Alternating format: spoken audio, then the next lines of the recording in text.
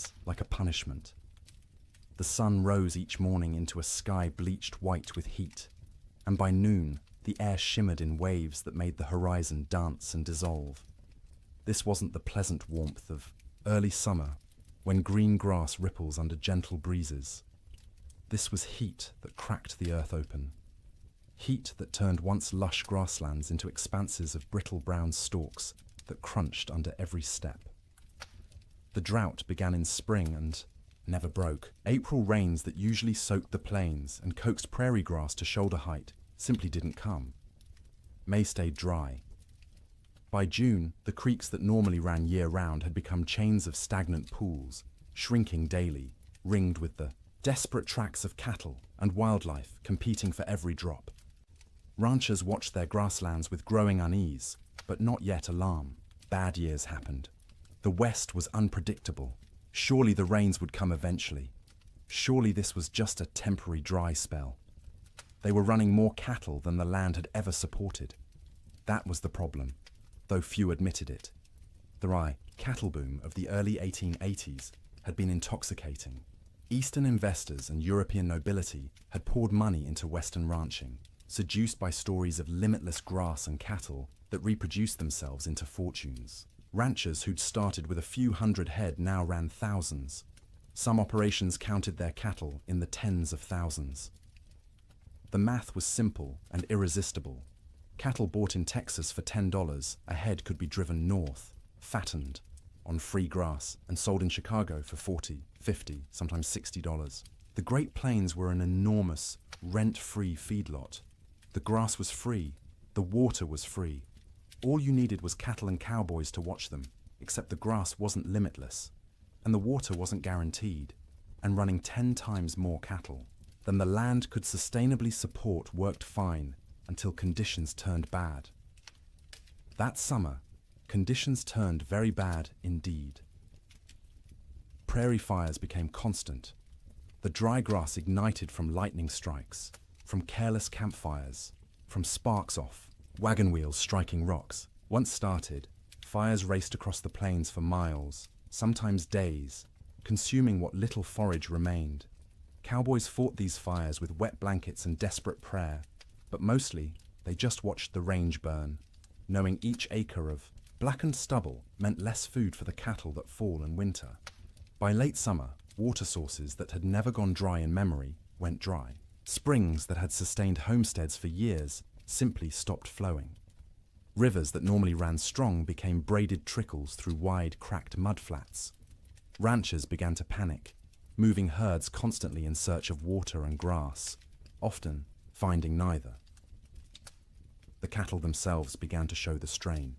They should have been fat and sleek, building reserves for winter. Instead, their ribs became visible. Their hip bones protruded. They moved sluggishly, conserving energy because they weren't getting enough food to burn. Range cows that should have weighed 900 pounds were coming in at 600, 700 if they were lucky. And still, the cattle companies shipped in more stock. The pressure from investors back east, from shareholders in London and Edinburgh who'd never seen a prairie or a longhorn, was relentless. Maximize the herd. Use every acre. The reports sent back to investors spoke of temporary setbacks and cyclical weather patterns, but projected ever-increasing profits. The cowboys knew better. In bunkhouses and around campfires, they talked about what was coming. You didn't need to be a genius to do the math. Cattle going into winter already weak, grass already depleted, and winter always came to Montana, always came to Wyoming and Dakota.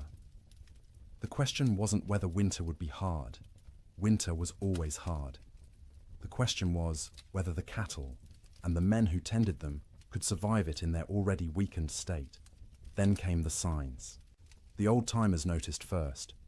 In early November, almost a month earlier than usual, the geese began flying south, not in their typical leisurely migrations, but in huge, urgent flocks that darkened the sky and flew from dawn to dusk. They weren't stopping to feed in the prairie ponds. They were getting out. Beavers, whose lodges dotted every creek and river, were observed gathering more wood than anyone had ever seen. They piled branches and logs until their lodges looked like timber fortresses rising from the water. Animals preparing for something. The cattle themselves grew thicker coats, not just the usual winter hair, but shaggy, dense fur that made them look like bison. Ranch hands joked about it nervously. "Looks like the cows know something we don't," they'd say, and try to laugh, but the laughter always sounded forced. Weather-wise ranchers, men who'd spent decades reading the land and sky, felt it in their bones. The air pressure fluctuated wildly. The wind patterns shifted strangely. The autumn sunset cast peculiar colors across the clouds, orange and purple and sickly green, like bruises spreading across the horizon. November brought the first snow, not the gentle, melting dustings that sometimes came and went in autumn, but real snow. Serious snow. It fell for 3 days, accumulated to 8 inches in places, and when it finally stopped, the temperature dropped below zero for the first time that season.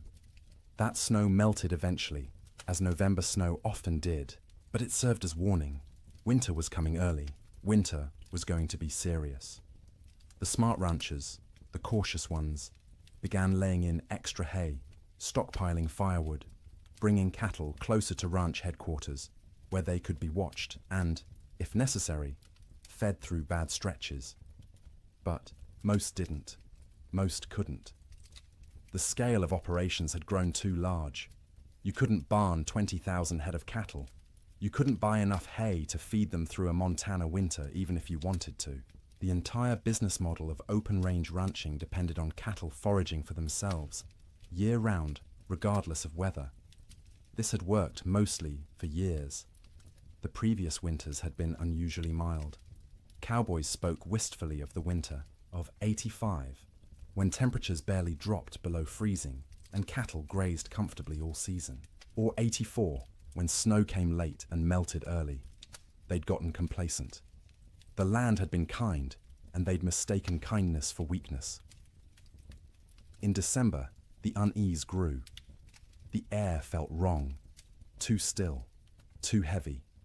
The sky stayed overcast for weeks, a low ceiling of grey that pressed down like a lid. Snow fell intermittently, never enough to cause real problems, but enough to dust the brown grass white and make foraging harder for cattle already struggling. Christmas came and went. Cowboys celebrated in bunkhouses with what meager supplies they had. Some ranches managed a turkey or goose. Most made do with beans and bacon and whatever whiskey had survived the year. They sang songs and told stories and pretended everything was normal, but the worry was always there. A cold knot in every stomach. New Year's Day, 1887 dawned clear and brutally cold, -20 degrees in some places, but clear. You could see for miles, the snow-dusted prairie rolling away to a horizon sharp as a knife edge. Cowboys rode out to check on cattle, found them bunched in coulees seeking shelter from the wind, but alive, still managing. For 8 more days, the cold held, but remained bearable, survivable. Cattle poured through snow to reach grass. Cowboys kept fires burning in bunkhouses and took turns on night watch. Ranchers' wives cooked enormous meals, knowing their men needed calories to stay warm. And then came January 9th. The morning started deceptively calm. The killing wind from the north that had blown for days suddenly stopped. The temperature rose, slightly enough that men went out without their heaviest coats. There was even talk of a Chinook coming, one of those warm winds that could raise temperatures 40 degrees in an hour and melt snow in a day. But this wasn't a Chinook coming. This was something else entirely. The calm before the storm isn't just a saying. It's meteorological reality. The stillness that morning was the pressure dropping, the atmospheric conditions realigning, the sky gathering its strength to unleash something that would be remembered for generations. By mid-morning, the first flakes fell. By noon, the world had disappeared into white, and the temperature, instead of rising, began to fall, and fall, and fall, until cold became something no one on the northern plains had experienced before, until winter stopped being a season and became an enemy that wanted everything dead. The autumn of warnings was over. The winter of death had arrived. The bunkhouse sat low against the prairie, a squat rectangle of rough-hewn logs chinked with mud and moss that had dried and cracked over successive seasons. It wasn't designed for comfort. It was designed to be built quickly and cheaply to house as many men as possible in the smallest space and to provide just enough shelter to keep those men alive through winter so they could work come spring. Most bunkhouses were single rooms, maybe 30 feet long and 15 wide, with a ceiling, so low a tall man had to duck under the support beams. The logs were never properly squared, so gaps showed between them, filled haphazardly with whatever materials were at hand. Clay, newspaper, old rags, horsehair mixed with mud. In winter, you could stand in the middle of the room and see daylight. Through a dozen cracks, and where light came through, so did wind. The door was thick plank, hung on leather hinges because metal hinges were expensive and had to be freighted in from distant towns. It never quite fit the frame, so a gap at the bottom let in a constant stream of cold air that flowed across the floor like invisible water. Cowboys stuffed rags under it every night. By morning, frost would have formed on those rags, turning them stiff as boards. There was usually one window, if you could call it that, a square cut in the logs, covered with oiled paper stretched over a wooden frame. Or if the ranch had any money, actual glass brought in at considerable expense and constantly at risk of cracking in the cold. Most bunkhouses just had the oiled paper, which let in a murky amber light during the day and absolutely nothing at night. The bunks lined both long walls, stacked 2 or 3 high depending on how many men the ranch employed. Each bunk was nothing more than a wooden frame, rope webbing stretched across it in a grid. And on top of that, if you were lucky, a thin mattress stuffed with prairie hay. If you weren't lucky, just the rope webbing and whatever blankets you owned. The hierarchy of bunks was established and rigid. New men got the worst spots. Bottom bunks on the end nearest the door, where the cold draft flowed constantly and you'd be stepped on every time someone went outside to piss in the middle of the night. Top bunks were warmer because heat rose, but they put you closest to the roof where moisture from everyone's breath condensed and dripped. You'd wake with water spots on your blankets, sometimes ice if it was cold enough. Middle bunks away from the door were prime real estate, warmer than the bottom, drier than the top, away from traffic. Senior cowboys claimed these spots and defended them jealously. If you wanted one, you either waited years or fought for it, and fighting in a bunkhouse full of armed men rarely ended well for anyone. At the center of the room stood the stove, a cast-iron barrel stove or, in better bunkhouses, an actual manufactured stove with a proper firebox and damper. The stovepipe ran up through the roof, and where it pierced the ceiling, there was supposed to be a metal collar to prevent fires. There often wasn't. More than one bunkhouse had burned down from a too-hot stovepipe, igniting dried wood, bird nests lodged in the rafters. The stove was life.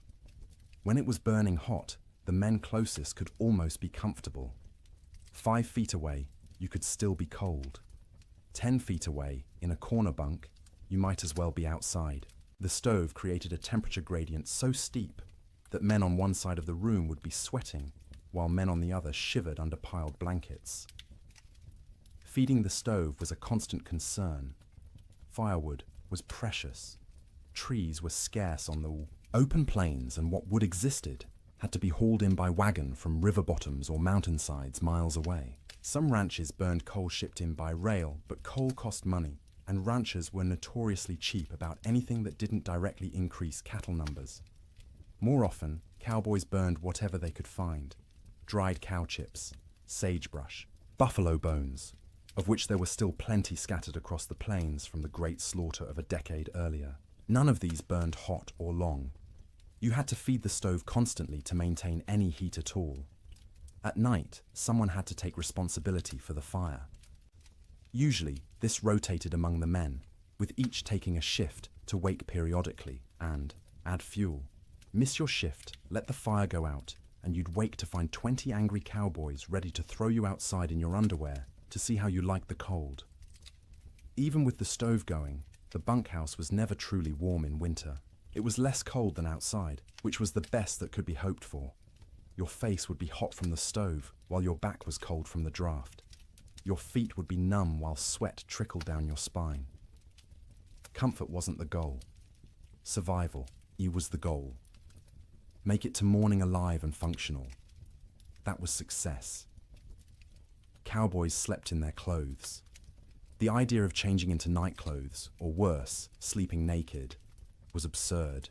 You slept in your wool shirt, your long underwear, your thick socks. On the coldest nights, you kept your pants on.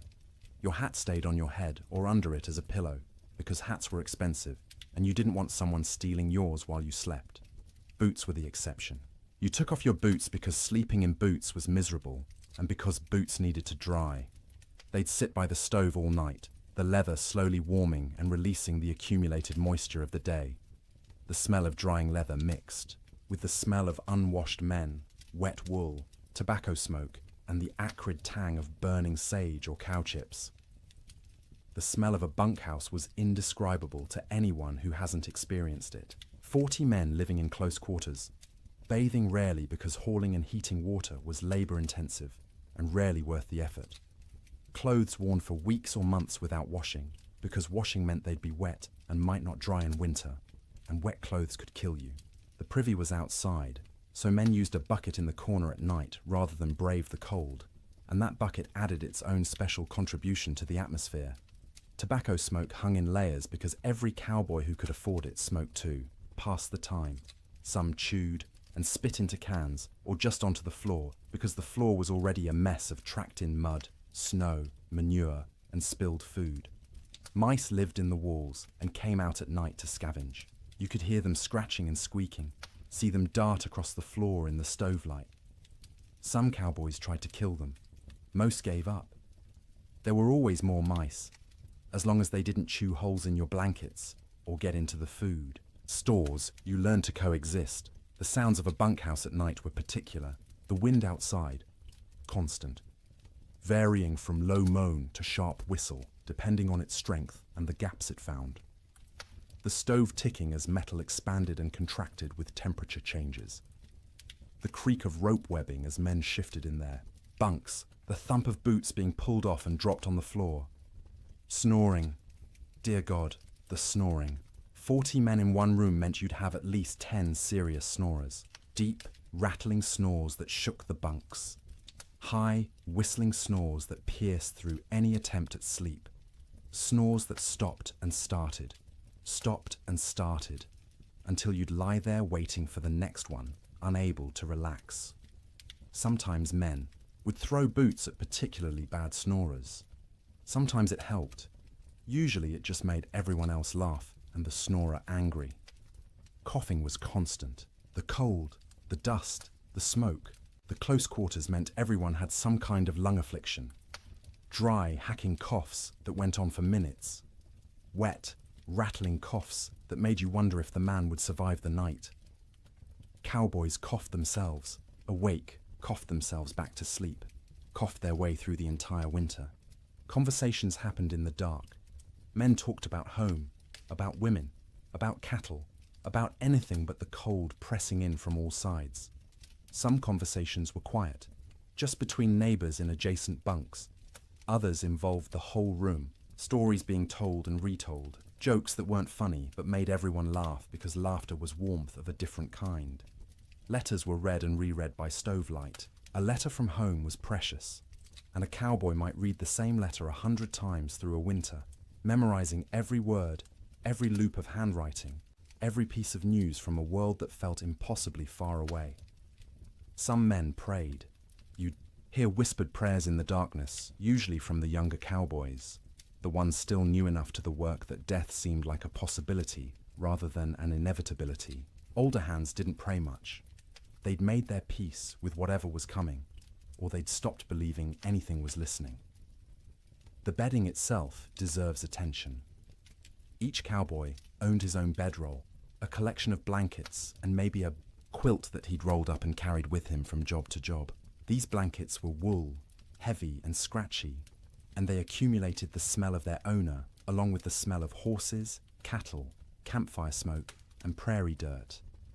In the bunkhouse, you'd unroll your bedding onto the rope webbing, which sagged under your weight and provided almost no cushioning. The ropes left permanent patterns pressed into your back and legs. After a few weeks, you stopped noticing. Your body just accepted that sleep meant discomfort and adjusted expectations accordingly. On the coldest nights, men piled every blanket they owned on top of themselves. 3 blankets, 4, 5 if they had them. The weight was crushing, but weight meant warmth, and warmth meant survival. Some cowboys, the poorest ones or the newest, didn't have enough blankets. They'd sleep in their coats, under their coats, wrapped in saddle blankets that smelled of horse sweat and mold. The truly desperate would share bunks, 2 men pressed together for body heat, which was awkward and carried implications, but was better than freezing. You'd see this more in the deepest cold, when propriety mattered less than waking up with all your fingers and toes. Getting into bed was a shock every night. The blankets had been sitting in the ambient temperature of the bunkhouse all day, which meant they were cold, not frozen, but cold enough that sliding under them made you gasp. Your body heat would eventually warm the space between blankets, but it took 20 minutes, half an hour, of shivering and curling into yourself before that happened. Some cowboys heated rocks in the fire and wrapped them in cloth to put in their bunks.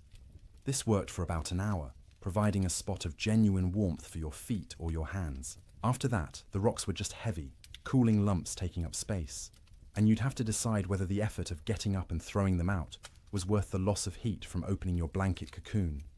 Sleep, when it finally came, was never restful. You were always partially aware of the cold trying to find you, aware of the fire and whether it was still burning, aware of the other men around you, their sounds and movements, aware that if something went wrong, a fire, a medical emergency, a blizzard bad enough that the whole bunkhouse might collapse, you needed to be able to wake and move.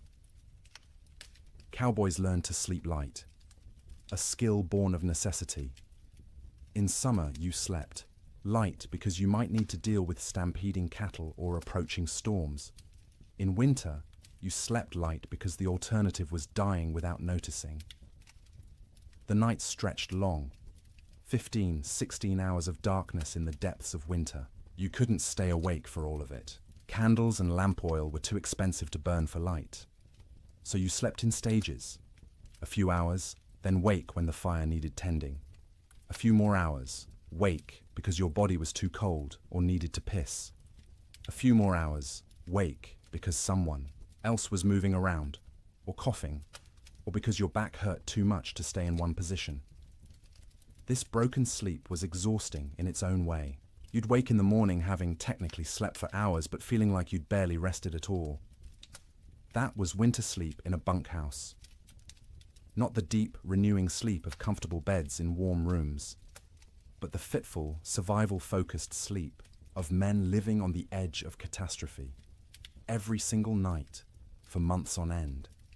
And when the great die-up came, when the temperature dropped to 60 below, and the wind tried to tear the roof off, and the cattle began dying by the thousands, even, that inadequate sleep became nearly impossible. Because how do you sleep when the world outside is ending? How do you close your eyes when you know morning might reveal losses beyond comprehension? You learn because you have no choice. You sleep because your body demands it. Brief, shallow, troubled sleep punctuated by periods of lying awake in the dark, listening to the wind scream, and wondering if you'll live to see spring. Morning came late on January 9th, the sun rising somewhere behind thick grey clouds that had settled over the plains like a lid. Cowboys rolled out of their bunks around 6, the usual time, groaning and stiff from another night on rope webbing and thin mattresses. The bunkhouse was cold, but not impossibly so. Maybe 20 degrees inside, which meant the fire had held through the night. That was a victory.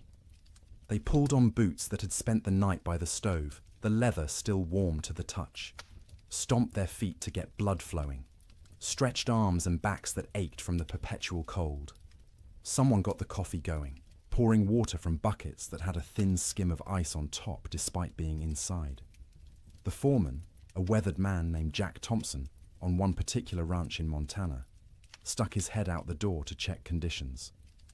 The wind that had been blowing hard from the north for days had stopped completely, dead calm. The air felt heavy, thick, like you could almost chew it. Temperature had risen slightly overnight, maybe up to freezing, or close to it. "Might be a Chinook coming," Jack said, and a few of the men perked up.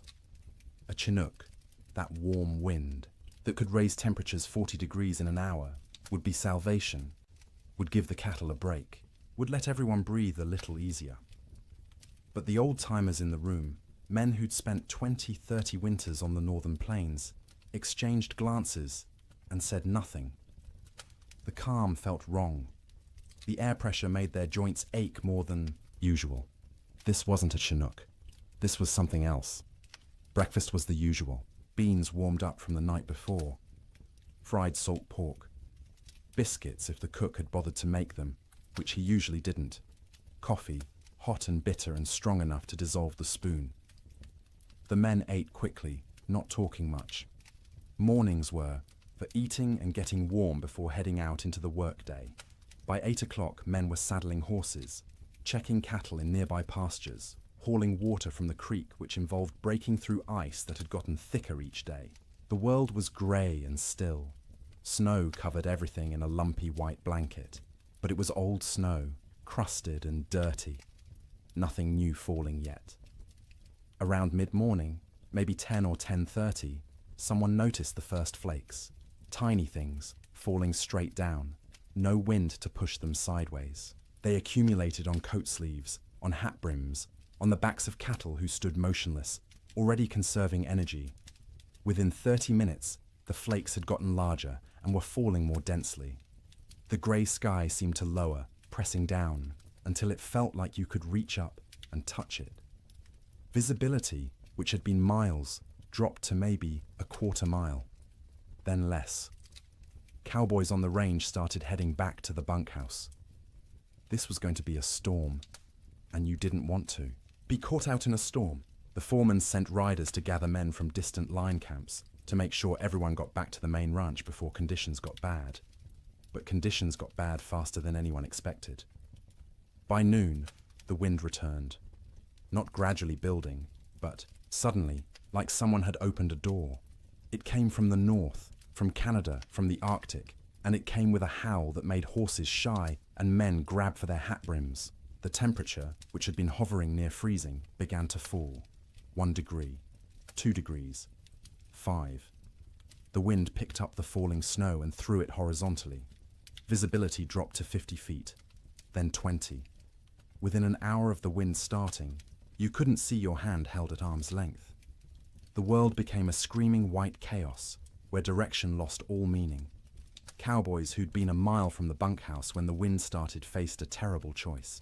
Try to make it back and risk getting lost and dying, or try to find any shelter at all and hole up until it passed. Some made it back, stumbling into the bunkhouse half frozen, faces covered in ice where their breath had condensed and frozen, in their scarves. Others weren't so lucky. A young cowboy named Billy Henderson, 18 years old, had been checking on a small herd in a draw, maybe 2 miles from the main ranch. When the storm hit, he tried to make it back. His horse refused to face into the wind, kept trying to turn and run south. Billy fought the horse, knowing that south led away from shelter, from life. The horse won the fight, turned, and ran with the storm. Billy's body was found 3 weeks later, 15 miles south of the ranch, frozen solid, still in the saddle.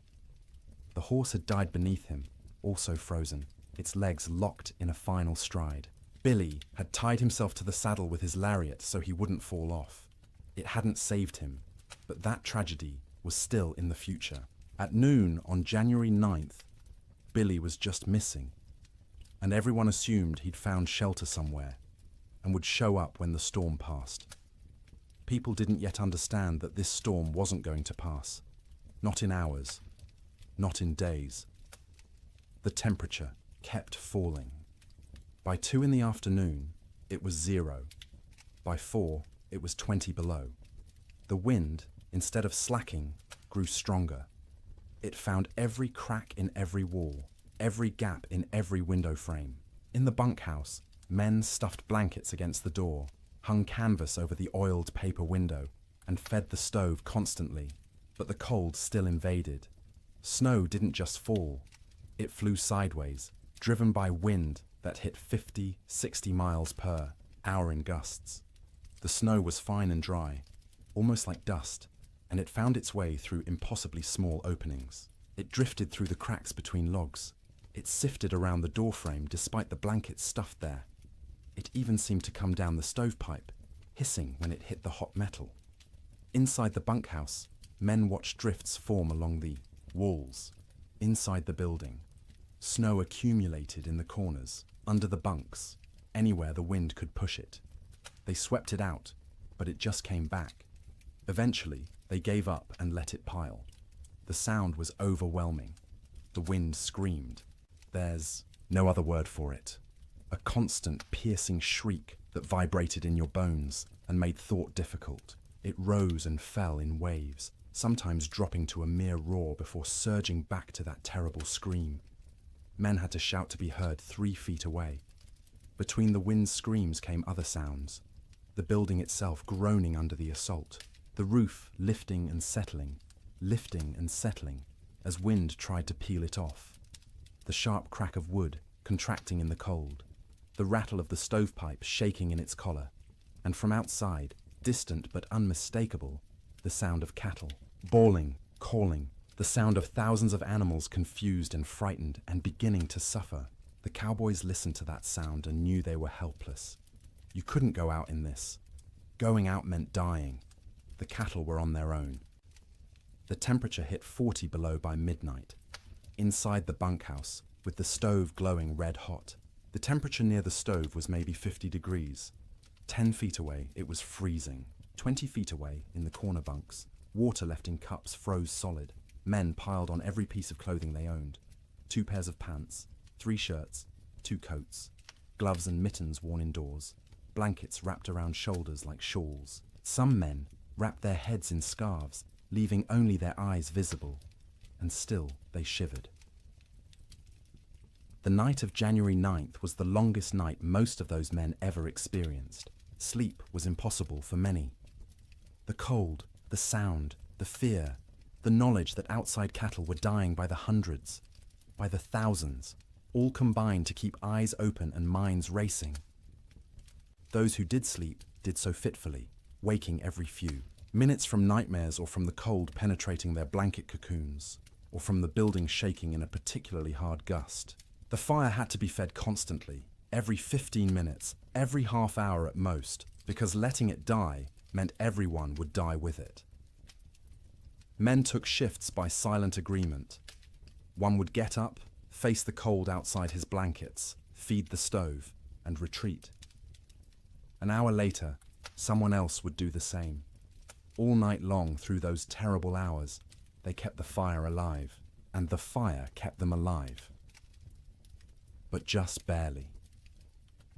By dawn on January 10th, 16 inches of snow had fallen, though you couldn't measure it accurately because the wind had sculpted it into drifts 20 feet high in some places, while scouring other areas down to bare ground. The temperature had dropped to 46 below zero. The wind hadn't slacked at all, and the storm was just beginning. This wasn't a 2-day blizzard that would blow through and leave clear, cold weather behind. This was the start of a meteorological siege that would last, with brief breaks, through all of January, through February, into March. The great die-up had begun. Men didn't know that yet, huddled in bunkhouses across Montana, Wyoming, and Dakota Territory. They thought they were waiting out a bad storm. A few days, maybe a week, and it would clear. The cattle would be weak and scattered, but they'd recover. Spring would come, as it always did. They didn't yet understand that the world outside was dying, that cattle were already freezing where they stood, eyes frozen shut, ice forming over their nostrils with each breath, slowly suffocating as they slowly froze.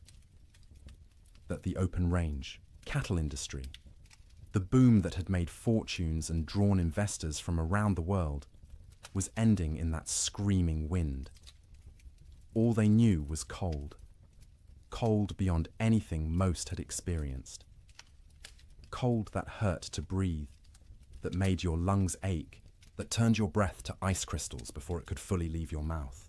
Cold that was no longer just weather, but an active presence, a malevolent force trying to kill everything that lived. And the night ahead, the second night of the storm, would be even colder. -50, -60 in some locations. Cold that would crack trees. Cold that would freeze cattle solid while they stood. Cold that would seep through every wall, every blanket, every layer of clothing, searching for the warmth of human bodies and slowly, inexorably, draining it away. The cowboys fed the fire and waited. There was nothing else they could do. The Yiwa storm had them trapped as surely as if they were in a prison. All they could do was feed the fire, wrap themselves in blankets, and try to survive until morning, and then survive the morning after that, and the one after that, day after day, night after night, as the storm continued and the temperature stayed brutally, impossibly cold. The great die-up was no longer coming. It was here. Sleep. During the storm wasn't sleep as most people understand it. It was something closer to losing consciousness in brief intervals, the body shutting down, not because it felt safe, but because it couldn't maintain full awareness any longer. The exhaustion of constant vigilance, of shivering, of fighting the cold that pressed in from all sides, eventually overwhelmed even the most determined wakefulness. In the ranch houses scattered across the frozen plains, families faced the storm, with a different kind of terror than the cowboys in their bunkhouses. Ranch houses were sturdier than bunkhouses, built to last generations rather than just seasons. They had proper foundations, real windows with glass, doors that fit their frames. But they were also larger, harder to heat, and filled with children who didn't fully understand why the wind screamed so loudly, or why Papa looked so worried. The Ferguson family lived in a 2-room cabin near the Musselshell River in Montana. William Ferguson, his wife Martha, and their 4 children, ranging in age from 3 to 11. When the storm hit that afternoon of January 9th, William had been out checking on a small herd they kept close to the house.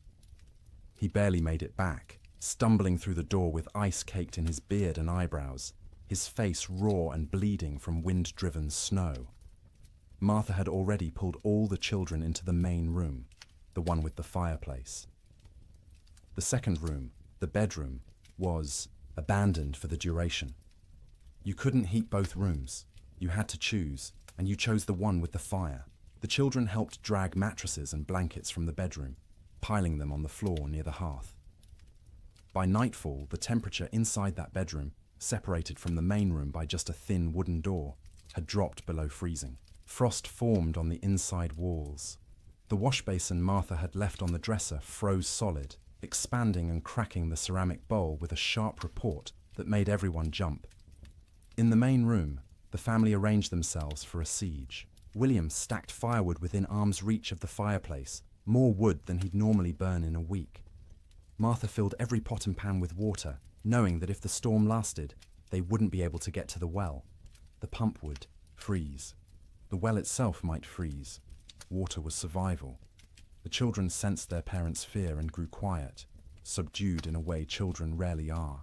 They huddled together on the mattresses, watching the fireplace with wide eyes as their father fed it log after log. The fire roared, consuming wood at an alarming rate, but even standing directly in front of it, you could feel the cold at your back. That first night, nobody truly slept.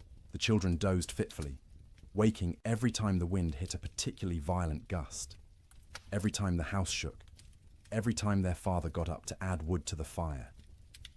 Martha sat up through most of the night, mending by firelight, her hands moving automatically through familiar motions, while her mind worried at the problem of how long their supplies would last. William dozed in his chair, the rifle across his lap, though what good a rifle would do against a blizzard he couldn't have, said.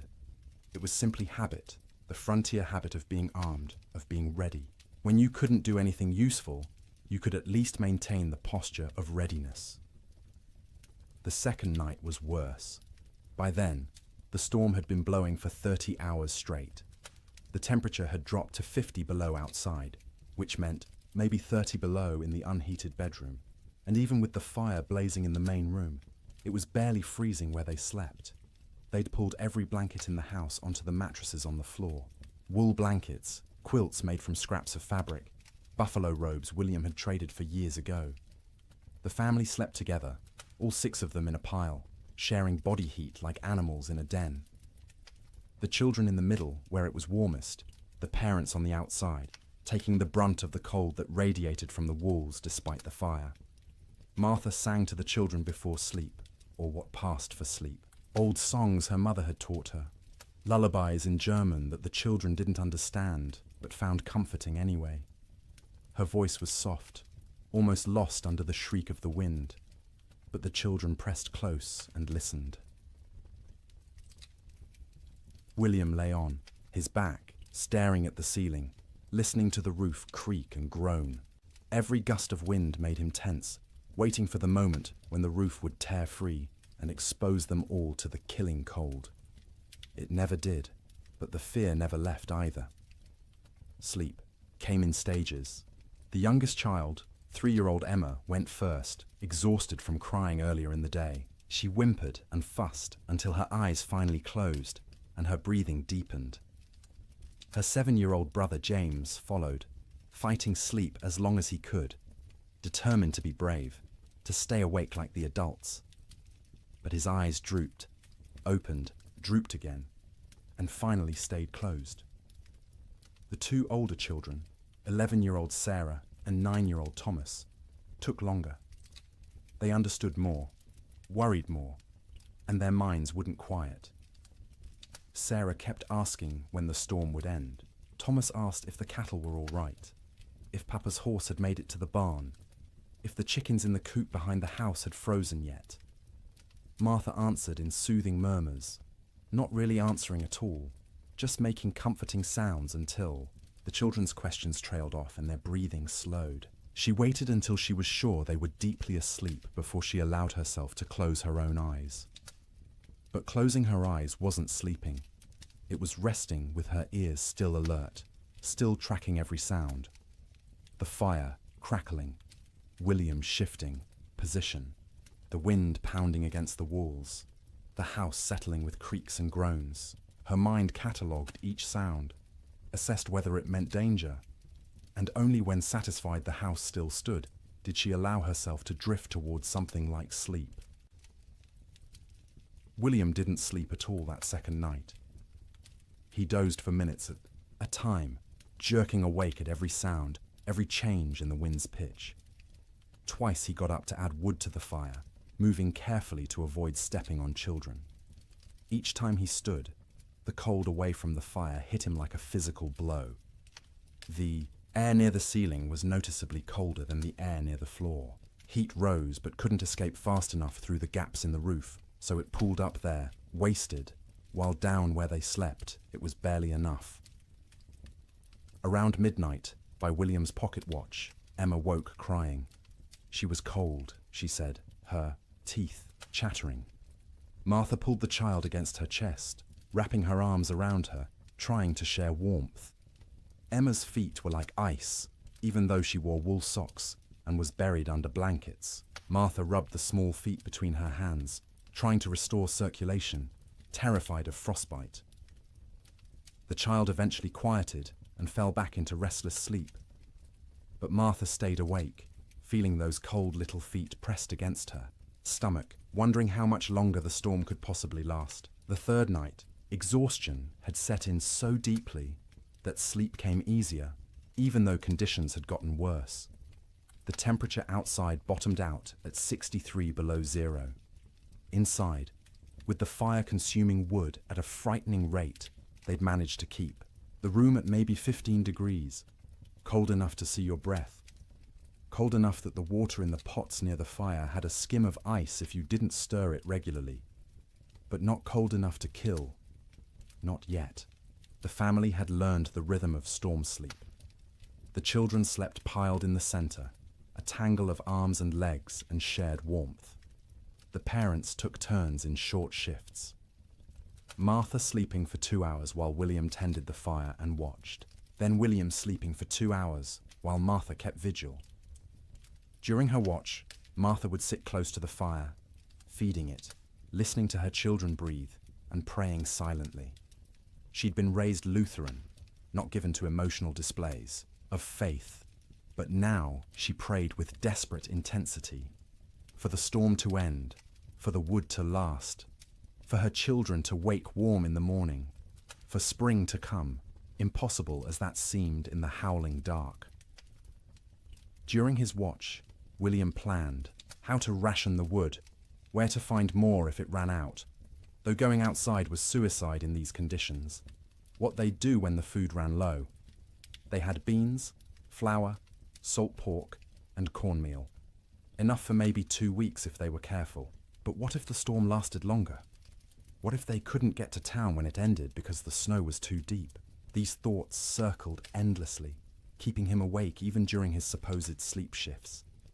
He'd lie down, close his eyes, and his mind would immediately start calculating. How many logs they'd burned, how many were left, how cold it was, how long they could survive. The children slept better than the adults, helped by the simple resilience of youth. Their bodies demanded sleep and they gave in to it, even in conditions that would have seemed impossible before the storm. Sarah dreamed of summer, of the garden behind the house heavy with tomatoes and beans. Thomas dreamed of cattle drives, of riding with the cowboys to distant railheads. James dreamed confused child dreams that he couldn't remember on waking. Emma didn't dream at all, or if she did, they were wordless and forgotten. They'd wake periodically, usually needing to pee, which meant using the chamber pot in the corner because going to the outhouse meant death. The chamber pot became part of the room's landscape, emptied by William each morning by simply opening the door and throwing its contents out into the snow. It would freeze before it hit the ground. Martha developed a system for keeping track of the children during sleep. She'd reach out periodically, feeling for each small body, making sure everyone was still breathing, still warm enough. If a child had worked their way to the edge of the pile where it was colder, she'd gently pull them back to the center. If blankets had been kicked off, she'd rearrange them. This constant vigilance meant she never truly rested. Even during her sleep shifts, part of her brain stayed active, monitoring. She'd wake fully alert if a child coughed or moved suddenly, ready for crisis. Only after checking that everything was fine would she allow herself to drift back down. By the fourth night, a strange numbness had set in. The storm continued, would continue, had always been continuing, and would always continue. It became hard to remember a time before the storm, hard to imagine a time after. The world had narrowed to this room, this fire, this pile of blankets, these bodies pressed together against the cold. Sleep became deeper out of sheer exhaustion. The body can't maintain high alert indefinitely. At some point it simply gives up and crashes, regardless of external conditions. The children slept hard, twitching occasionally, making small sounds, but not fully waking. Martha and William slept in longer stretches, waking only when their internal alarms screamed that the fire needed tending or a child needed checking. The quality of that sleep was poor, dreams were vivid and often nightmarish. Martha dreamed of water freezing in her children's lungs, turning them to ice from the inside out. William dreamed of the roof tearing away and snow pouring in, burying them all in a white tomb. They'd wake gasping, hearts pounding, and need several seconds to remember where they were, that they were still alive, that the nightmare wasn't real. Not yet, but underneath the nightmares was the simple, animal relief of being horizontal, of having their eyes closed, of not having to actively fight the cold for a few hours. Their bodies took what rest they could get, storing it against future need, repairing what damage they could before the next crisis. In bunkhouses across the territory, cowboys experienced similar struggles. The difference was they had no children to protect, which freed them from that particular anxiety, but they also had less motivation to push through. A man alone can give up more easily than a father with children depending on him. Some cowboys did give up, in a sense. They wrapped themselves in every blanket they owned, lay down in their bunks, and simply stopped trying. They'd sleep for 20 hours straight, only waking to eat a little and relieve themselves before returning to their cocoons. This wasn't laziness, it was a survival strategy. In extreme cold with limited food, the best thing you can do is stay still, conserve energy, and wait. Others couldn't do it. The type of man who became a cowboy was often too restless, too active, to simply lie still for days. They'd pace the bunkhouse, drive everyone else crazy, gamble with cards or dice, anything to pass the time and distract from the gnawing fear that the storm might never end. In both bunkhouses and ranch houses, sleep became not rest, but simply another way of enduring. The days and nights blurred together into a continuous state of semi-consciousness, where you were never fully awake, but never fully asleep either. Your body was present, wrapped in blankets near a fire, but your mind wandered strange paths, disconnected from reality. And through it all, the wind screamed. The cold pressed in, the fire consumed wood, and people slept, or tried to sleep, or pretended to sleep, because what else could they do? Going outside meant dying. Staying awake meant slowly going insane from the sound and the fear. So they slept. Poorly, fitfully, desperately. But they slept. And each morning they woke, surprised on some level to find themselves still alive. Still, together, the fire still burning. The storm would eventually end, but not yet. Not for many days yet. And each of those days would require sleep stolen from between crises, rest grabbed in brief intervals, dreams haunted by cold and wind, and the terrible knowledge that outside the world was dying. The cattle felt the storm coming before any human did. Their instincts, honed by millennia of evolution, read signs in the air pressure, in the quality of light, in the way the wind tasted. When the first flakes began to fall on January 9th, cattle across the northern plains began to move, not panicked running, purposeful drifting, south, always south, away from the north wind that carried death in its teeth. They moved in groups, small herds combining into larger herds, thousands of animals flowing across the white landscape like a slow river seeking lower ground. Consider one cow, a 3-year-old Hereford mix, red and white, branded with the Rocking M brand on her left hip. She'd been born on this range, knew every coulee and creek, had survived 2 previous winters without particular hardship. She was carrying a calf, due in spring, and the pregnancy had left her thinner than usual going into winter. Not starving, but without the thick layer of fat that would have been ideal. When the snow started falling heavily and the wind began to rise, she was grazing, in a shallow draw with perhaps 50 other cattle. They'd been pouring through existing snow to reach the dried grass beneath, working methodically, conserving energy. The new snow started covering the ground quickly, and the cow lifted her head, testing the air. The wind came from the north with a sound like tearing fabric. The cow turned her back to it instinctively, and every other animal in the draw did the same. They began walking south, not because they knew south led to safety, but because south meant away from the wind, and the wind had to be avoided. They walked steadily for hours. The snow was falling too thickly to see more than a few feet ahead, but cattle can navigate by sense of smell and by following the animal in front of them.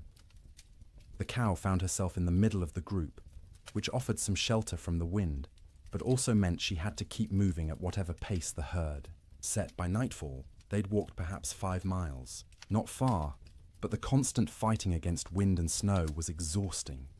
The temperature had dropped dramatically, and the cow's breath froze in clouds of white vapor. Ice was forming on her eyelashes, making it hard to see. Her legs ached from pushing through snow that was now knee-deep in places. The herd came to a fence line, relatively new barbed wire strung between posts, to mark the boundary of someone's claimed range. The cattle turned and walked along the fence, looking for a way through or around. They found neither. The fence extended as far as they could sense in both directions. Cattle aren't stupid, but they aren't problem solvers either. Finding their path blocked, they simply stopped. They stood with their backs to the wind, pressed against the fence line, and waited. For what, they couldn't have said. For the wind to stop. For the fence to disappear. For whatever force had always eventually made things better to make things better now. But things didn't get better. The wind increased. The temperature kept dropping. Snow accumulated on the cattle's backs. A heavy white blanket that they couldn't shake off because their muscles were already occupied with shivering, with the constant work of generating heat. The cow stood and shivered. Her body burned calories, trying to stay warm, calories she'd gotten from grass, but she hadn't eaten since morning and wouldn't be able to eat until she could paw through snow to reach grass beneath. She tried, lowering her head and pushing at the snow with her muzzle, but the wind-packed snow was too hard. Her hooves couldn't break through it either. Around her, other cattle made similar attempts. A few managed to find thin spots in the snow and got a few mouthfuls of dried grass. Most got nothing. They stood and shivered, and slowly, gradually, their body temperatures began to drop. Cattle can survive remarkable cold if they're well fed and can escape the wind. But these cattle were already weakened from a summer of drought. They had no windbreak, and they weren't eating. Their situation was unsustainable. Something would have to change or they would die. It was that simple. By the second day, the cow's suffering had intensified. She'd been standing for more than 24 hours straight. Her legs trembled with fatigue. Ice had completely sealed her eyes shut. She'd stopped trying to open them, instead navigating by sound and smell, and the feel of other cattle pressed against her on either side. Her ears, exposed to the wind, had frozen. The tissue was dying, would eventually slough off if she survived, leaving her with shortened, mangled ears. But that was future pain. Present pain was the cold that had worked its way into her joints, making every small movement agony. The hunger that gnawed at her belly. The thirst because she couldn't melt snow fast enough in her mouth to get adequate water. The calf inside her still moved occasionally, little kicks and shifts that she could feel. Some part of her body was still prioritizing that calf, still sending nutrients and warmth to the growing life within. But those resources were running out. The calf was drawing on reserves that no longer existed. Around her, other cattle were in similar condition, some worse. A few calves, born too early that spring and smaller than they should be, had already died, frozen solid while standing, their mothers standing next to them and occasionally lowing in confusion. Older cattle, those with the wisdom of many winters, had tried to move away from the fence to find a coulee or draw that might offer windbreak. Some succeeded and survived. Most simply exhausted themselves walking in circles in the blinding snow and returned to the fence line to die with the herd. By the third day, the cow had stopped shivering. This wasn't because she'd warmed up. It was because her body no longer had the energy to shiver. Shivering is a metabolic furnace, burning calories to generate heat. But she'd burned through all available calories. Her body temperature was dropping toward equilibrium with the air around her. She was freezing to death. Her breathing had slowed. Each breath was an effort, drawing air so cold it hurt her lungs into a body that barely had the energy to exhale. Ice had formed around her nostrils, narrowing the passages, making each breath a fight. She was still standing, but only because the cattle around her held her upright. If they'd moved, she would have fallen. Her legs were locked, frozen in position, no longer taking commands from her failing brain. Her heartbeat had slowed to a sluggish thump-thump, thump-thump, each beat weaker than the last. The calf inside her had stopped moving. Whether it was dead or simply dormant, she couldn't tell, and wouldn't have understood if she could. Her maternal instincts, so strong just days ago, had been overridden by the body's desperate attempt to keep itself alive. Sometime late on the third night, or early on the fourth morning, it's impossible to know exactly when, the cow's heart stopped. 1 beat, 2 beats, then nothing. Her eyes, frozen shut, would never open again. Her legs, frozen in position, would remain standing. She'd become a statue of ice and meat, indistinguishable from the living cattle around her, except that she no longer breathed. She wouldn't fall for days, maybe weeks. The cattle packed around her held her upright, and when they eventually moved or died themselves, she'd topple over, frozen solid, and become one more carcass among thousands littering the plains. This scene repeated across hundreds of miles. Fence lines became death traps where cattle bunched up and died in groups. Ravines that should have offered shelter instead became graves as cattle crowded in so tightly they couldn't move, couldn't forage, and slowly froze together into a single mass of bodies. Riverbanks saw some of the worst carnage. Cattle seeking water found the rivers frozen solid, but their thirst drove them to try anyway. They'd crowd onto the ice, break through into the water beneath, and be unable to climb out. The current would push them under the ice, where they'd drown and freeze simultaneously. Spring would reveal riverbanks lined with carcasses, hundreds of cattle stacked like cordwood wherever the current had deposited them. Some cattle, driven by the wind and their own southward instinct, walked until they literally couldn't take another step. They'd collapse in open prairie, curl into a ball, as best their frozen legs allowed, and die where they fell. Snow would cover them within hours, creating smooth white mounds that looked like natural drifts until spring melt revealed the truth beneath.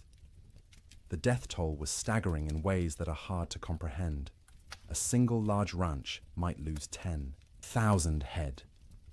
Smaller operations lost everything. The Chicago stockyards, which normally received thousands of cattle per week from the northern plains, received almost none for months. The market for beef collapsed because there were no cattle left to sell. But numbers don't capture the reality. Numbers are abstract. The reality was hundreds of thousands of individual animals, each experiencing their own version of the cow's suffering. Each one cold, each one hungry, each one slowly freezing while standing in a wind that wouldn't stop screaming. Cowboys, safe in bunkhouses, could do nothing but listen to the cattle bawl. That sound, the massed calling of thousands of distressed animals, carried even over the wind. It rose and fell through the days and nights of the storm, a soundtrack of suffering that haunted the men who heard it. Some cowboys tried to help. They'd bundle up in every piece of clothing they owned, tie ropes around their waists, and venture out into the storm, with the other end of the rope tied to the bunkhouse door so they could find their way back. They'd struggle to where they thought. Cattle were usually unable to see them even when standing next to them, and try to herd them towards some shelter. It never worked. The cattle wouldn't move, or couldn't move, and the cowboys would burn through their body heat in minutes. Barely, enough time to stumble back to the bunkhouse before frostbite claimed fingers and toes. They'd collapse inside, gasping and shaking, and lie near the stove for hours trying to warm up while listening to the cattle continue to bawl outside. Eventually, the bawling stopped. Not all at once, but gradually over days. Fewer and fewer, voices as more and more cattle died. By the end of January, the prairie was silent except for the wind. Silent because there was almost nothing left alive to make sound. The cattle of the open range, those millions of animals that had made fortunes for ranchers and fed the growing cities of America, were gone. The survivors, scattered and traumatized, would take years to recover. Most would never be found, lost in coulees and ravines where their carcasses would feed wolves and coyotes through the remainder of winter. The Great Die-Up earned its name from the cattle. They died in numbers beyond counting, in suffering beyond imagining. And every single death was quiet, private. The animal alone in the storm, except for other dying animals. No comfort, no relief, just the cold and the wind, until the end came, and the shivering finally stopped. Food became an obsession within days of the storm's arrival. Not because people were starving, not yet, but because every meal consumed was one fewer meal in reserve, and no one knew how long the storm would last or when resupply would be possible. Every bite carried the weight of calculation. Every pot of beans represented diminishing stores that might need to last weeks or months. In the Ferguson ranch house, Martha inventoried their supplies on the second day of the storm. She did this by candlelight while the children slept, and William kept watch by the fire. She counted every bag of flour, every pound of cornmeal, every strip of salt pork hanging from the rafters of the cold bedroom.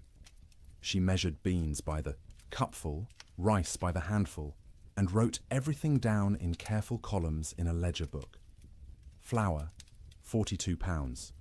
Cornmeal, 18 pounds.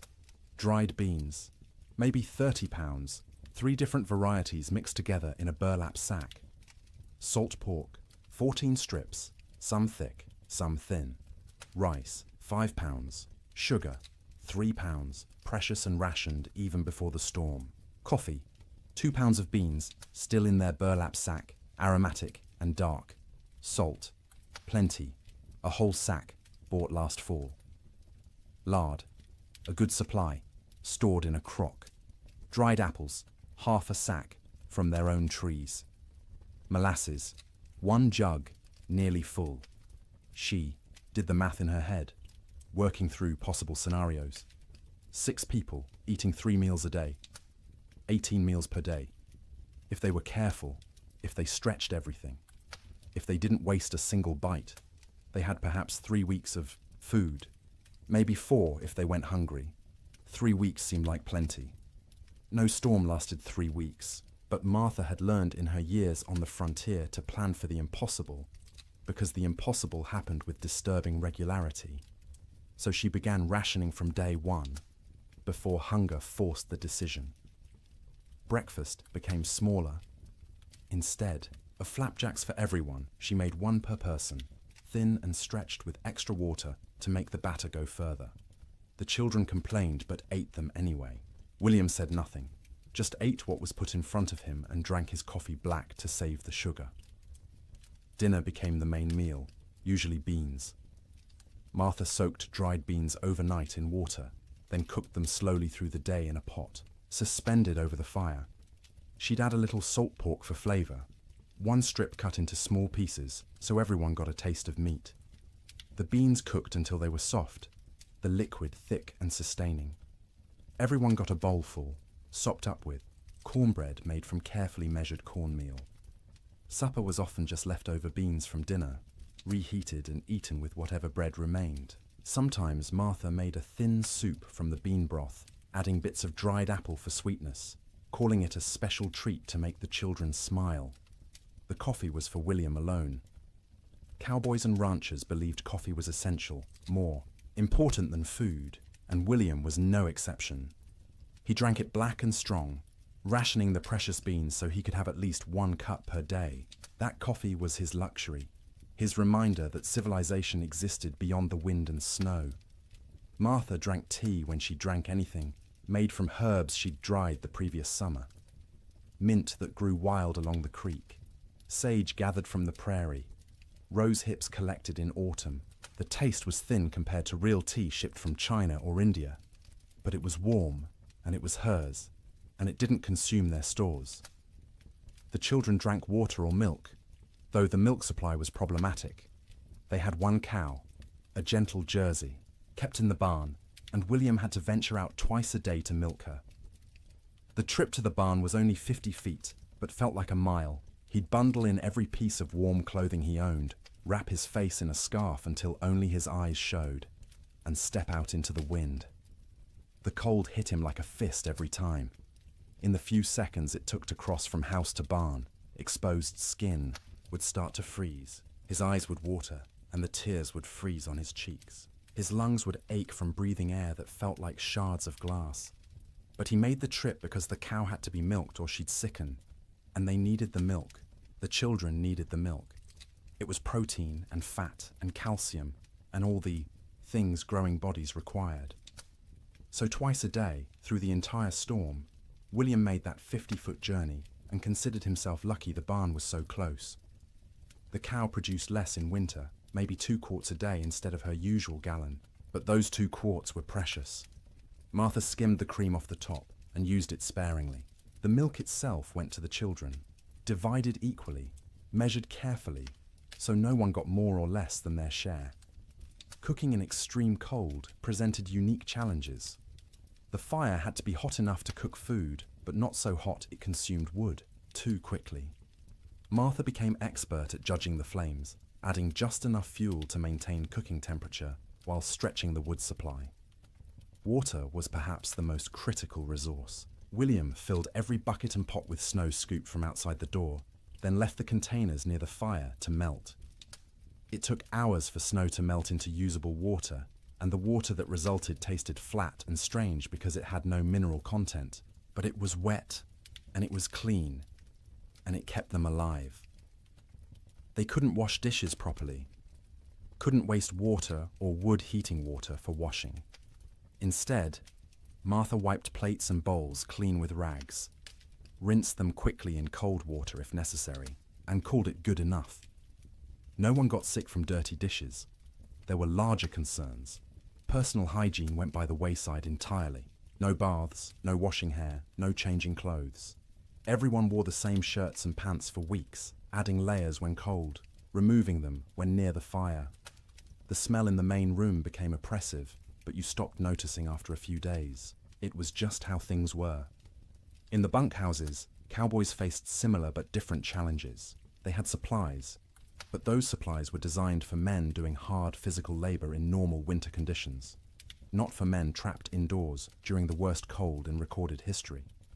The typical bunkhouse larder consisted of dried beans, rice, flour, cornmeal, salt pork, bacon, maybe some beef jerky made from cattle slaughtered in the fall, coffee in large quantities because cowboys lived on coffee, sugar, salt, lard, sometimes canned goods if the ranch could afford them, but usually not. Canned goods were expensive and the freighting costs were prohibitive. The cook, if there was one, was usually an old cowboy too stove up for regular ranch work. He'd preside over the cast iron stove like a priest at an altar, creating meals from limited ingredients with whatever skill he possessed. Good cooks were treasured. Bad cooks were tolerated because the alternative was cooking for yourself, and cowboys were generally incompetent in the kitchen. One particular bunkhouse in the Judith Basin had a cook named Old Pete, called that to distinguish him from young Pete, who wasn't a cook and wasn't even particularly young, but was younger than Old Pete. Old Pete had cooked in army forts, in mining camps, on trail drives. He knew 100 ways to cook beans and could make bread in a Dutch oven that rivaled anything made in a proper kitchen. But even Old Pete struggled with the storm's duration and intensity. His usual recipes assumed men would be working hard, outside, burning thousands of calories daily. Now they were sitting around trying to stay warm, burning far fewer calories. They didn't need as much food, but they were bored and hungry from boredom, and managing those competing needs was delicate. He started making meals smaller but more frequent. Instead of 3 large meals, he made 4 smaller ones, gave the men something to look forward to every few hours, something to mark the passage of time. Breakfast at dawn, such as dawn was, in the constant grey, a second breakfast mid-morning, dinner in early afternoon, supper at dark. Each meal was simple: beans cooked with salt pork, cornbread or biscuits, coffee always, constantly, the pot never empty. Occasionally, he'd make a stew if there was meat available, though meat was running short. Most ranches had slaughtered a beef or 2 in the fall and hung the quarters to freeze. But accessing that meat meant going outside to the meat cache, which was difficult or impossible depending on the day. The men ate without complaint, mostly. Cowboys weren't complainers by nature. You ate what was put in front of you and were grateful to get it. But you could see them calculating, same as Martha Ferguson, counting days, estimating stores, wondering how long until starvation became a real concern rather than a theoretical one. Coffee was its own category of essential supply. Cowboys drank coffee the way other people breathed, constantly and without thought. A pot of coffee sat on the stove at all times, thick and black and strong enough to float a horseshoe. Men would pour themselves cups throughout the day and night, warming their hands on the tin cups, savouring the bitter heat. Old Pete guarded the coffee supply jealously. He knew exactly how many pounds they had, how much they consumed daily, how long it would last. When supplies began running low, he started stretching the coffee by reusing grounds. First brew was strong for the morning pot. Those same grounds would be used again for the afternoon pot, weaker but still coffee. Sometimes he'd use them a third time, creating a thin brown liquid that was more idea than substance, but the ritual of drinking it was as important as the caffeine. Sugar went into coffee for those who used it, though most cowboys drank it black. Sugar was also used sparingly in baking, a spoonful in a batch of biscuits to help them rise and add a hint of sweetness. But sugar was running low everywhere, and by the end of January, most outfits were out entirely. Salt, at least, was plentiful. Salt preserved meat, flavored food, and was cheap enough that even poor ranches had plenty. Cowboys ate salt with everything, needed it to replace what they lost sweating despite the cold. Their bodies burned hot from shivering, from the constant work of staying warm, and salt was essential. The mental aspect of food during the storm was almost as important as the physical nutrition. Mealtimes provided structure to otherwise formless days. They were events to anticipate, rituals that reassured everyone that civilization persisted despite the chaos outside. Children needed this structure especially. The Ferguson children learned to recognize mealtimes by the smells from the fire, by their mother's movements, by the rattle of bowls and spoons.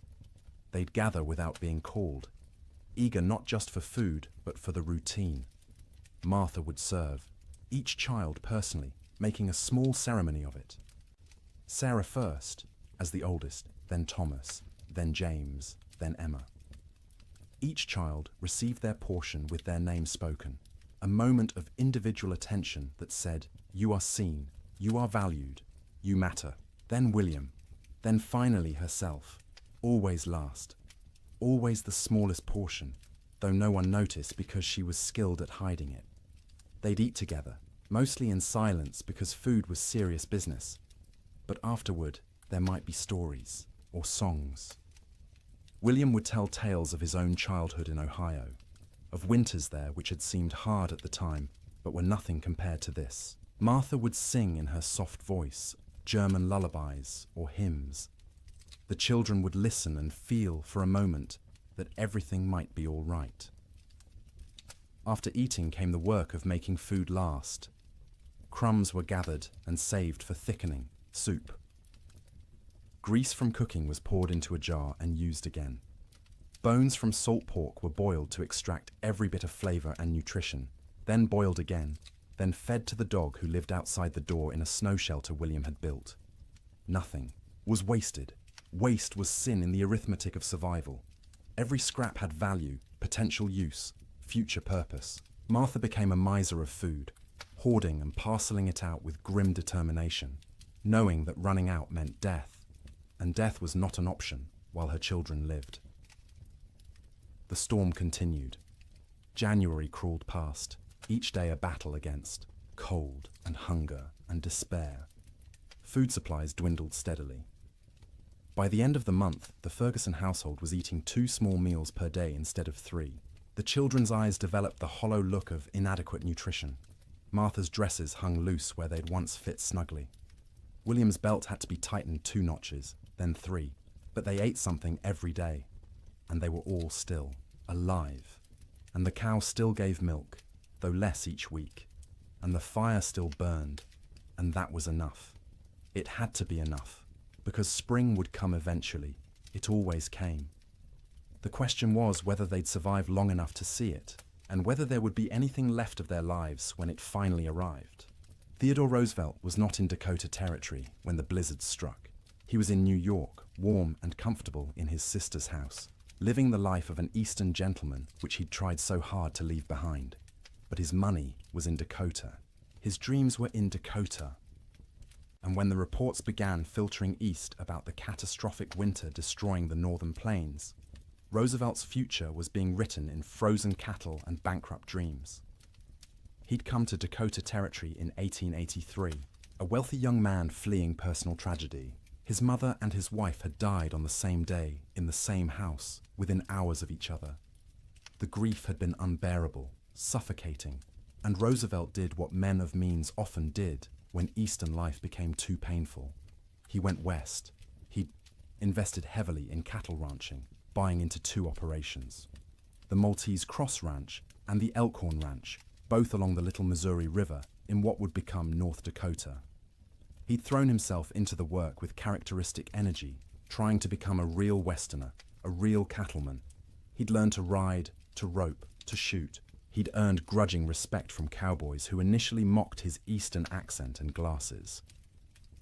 Roosevelt loved the West with the passion of a convert. He loved the vast emptiness, the physical challenges, the sense of building something in a hard land. He wrote about it constantly in letters and journals, painting romantic pictures of cowboy life that had more to do with his ideals than reality. His ranches ran cattle on the open range like everyone else. Thousands of head, bought with Eastern money, fattened on free grass, and expected to multiply into a fortune. His partners and employees assured him the investment was sound. Cattle prices were strong. The range could support far more animals than they were running. Winter mortality was minimal in recent years. Roosevelt believed them because he wanted to believe. He needed the West to work, needed it to be the place where he could reinvent himself from grieving widower into rugged frontiersman. The cattle were symbols as much as investments, proof that he belonged in this harsh landscape. When the winter of 1886 to 1887 arrived, Roosevelt was back east, attending to political matters and family obligations. He was aware of the early reports, of harsh weather, but not overly concerned. Winter was always hard in Dakota. His men were experienced. His cattle were hardy. Surely they'd manage as they had in previous years. The first letters from his ranch managers arrived in late January. They were careful, measured, not wanting to alarm their employer prematurely. The weather had been severe, yes. Cattle were, suffering, certainly. But it was too early to assess the full damage. They'd know more in spring when they could ride out and conduct a proper tally. Roosevelt wrote back with questions. How severe? How many cattle were in danger? What measures were being taken to protect the herds? The responses, when they came weeks later, letters delayed by closed roads and disrupted mail service, were progressively more concerning. His ranch, manager at the Maltese Cross, a practical man named Sylvain Ferris, tried to be honest without being devastating. The storms had been worse than anything he'd seen in 20 years on the plains. The cold had been extreme, sustained, deadly. Many cattle were certainly lost. The exact number wouldn't be known until spring roundup. But Ferris estimated at least 30% mortality. Maybe more, 30%. Roosevelt did the math in his study in New York, sitting in a comfortable chair by a warm fire, trying to comprehend what those numbers meant. He owned roughly 5,000 head between his two ranches. 30% meant 1,500 dead cattle. At $40 a head, that was $60,000 lost, more than many men earned in a lifetime. But it was worse than the money. It was the failure of his Western dream.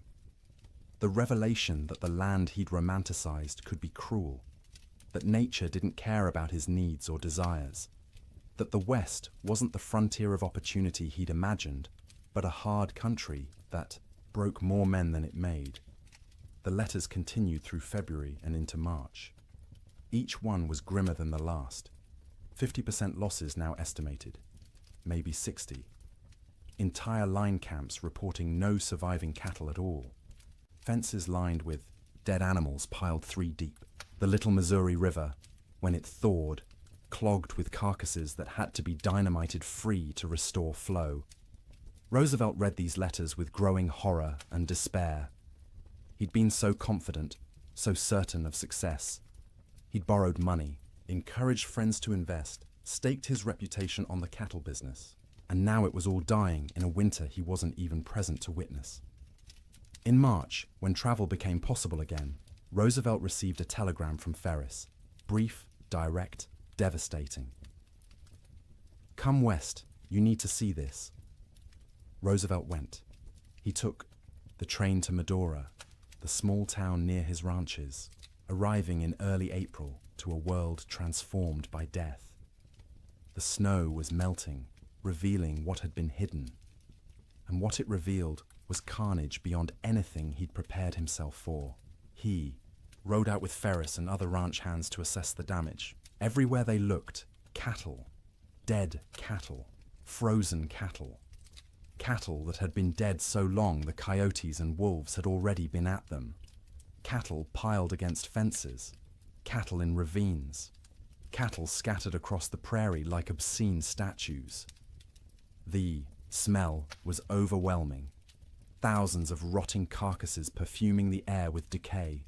Roosevelt, who'd prided himself on his toughness, on his ability to handle frontier hardships, had to dismount and vomit. He wasn't alone. Even hardened cowboys were sickened by the scale of death. They rode for days, making tally, trying to determine what remained of the herds. Of Roosevelt's 5,000 head, fewer than 2,000 could be found alive.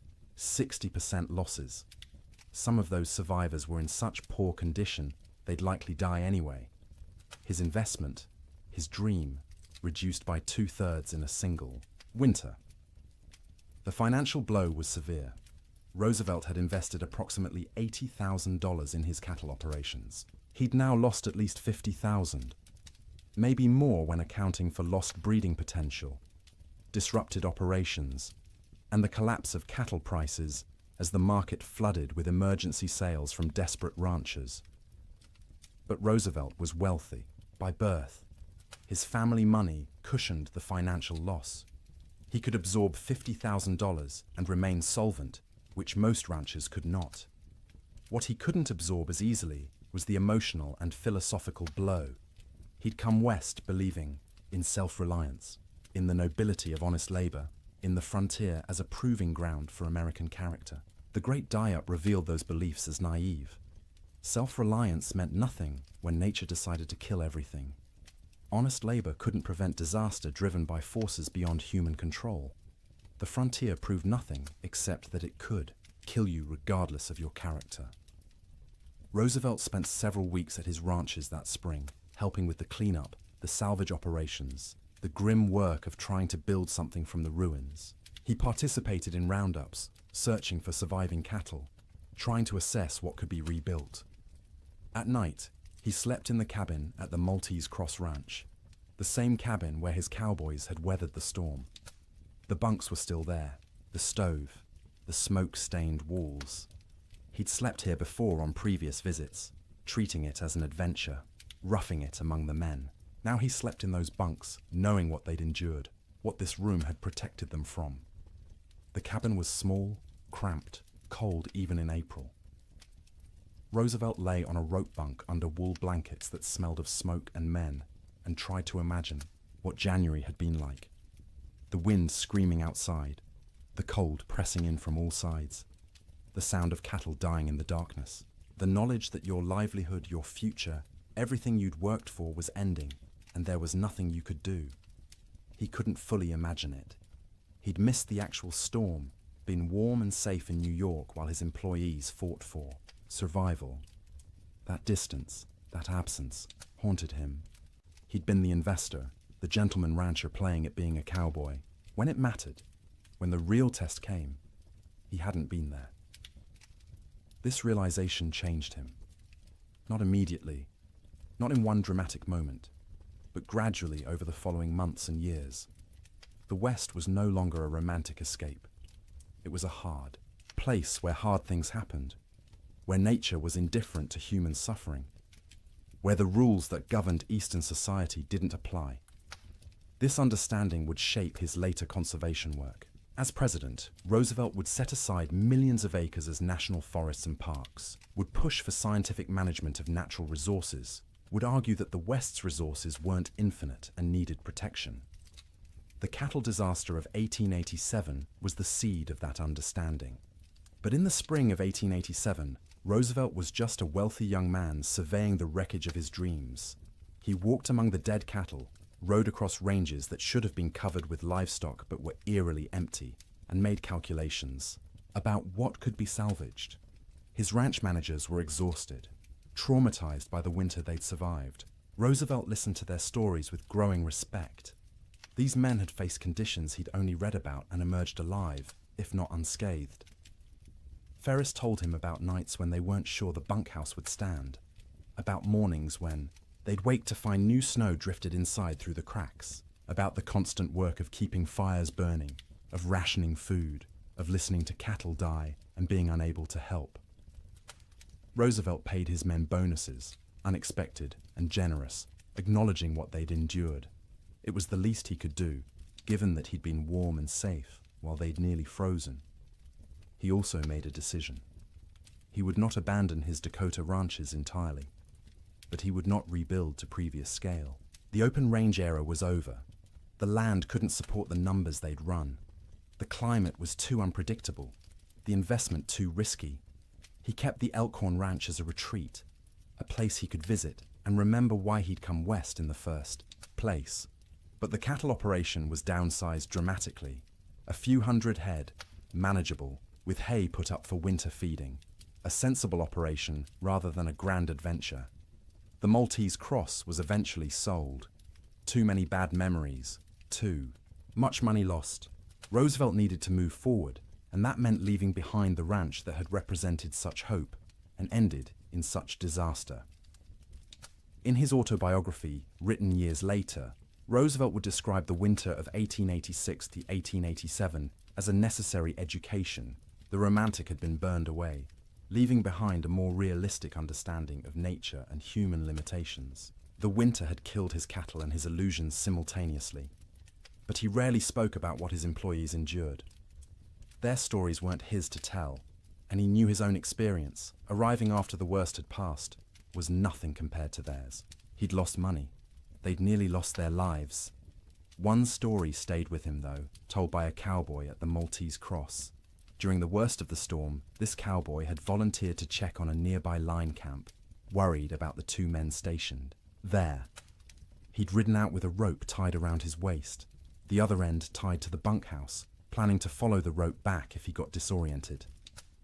The temperature was 50 below with howling wind. He'd made it half a mile before he couldn't feel his hands or feet, before the cold had penetrated so deeply he knew he was in danger of freezing. He'd turned back, following the rope, barely making it to the bunkhouse before collapsing. The two men at the line camp were found dead when spring came. They'd tried to wait out the storm, ran out of firewood, and froze in their bunks. The cowboy who'd tried to reach them carried guilt about that for the rest of his life, even though there was nothing he could have done. Roosevelt listened to this story and understood, perhaps for the first time, what winter on the frontier really meant. Sleep in Dakota, he realized, was a gift not to be taken for granted. Every night his men had survived was a victory against odds that should have killed them, and every morning they'd woken was a reminder that survival wasn't guaranteed, that warmth and shelter and life itself were temporary conditions that could end at any moment.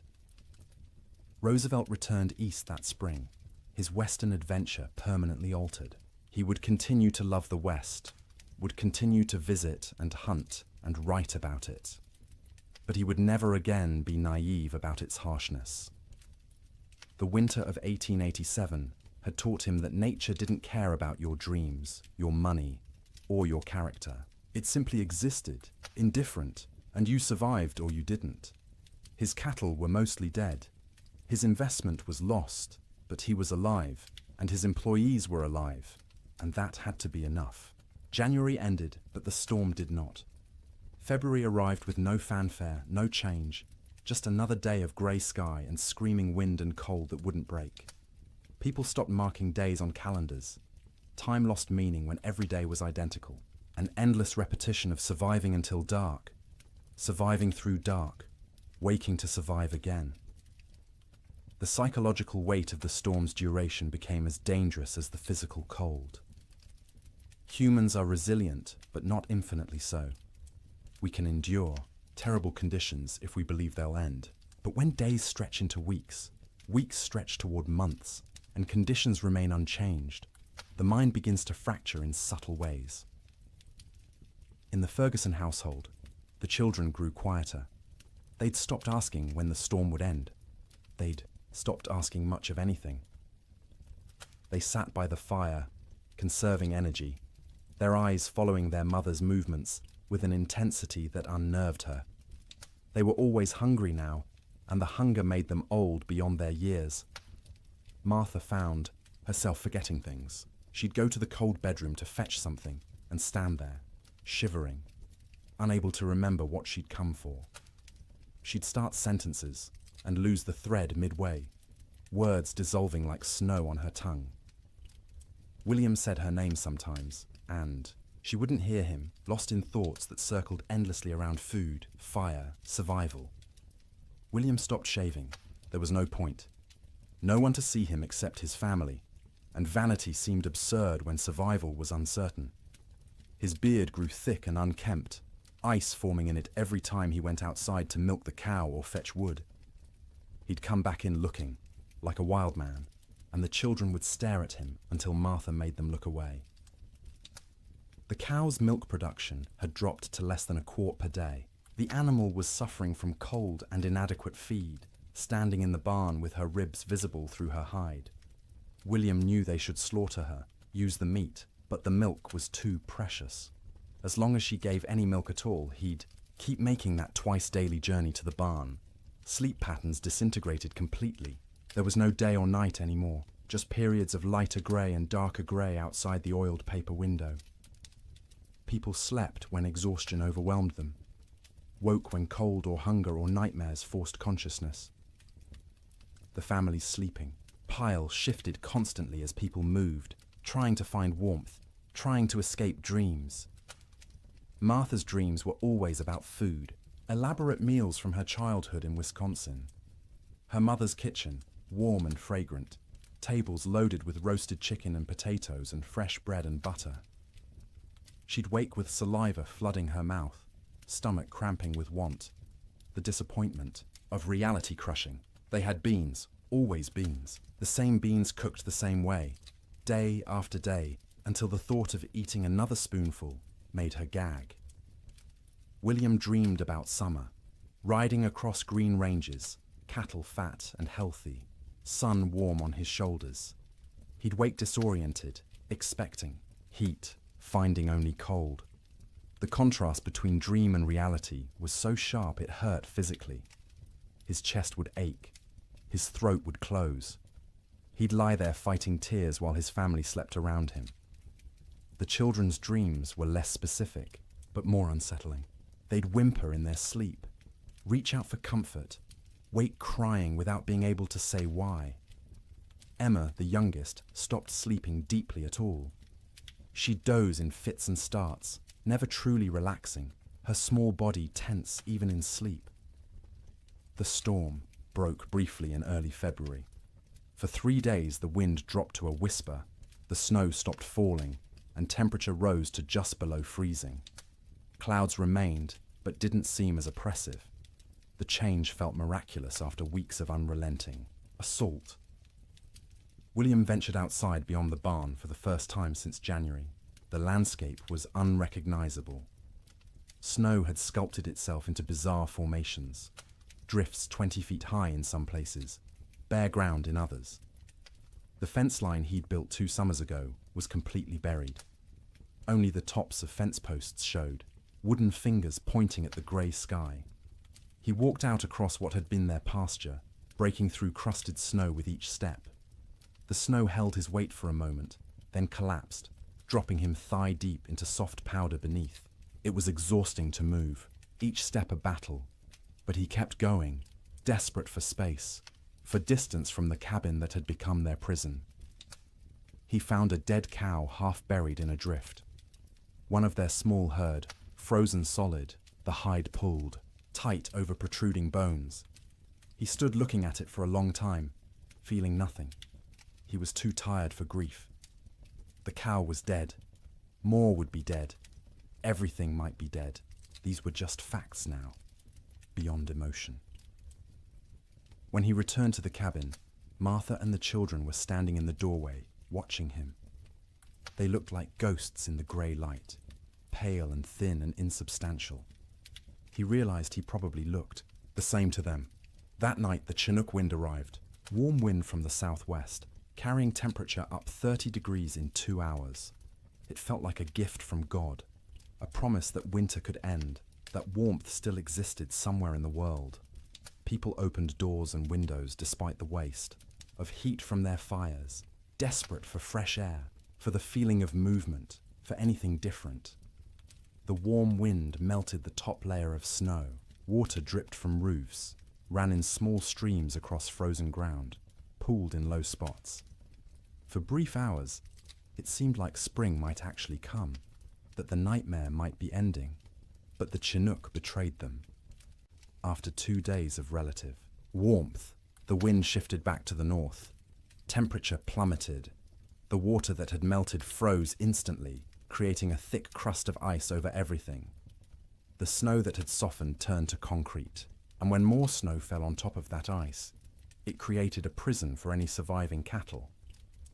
Before the Chinook, cattle could at least paw through snow to reach grass beneath. After the ice crust formed, this became impossible. Their hooves couldn't break through. They stood on top of their food, separated from it by inches of ice, and slowly starved, while the grass they needed lay tantalizingly close. Cowboys trapped in bunkhouses understood what this meant. Any cattle that had survived, January were now doomed. The Chinook hadn't been salvation. It had been a final cruelty, raising hope before delivering death more certainly than the cold alone could have. In the bunkhouses, men stopped talking about spring. They stopped talking much at all. Conversation required energy they didn't have. They lay in their bunks, wrapped in blankets, emerging only to eat the meager meals old Pete still managed to prepare, or to take their turns feeding the stove.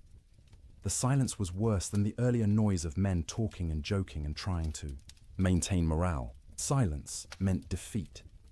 Silence meant they'd accepted that this was how things were now, that normal life was so far away it might as well not exist. Some men slept 20 hours a day. Their bodies had adapted to scarcity by shutting down, reducing all functions to bare minimum. They moved slowly when they moved at all, speaking in monosyllables, their eyes dull and unfocused. They weren't sick, exactly. They were hibernating, human versions of bears in dens, waiting for conditions to improve. Others couldn't sleep at all, too anxious, too frightened, too aware of their situation. They'd lie awake hour after hour, staring at the ceiling, listening to the wind that never stopped. Their eyes developed a particular look, wide and staring, ringed with dark circles. Their hands shook constantly. They jumped at sudden sounds. Old Pete worried about these wakeful men more than the sleeping ones. The sleepers were conserving energy, doing what their bodies told them to do. But the wakeful men were burning through resources they couldn't afford to lose. Their minds were eating themselves from the inside, consuming sanity the way their bodies were consuming stored fat. He tried to help in small ways. Extra coffee for the wakeful ones, bitter and hot, and something to focus on besides fear. Stories told quietly in the dark, anything to distract. Sometimes just sitting with them, 2 men awake in a room full of sleeping men, sharing the burden of consciousness. The nights were hardest. 15, 16 hours of darkness in February's depth. The stove provided light as well as heat, flames visible through gaps in the iron, but it was barely enough to see by. Men moved through darkness, feeling their way, bumping into bunks and each other. Without clocks, without daylight, time became abstract. You'd wake, if you could call it waking when you'd only been half asleep, and have no idea if you'd been unconscious for 10 minutes or 10 hours. The disorientation was profound. Some men stopped trying to track time at all. They ate when food appeared, slept when they couldn't stay awake, existed in a perpetual present with no past or future. The concept of sleep itself changed. It wasn't restful anymore. You didn't sleep to feel refreshed. You slept because consciousness was too expensive to maintain. Sleep was a small death you practiced nightly, preparing for the real death that might come if the storm continued much longer. Dreams during this period took on a hallucinatory quality.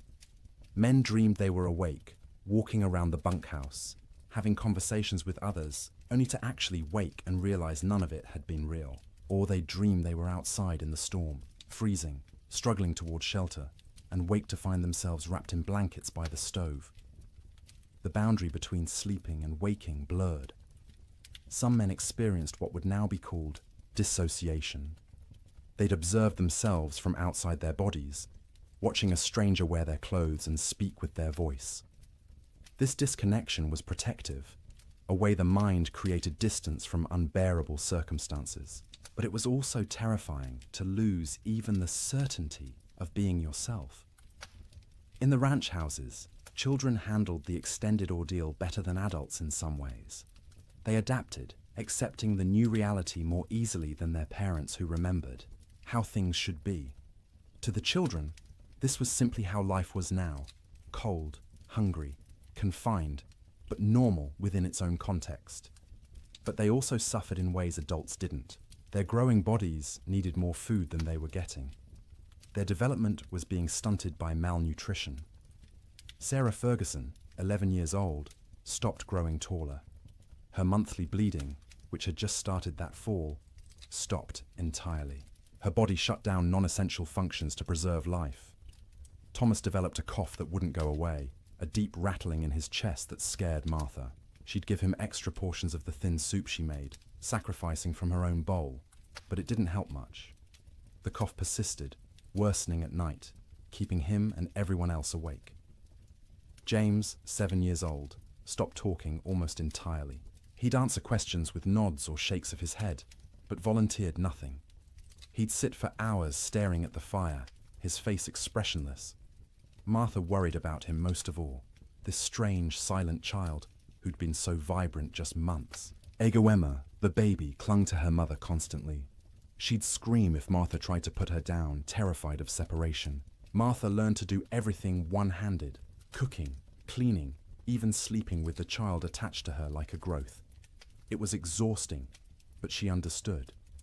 Emma was reverting to infancy, seeking the safety of the womb in a world that had become too frightening.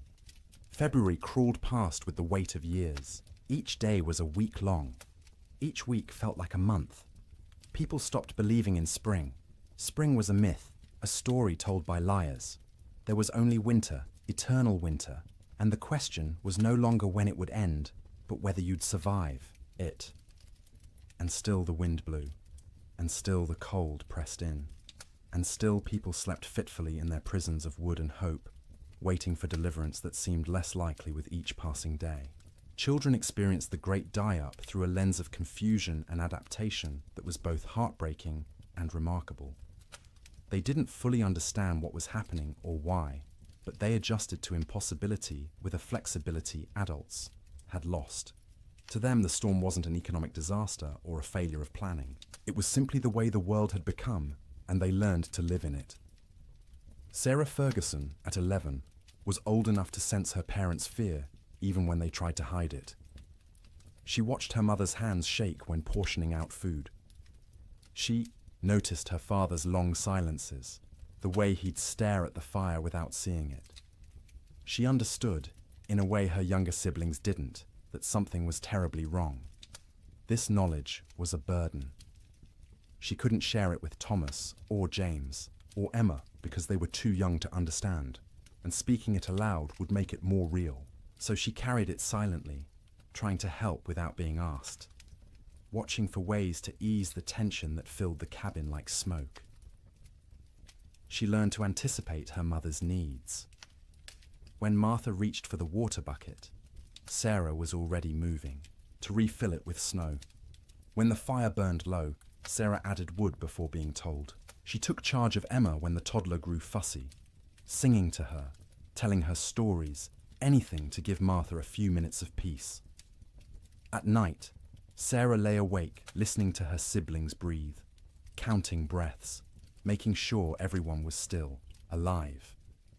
She'd developed an irrational fear that someone would simply stop breathing in the dark and no one would notice. So she stayed vigilant, even when her own body screamed for sleep. She dreamed about school, which seemed like something from another life. the one-room schoolhouse 3 miles from their ranch, where Miss Peterson taught reading and arithmetic to a dozen farm children. Sarah had loved school, loved learning, loved having somewhere to go that wasn't the ranch. The storm had started during Christmas break, and school hadn't reopened. Might never reopen if families didn't survive the winter. She wondered about her classmates. Were they trapped in their homes too? Were they hungry? Were they scared? Or had some of them already died, frozen in cabins that couldn't keep them warm, and she'd never know because news didn't travel through blizzards? These thoughts circled in her head at night, keeping her awake even when exhaustion made her bones ache. She was becoming an adult too quickly, forced to carry worries that children shouldn't have to carry. But she had no choice. The storm didn't care about childhood innocence. Thomas, at 9, dealt with the storm differently. He grew angry. Not explosive anger, not tantrums, but a cold, sullen fury that he directed at everything and nothing. He was angry at the wind for not stopping, angry at his father for not fixing things, angry at God for letting this happen, angry at himself for being trapped and helpless. He'd punch his thin straw mattress when no one was looking, imagining it was the storm, hitting it until his knuckles hurt. He'd kick at the wall, leaving small scuff marks that his mother saw but didn't comment on. He needed to fight something, but there was nothing to fight except weather, and weather was beyond fighting. At night, Thomas didn't sleep so much as surrender. He'd fight consciousness until his body simply shut down, crashing into sleep so deep it was almost like fainting.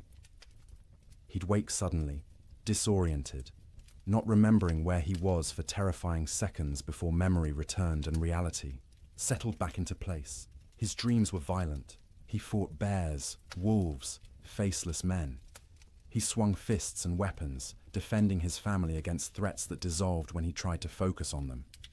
He'd wake with his heart pounding, sweat soaking his collar despite the cold, and lie there, trying to calm down before he disturbed everyone else. He was hungry all the time, a gnawing, constant hunger that made him think about food obsessively. He'd remember meals from before the storm, special occasions when they'd had roasted chicken, or beef, or his mother's apple pie. The memories were so vivid he could taste them, and the disappointment when he opened his eyes to find only reality was crushing. His mother noticed his anger, but didn't know how to help. She'd try to hug him, and he'd tolerate it stiffly, uncomfortable, with comfort, needing to be tough. He was the man of the house when his father was outside. He had to be strong. He couldn't let himself be a child, even though he was desperately, urgently still a child who needed reassurance that everything would be all right. James, at 7, retreated into silence and fantasy. He created elaborate stories in his head, imagining himself as a hero who could control weather, who could make the sun come out and melt all the snow. In his fantasies, he'd save his family, save the cattle, save everyone. People would thank him. His father would be proud.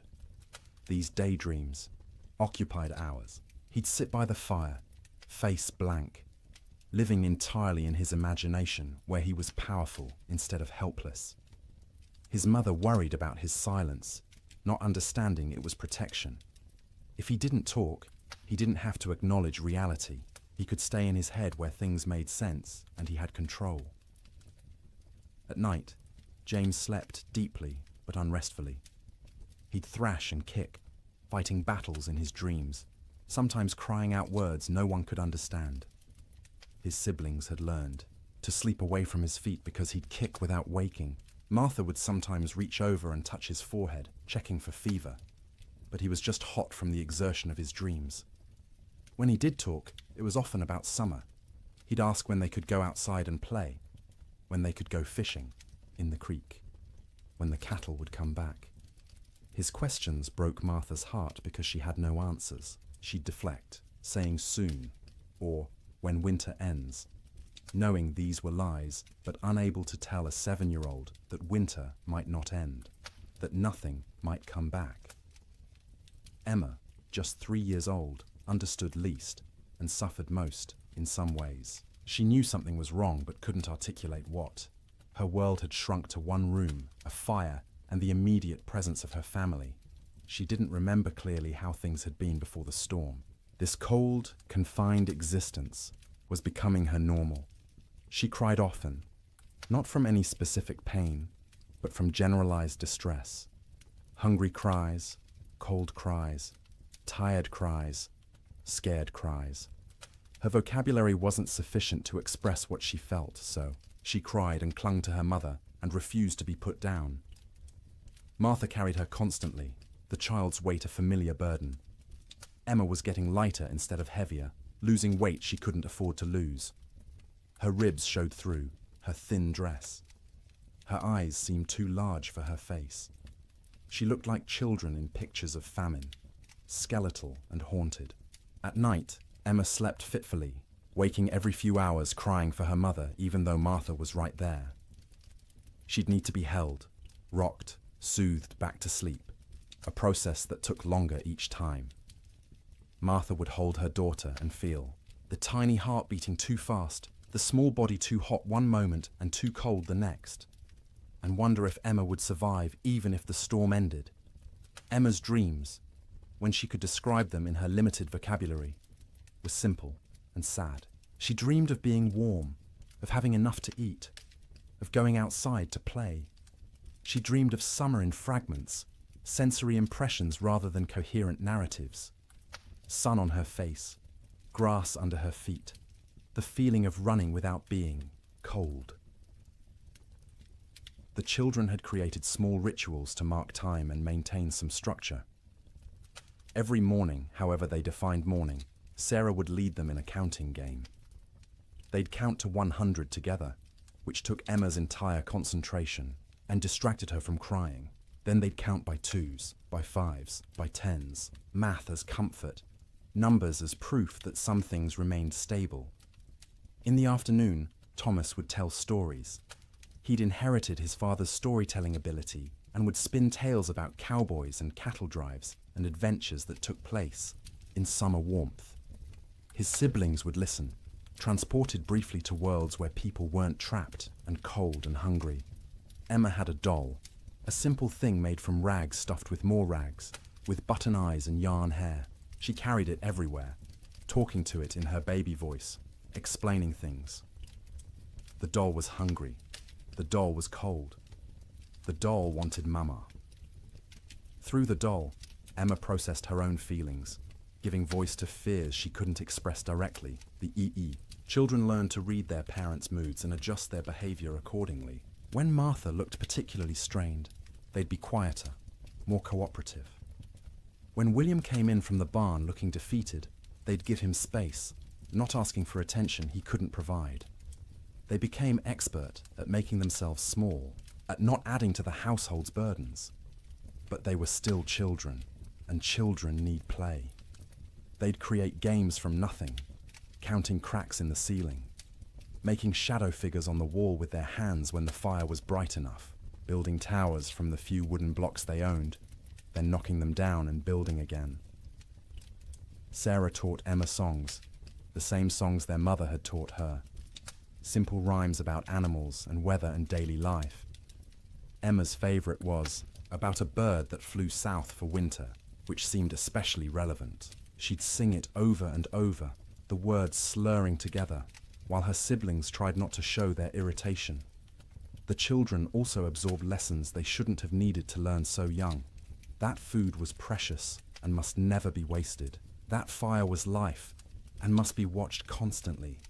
That cold could kill and must be respected.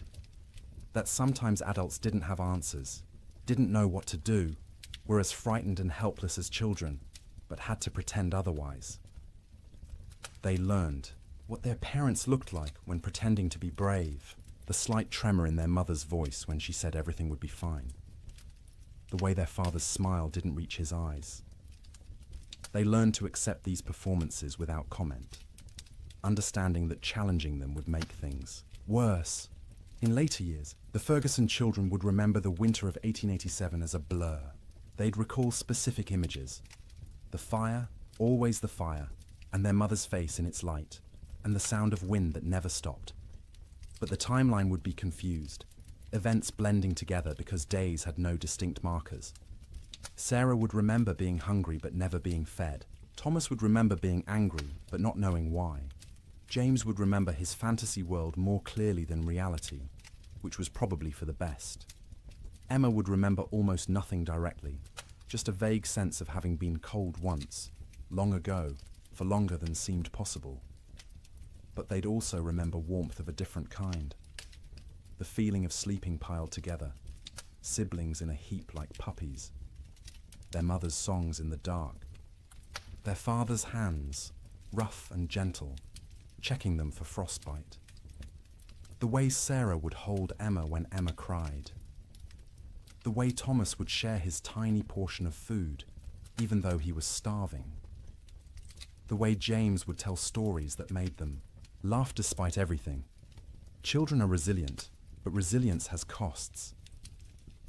The Ferguson children survived the winter, but they were changed. Sarah grew old before her time, burdened with worries she couldn't set down. Thomas's anger would last years, manifesting in ways that troubled his parents. James would remain in fantasy longer than he should, reluctant to engage with a world that had proven so harsh. Emma would be clingy and fearful, suffering from what we'd now call anxiety, though no one had that word then. But they survived. All 4 Ferguson children made it through the winter alive, which many children didn't.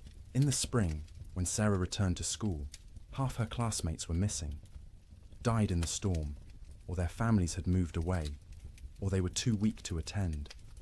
The teacher never spoke about them, and Sarah never asked, but she noticed the empty desks and understood what they meant. The children's winter was its own story within the larger tragedy. They experienced the same cold, the same hunger, the same confinement as adults, but they experienced it through the lens of childhood, with less understanding but also with adaptability adults couldn't match. They bent instead of breaking, or at least bent further before breaking, and some of them survived precisely because they were young enough to accept the impossible and adapt to it. March came quietly, without announcement or ceremony. The wind didn't stop all at once. The cold didn't break dramatically. But sometime in the first week of March, people noticed the light had changed. The grey wasn't quite as oppressive.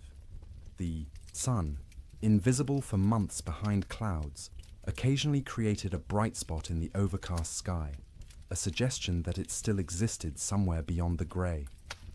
The temperature rose first, not to warmth, not even close, but up from the deadly negatives, into the teens, then the 20s.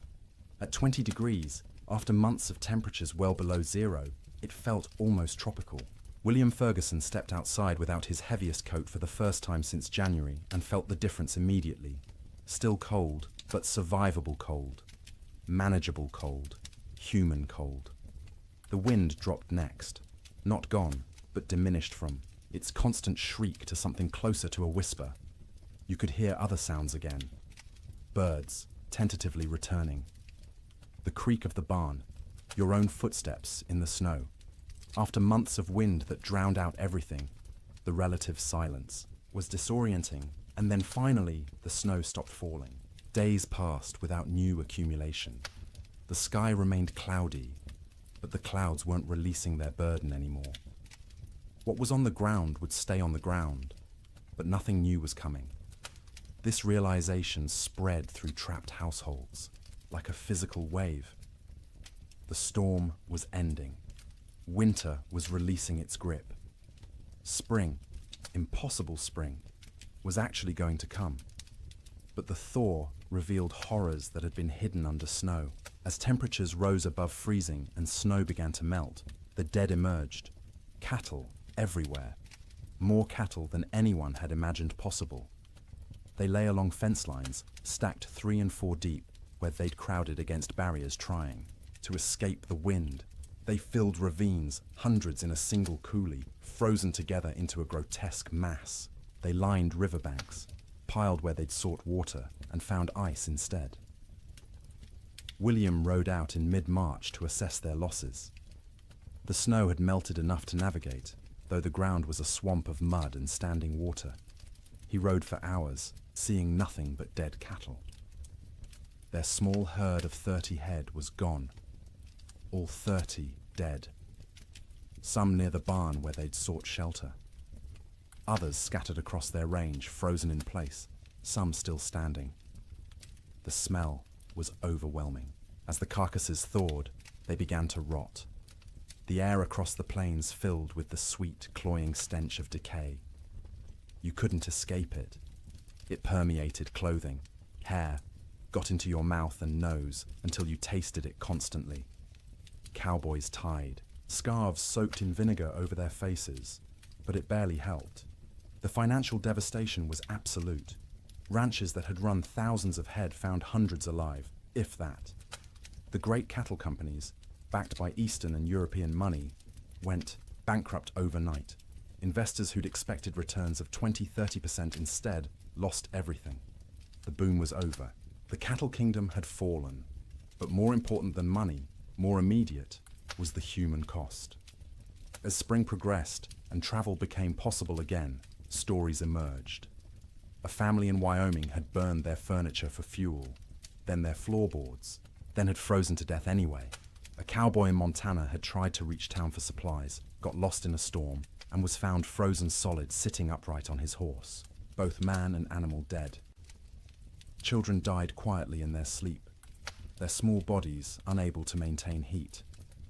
Old people died the same way, peaceful endings to hard lives.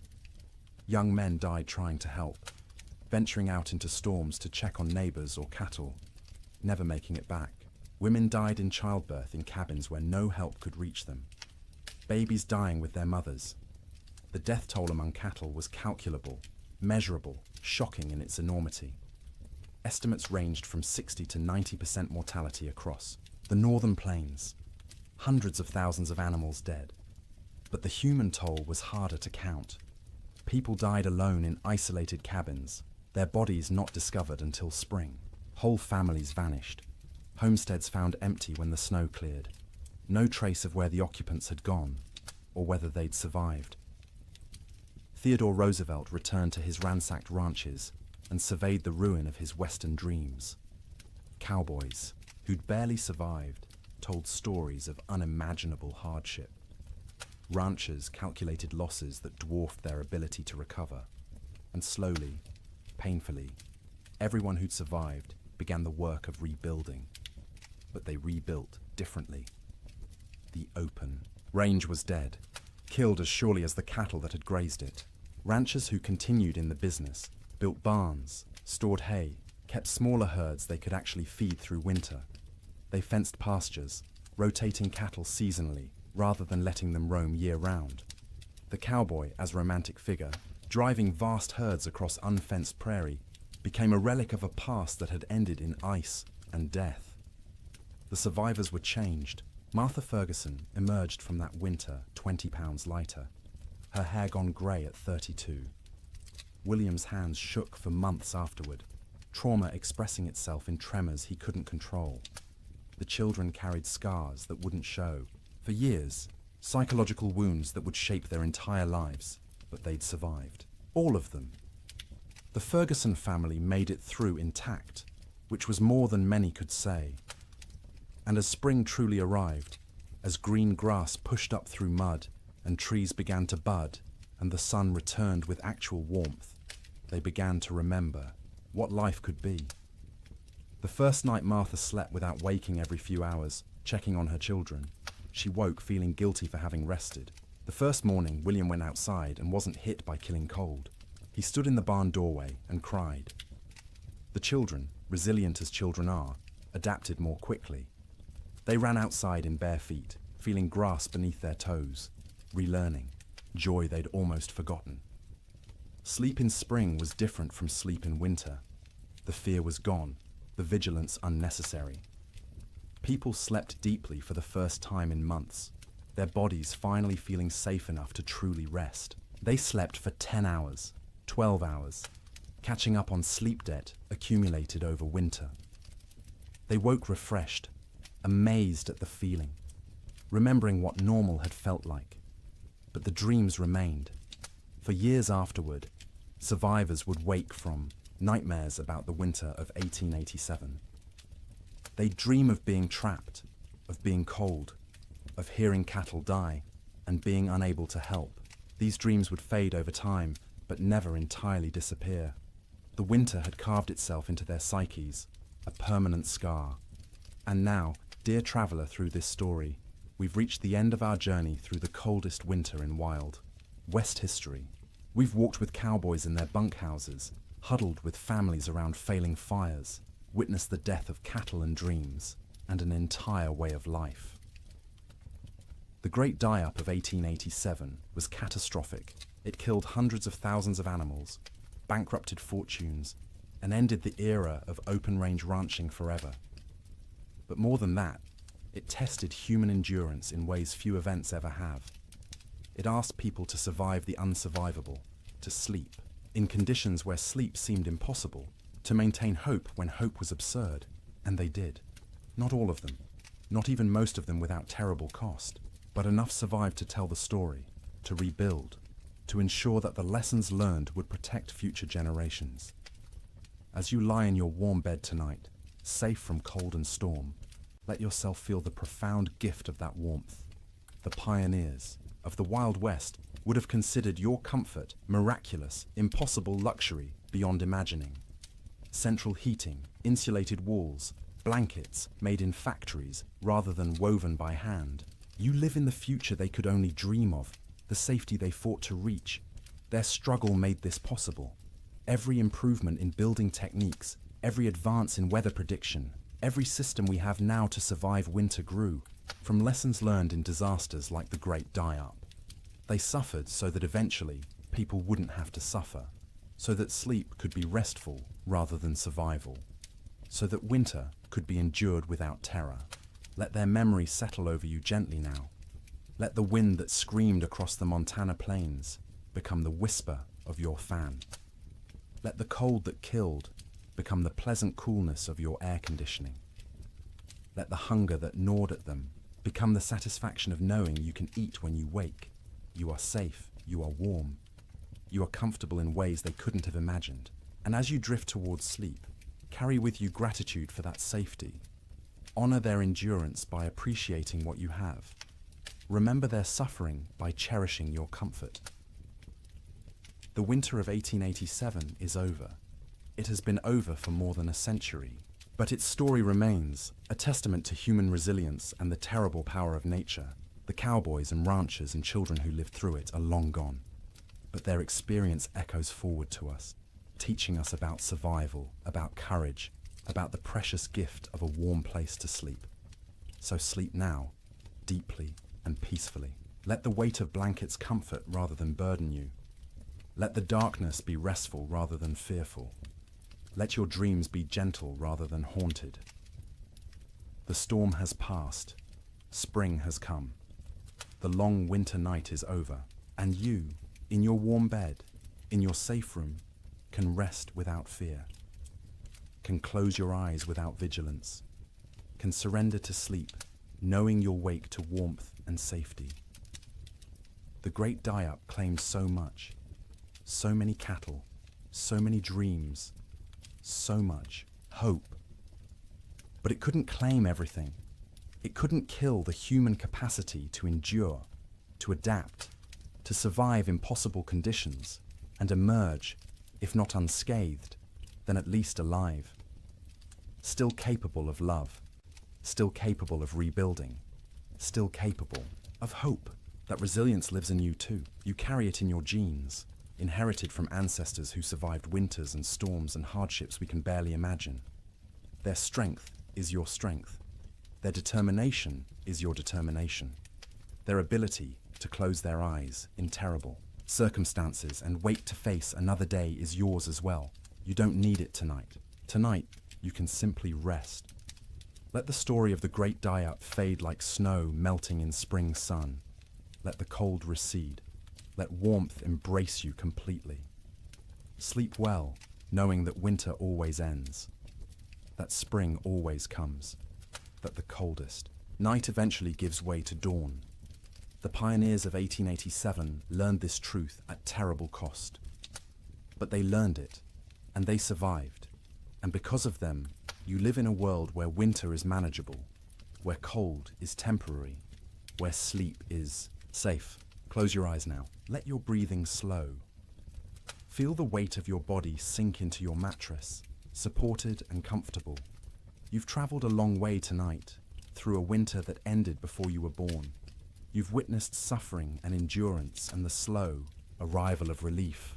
Now it's time to find your own relief, your own rest, your own peaceful surrender to sleep. The wind has stopped screaming. The cold has lost its teeth. The cattle are grazing on green grass in valleys where snow once piled 20 feet deep. And you are here, warm and safe, ready to sleep, ready to dream gentle dreams, ready to wake refreshed to a world where the great die-up is history, where winter is a season rather than a death sentence, where sleep is rest rather than survival. Good night, traveler. Thank you for joining me on this journey through the coldest winter in Wild West history. May your own sleep be everything those pioneers couldn't have. May you wake warm and safe, grateful for the comfort that cost them so much to achieve. The storm is over. Spring has come. Sleep well. Good evening and welcome back, friends. Tonight, we are going to journey through the Great Famine Winter, when medieval Europe froze for 7 years. As always, let me know where in the world you are listening in from. Get cozy, settle in, and let's begin. In the spring of 1315, a mother in northern England made an unthinkable decision. She locked her children inside their cottage, walked into the frozen wasteland, and never returned. But she wasn't abandoning them. She was saving them. Was she? Knew what all of Europe would soon discover was that the world itself was dying. The rain wouldn't stop. The cold wouldn't break. And for the next 7 years, winter would reign supreme. Her name was Marjorie of Durham, and her neighbors found her children 3 days later, alive, huddled around the last embers of their fire. The eldest, a boy of 9, clutched a note his mother had left. The priest who recorded it wrote that his hands shook as he read her words aloud. My flesh will buy them grain. My absence will grant them mercy. Tell them I walk toward God, not away from them. You see, Marjorie had understood something terrible. Something that would take the rest of Europe months to grasp. This wasn't just another harsh spring. This was the beginning of an extinction. The marketplace where she'd traded her body for bread had made the calculation clear. A living mother meant 5 mouths to feed. A missing mother meant for orphans. The church had to shelter, and the church still had grain, still had walls, still had hope that this nightmare would end. But here's what makes Marjorie's story so haunting. She wasn't unique. Parish records from 1315 show hundreds of similar disappearances.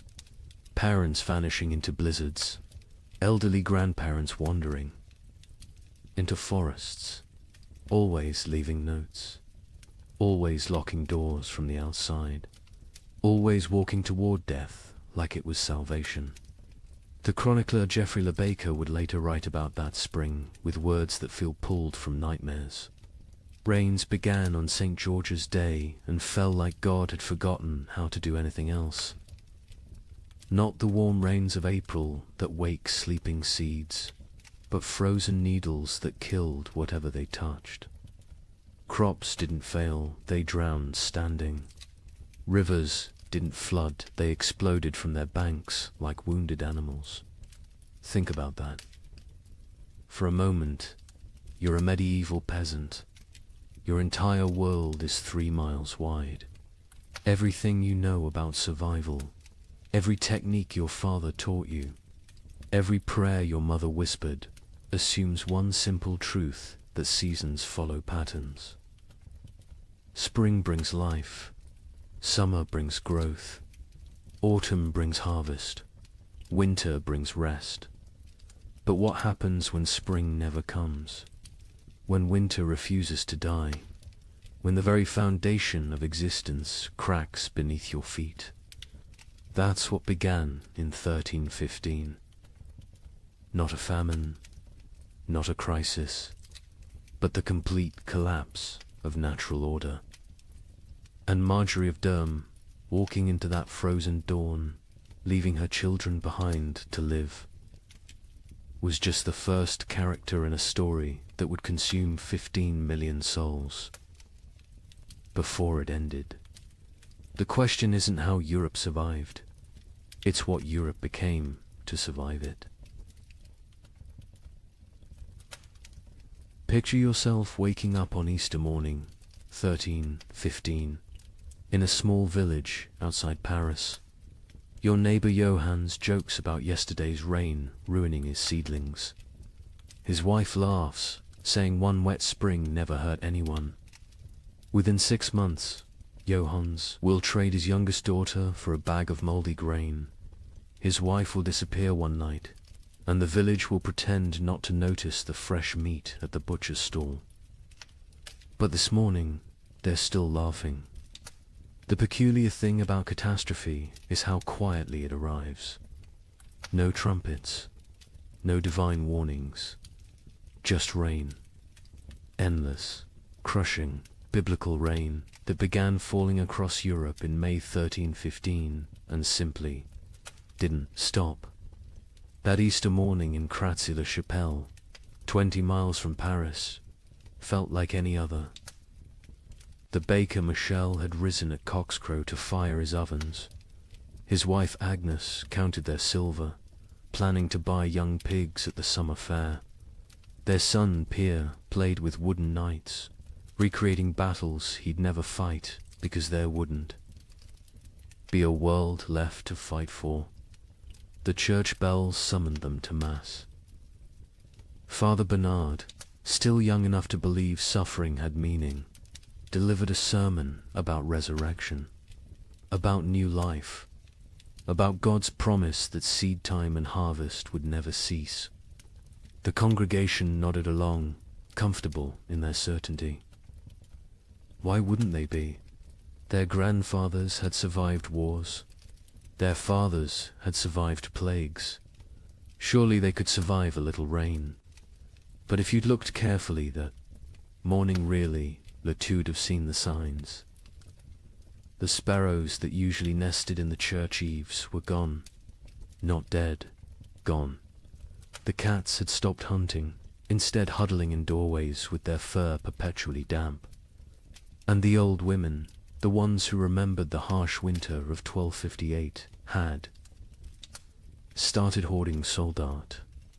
Johannes, the man who joked about his seedlings, was a cloth merchant. Successful enough to own 2 cows and rent 3 strips of land. His wife Marie had borne him 7 children, 4 still living, which made them lucky by medieval standards.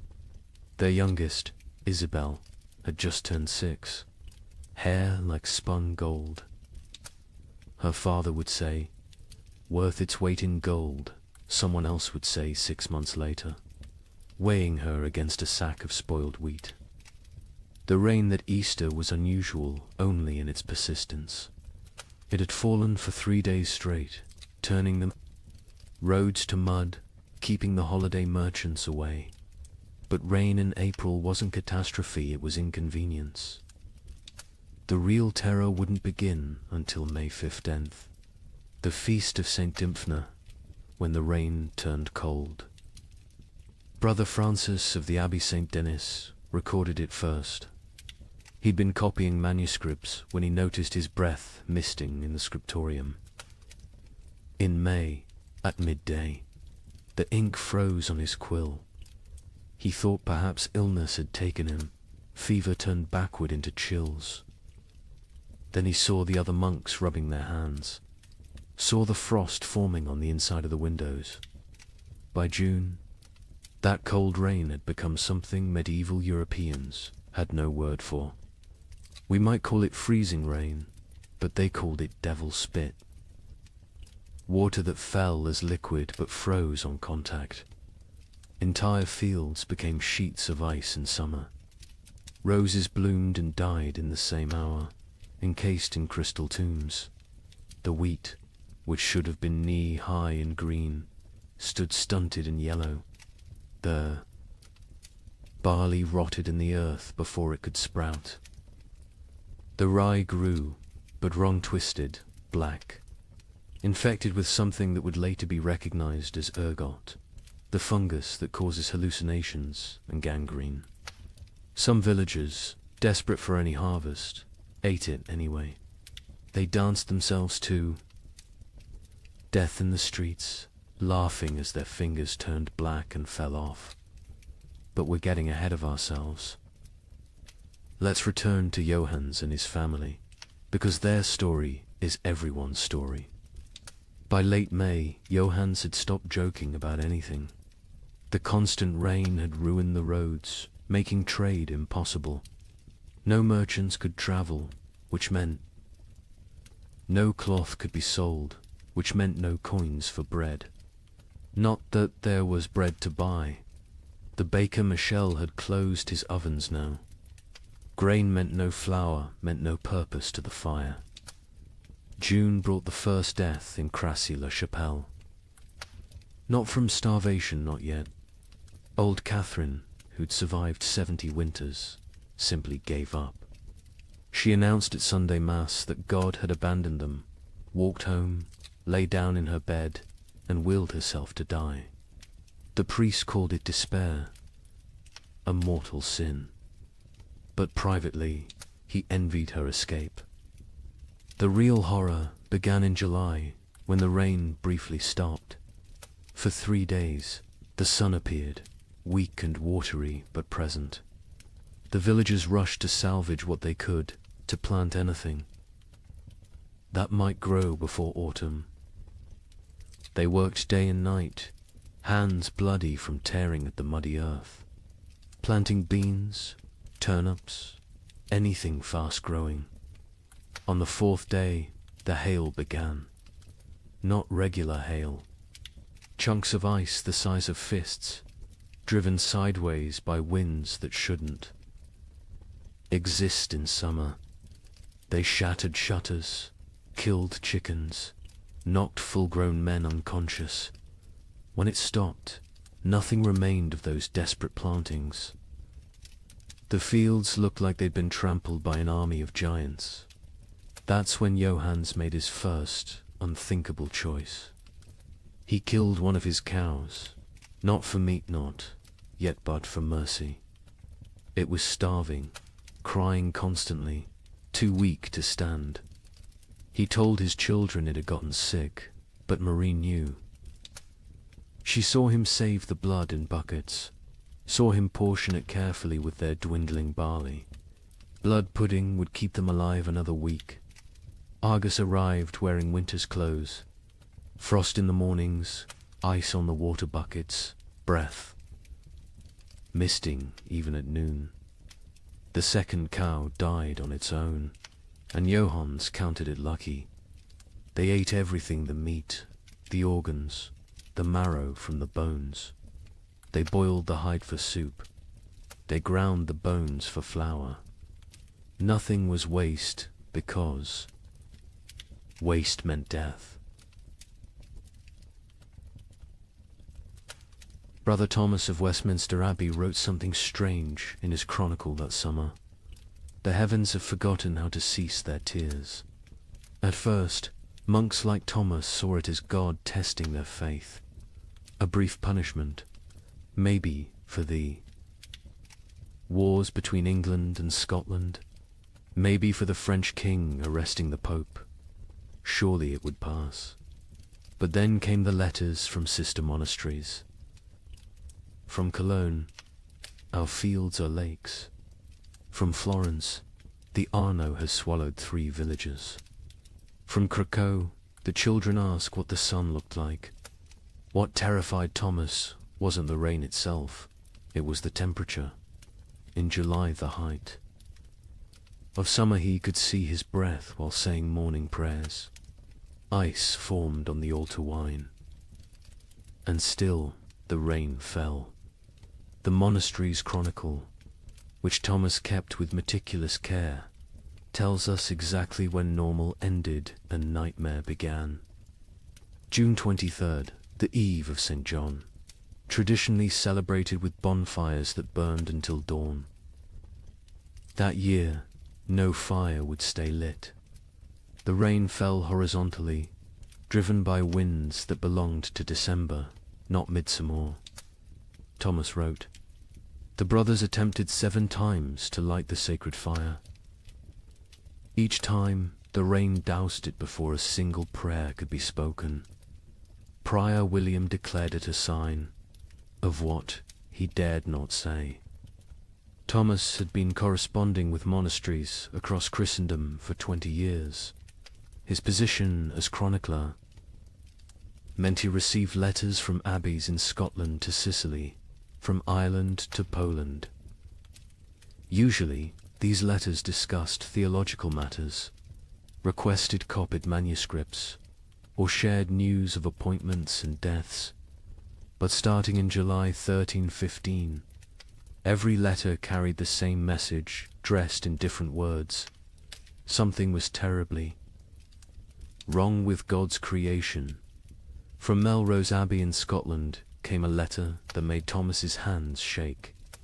"Brother, we write to you from hell, frozen over. It is July, yet we break ice from our wells each morning. The barley stands drowned in fields that have become swamps. Yesterday, we found a shepherd frozen to death. In July, Brother Thomas. He was young, strong, only 20 summers. We found him standing upright, eyes open, still holding his crook. The sheep around him were ice statues. Have we entered the end times?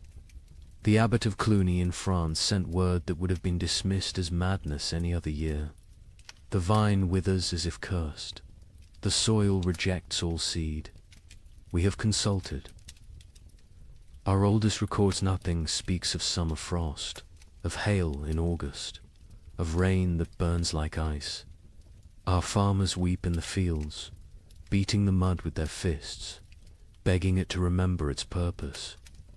From the German monasteries came increasingly frantic reports.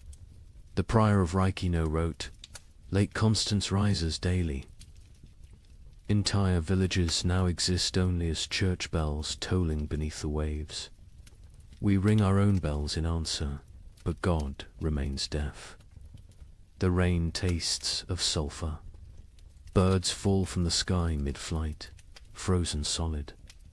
What sin has mankind committed to earn such wrath?"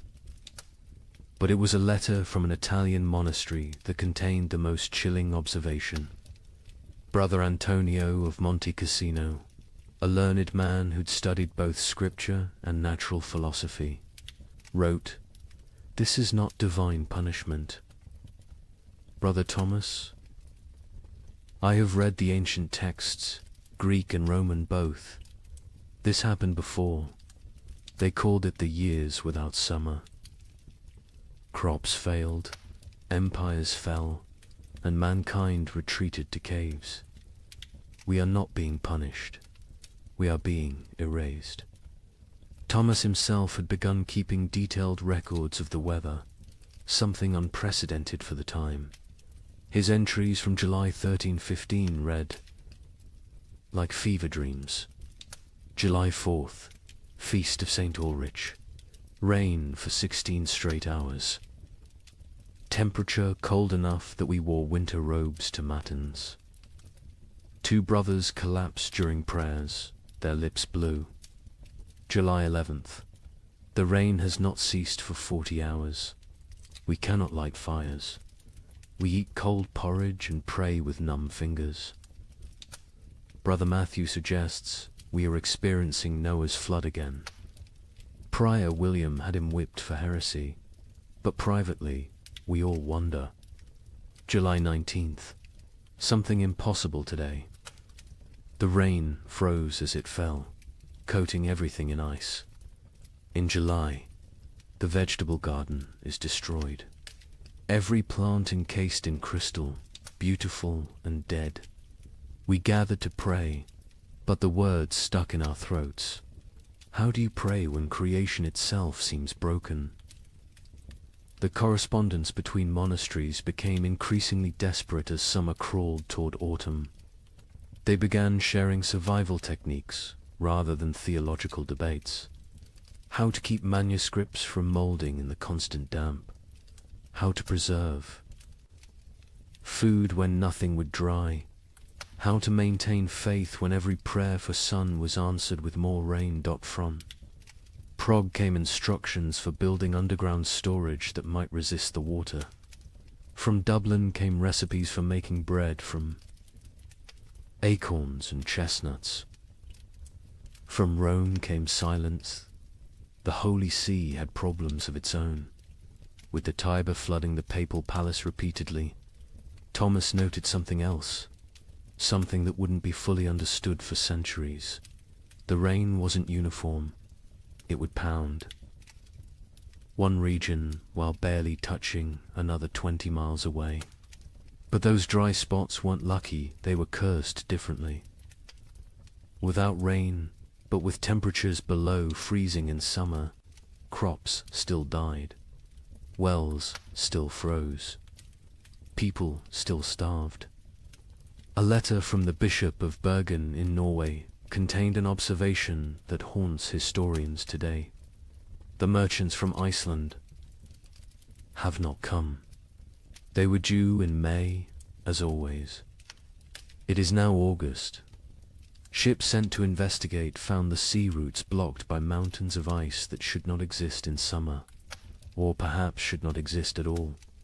The sailors speak of icebergs, tall as cathedrals, moving south like an army of frozen giants. By late August, Thomas's own entries had taken on a tone of barely controlled panic.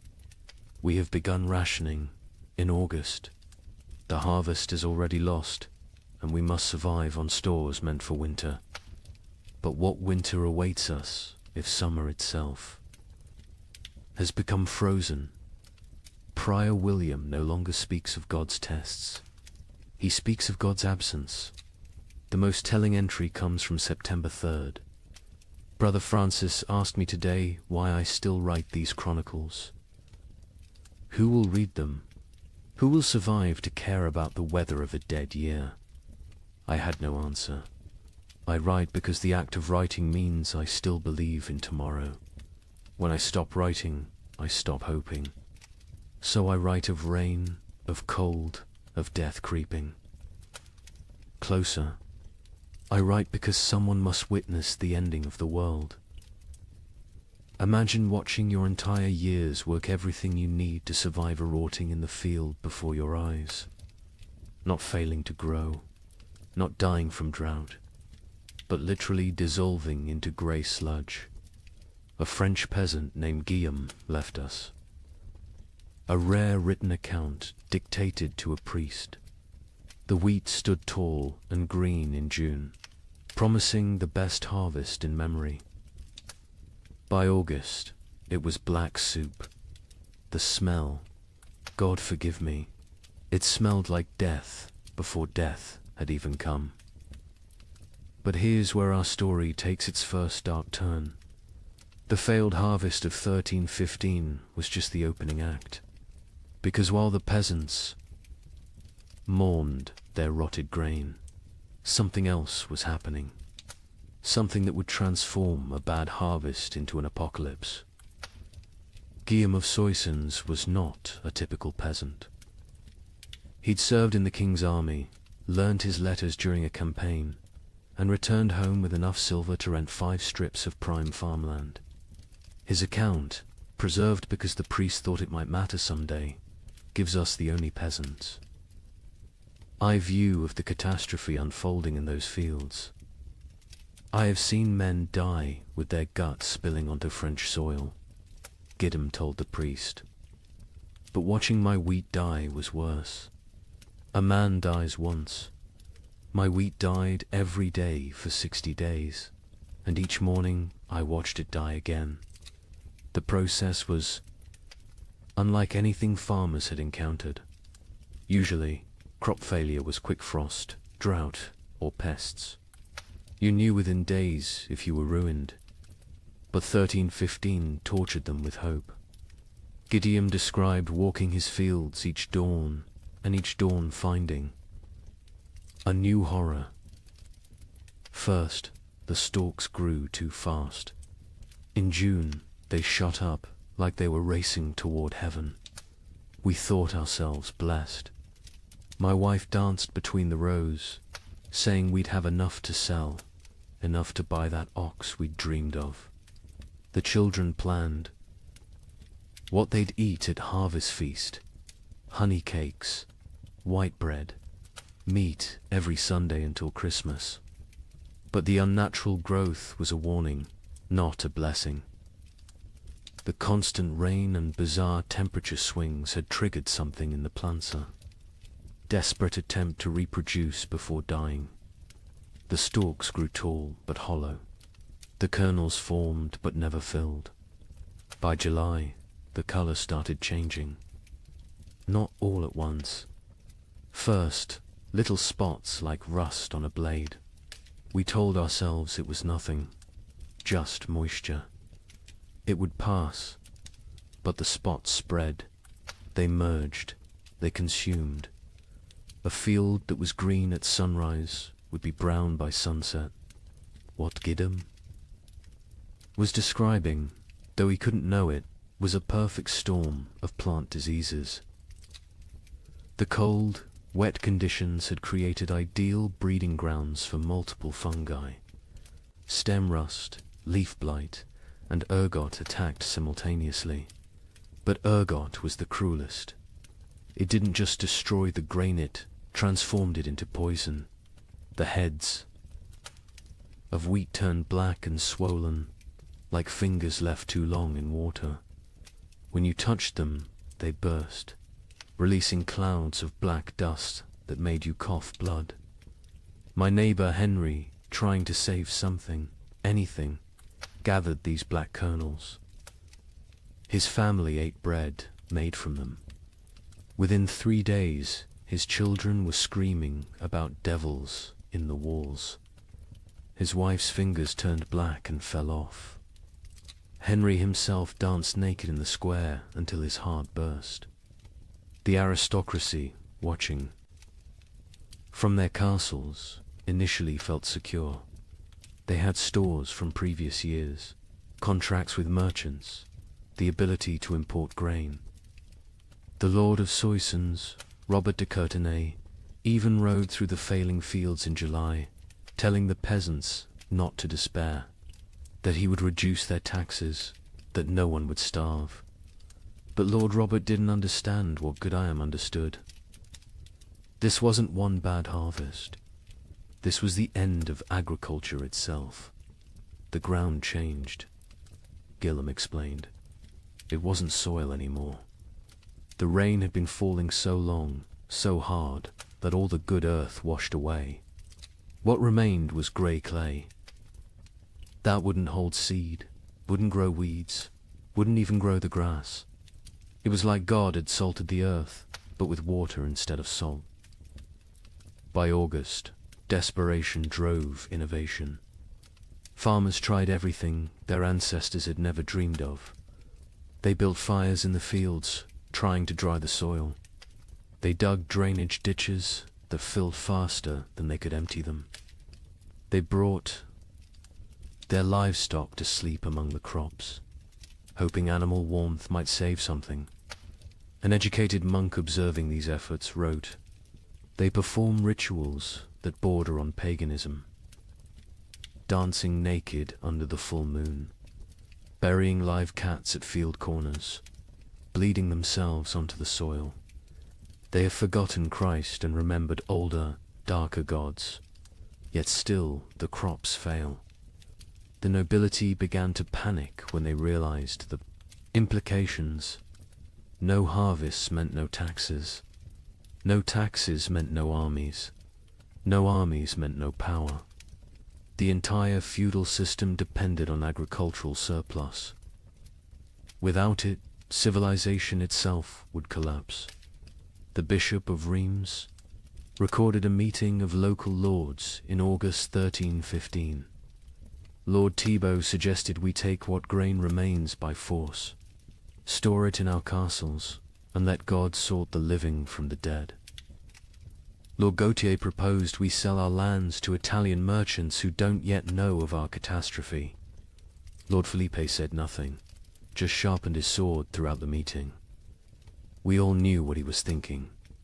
When the starving masses come, sharp steel might buy us more time than prayer. But it was Gwellem's final observation that proved most prophetic. The worst part wasn't the hunger we knew was coming. It was what hunger would make us become. I saw my neighbor Marcel looking at his plump daughter differently. Not with fathers. Love with a butcher's calculation. I saw wives eyeing husbands who'd grown too weak to work. I saw children forming packs, like wolf cubs learning to hunt. The priest asks me what I think God wants from us. I tell him God is done wanting. Now he's taking, and he's going to keep taking until there's nothing left but rain and mud and sigh. And mud and sigh. The memory of what men used to be before they became animals again.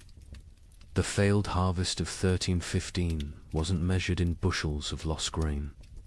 It was measured in the systematic destruction of hope. Every rural community in Europe had lived with the same rhythm for 1,000 years. Plant in spring, tend in summer, harvest in autumn, survive on stores through winter. That cycle was civilization. And in 1315, the cycle broke. By September, even the weeds had given up. Fields that should have been golden with wheat or barley were instead grey seas of mud, punctuated by the black skeletons of dead trees. The only things that grew were fungous, bulbous things that appeared overnight in colors nature had never intended. Purple, electric blue, sick yellow. Children who ate them died laughing. Adults who ate them died screaming. The recording. Priest added his own note to Gwillem's testimony. This man speaks truth. I have seen the fields myself. They look like God's own graveyard, waiting for the corpses that will soon fill them. We are not facing a famine. We are facing an extinction. May whoever finds this record pray for our souls, for by the time you read this, we will surely be past praying for ourselves. In September 1315, a strange sickness appeared among the cattle of Norfolk. Within days, it spread to sheep, then pigs, then horses. The animals didn't just die, they died screaming. A contemporary account describes cattle crying like humans. In their agony, their tongues swollen black, their eyes weeping blood. Modern historians call it marin, but medieval Europeans had another name for it. Devil's touch. Because healthy animals would drop dead mid-step. A cow giving milk at dawn would be a corpse by noon, and the speed of transmission defied Logicantia herds gone in hours. But I haven't told you the worst part yet. The animals that survived. They changed. Horses began eating meat. Pigs turned. Feral, forming packs that hunted. And the rats. The rats disappeared entirely. Where did they go? That mystery wouldn't be solved for another 30 years, when they returned, carrying something far worse than hunger. The first recorded death was a prize bull named Samson, owned by the Earl of Norwich, worth more than most villagers earned. In a year, Samson was protected like royalty-sheltered stable imported feed, 3 stable boys attending him constantly. On September 8th, he was healthy enough to breed. By September 9th, he was dead, his massive body twisted in angles that bones shouldn't allow. Foam tinged pink with blood dried around his mouth. The Earl's stable master, a methodical man named Walter, documented what happened next with the precision of someone who knew he was witnessing something unprecedented. The sickness jumped from Samson to the cows without touch, without sharing water, without even sharing air. They were in separate barns, yet by sunset, 17 were dead. Their deaths were not peaceful. They bellowed with voices that sounded human. They thrashed until their bones broke through their hides. They died with their eyes open, staring at something we could not see. Within a week, every cow in Norfolk was either dead or dying. But the disease didn't respect species boundaries. Sheep began falling next, their wool turning grey overnight before they collapsed. Then pigs, usually hardy enough to survive anything, started dying in ways that defied nature. They'd squeal for hours, a sound witnesses compared to children, screaming before their hearts simply exploded. A traveling merchant named Otto from Flanders recorded what he saw on the roads. "I have traveled these paths for 20 years. I know where every farm keeps its herds. Today, I counted 4,000 dead cattle between Lynn and Norwich. They lie where they fell in fields, on roads, some still standing upright, held by mud that is frozen around their legs. The smell reaches you a mile before you see them. Sweet rot mixed with something chemical, like copper left in vinegar. The speed of death was matched only by its strangeness. Animals died in patterns that suggested intelligent entire herds forming perfect circles before collapsing inward. Flocks of sheep arranging themselves in lines before dying in sequence, like dominoes. Witnesses spoke of animals appearing to communicate across species before death, horses whinnying to cows who lowed back, as if sharing some terrible knowledge. But then came the transformations among survivors, and this is where chronicle accounts become almost too bizarre to believe, except that multiple independent sources confirm the same phenomena. Sir William de Ross, a knight with lands across Yorkshire, wrote to the Archbishop of York, "Your Grace must believe what I write, though it sounds like madness. My destrier, Caesar, a warhorse I've ridden into 3 battles, has begun hunting. Not grazing, hunting. I watched him corner a rabbit, kill it with his hooves, and eat it. He tears flesh with teeth never meant for meat. Other horses flee from him now. He stands alone in his paddock, blood on his muzzle, waiting for something none of us understand. The pigs were worse. Those that survived the plague didn't return to their pens. They grouped together in the forests, moving in coordinated packs. A woodcutter named Thomas testified to the Bishop of Ely. 20 of them, maybe more, moving like wolves, but smarter than wolves. They set ambushes. They used one injured piglet as bait to draw a merchant from his cart. When he climbed down to help him, the others came from the trees. We found his bones 3 days later, picked clean, arranged in a pile like they were showing off. The transformation wasn't limited to behavior. Physical changes occurred that medieval veterinarians couldn't explain. Horses grew longer teeth, sharp enough to tear meat. Pigs developed thicker hides that arrows couldn't pierce. Chickens that survived grew black feathers, regardless of their original coloring, and their eggs when cracked, contained blood instead of yolk. A learned monk, Brother Adlard, who had studied Arabic texts on animal husbandry, proposed a theory. The beasts know something we do not. They sense the world itself is dying and are changing to survive in whatever hellscape follows. They are becoming what they need to be. The question is, what does that make us? Who cannot change?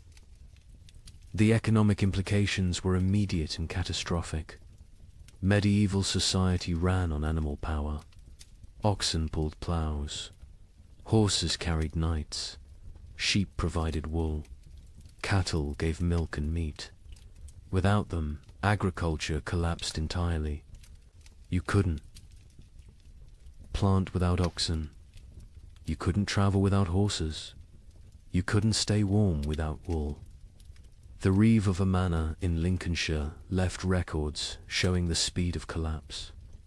September 1st, 200 cattle, 500 sheep, 60 pigs, 20 horses.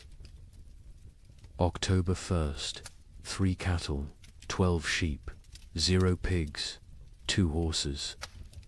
The 2 horses that remain will not accept saddle or bridle. They watch us with eyes that show too much white. We dare not approach them. Desperate attempts at prevention failed spectacularly. Some communities tried isolating healthy animals, only to watch them die faster in confinement. Others attempted ancient remedies, hanging holly over stable doors, painting crosses in lamb's blood on barns, burying horse skulls at crossroads. The Bishop of Winchester ordered all animals blessed with holy water. They died mid-blessing, falling dead at the priest's feet. The most disturbing account comes from a monastery in Somerset, where Brother Francis observed something that shouldn't have been possible. The rats are gone. All of them. Not dead, we've found no bodies, simply vanished. The cats who hunted them sit in empty granaries, mewing at shadows. The barn owls have stopped hunting, stopped calling. Some have been found dead with full bellies, as if they ate something that killed them from within. But there are no rats. Where did they go? Into the walls, under the earth, or somewhere else entirely, somewhere they can wait out what's coming. This observation would prove prophetic.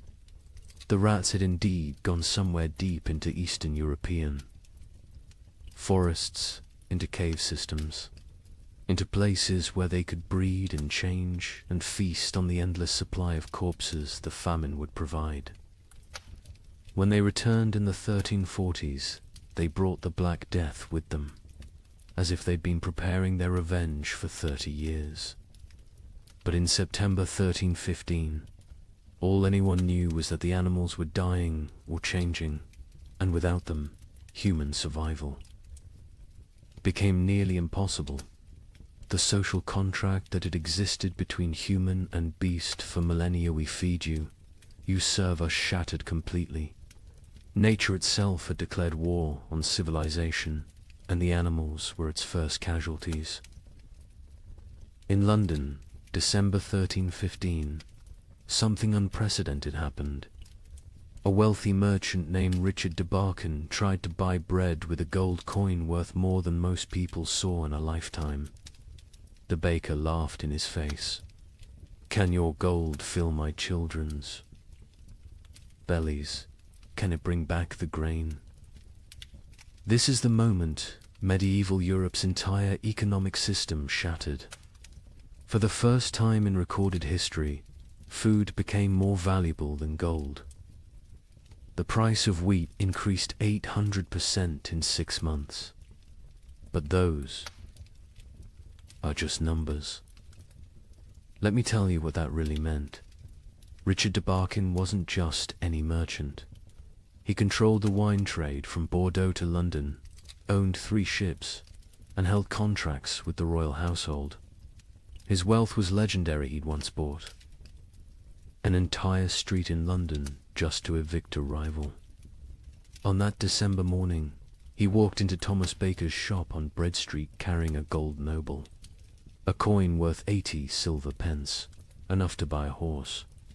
Thomas Baker, his hands still dusted with the last of his flour, looked at the coin like it was a stone. "I have one loaf left," he said, "my last flour. When it's gone, I close my doors forever. That loaf goes to my children. Your gold cannot create grain from nothing." Richard, accustomed to gold opening every door, placed 2 more nobles on the counter. Thomas swept them onto the floor. "Take your metal to the Thames and see if the fish will trade bread for it. I'll keep my loaf." The story spread through London within hours, not because a rich man was refused bread, but because everyone suddenly understood. The fundamental assumption of civilization that money could buy necessities had died. The keeper of the Royal Exchange, Simon de Canterbury, recorded the complete collapse of monetary meaning. December 1st, 1 penny buys a loaf. December 15th, 1 shilling buys a loaf.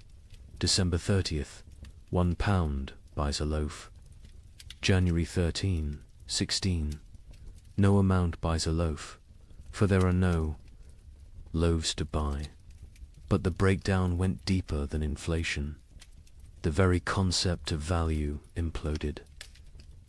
A manuscript from Guildhall records an exchange that would have been incomprehensible months earlier.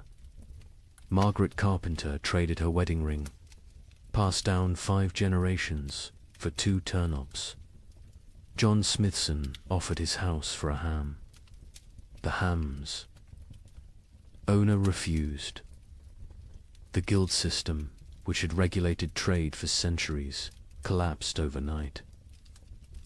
The worshipful company of bakers, once among London's most powerful guilds, disbanded when 8 of 12 members died trying to defend their shops from crowds. Their final record, dated January 3rd, 1316, states, "We dissolve this fellowship, as there is nothing left to fellow over. May God forgive what we have become." In Paris, the situation grew even more surreal. The provost of merchants, attempting to maintain order, issued daily price controls. Every morning, he'd announce the maximum legal price for bread. Every evening, bakers would ignore it entirely. One baker, hauled before the provost for charging 30 times the legal rate, responded, "Hang me if you wish.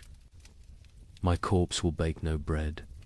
Pay my price or starve legally, those are your choices." The relationship between social classes inverted overnight. A peasant with a hidden store of grain wielded more power than a duke with chests of gold. The Chronicle of St. Denis's records, the Count of Champagne, among the realm's richest men, was seen begging at a farmer's door. The farmer, who once would have been flogged for looking the Count in the eye, kept him waiting 3 hours before trading a sack of mouldy oats for the Count's sword, armor, and signet ring. Venice, Europe's commercial heart, tried to maintain normalcy through imports. The Doge sent ships to Egypt, to Constantinople, to anywhere grain might exist. Most never returned. Those that did brought news that shattered hope. The catastrophe wasn't regional. From Ireland to Poland, from Scotland to Sicily, the earth had stopped providing. A Venetian merchant's letter to his partner survives. "I have 40,000 ducats in gold.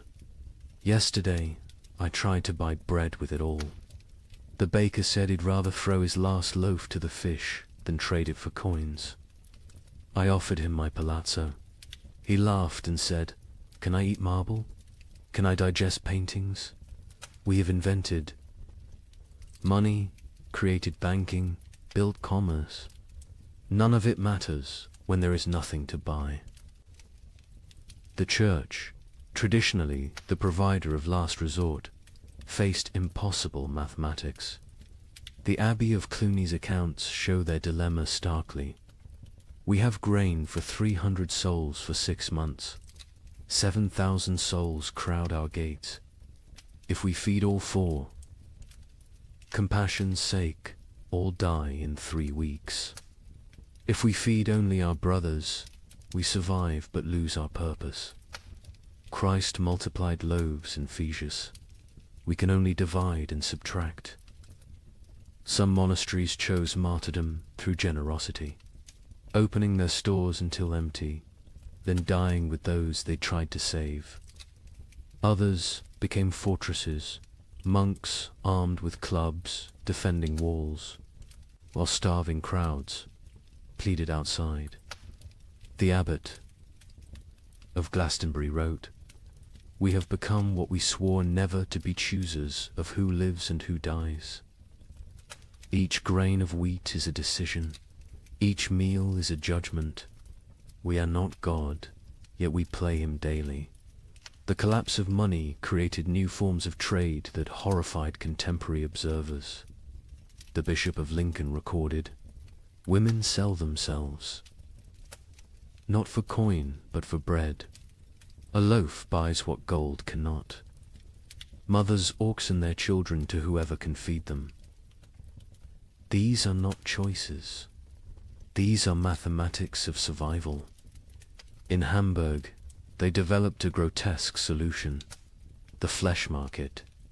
Not selling human flesh, not yet, but selling the promise of it. People would sign contracts, pledging their bodies after death in exchange for food while living. A German merchant wrote, "The dying sell their future corpses for present bread. Buyers mark their purchases, waiting like vultures. When someone falls, arguments break out over whose property they've become." The English crown attempted to maintain control through force. Edward II issued proclamations making food hoarding punishable by death. The result: those with food hid it better. Royal agents searching for hidden grain often found families dead of starvation, sitting around empty tables, having hidden their food so well they couldn't find it themselves in their final delirium. A royal clerk named William de Dean recorded, "The futility. We hanged a man for hiding grain. The crowd watching the execution fought over his shoes before he stopped kicking. We cannot hang hunger. We cannot execute starvation. The king commands the rain to stop, the crops to grow, the natural order to restore itself. The rain continues. The king might as well command the dead to rise." By February 1316, even the concept of theft had changed. How could taking food be a crime when not taking it meant death? London's courts stopped prosecuting food theft after jurors refused to convict. One judge wrote, "A man stole bread from a child. The child's mother killed the thief with her bare hands. Who is the criminal? Who is the victim? Our laws were written for a world where food existed. That world is gone." The most profound change was in how people understood wealth itself. For 1,000 years, wealth meant gold, land, titles, power. Now it meant calories. The Archbishop of Canterbury observed, "A beggar with a hidden turnip is richer than a lord with a castle." We spent centuries accumulating treasures that now mean nothing. We should have been stockpiling grain. But who could imagine a world where gold couldn't buy bread? Who could conceive of money itself becoming worthless? This economic collapse wasn't temporary. Even after the harvests eventually returned, the absolute faith in currency never fully recovered. People remembered when gold meant nothing, when coins were just metal, when the entire elaborate system of commerce crumbled before the simple reality of hunger. They remembered when the only currency that mattered was food, and the only exchange rate was survival. Agnes's Norwich recorded in her household accounts the progression of what her family ate as 1316 dawned. January, barley bread mixed with sawdust. February, acorn flour and ground bones. March, boiled leather and tree bark. April's entry is just one line. We no longer record what we eat. The creativity of starvation is horrifying. Pine needles ground into paste. Clay mixed with the last drops of milk to make it filling. Parents secretly bleeding themselves at night to mix blood into their children's gruel for protein. But in the city of Erfurt, they discovered something that would haunt Europe's collective memory forever. The local tanner, a man who had grown mysteriously fat while others starved, was found to have a peculiar source of leather. The city records state only, he was burned alive by common consent, and none would speak of what was found in his cellar. Agnes of Norwich was a merchant's widow who'd kept meticulous household accounts for 20 years. Her ledger, preserved in Norwich Cathedral, transforms from mundane records into a descent through hell. Her husband had died in late 1315, leaving her with 4 children and what seemed like adequate stores. She'd managed households through hard times before, but this was different. January 1316. Mix true barley with sawdust from Thomas Carpenter's shop. 1 part grain to 1 part wood. The children notice but do not complain.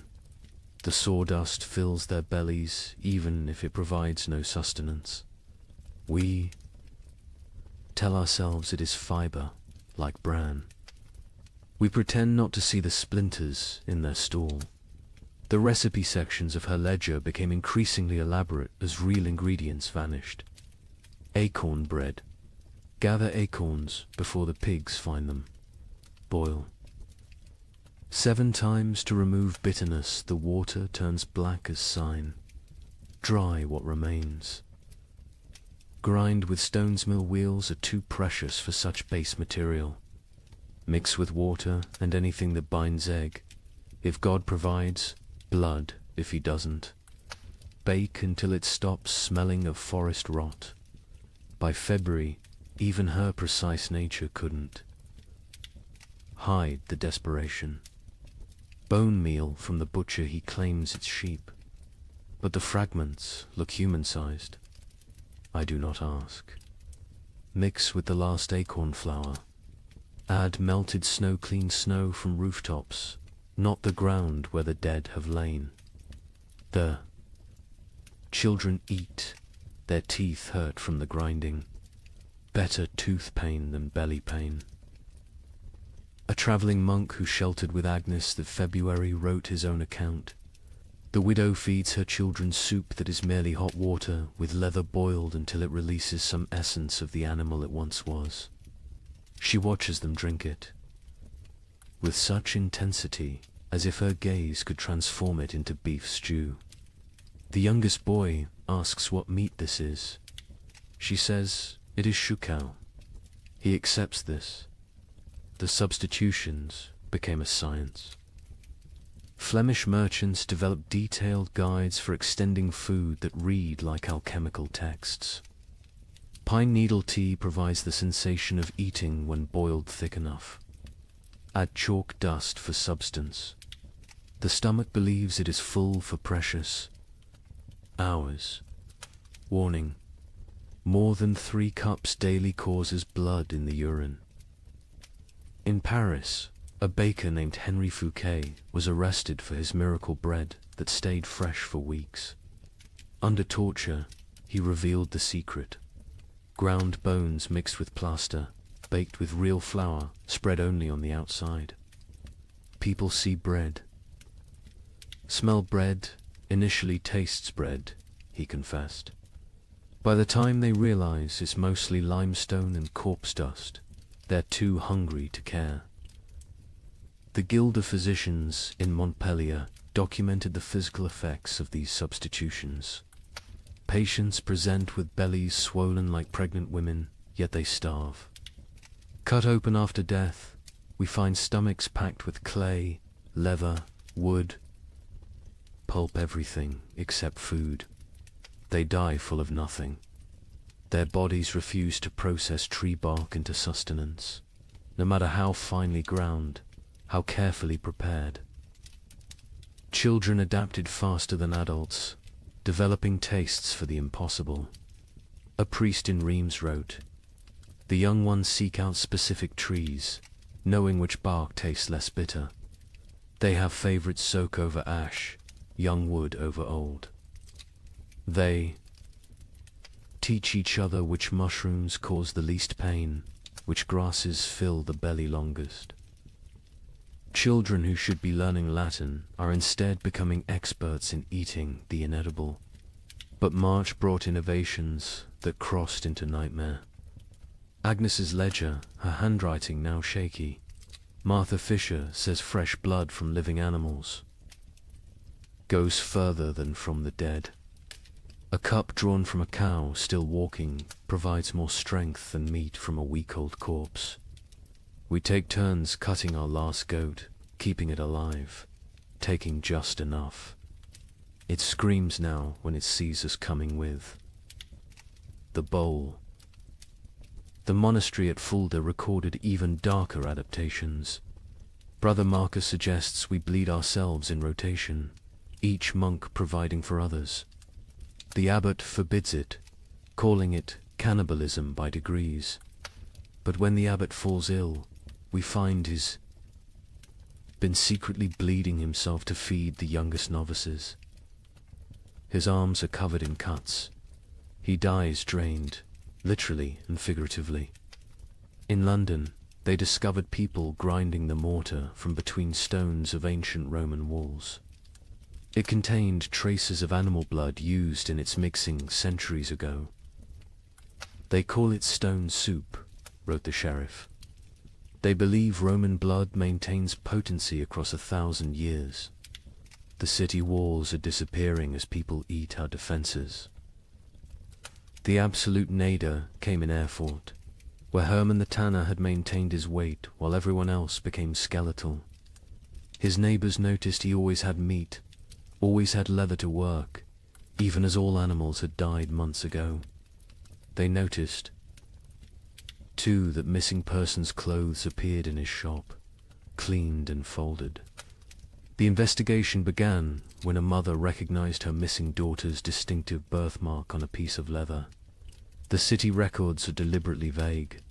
Found in his cellar, barrels of salt meat bearing no resemblance to any beast, skins hanging that showed tattoos and scars, bones too stray to be cattle, too thick to be pig.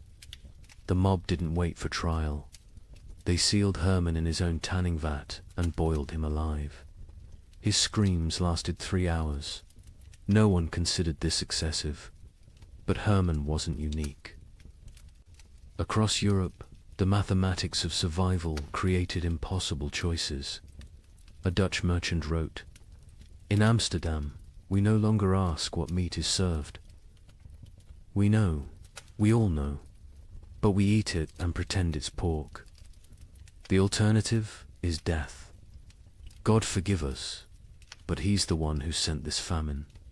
Agnes of Norwich's final food relay entry, April 1316, is indeed just one line. We no longer record what we eat, but she continued writing other observations. May, my youngest son no longer asks for food. June, found Margaret's teeth in her bed. They fell out in the night. July, we have forgotten the taste of bread. August contains no words, just tally marks, possibly counting days, possibly counting deaths. The last entry, September 1316, in a different hand. Agnes died this morning. We found her in the garden, eating earth, smiling. She said it tasted like heaven. We buried her where she fell. The ground was already open from her feeding. We are what remains of her family. We have survived on what she taught us to eat. We have survived on what she refused to eat. Both lessons were love. The great substitution wasn't just about replacing food with non-food. It was about replacing civilization with survival, morality with mathematics, humanity with hunger. Every successful substitution, every recipe for bark bread, every method for making leather edible was both a triumph of human ingenuity and a step towards something inhuman. Here's a question that sounds simple until you're living it. If you have enough food for your family to survive 6 months, but your neighbor's children are dying today, what do? Share and all die in 3 months? Or bar your door and listen to them cry? A priest in Ghent documented these impossible choices. A mother of 4 calculating exactly how much food each child needed based on their chances of survival. The strongest got more, the weakest ... didn't. She loved them all, he wrote. That's why she chose. Father Benedict of Ghent had been a priest for 30 years when the famine came. His parish records, instead of births and deaths, became a chronicle of moral arithmetic that would haunt him until his own death. He wrote not in Latin, but in common Flemish, wanting everyone to understand what survival really cost. Elizabeth van Meer, mother of 4, widow, has grain hidden beneath her floor enough for 6 months if one person eats, 3 months if to eat, 6 weeks if all 5 eat. She came to confession not for absolution, but for mathematics. Father, she said, tell me God's formula for choosing which children live. Elizabeth's children ranged from 14 to 3. The eldest, Jan, strong enough to work if work existed. The twins, Marie and Catherine, 9 years old, clever but frail. The youngest, Peter, barely walked but consumed as much as the others. Father Benedict recorded her terrible calculus. She weighs them each week on the merchant scale. Charts their decline. Jan loses weight, slowest his body large enough to consume itself gradually. Peter loses fastest, no reserves in that tiny frame. The twins fall between. She creates equations. If Jan gets double rations for 3 weeks, he might strong enough to steal food for the others. If Peter gets nothing for 3 days, his suffering ends and the others get 9 more days each. These are not thoughts, these are numbers. Cold, merciless numbers. The priest watched Elizabeth transform from mother to mathematician. She no longer sees children. She sees survival probabilities. Jan, 70% chance if fed properly. The twins, 40% each if maintained, but 60% for one if the other stops eating. Peter, 15% regardless. She doesn't cry when she does these calculations. Tears are water the body cannot spare. But Elizabeth wasn't unique. Across Europe, parents performed similar calculations. A merchant in Bruges is left a ledger that makes accountants weep. Assets, 3 children, 1 wife, self, liabilities, love, compassion, memory of better times. Formula for survival. Assets minus liabilities equals tomorrow. In London, a wealthy lawyer named Thomas Hardwick documented his family's rationing system with legal precision. Established a tribunal each morning. Each family member presents their case for food. Activities of previous day weighed against probable future utility. Wife sewing equals quarter ration. Son studying equals eighth ration. Knowledge feeds no one now. Daughter spinning equals half ration. Wool still has value. Baby crying equals no ration. Noise attracts hungry neighbors. The mathematics extended beyond families. Entire communities developed survival algorithms. The village of Wickham created what they called the life lottery. Every Sunday, families drew lots. Winners got the week's communal food. Losers got nothing. But here's the insane part. Families could trade lottery tickets. A mother with one child might sell her chance to a father with 4, calculating that certain death with payment beat probable death without. Father Benedict recorded a town meeting that descended into pure calculation. The baker proposed we stop feeding anyone over 50, they've lived their lives. The blacksmith countered, we stop feeding anyone under 5, they're too young to remember better times. Won't miss what they never knew. The mayor suggested we feed only those who can work. The priest asked who would bury the dead. The meeting ended with no decision. Mathematics cannot solve philosophy. The church itself wasn't immune to these calculations.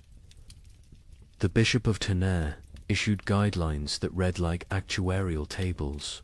Orphans under 7, half rations, orphans 7 to 12, full rations if they work, orphans over 12, no rations old enough to fend for themselves, widows with children, proportional to number of surviving offspring, widows without children, God will provide. A monastery in Liège developed even more complex formulas.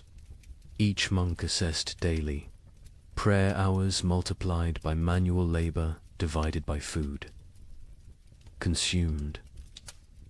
Those whose spiritual productivity falls below temporal consumption must fast until the equation balances. Brother Francis, young and strong, eats daily. Brother Augustine, old and weak, but whose prayers are powerful, eats thrice weekly. We have mathematized the soul. The most heartbreaking account comes from a school teacher in Cologne who tried to save her students. 23 children in my care. Food for 5. I create competitions. Best recitation gets bread. Fastest runner gets soup. But children understand. They know it's not about merit, but about choosing who dies educated. Little Wilhelm, bright as sunrise, asked me, "Teacher, if I die today, can Thomas have tomorrow's lesson and my portion?" He was 7. He understood the trade. Some communities tried to remove human choice from the equation entirely. In Basel, they built what they called the Wheel of Fortune, a great spinning disc with names. Each day, spin the wheel. Where it stops determines who eats. Pure chance. No favoritism, no guilt. The wheel chose who lived and died. Citizens preferred random cruelty to deliberate choice.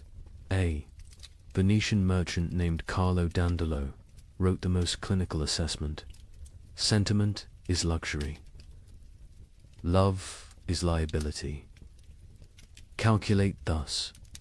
Calories needed per pound of human maintained.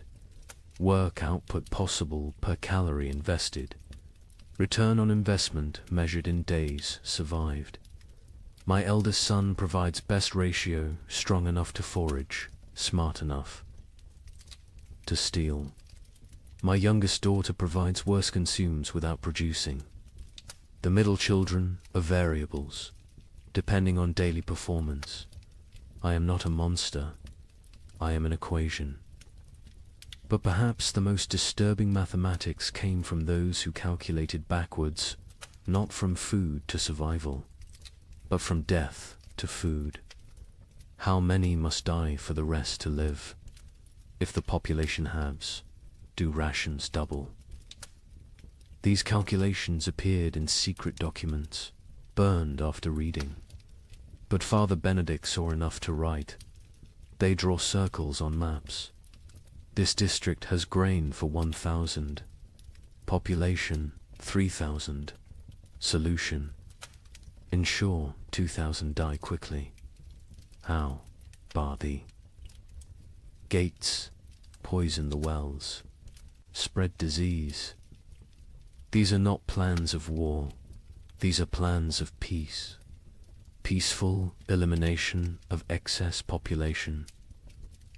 The psychological toll of these calculations broke minds. Elizabeth Van Meer, the mother from the beginning, eventually snapped. Father Benedict found her one morning, feeding all her children equally, generously, using their entire store in one meal. She said, she solved the equation, he wrote. Everyone dies together, full, happy, as a family. No choosing. No survivors bearing guilt. Mathematical perfection. 0 equals 0. But she couldn't do it. At the last moment, she hid a portion, gave it to Jan, the eldest, and walked into the forest with the 3 younger children. They found her frozen arms around the little ones, all of them smiling. Jan survived, found by traders, raised by strangers.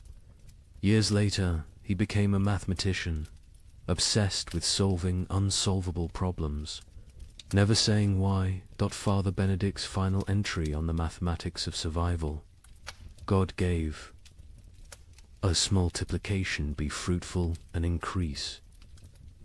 The devil gave us division choose, who lives and dies. We have become expert in dark arithmetic, subtracting souls, dividing families, calculating the minimum viable population. We measure love in ounces of grain, weigh souls against bread. Calculate the exchange rate between mercy and survival. Every choice is an equation. Every equation is a condemnation. Every survivor is a mathematician who solved for x, where x equals continued existence and all other variables equals 0. The mathematics of survival reduced human society to its most basic algorithm. Who dies so others live? Every family, every community, every institution faced this equation. Some solved for maximum survival, others for minimum suffering. None solved for justice, because justice requires abundance, and abundance was memory. These calculations left scars that lasted generations. Survivors could never forget the arithmetic they'd performed, the variables they'd eliminated, the human constants they'd reduced to 0.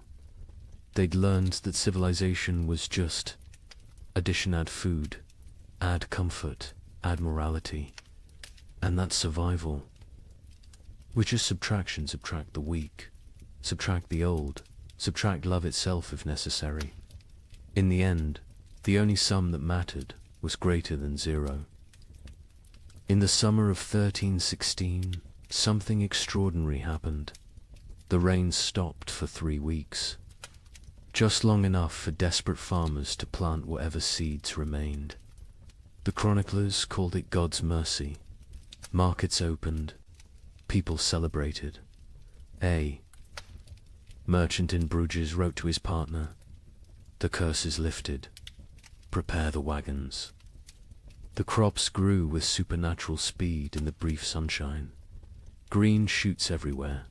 Hope returned like a physical warmth. Families who had been preparing to separate to increase survival chances made plans to reunite. Then came August 10th, 1316, the day the hail began. Chunks of ice the size of goose eggs. For 3 hours, every single plant that had grown in those precious 3 weeks was obliterated. Not damaged. Obliterated. Crushed into the mud so thoroughly that you couldn't tell fields from road. The Bruges. Merchant's next letter contained only one line. God has abandoned us entirely.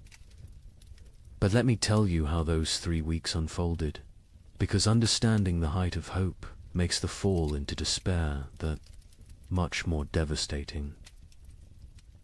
July 18th, 1316. Dawn came without rain for the first time in 14 months. Not drizzle, not mist, but actual absence of water from the sky. In Paris, people stood in the streets, faces upturned, confused by the sensation of dryness.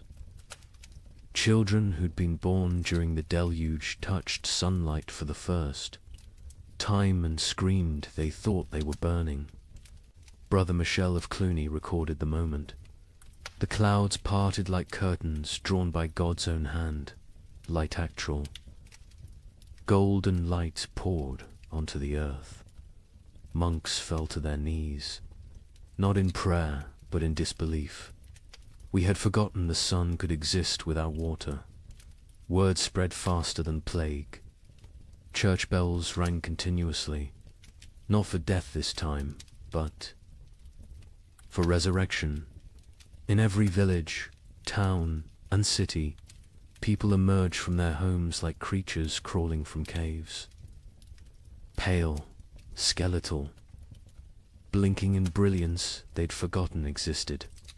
The merchant Jacob van Bruges wrote to his partner Hans in Antwerp with trembling hand. The curse is lifted. God has remembered us. The rain has stopped. Prepare, the wagons will have grain to trade by autumn. Tell everyone survival is possible again. Markets that had been closed for months exploded back to life. Not with food, there was still no food, but with hope transformed into commerce. People traded promises, futures, possibilities. A farmer would pledge his upcoming harvest for tools. A baker would promise future bread for present shelter. The economy, dead for a year, gasped back to life on nothing but anticipated abundance. The seeds came from everywhere and nowhere, hidden in walls, buried in yards, hoarded in attics. Every kernel that had been saved, just in case, was brought into the light. Some families had protected seed grain while their children starved, betting everything on this exact moment. They'd been called monsters. Now they were visionaries. The planting was religious ecstasy mixed with desperate efficiency. In Normandy, the entire surviving population, nobles, merchants, priests, children, went into the fields. The Duke of Normandy himself, who hadn't touched soil in his lifetime, was seen on his knees, pressing seeds into earth with tears streaming down his face. A young girl named Marguerite wrote in her diary, "Papa says we're planting hope. Mama says we're planting survival. I think we're planting prayers and watching to see if God makes them grow." And grow they did. The crops erupted from the soil with impossible vigor. Wheat that should take weeks to sprout appeared in 3 days. Barley shot up overnight. Beans climbed their poles so fast you could watch them move. The chroniclers, usually skeptical men, wrote of agricultural miracle. It is as if the earth, starved for so long of its purpose, is making up for lost time, wrote the Bishop of Rouen. The crops grow with such speed that farmers sleep in their fields, afraid to miss the harvest moment. Green spreads across the land like God painting with life itself. The markets transformed overnight. The champagne fairs, dead for 2 years, announced their return. Merchants who'd hidden through the catastrophe emerged with old contracts, ready to trade. Ships that had rotted in harbors were hastily repaired. Trade routes, abandoned to bandits and nature, were cleared by communities working together for the first time in months. In Florence, they held an impromptu festival. Not planned, just spontaneous explosion of joy. Musicians who'd sold their instruments, played drums, made from barrels. Dancers who'd forgotten how to smile, laughed until they cried. Children who'd never known celebration invented it on the spot. An Italian chronicler wrote, "We feast on nothing but hope, and it fills us better than bread ever did." Families made reunion plans. Fathers who'd sent sons away to increase survival odds sent word to return. Mothers who'd placed daughters in convents prepared to bring them home. Communities that had fractured into hostile fragments began to speak of reconciliation. The 3 weeks of sun didn't just grow crops, they grew possibility. A priest in Ghent gave a sermon that captured the moment. "We have walked through the valley of death's shadow.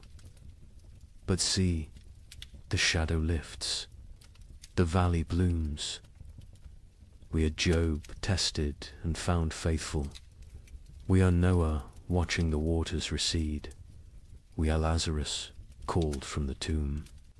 Even the nobility, who'd maintained distance from their starving subjects, joined. The collective delusion. The Count of Flanders announced a harvest festival for September, promising wine from reserves nobody knew existed. The King of France declared that all debts incurred during the unfortunate rain would be forgiven once. The harvest was complete. The Pope issued a bull declaring the famine officially ended by divine intervention. The crops grew so fast that some whispered of dark magic. In Germany, rumors spread that the plants were unnatural, fed by the corpses of the million dead, growing on human fertilizer. But even these whispers were dismissed. Who cared if the wheat grew from graves? The living needed bread. By August 9th, the fields were green carpets of promise. The wheat stood tall, the barley swayed golden, the beans hung heavy on their vines.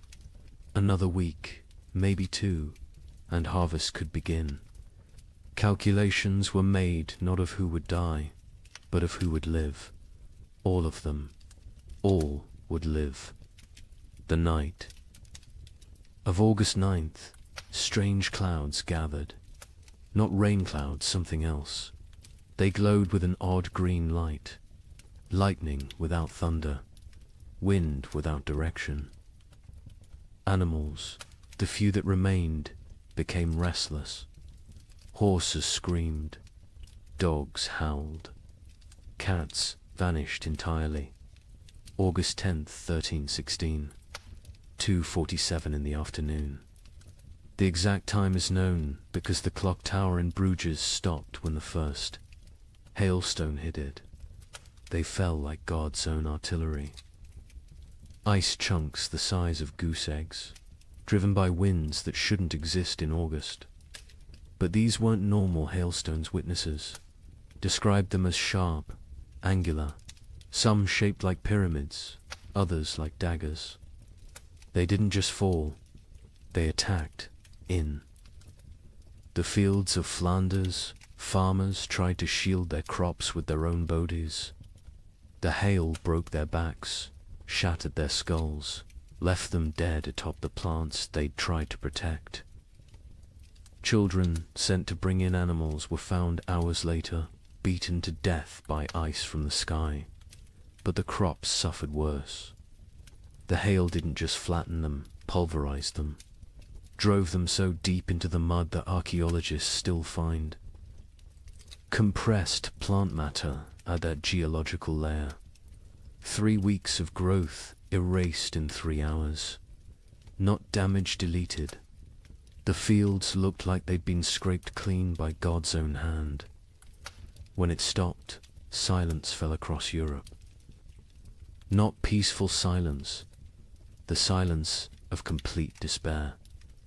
People stood in their obliterated fields, unable to speak, unable to cry, unable to comprehend.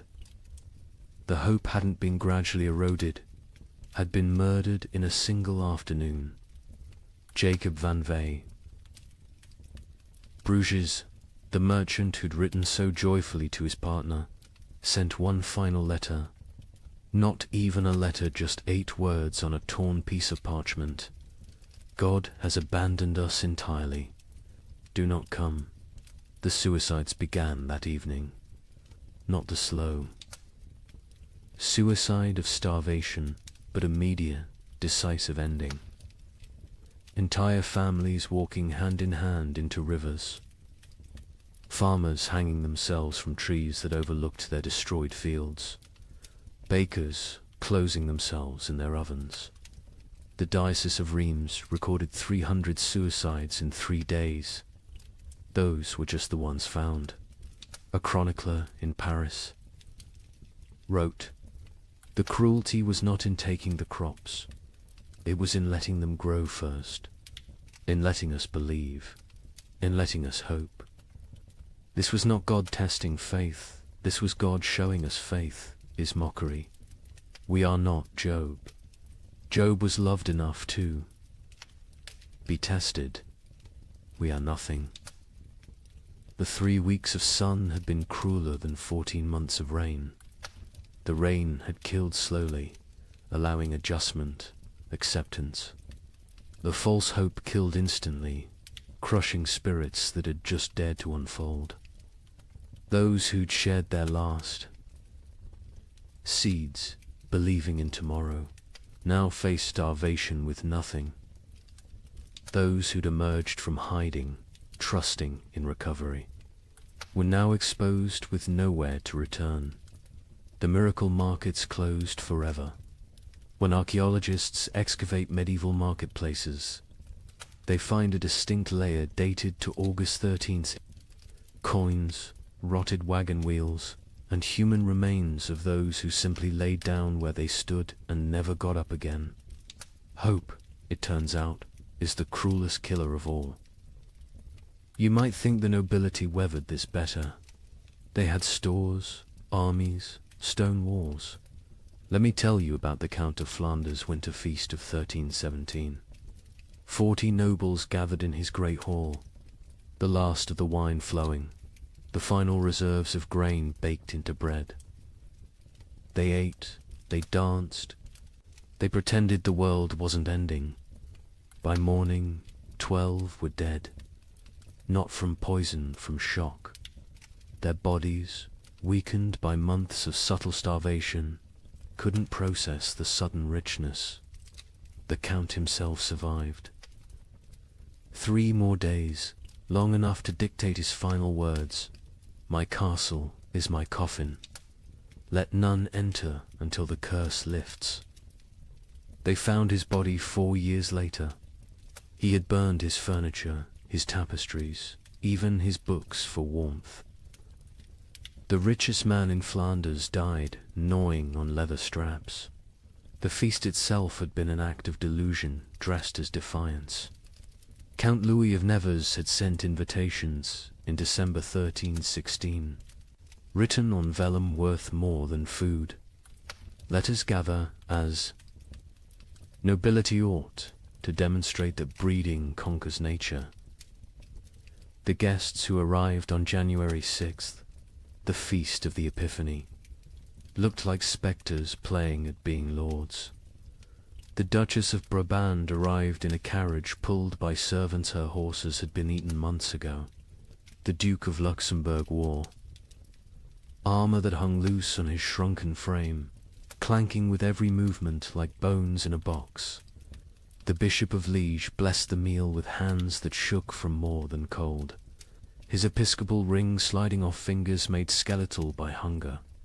But they maintained the facade. They spoke of hunting parties that would never happen, of spring tournaments already impossible, of marriages between children who were likely dead. The Count's chamberlain, Robert de Bethune, later wrote in his secret diary, we dressed corpses. In silken made them dance. We were already dead. The feast was merely our funeral performed by the deceased. The meal itself was madness. After months of eating ground acorns and boiled leather, they faced actual bread, real meat, wine that wasn't mixed with water and prayers. The Count had emptied his entire reserve, deciding either everyone would survive together or die with dignity. He chose wrong. They died with neither survival nor dignity. The Countess of Hainault was the first to fall, her stomach rupturing from the sudden expansion. She died vomiting blood onto her ermine cloak, apologizing for the mess. The young Baron of Chimay collapsed with wine running from his nose, his body unable to remember how to process alcohol. One by one, they fell like dominoes, their starved systems overwhelmed by abundance. The survivors watched their friends die from eating. The cruelest irony in a world already drowning in cruel ironies. The Count himself ate carefully, sparingly, but even he couldn't escape. His physician, one of 3 nobles who survived the night, recorded, his lordship's body shook as if possessed. He sweated ice in January. His eyes bled. He knew death was coming and used his remaining strength to bar the castle doors from inside, condemning himself to die alone rather than risk others entering for the remaining food. Across Europe, similar scenes played out in every castle. These fortresses, built to withstand armies, couldn't withstand hunger. Stone walls kept enemies out, but kept starvation in. Moats that protected against invasion became barriers preventing. Foraging, height advantage, meant nothing when there was nothing below worth taking. The Duke of Burgundy's castle at Dijon became infamous for what chroniclers called the vertical graveyard. As servants and knights died, they were stacked in the towers, frozen by winter, preserved in their positions of death. By spring 1317, visitors could climb the tower stairs and pass through layers of the dead, each floor representing a different week of mortality. The Duke himself was found at the top, seated on his throne, frozen mid-gesture, as if still issuing commands to the dead below. In England, the situation was equally dire. Edward II's own court at Westminster ran out of food in February 1317. The King of England, ruler of territories from Scotland to Gascony, was reduced to sending knights to rob his own subjects' gardens for turnips. A chronicle records, His Majesty was seen gnawing a candle made of tallow, declaring it tasted better than nothing, which was the alternative. The nobility's suffering was different from the peasants, not worse, but uniquely horrible. They had never learned to survive without excess. A peasant knew how to stretch grain, how to forage, how to make something from nothing. Nobles knew only how to command others to provide. When there were no others left, or nothing to provide, they were helpless. Lady Margaret de Clare, one of England's wealthiest women, left a diary that captures this helplessness. I own 17 manors, but cannot eat earth. I have chests of gold, but gold provides no sustenance. I have titles and right and privileges, all worthless as the parchment they're written on. My servants are dead or fled. I, who never dressed myself, now cannot light a fire. I will die. Not from hunger, but from ignorance of survival. The castle hierarchies collapsed in ways that would have been unthinkable before.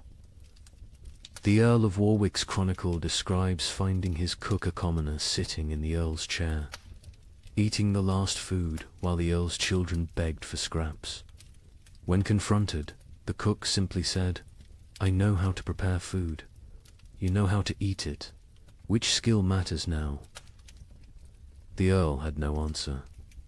Some nobles attempted to maintain order through increasingly desperate measures. The Count of Toulouse issued edicts from his castle requiring peasants to deliver food that didn't exist. When they didn't comply, he sent knights to punish them. The knights found empty villages, just wind and bones. They returned to find the Count dead, his final edict still clutched in his hand. Let them eat loyalty. The collapse of noble authority was physical as well as social. Castles required constant maintenance, roofs needed patching, walls needed pointing, fires needed feeding. Without servants, these monuments to power became tombs of privilege. Rain poured through unrepaired roofs. Frost cracked unmaintained walls. The magnificence became the miserable. Baron Heinrich von Steinberg in Bavaria documented his castle's decay. January, the Great Hall's roof collapses. February, ice forms inside, creating frozen waterfalls from ceiling to floor. March, we burn the banquet table for warmth. April, we burn the portraits of our ancestors. May, we burn the chapel pews, begging God's forgiveness. June, we burn the doors, accepting that we're already in hell. The psychological toll on nobility was particularly severe because they had no framework for understanding poverty. A peasant expected hardship, it was life. A noble experienced hardship as cosmic betrayal. God had ordained their superiority. This suffering suggested God had changed his mind. The abbess of Fantavrolt, herself, noble-born, wrote, "They come to me, these duchesses and countesses, asking why God has abandoned them. I tell them God hasn't abandoned them, he's simply treating them like everyone else. They find this more terrifying than abandonment. Some nobles attempted escape through marriage, not for alliance, but for food. The Count of Champagne offered his daughter to anyone who could provide a year's grain. A wealthy merchant accepted, then discovered the Count had already eaten the grain before the wedding. The merger of nobility and merchant class, which would normally take centuries, happened in months, paid for in bread. Others chose more extreme exits. The Duke of Austria held what he called the final tournament nobles. Jousting not for honor, but for the right to eat the loser's horses. The Duke himself participated and lost, whether deliberately or through weakness, unknown. His horse fed 12 people for 3 days. The Duke's body fed the crows. By the winter of 1318, castle after castle stood empty, not conquered, abandoned. The noble families that survived did so by abandoning everything that made them noble. They fled to cities, to monasteries, to anywhere that might have food. Princes became beggars. Duchesses became servants. The feudal order didn't fall, it starved to death. The Count of Flanders' castle stood sealed for 4 years before anyone dared enter. When they finally broke down the doors in 1321, they found a scene from nightmare. The Count's body sat at his desk, quill in hand, having documented his own death. Day 1, alone with enough food for months if careful. Day 15, ate the cats. Day 30, ate the leather from books. Day 45, discovered one can chew tapestries for the illusion of eating. Day 60, weakness makes writing difficult. Day 71, God is silence. Day 80, I understand now, this castle was always my tomb. I just lived in it before dying in it. His final entry, barely legible: nobility means nothing to hunger. Hunger recognizes no titles, no bloodlines, no divine right. We built these castles to protect us from enemies. We never imagined the enemy would be emptiness itself. Stone walls cannot keep out starvation. Golden crowns provide no nourishment. We ruled by God's grace. We die by God's indifference.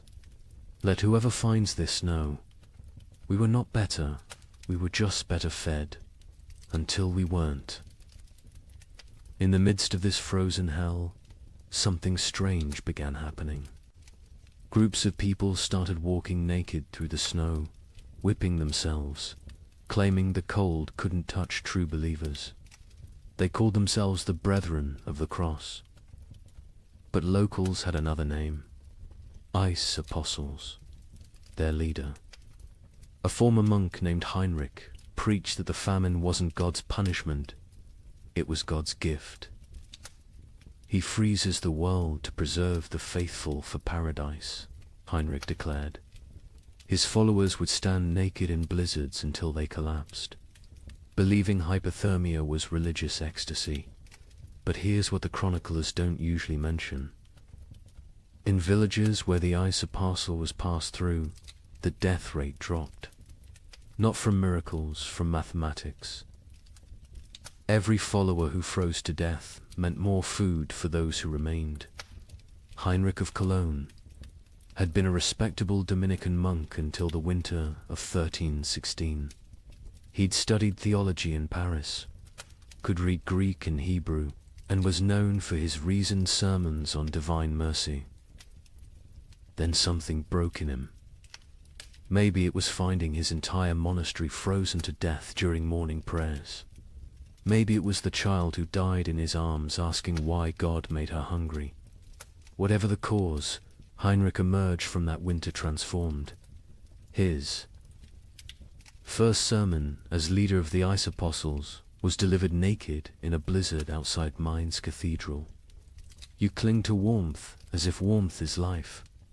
You fear cold as if cold is death. But I tell you, the cold is God's own embrace. The frozen are the chosen. This ice age is not ending, but beginning. God is freezing the world to preserve his faithful like saints, relics preserved in crystal. The theology was insane, but internally consistent. Heinrich taught that the great famine was actually the beginning of paradise. The cold was purifying the world. The hunger was freeing souls from flesh. Death by freezing was not death, but transformation, the body becoming one with God's frozen perfection. His followers didn't die. They crystallized into eternal forms. The Bishop of Cologne wrote in horror, Heinrich strips his followers naked, men, women, children, and leads them in procession through the snow. They sing hymns while their flesh turns blue, then black. They call frostbite God's kisses when toes fall off from freezing. They celebrate the shedding of earthly weight. They stand in frozen rivers until they cannot stand, then lay down to complete their transformation. But Heinrich was clever in his madness. He didn't demand immediate death. The transformation was gradual. First, initiates gave up cloaks, then shoes, then undergarments. Each stage brought them closer to divine coldness. This gradual exposure meant some survived long enough to spread the movement. Others died at precisely calculated intervals, creating a steady stream of martyrs without eliminating the entire group at once. The rituals were elaborate and horrifying. The baptism of ice involved breaking through frozen rivers and submerging converts until they stopped shivering. Heinrich claimed this was the moment the soul accepted divine cold. The communion of snow had followers eating only snow for days, claiming it was bread from heaven, already blessed by God's frozen touch. A merchant from Nuremberg witnessed their evening prayers. Hundreds of naked bodies kneeling in snow, their skins so blue it looked painted. They whipped themselves. With branches frozen into ice clubs, each strike shattering skin like broken pottery. Blood froze before it could flow. They called it red ice prayer beads. Children among them, babies even, held up by dying mothers, all singing about the warmth of freezing.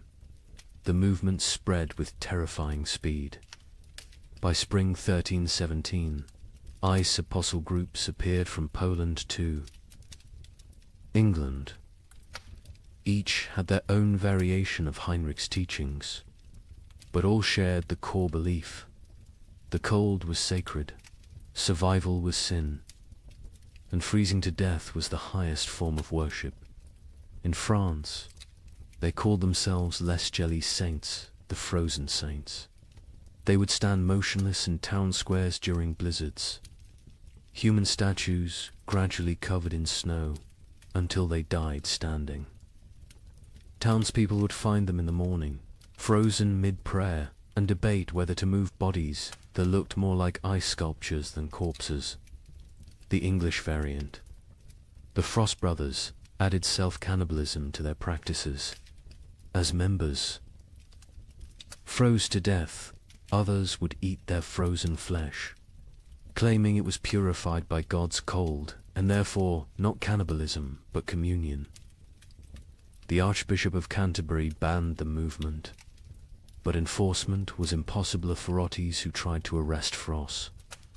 Brothers found only frozen corpses arranged in disturbing tableaus. But here's what made the ice apostles truly insidious. They targeted the most vulnerable. Heinrich actively recruited the elderly, the sick, the starving, those already near death. He offered them meaning for their suffering.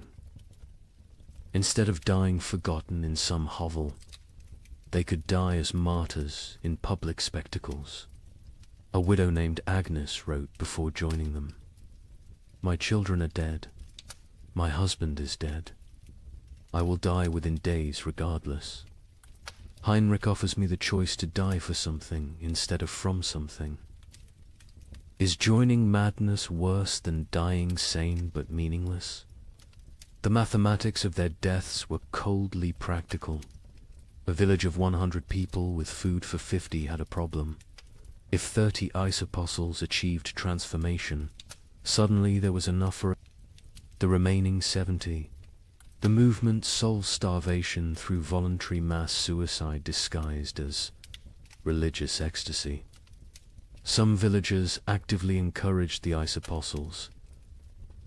The mayor of Strasbourg secretly provided Heinrich with lists of the dying poor, suggesting them as ready for transformation. The town council of Basel offered the ice apostles free passage but required them to perform their freezing rituals outside town walls. They wanted the benefits of fewer mouths without the spectacle of public death. Heinrich himself seemed aware of this dynamic. In a letter to a former colleague, he wrote, "They think I'm mad, perhaps, but my madness feeds their children. Every follower who freezes is one less competitor for grain. We are solving the famine through faith. Is it not better to die believing you're achieving paradise than to die knowing you're just starving?" The church struggled to respond. Declaring the movement heretical was easy. Stopping it was impossible. How do you prevent people from freezing themselves to death when they're going to freeze to death anyway? The Pope issued bulls condemning the ice apostles. But papal authority meant little to people who believed the Pope himself was too warm to understand God's frozen truth. Some priests tried infiltrating the movement to redirect it. Father Johannes of Worms joined a group, gradually convincing them that true freezing required surviving winter to freeze again next year. He saved dozens through this theological manipulation. But Heinrich heard of this and declared that any ice apostle who survived winter had failed their transformation and must try harder next time. The movement produced disturbing art. Ice. Apostles would arrange dying members into religious scenes, frozen nativity displays using real dying people, crucifixion tableaus with followers frozen to wooden crosses, recreations of the Last Supper with participants dying at table. These displays would remain until spring thaw revealed the horror underneath the snow. Children raised in the movement knew no other reality. A boy named Wilhelm, rescued at age 7, couldn't understand warmth. He would scream when brought near. Fires, tear off clothes, stand outside during blizzards, begging to return to God's cold. He never recovered, spending his adult life sleeping on stone floors, eating snow when available, eternally seeking the frozen paradise of his youth. The end of the ice apostles came not from suppression, but from success. By 1318, most vulnerable populations who might join had already transformed. Heinrich himself disappeared during the winter of 1318 to 1319. Some say he finally achieved his own transformation, freezing solid while preaching. Others claim he was seen years later in Spain, warm and well-fed, having abandoned the movement once it served its purpose. A final account from a survivor provides the most chilling perspective. Maria of Augsburg, who left the movement days before. Her planned transformation wrote, "We knew we were committing suicide." Heinrich knew. Everyone knew. But we dressed it in ritual and meaning because meaningless death was unbearable. The ice apostles didn't worship cold, we worshipped having a choice in how we died. In a world where death was certain, choosing. Its form felt like freedom. The demographic impact was significant. Historians estimate the ice apostles removed between 50,000 and 100,000 people from the population, voluntary deaths that paradoxically helped others survive. Villages that hosted ice apostles had marginally better survival rates than those that didn't. The movement was simultaneously mass murder and mass mercy, but the psychological impact lasted generations. The idea that death could be repackaged as victory, that suffering could be transformed through rhetoric into triumph, became embedded in European consciousness. Future apocalyptic movements would use Heinrich's template: take the inevitable, declare it divine, and lead the desperate into believing their destruction is actually their deliverance. The ice apostles left no churches, no holy books, no official record. Only frozen bodies in strange positions, mass graves of the willingly dead, and the disturbing realization that when survival becomes impossible, humans will invent religions that make death a sacrament. They proved that in extreme conditions. The line between martyrdom and mass suicide disappears, and that sometimes, perhaps most terrifyingly, they serve the same mathematical function: fewer mouths to feed in a world that has forgotten how to provide food. By 1318, the concept of nations began to dissolve. The King of England couldn't feed his army. The French crown controlled only Paris. The Holy Roman Emperor ruled nothing but his own hunger. But local warlords thrived. A minor knight with a sword. Grain supplies suddenly commanded more power than dukes. These frost lords, as they were called, built tiny kingdoms that lasted weeks or months. Their reigns ended predictably. When the food ran out, their followers ate them. The Bishop of Strasbourg recorded one such ending. Lord Wilhelm's men roasted him over his own hearth. They claimed he had grown fat on their suffering, so it was only just. His screams echoed across the frozen Rhine. When questioned, his captain said simply, he tasted of betrayal. The traditional structure of medieval war for kings commanding. Lords commanding knights, commanding soldiers collapsed when soldiers realized their commanders had no food to offer. A knight's oath of fealty meant nothing to an empty stomach. By early 1318, Europe had fractured into thousands of micro-kingdoms, each centered around whoever controlled food. Sir Roderick of Ghent, a minor knight with no title beyond his sword, became more powerful than the Duke of Burgundy simply because he had discovered a monastery's hidden grain store. With 40 bushels of wheat, he recruited an army of 300 starving men.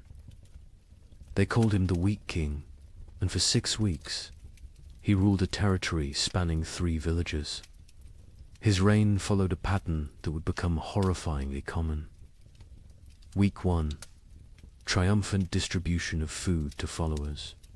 Week 2. Strict rationing. As reality set in. Week 3. Increasingly desperate raids on neighboring territories. Week 4. Internal conflicts over dwindling supplies. Week 5. The mathematics becoming clear. Week 6. The inevitable conclusion. A surviving member of Roderick's band, Thomas the Miller, testified, "We knew by week 5 that the grain would run out." Roderick knew too. He stopped eating, said he was fasting for victory. Really, he was trying to stretch supplies. But you can't lead starving men if you look fed. When the last grain was gone, we looked at him still healthier than us, despite his fasting, and made the only logical decision. He'd fed us for 6 weeks with wheat. He'd fed us for 3 more days with himself. These frost lords emerged everywhere, their tiny kingdoms rising and falling like waves. A tax collector with a hidden cache became Lord of Calais for 11 days. A merchant who'd hoarded salt pork ruled Antwerp for a month.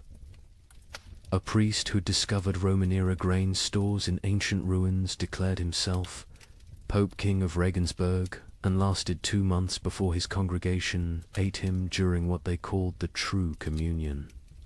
The Bishop of Strasbourg's account of Lord Wilhelm provides the most detailed description of how these micro-kingdoms operated. Wilhelm had been nobody, a 3rd son of a minor lord, trained for priesthood but turned soldier. When the famine began, he was guarding a river crossing that nobody used anymore. But beneath that crossing, in caves known only to smugglers, lay tons of preserved food from decades of illegal trade. Wilhelm emerged from obscurity like a demon from ice, the bishop wrote. One day unknown, the next commanding 500. Men who called him Caesar. He built a frozen empire on dried fish and pickled cabbage, demanding absolute obedience in exchange for daily rations. He held court on a throne made from frozen corpses, dispensing justice measured in mouthfuls of food. Wilhelm's system was sophisticated for a frost lord. He created a complex hierarchy based on usefulness. Soldiers who brought back food from raids received double rations. Craftsmen who could maintain weapons got standard portions. The elderly and weak got quarter rations, enough to keep them alive as emergency food supplies, though this was never stated explicitly. He even minted his own currency, wooden tokens stamped with a wheat symbol. 1 token, 1 meal. The tokens became more valuable than gold in his territory. People murdered for them. Families sold children for them. The tokens were power crystallized into wood. But Wilhelm made the classic Frostlord mistake, he believed. His own mythology. He started eating more, justifying it as maintaining strength for leadership. He took multiple women as wives, claiming he was breeding a new nobility for the post-famine world.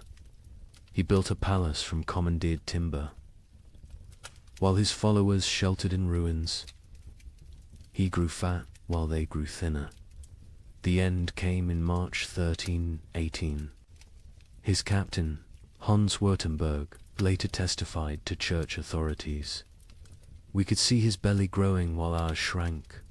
He wore furs while we froze. He spoke of the kingdom we were building while we died building it. When the last preserved meat was distributed, none to us, all to his wives, we knew what had to be done. They didn't just kill Wilhelm, they ritualized it. They held a mock trial where he was accused of hoarding flesh while others had none. They sentenced him to share his flesh as he should have shared his food. They cooked him slowly, keeping him alive as long as possible, making him watch as they ate pieces of him. His screams, the bishop recorded, could be heard in Strasbourg. Across the frozen Rhine, the French crown attempted to reassert control but found their armies dissolving. Upon contact with frost lords, royal soldiers would desert en masse when offered food by local warlords.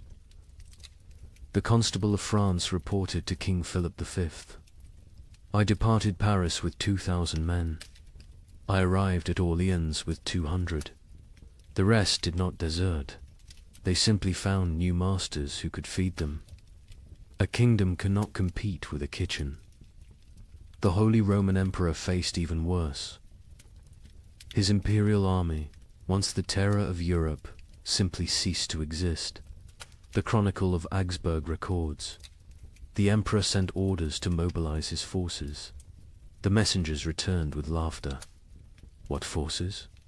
His generals had become frost lords. His soldiers had become bandits. His authority extended exactly as far as his personal guards could walk before collapsing from hunger. England's Edward II tried a different approach, officially recognizing frost lords as legitimate authorities if they swore fealty. The result was chaos. Hundreds of petty warlords claimed royal sanction while fighting each other. The Earl of Lancaster wrote, "The king has legitimized anarchy. Every man with a barn full of turnips now styles himself Lord Protector of something. Some frost lords created elaborate justifications for their rule. Baron Friedrich the Mad claimed God spoke to him through the patterns of frost on windows, dictating who should eat and who should fast. Lord Jacques of Normandy insisted he was the reincarnation of Charlemagne, returned to lead France through darkness. Count Stanislaus of Mazovia declared himself the Emperor of Winter and demanded tribute in the form of human flesh, claiming it was the only meat that wouldn't spoil. The battles between frost lords were unlike traditional warfare. They fought not for territory but for carries. Sieges were impossible. The besiegers would starve before the besieged. Cavalry charges were fanticide the horses had been eaten. Battles were brief, vicious affairs where starving men fought over rumors of food.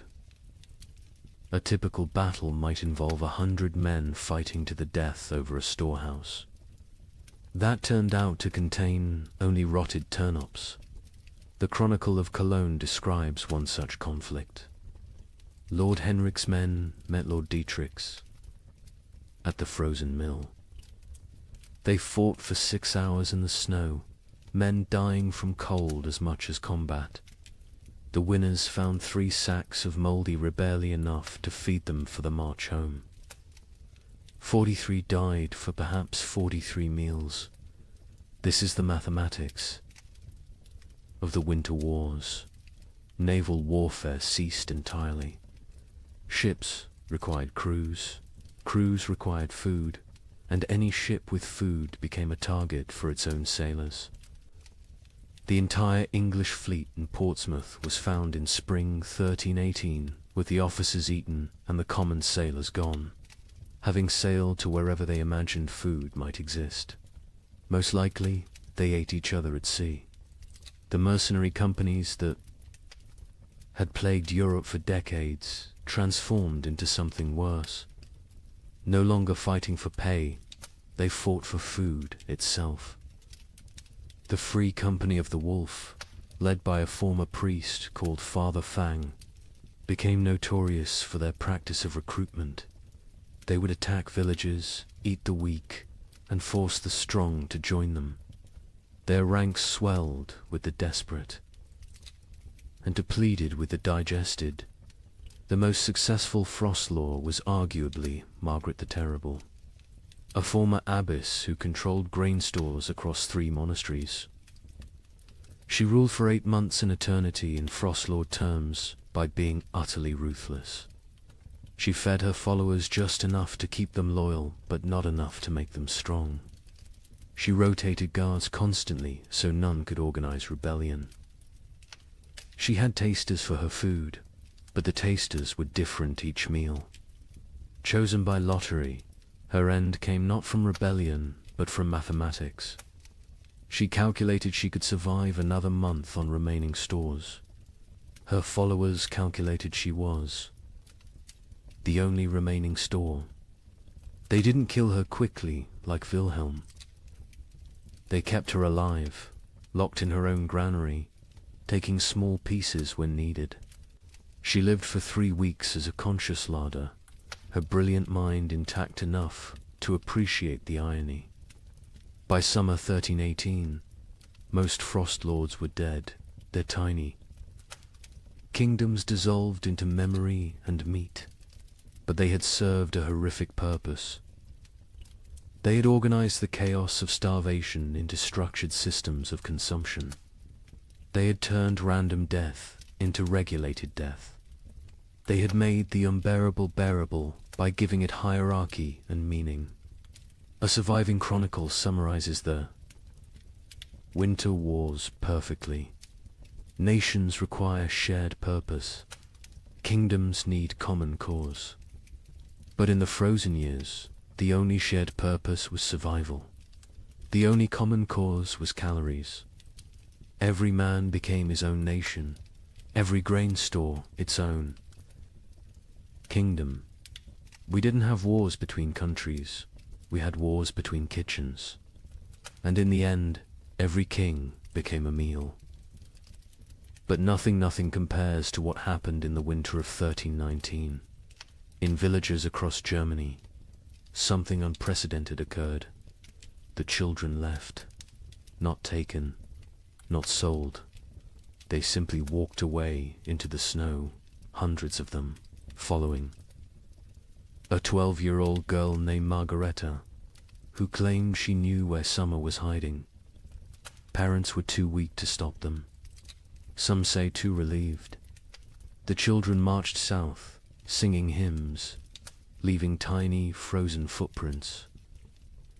They believed if they could reach Rome, they could convince God to bring back the sun. A merchant traveling to Venice reported seeing them, a line of small shadows against the white, moving like sleepwalkers. I offered them bread. They refused.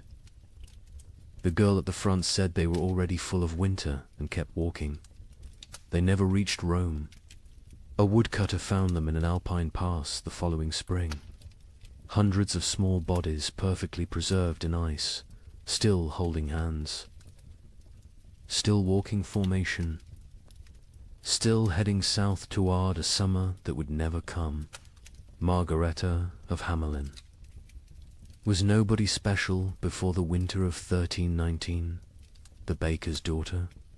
Middle child of 7? Known only for her strange habit of speaking to sparrows that no longer existed? But in January 1319, something changed.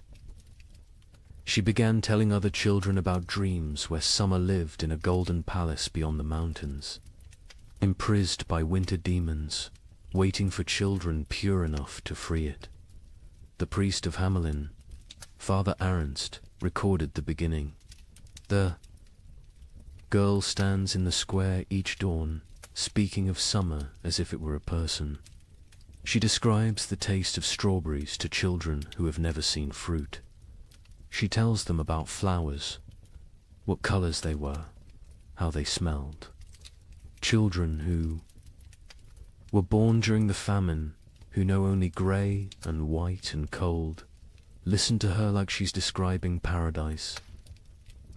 At first, adults dismissed it as childhood fantasy, a coping mechanism for horror. Let the children dream of summer while they starved in winter. But Margaretta's stories grew more elaborate, more specific. She claims summer sent her messages through ice patterns on windows. She said she could hear summer crying, trapped behind the wall of winter, begging to be freed. Summer is not gone. She preached to growing crowds of children. Summer is captured. The adults are too heavy with sin to rescue it. But we, children, light with innocence, can slip through winter's fingers and bring summer home. The theology was childish but compelling. Adults had caused the famine through their wars, their greed, their sins. Children were innocent victims. Therefore, children could be innocent saviors. The logic of a 12-year-old mind, but to other 12-year-olds it was revelation. By February, Margaretta had hundreds of followers, all children between the ages of 4 and 14.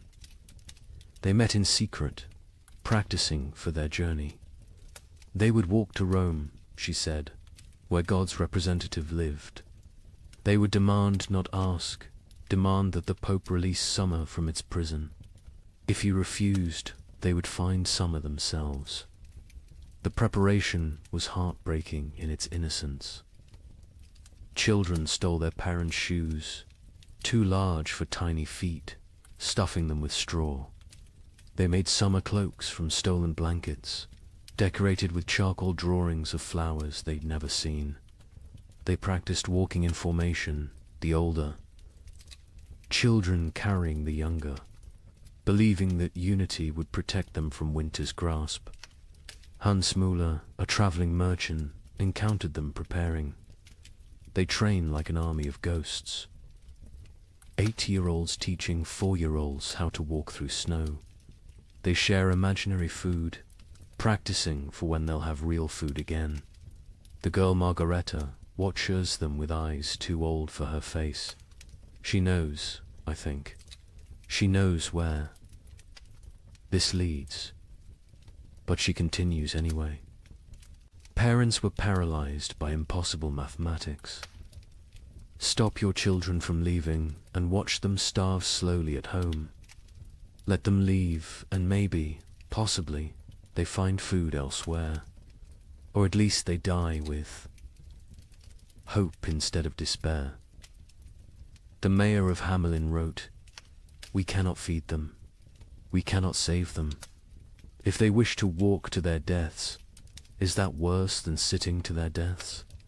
At least walking gives the illusion of agency." Some parents actively encouraged their children to join. Widow Brown pushed her 3 sons toward Margaretta, saying, "Follow her to summer or heaven, whichever comes first." Johann the smith told his daughter, "Better to die seeking warmth than to freeze knowing warmth will never come." On February 28, 1319, they left. 312 children walked out of Hamelin at dawn, singing a hymn Margaretta had taught. Them, summer sleeps beyond the mountain, dreams of green in halls of white. We shall wake it with our walking, turn the darkness into light. They were joined by children from every village they passed. Rothenburg added 50. Wurzburg contributed 70. Nuremberg, despite the mayor's attempts to stop them, lost nearly 200 children in a single night. By the time they reached Augsburg, the procession numbered over 1,000. The Bishop of Augsburg tried to stop them, blocking the road with armed guards. Margareta walked up to him, this 12-year-old girl facing the church's authority, and said, "You can kill us. Here or let us die seeking salvation. Either way, our blood is on your hands. But if we die seeking, at least we die with purpose." The bishop, shamed by a child, let them pass. He later wrote, "I should have stopped them, but stopping them would have meant admitting there was nothing. To seek, no hope to find, no summer waiting anywhere. I let them pass because their delusion was kinder than my truth." The procession grew stranger as it moved south. Children who could no longer walk were pulled on makeshift sleds. Those who died were not left behind. The others carried frozen corpses, believing they would revive when summer was found. They ate snow exclusively, claiming Margareta had blessed it to sustain them. Many believed they were already dead, that this was their soul's journey to paradise. A monk traveling north met them near Innsbruck. They moved like a river of small ghosts, their singing echoing off mountain walls. The girl at the front no longer walks, she floats, carried by older children who believe touching the ground would break the spell. I offered them shelter in our monastery. They refused, saying walls would trap them in winter forever. The merchant, Giuseppe Di Marco, returning to Venice from Germany, provided the last confirmed sighting, a line of shadows against the alpine snow. Still walking, still singing, though the song now sounds like wind through empty houses. The leader, a girl, her lips blue with cold, but still moving in prayer or madness. I offered bread, real bread, not imagination. She looked at me with eyes already seeing another world, and said, "We are already full of winter. We need no earthly food." They walked past me into the mounting storm, and I swear before God they seemed to fade rather than depart, becoming one with the blizzard itself. They never emerged from the Alps. Search parties sent when spring finally came found them in a high pass, preserved perfectly in ice. They had died walking, still in formation, still holding hands. The smaller children carried by the larger, all facing south toward an Italy they would never see, a Rome they would never reach, a summer that had never been imprisoned except in the desperate imagination of a 12-year-old girl. Margareta was found at the front, her face turned skyward, arms outstretched as if embracing something invisible. In her frozen hand, a piece of parchment with a single line. Summer was inside us all along, but winter was stronger. The bodies were left where they lay. The Archbishop of Salzburg declared the site sacred ground, saying, "They died as pilgrims, seeking God's warmth. Let them remain as monuments to faith or folly, no longer know the difference." But the story doesn't end with their deaths. When spring finally came in 1322, when the famine finally broke, wildflowers grew in unusual abundance along the route the children had walked. Skeptics said it was from the organic matter their bodies had left. Believers said it was summer finally answering their call, 3 years too late. Parents who had let their children go lived with mathematical grief. They had solved the equation of survival by subtracting their offspring. Most went mad. The baker of Hamelin, Margaret's father, spent his remaining years making bread he would leave outside his shop each dawn for when the children returned from summer. He died calling Margareta's name, swearing he could hear her singing. The children's crusade of frost became mythology before the last body was found. Some claimed the children had found summer and stayed there, unable to return. Others said they had become the spirits of winter, doomed to walk the Alps forever, searching for warmth that doesn't exist. A few insisted they had seen the children in dreams, playing in fields of grain, finally warm, finally fed, finally free. A chronicler in Vienna wrote the definitive epitaph. They were children who had never known spring, following a child who dreamed of summer, seeking a warmth that had died before they were born. They walked to their deaths with more purpose than most live their lives. They failed to find summer, but they succeeded in escaping winter, which may have been the only success possible. The children's crusade of frost represents the absolute, nadir of the great famine, not the death of hope, but hope itself becoming death's agent. When children abandon their parents to seek impossible dreams, when parents let them go knowing the truth, when entire societies watch their future walk away into frozen oblivion and do nothing because nothing can be done, that is when civilization doesn't just collapse but voluntarily dissolves. Yet there's something else in this story, something that explains why it haunted Europe for generations. Those children, doomed and deluded, chose their fate. In a world where death was certain, they chose to die seeking rather than waiting.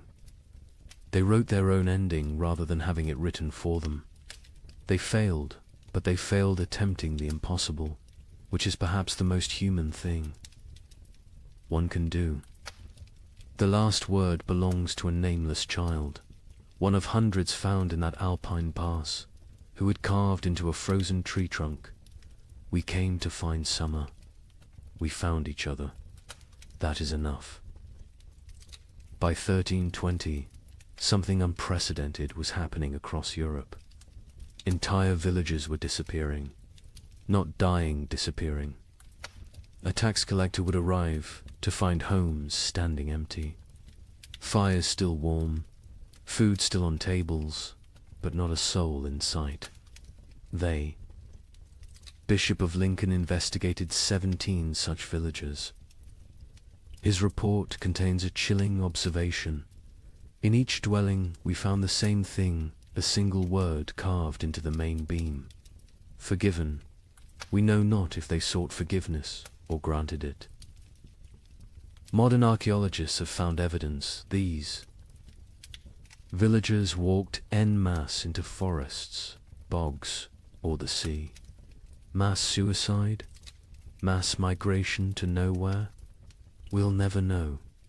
But the pattern was always identical. They left everything behind except their children. The children, it seems, they took with them to whatever end they chose. The first documented vanishing was Thornwick, a village of 200 souls in Yorkshire. The king's tax collector, William de Vere, arrived on March 15, 1320, to find smoke still rising from chimneys, but no one to tend the fires. His report to the crown reads like a ghost story. The village stands as if frozen in a moment, bread half-eaten on tables, needlework abandoned mid-stitch, a pot of porridge still warm over dying embers, but of people nothing, not even bodies. They have vanished as completely as if God himself erased them from existence. But they hadn't been erased. They had chosen erasure. In every house, carved deep into the main support beam, that single word, forgiven. Some carved carefully, with time and purpose. Others scratched hastily, as if in final moments before departure. All in different hands, but all the same word, the Bishop of Lincoln. Thomas Beckhampton was sent to investigate when 7 more villages in his diocese reported similar vanishings. His investigation team included scribes, soldiers, and physicians. What they found challenged their understanding of human behavior. We tracked them, the bishop wrote. 200 people cannot vanish without trace.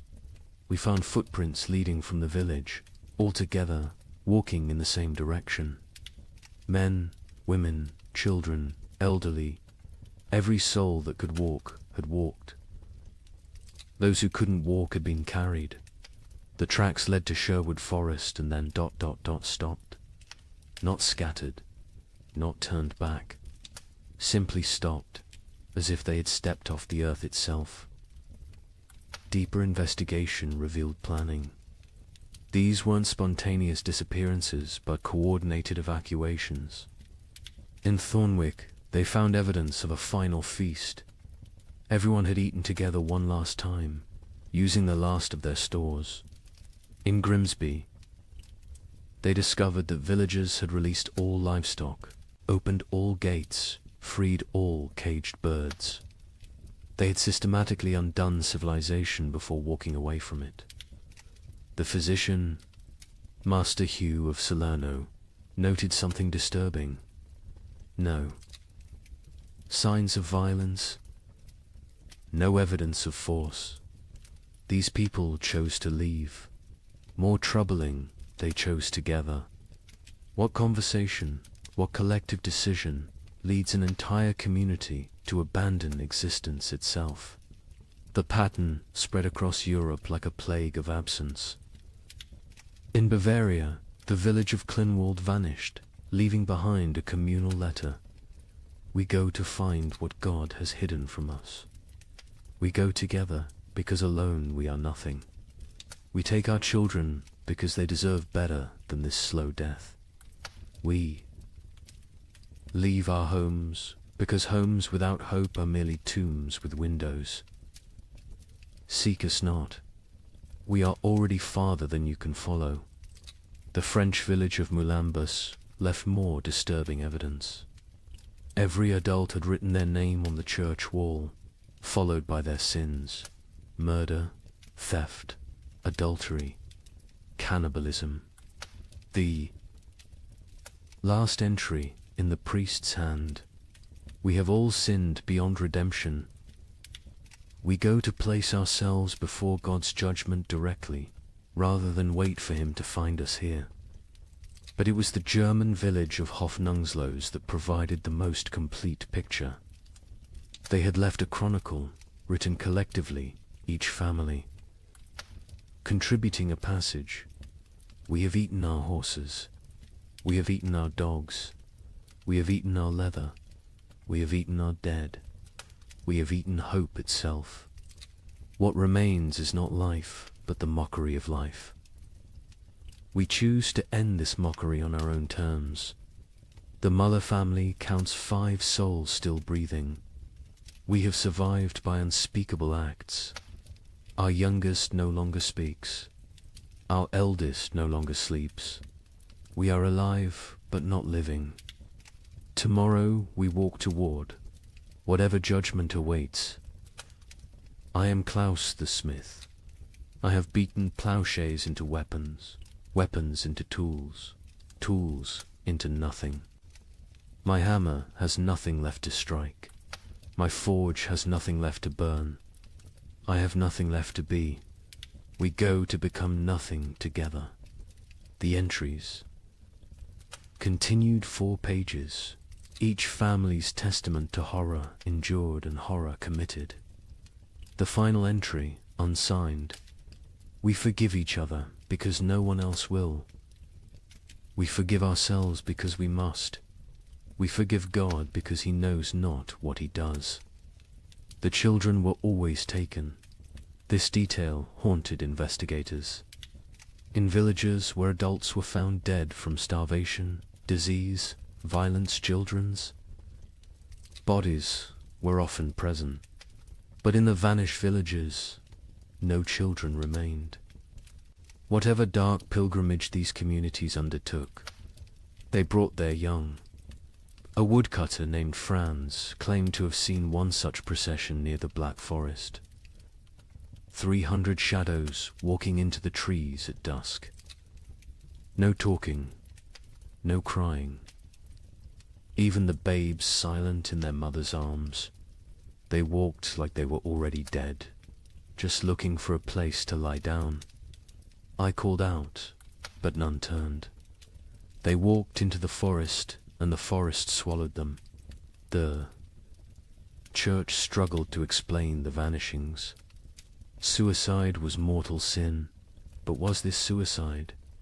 The Archbishop of Canterbury wrote, "If a man throws himself from a cliff, it is suicide.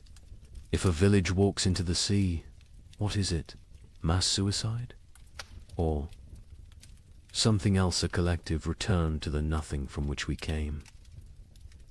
In Paris, 1321, while peasants gnawed bark, the nobility held what historians call the most disturbing party in medieval history, the Feast of Fools.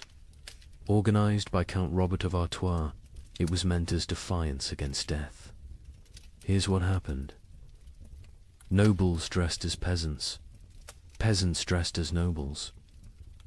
They served courses of elaborately prepared nothing, empty plates dressed with garnishes of straw.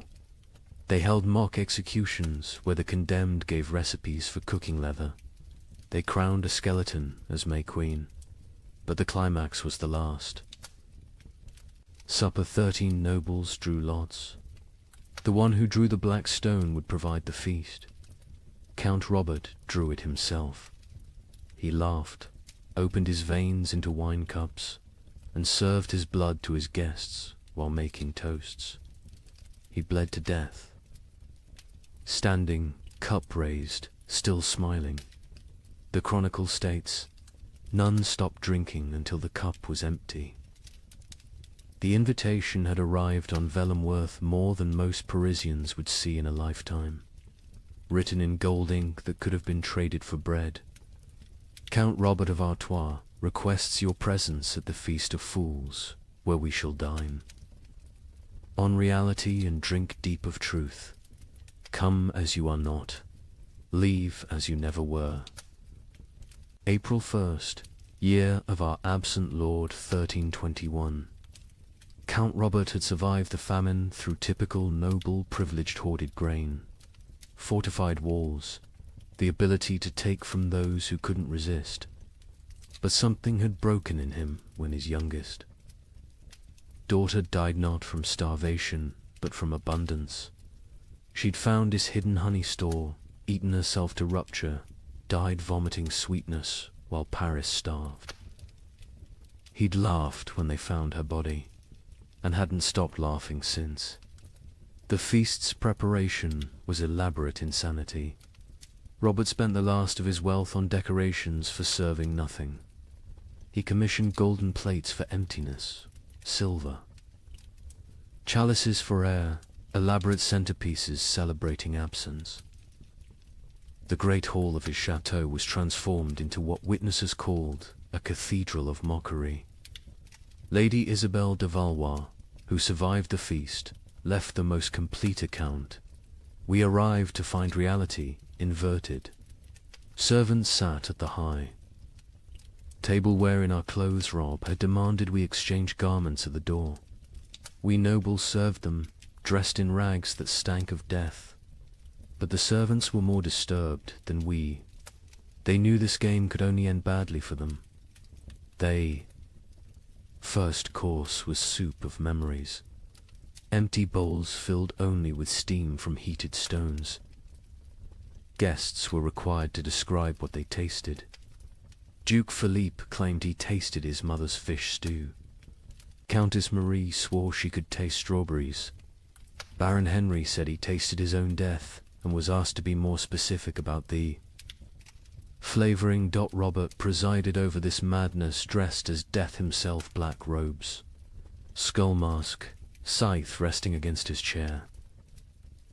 But he'd modified the costume. Death wore a crown of bread loaves, molded and painted gold, technically edible but deliberately withheld. Death is the only one eating well these days, he announced, so I dressed appropriately. The second course was meat of mathematics, elaborately garnished platters containing nothing but written equations.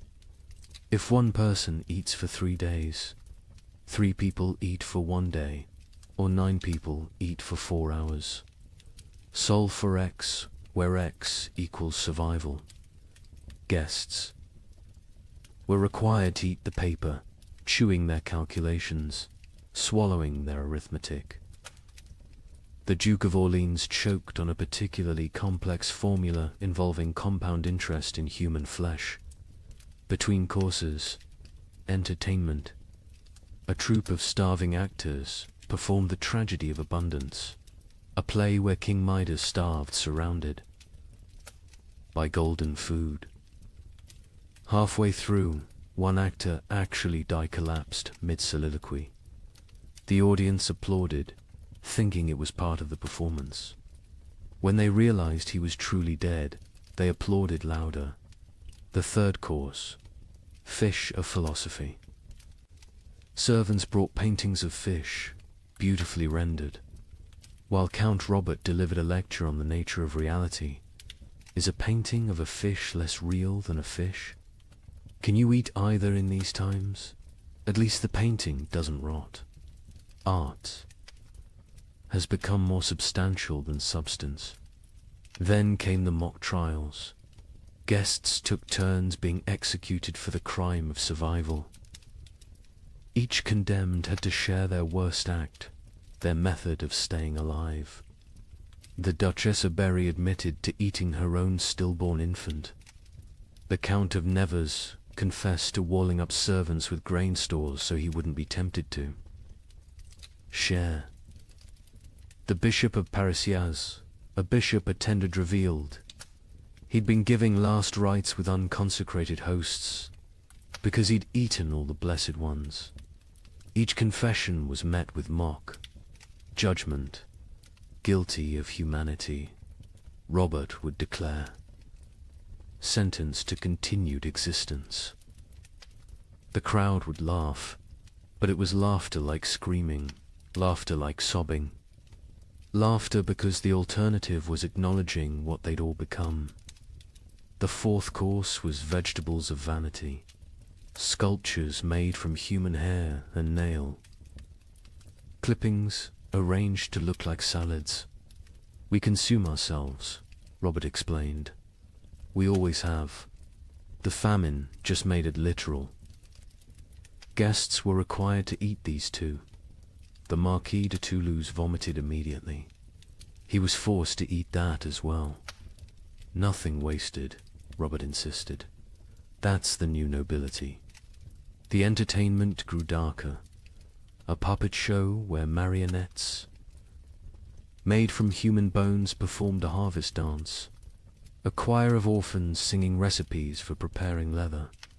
A juggler tossing skulls who revealed, mid-performance, that they were his own children's skulls. The audience couldn't tell what was performance and what was confession. The fifth course, bread of betrayal. Actual bread appeared one small loaf. The room went silent. Real food, after hours of elaborate nothing. Roberts explained the game. Tell us who you killed for food. The best story wins the bread. What followed was an auction of atrocity.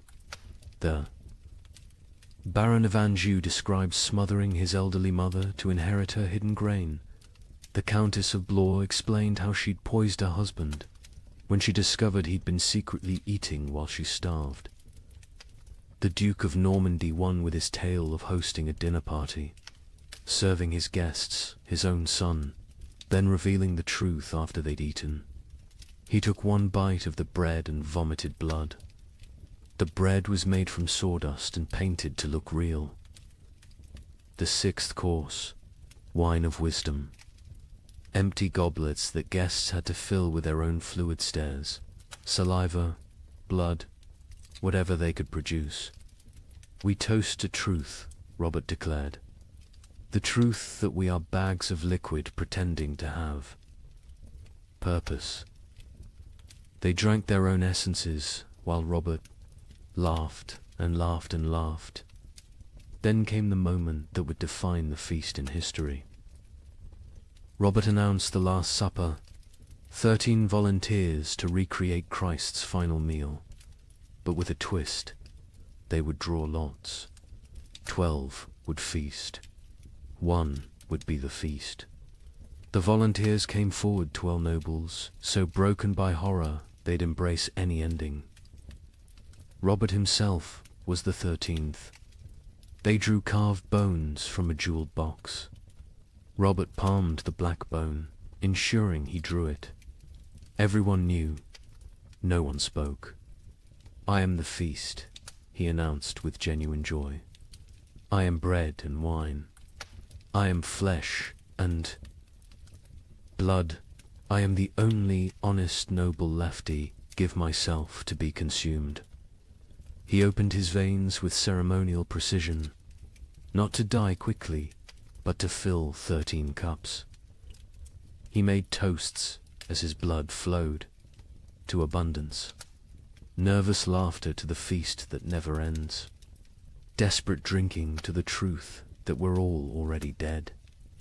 Silence, except for swallowing.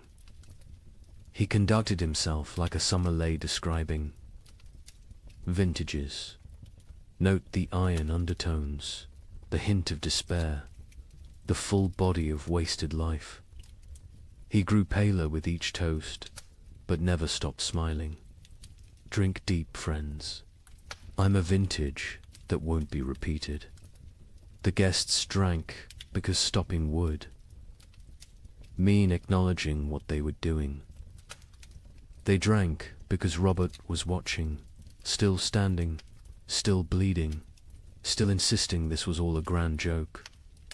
They drank because his blood was warm and they'd forgotten warmth. They drank because it was that or scream.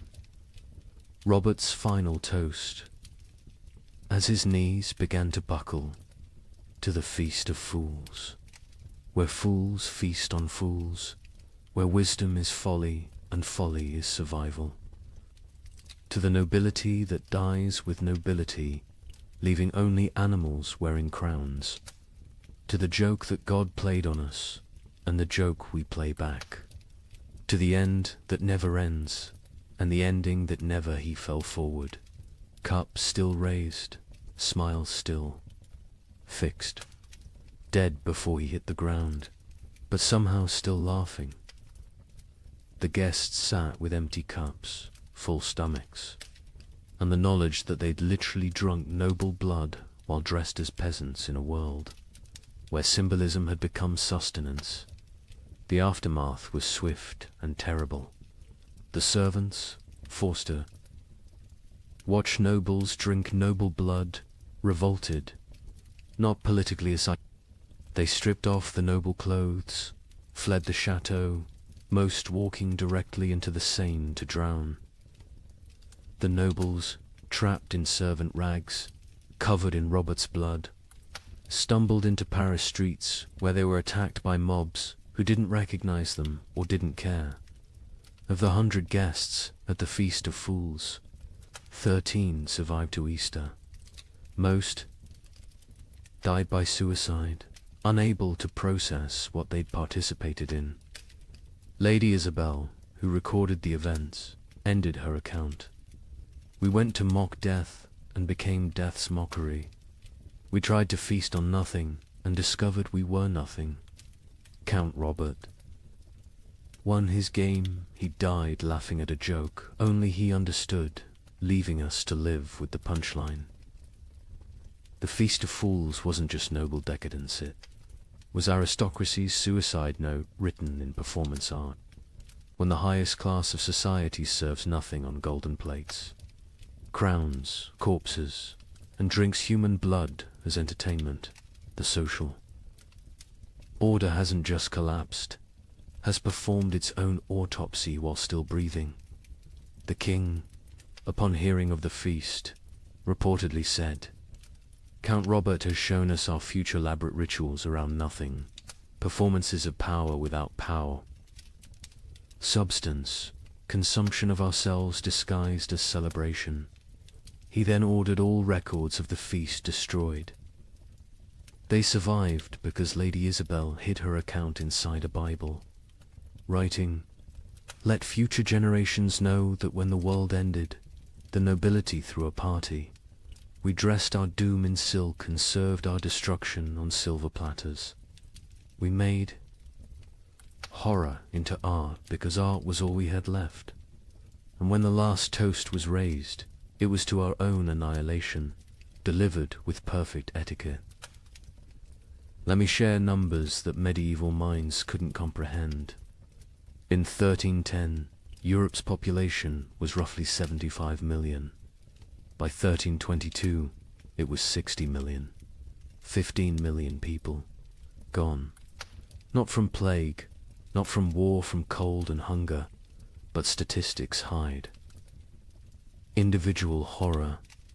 In the town of Ypres, they kept exact records. Population 1315, 10,400.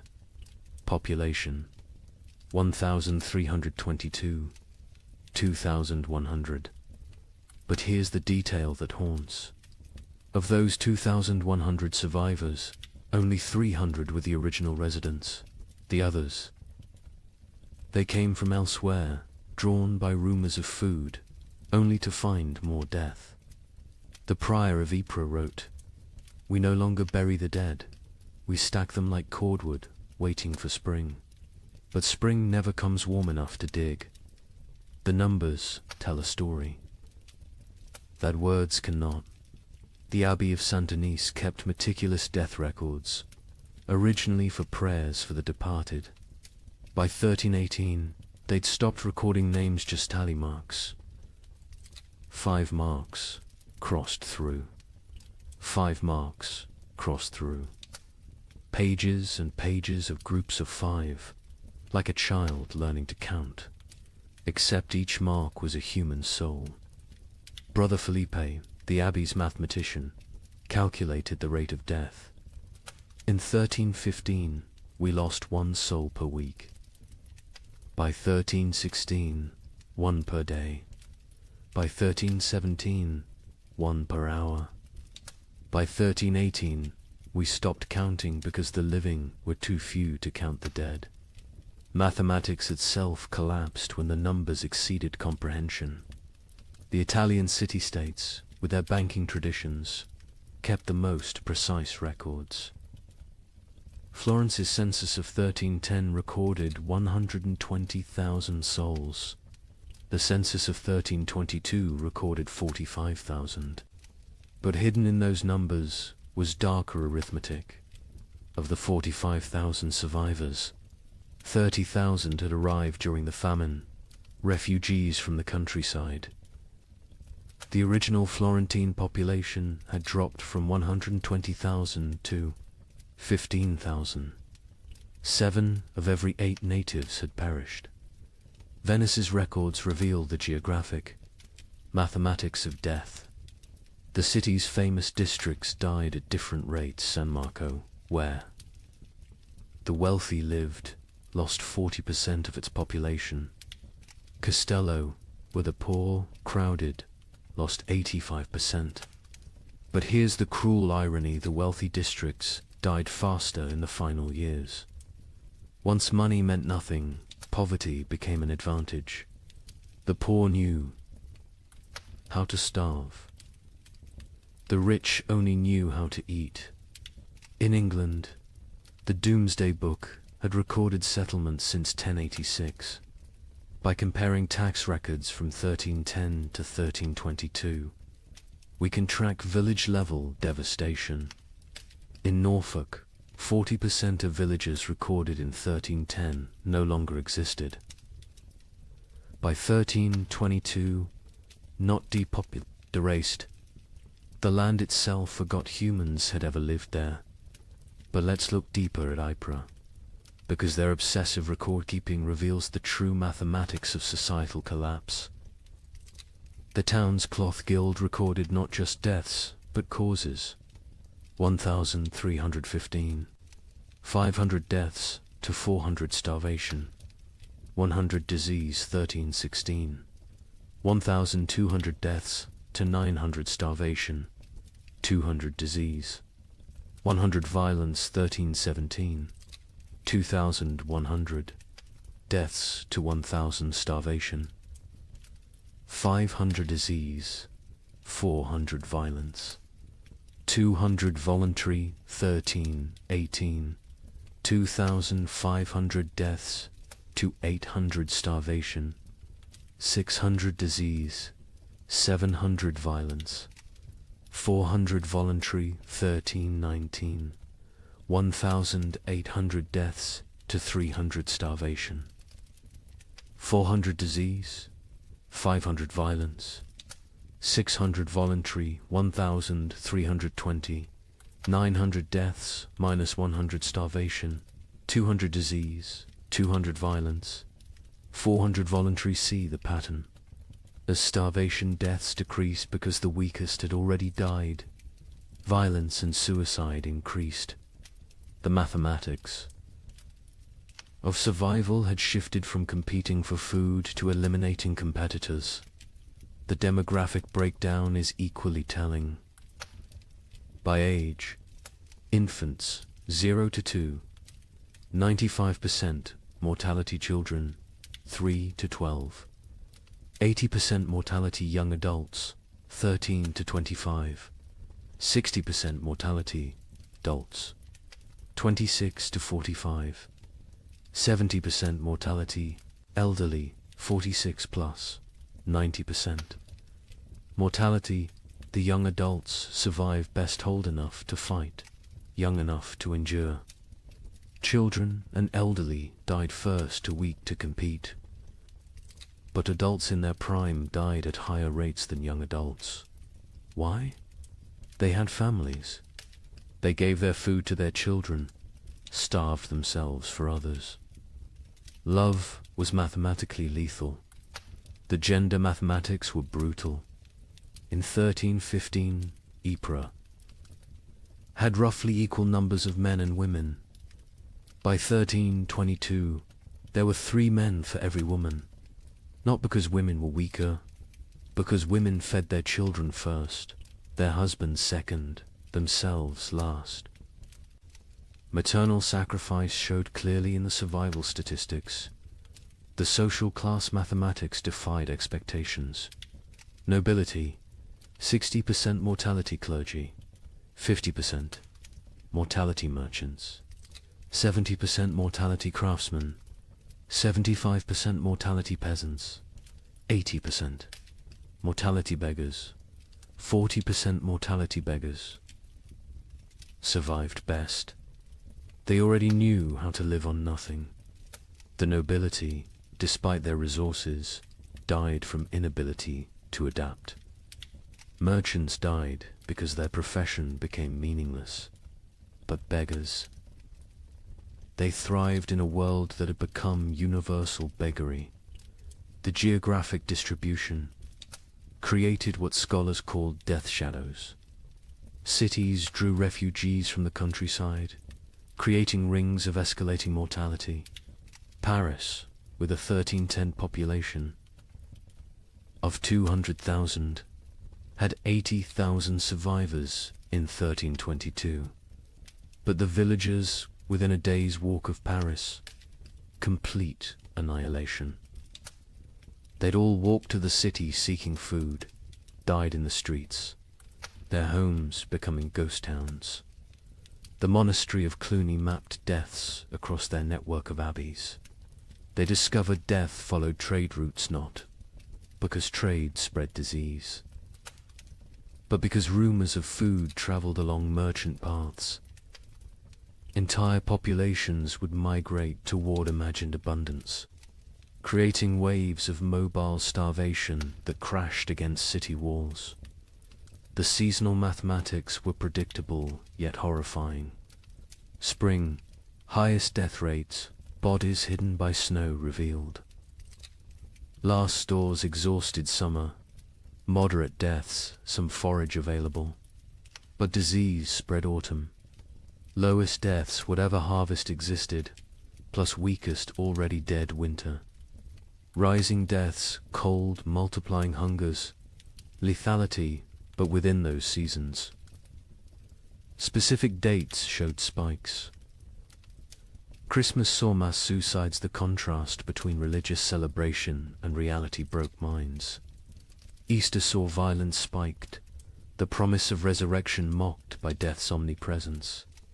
Harvest festivals became killing fields as communities fought over failed crops. The birth rate mathematics were perhaps most tragic. In 1310, Ypres recorded 400 births. In 1316 to 200 births. In 1318, 50 births. In 1320, 12 births. By 1321, 0. Not 0, recorded 0, occurred. Women stopped conceiving, bodies too starved to support pregnancy. Those who did conceive miscarried, or gave birth to stillborn children. An entire generation unborn. The marriage mathematics inverted. In 1310, Ypres recorded 200 marriages. In 1320, they recorded 400. Why the increase during horror? Survival partnerships. Widows with food, marrying widowers with shelter. Children married to combine family resources. Marriage became merger. Love replaced by mathematics. The death-to-burial ratio reveals societal collapses. Progression to 1,315. 1 death equals 1 burial, 1316. 2 deaths equals 1 burial, 1317. 5 deaths equals 1 burial, 1318. 10 deaths equals 1 burial, 1319. 20 deaths equals 1 burial, 1320. Burial ceased. Bodies stacked or burned. The prior of Ypres wrote, "We have built pyramids of the dead, frozen corpses stacked like masonry, mortared with ice. Come spring, they will thaw and collapse, but by then, who will remain to care?" The economic mathematics were absurd.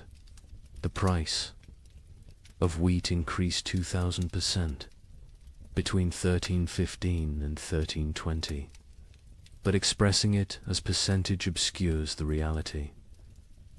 In 1315, a penny bought a loaf. In 1320, a year's wages couldn't buy a crumb. Money became meaningless. The only currency was calories. Distance mathematics changed. In 1310, a healthy person could walk 20 miles per day. By 1320, survivors could manage perhaps 2 miles. The world shrank as human capability decreased. Villages 10 miles apart became unreachable foreign lands. Geography expanded as humans contracted. The theft mathematics reveal moral collapse. 1,315. 100 thefts. Mostly grain, 1316. 500 thefts. Anything. Edible, 1317. 1,000 thefts. Including clothing and fuel, 1318. 2,000 thefts. Including children, 1319. Theft became meaningless. Nothing left to steal. The murder mathematics followed similar patterns, but with a crucial difference. Murders peaked in 1318, then declined not from returning morality, but from lack of strength. By 1319, people were too weak to kill. Violence required carries nobody could spare. The migration mathematics created empty zones and death clusters. Rural areas emptied as survivors walked to cities. Cities became graveyards as refugees died in streets. The population didn't just decline, it concentrated, then collapsed. Like a star becoming a black hole, the linguistic mathematics were subtle but telling. The Ypres records showed declining vocabulary over time. 1315 records use varied, complex language. By 1320, the same. Scribes used perhaps 200 words repeatedly. Hunger had literally reduced their ability to think in complex terms. Survival required all cognitive resources. The time mathematics warped reality. Survivors reported years feeling like decades, days feeling like minutes. The prior wrote, "We have lived 7 years that feel like 70. I am 40 but feel 400. Time itself has starved, moving slowly like everything else dying." The children's mathematics were most heartbreaking. In 1315, Ypres had 3,000 children under 12. By 1322, 45. Of those 45, only 3 were from Ypres. The others were orphans who'd wandered in from elsewhere, their origins unknown, their parents dead, their futures non-existent. An entire generation deleted. Here's the mathematical truth medieval minds couldn't grasp. Exponential death. When food production drops 50%, population doesn't drop 50%, drops 80%.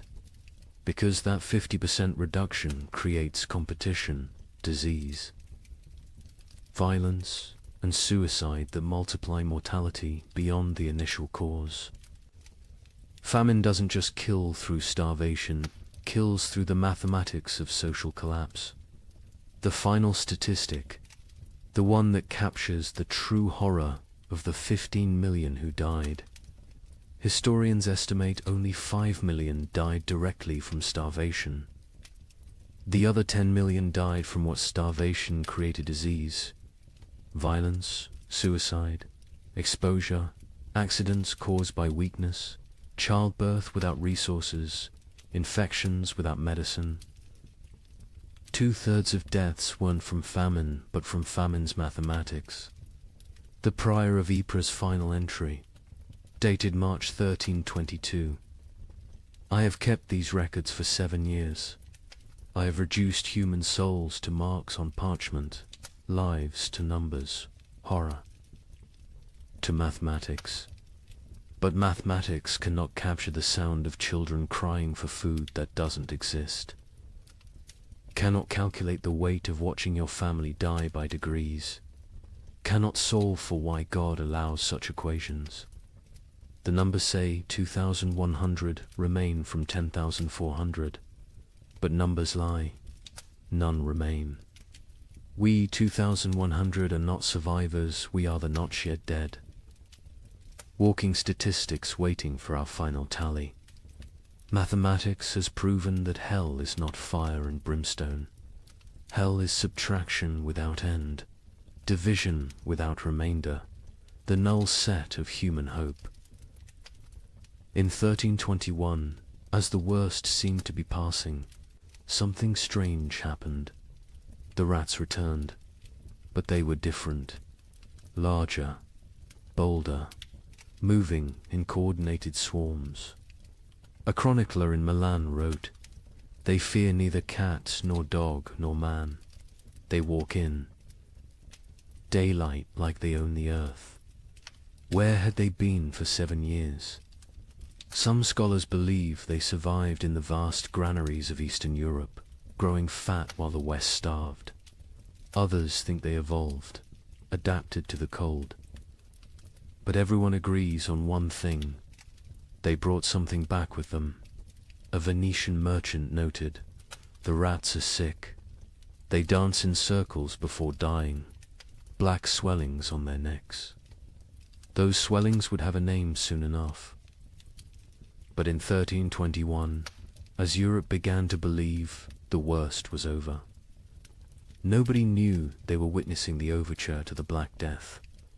The first documented sighting was in Prague, March 1321. A baker named Joseph, one of the few whose ovens still functioned, reported to the city guard. They came at dawn, hundreds of them, moving like water through the streets. But wrong. Rats don't move together like soldiers. These did. They ignored the few cats left alive. The cats ran from them. Within days, similar reports flooded in from across Europe. But these weren't the timid creatures that had vanished in 1315. The merchant Giovanni di Marco, traveling from Venice to Vienna, documented what he saw. Rats the size of rabbits, some larger, grey-black fur so thick arrows bounce off, eyes that reflect light like demons. They don't scatter when approached. They stand their ground, studying you, calculating. The Archbishop of Mainz received disturbing reports from his parishes. The rats show intelligence beyond nature. They work in teams, some distract while others steal. They've learned to open latches, untie knots, even use simple tools. A priest in Worms saw one using a stick to knock bread from a high shelf. This is not natural. This is diabolic. But where had they been? The 7-year absence created wild theories, but one Benedictine scholar, Brother Antonius of Regensburg, proposed something chillingly plausible. The rats didn't vanish. They migrated east, following ancient Roman grain routes to the steppes. Beyond Hungary, there, in the vast underground granaries, built by emperors and forgotten by time, they found paradise. Infinite grain, no predators, perfect breeding conditions, 7 years of unlimited food and reproduction. They've returned not as the same species, but as something evolved. The physical changes were documented obsessively. A physician in Paris dissected several specimens, twice the size of pre-famine rats. Muscle density increased by half. Teeth lengthened and serrated, capable of chewing through wood, even soft metals. Most disturbing, enlarged brains. The cranial capacity has increased by 1/3. These are not the rats that left. These are their descendants, shaped by 7 years of plenty while we endured 7 years of want. The behavioral changes were even more unsettling. The rats showed coordination that defied explanation. A witness in Cologne described an attack on a grain warehouse. They moved in waves. First wave gnawed the doors, while others waited. When guards appeared, they retreated. In perfect synchronization, they returned at night with more numbers, attacking from multiple points simultaneously. They knew we were watching. They waited until we were exhausted. They had lost all fear of humans. Previous generations of rats fled from people, lived in shadows, scavenged openly through marketplaces, entered homes while families ate, stared directly at humans with what witnesses described as calculating intelligence. A child in Nuremberg reported rats watching her family eat dinner through the window. "Counting us," she said. "The cats, those few that survived the famine, refused to hunt them." A chronicler in Lyon observed, "Our best Mauser, who survived 7 years of horror by hunting, now cowers when rats pass. He recognizes something we don't. The predator-prey relationship is inverted. The cats know they're now the prey. Dogs fared no better. Hunting hounds trained to kill wolves ran from rat. Swarms, a pack of street dogs in Milan, hardened by years of surviving on corpses, was found torn apart. Witnesses said the rats had hunted them like wolves hunt deer, driving them into a corner, exhausting them, then moving in for the kill. But it was the rats' relationship with the dead that proved most disturbing. During the famine, corpses had accumulated faster than burial. Mass graves, body piles, frozen pyramids of the dead, all untouched for years. The returned rats showed intense interest in these sites. Not to feed, they seemed well fed, but to investigate, a gravedigger in Bordeaux reported. They dig into the mass graves, not eating, just examining. They spend hours among the bones, touching them with their paws, almost like they're reading something. Then they emerge and dance, spinning, leaping, falling over, getting up, spinning again, like they're drunk or mad. The dancing disease appeared first in the rats, then in the animals they bit, finally in humans. But in 1321, people thought it was just strange behavior. They didn't connect it to disease. Why would they? The rats looked healthy, even robust. Larger, stronger, more vital than any rats in memory. An Italian merchant named Carlo Benedetti made the crucial observation that historians would later recognize as prophetic. The rats congregate at trade routes, ports, and crossroads. There, not seeking food exists everywhere now that so few remain to eat it. They're positioning themselves along human movement patterns, waiting, but for what? The rats showed particular interest in the remaining churches and monasteries. Brother Francis of Assisi documented their behavior. They enter during services, completely unafraid of the congregation. They sit in neat rows as if listening to the sermon. When we sing hymns, they sway. When we pray, they bow their heads. Mockery, mimicry, or something else. They seem to be waiting for something, some signal we cannot perceive. The first human deaths directly attributable to the returned rats came in summer 1321, not from attack from disease. A family in Bruges who'd been bitten while defending their grain store fell ill within days. The symptoms were unlike anything seen during the famine. High fever, delirium, and most distinctively, black swellings in the neck, armpits and groin. The family died within a week, but not before describing their hallucinations. The rats speak to us in dreams. They show us cities of the dead, kingdoms built in grave earth, empires of bone and plague. They promise us citizenship and then Acropolis if we stop fighting and accept the gift they bring. Medical professionals were baffled. A physician in Prague wrote, "The disease is nothing like the starvation, sickness, or winter plague. It burns through bodies like fire through dry wood. The black swellings appear where the body fights hardest, lymph nodes swelling with failed resistance.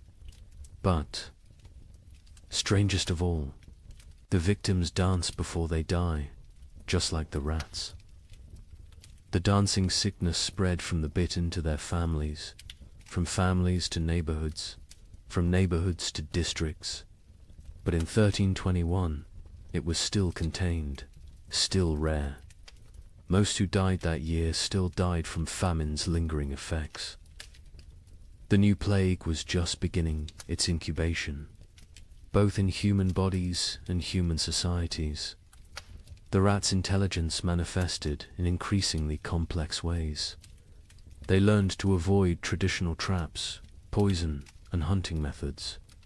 They developed new social structures: scout rats who tested food for danger, guard rats who watched for threats, even what appeared to be leader rats who directed group movements through series of squeaks and gestures.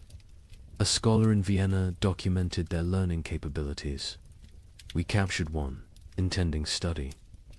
Its companions spent 3 nights trying to free it, using increasingly sophisticated methods: leverage, distraction, even attempting to pick the lock with twisted metal.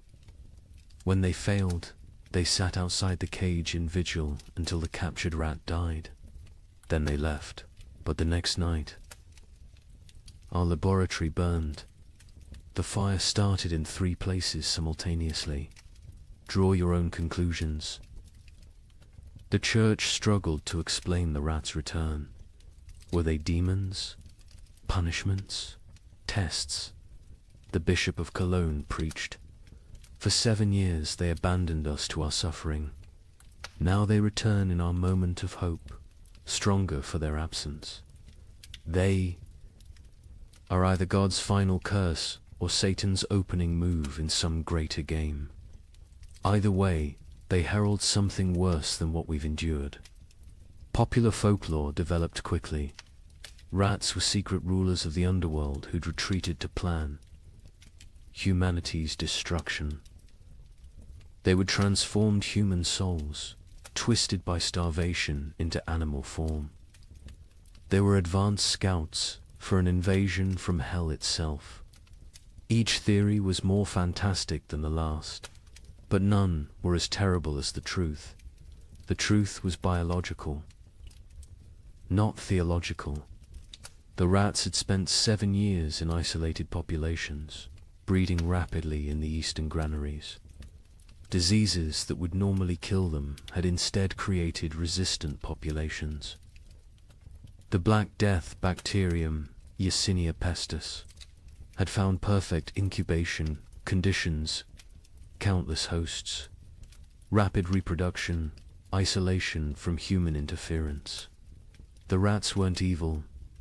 They were evolution's answer to abundance.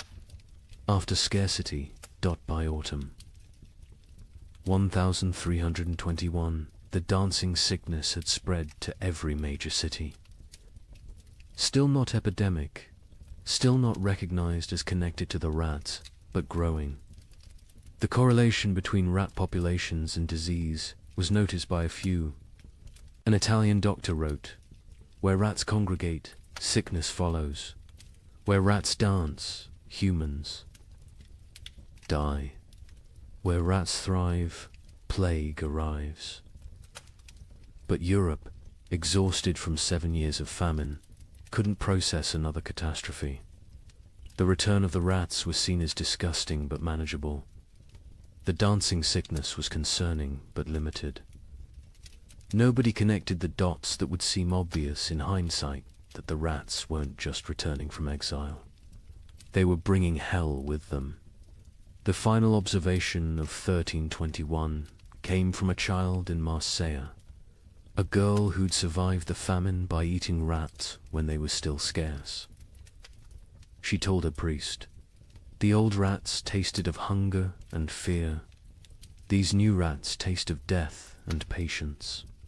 They're not afraid of us because they know something we don't. They're waiting for us to realize we're already dead." Within 20 years, her words would prove prophetic. The Black Death would kill 1/3 of Europe's remaining population. But in 1321, as people celebrated the famine's end, as they counted their dead and rebuilt their lives, the rats just watched, and waited, and danced their strange dances in the moonlight, practicing for the grand performance yet to come. On March 15th, 1322, something miraculous happened. The sun broke through clouds that had shrouded Europe for 7 years. Real warmth, real light. In London, people fell to their knees in the streets, weeping. Church bells rang for 3 straight days.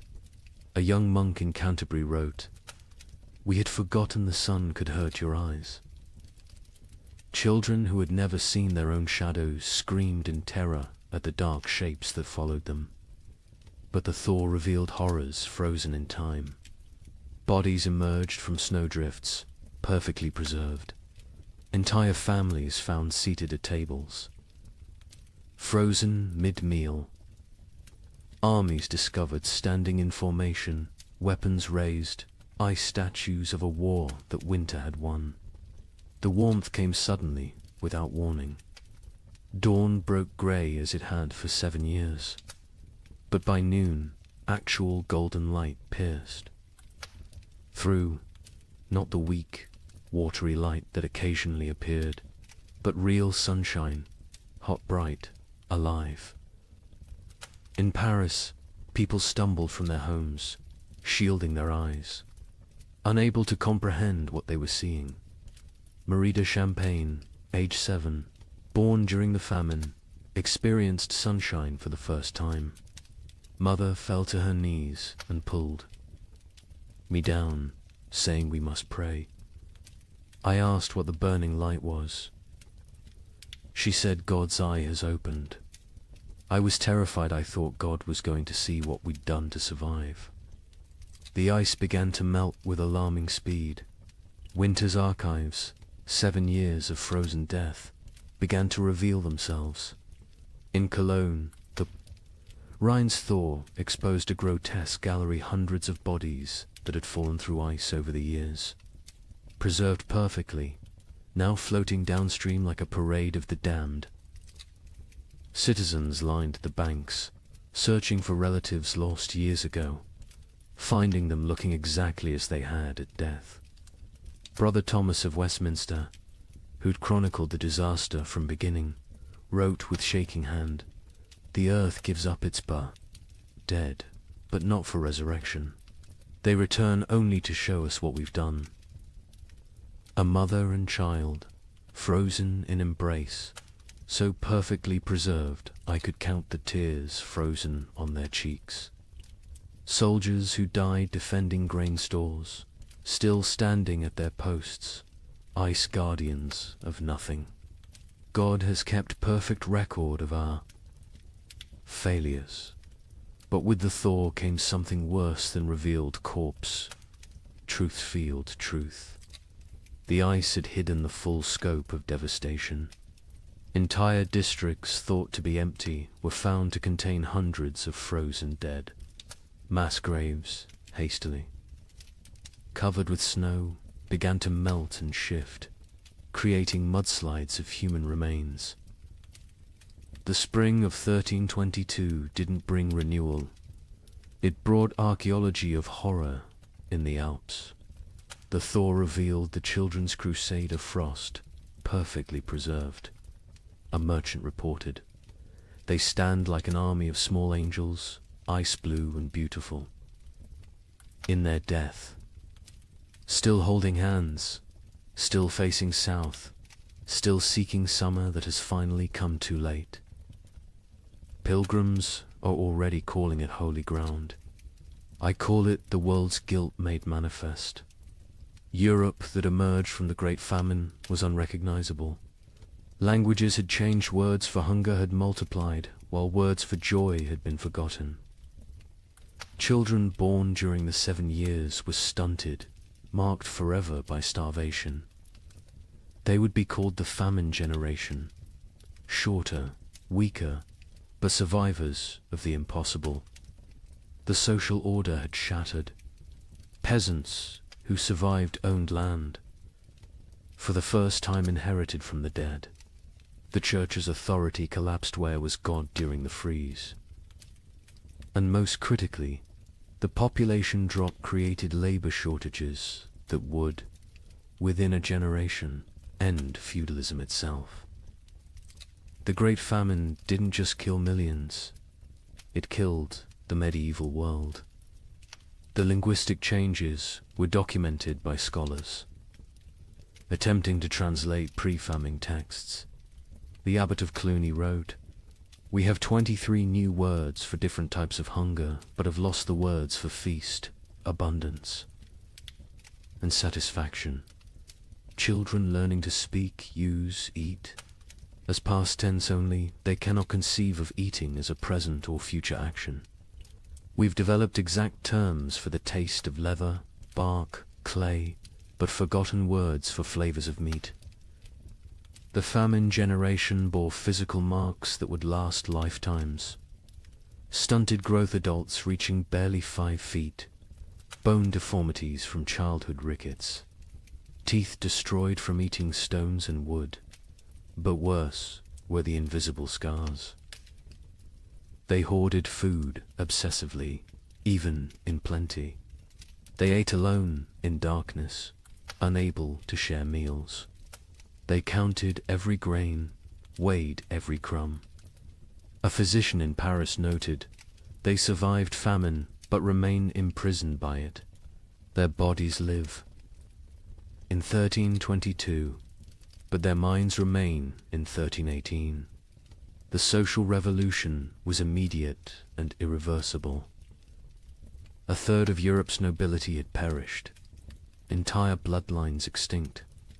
Peasants squatted in abandoned castles, worked lordless lands, claimed ownership through occupation. The survivorship created overnight social mobility, a serf who'd hidden. Grain became a merchant. A baker's assistant who'd outlived his master became a guild leader. A prostitute who'd hoarded food became a property owner. The church's authority evaporated like morning frost. 7 years of unanswered prayers had broken faith's monopoly. New sects emerged, some worshipping nature, others embracing nihilism. The Pope's call for renewed devotion was met with laughter. A graffiti in Rome read, "God starved.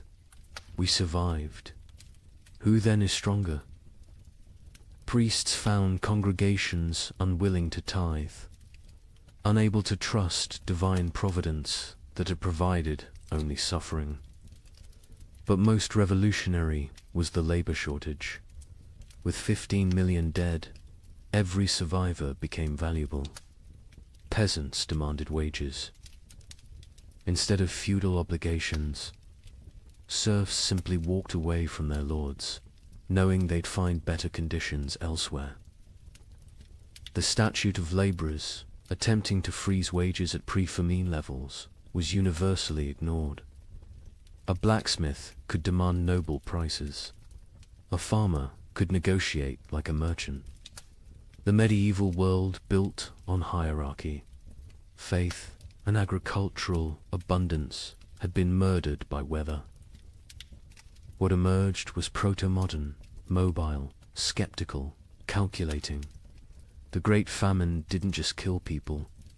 It killed the very idea of divinely ordered society. The survivors knew now that God could forget them, that nobles could starve, that civilization was only 3 meals deep.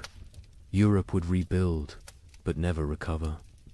The medieval dream was frozen in those 7 years, preserved like the corpses in ice, beautiful and dead forever. In 1323, an anonymous scribe in Bavaria wrote what might be the most important document of the entire famine.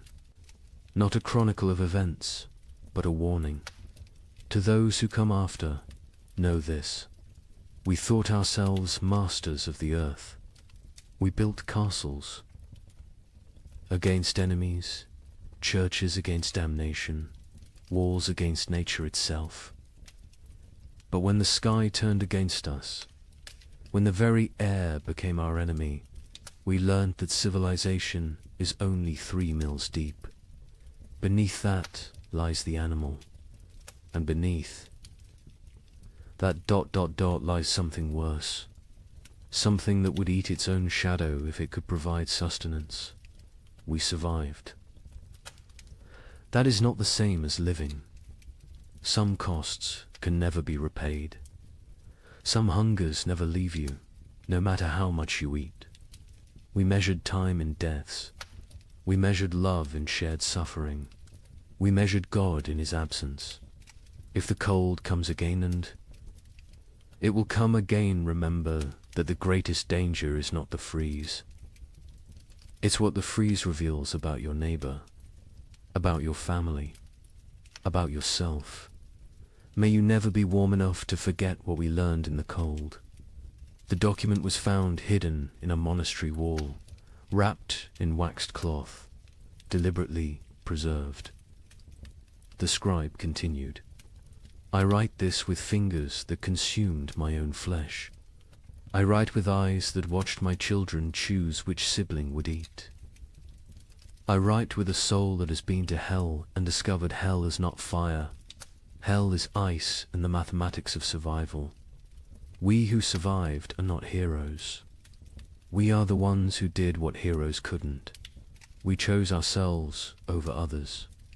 We calculated love against calories and chose calories. We learned that honor digests poorly, that mercy is a luxury of the fed, that civilization is just an agreement between people who aren't hungry yet. The sun has returned. The crops grow again. Markets open, bells ring. Children are born who will never know the taste of bark bread. They will call us the generation who endured. But endurance is just a prettier word for betrayal. Betrayal of everything we once believed. Made us human. When abundance returns, you will forget. You will must forget to stay sane. But someone should remember. Someone should know that we measured children's worth in weeks of food, that we drew lots for who would walk into winter, that we learned to distinguish the taste of different mortar. From ancient walls, so I leave this testament, not of what happened chronicles will tell that story, but of what we became. We became arithmetic. We became efficiency. We became the truth that underneath every prayer, every law, every noble sentiment, lies the animal that will eat its own tail if the circle of consumption demands it. Remember us accurately, not as victims of weather, but as humans revealed. The cold didn't change us, it showed us, and what it showed can never be fully hidden again. The thaw has come. Summer returns. But we who survived carry winter inside us forever, a frozen seed that whispers, "This is what you really are. Everything. Else is just the dream of well-fed men." In the spring of 1315, a mother in northern England made an unthinkable decision. She locked her children inside their cottage, walked into the frozen wasteland, and never returned. But she wasn't abandoning them. She was saving them. What she knew, what all of Europe would soon discover, was that the world itself was dying. The rain wouldn't stop. The cold wouldn't break. And for the next 7 years, winter would reign supreme. Her name was Marjorie of Dereham, and her neighbors found her children 3 days later, alive, huddled around the last embers of their fire. The eldest, a boy of 9, clutched a note his mother had left.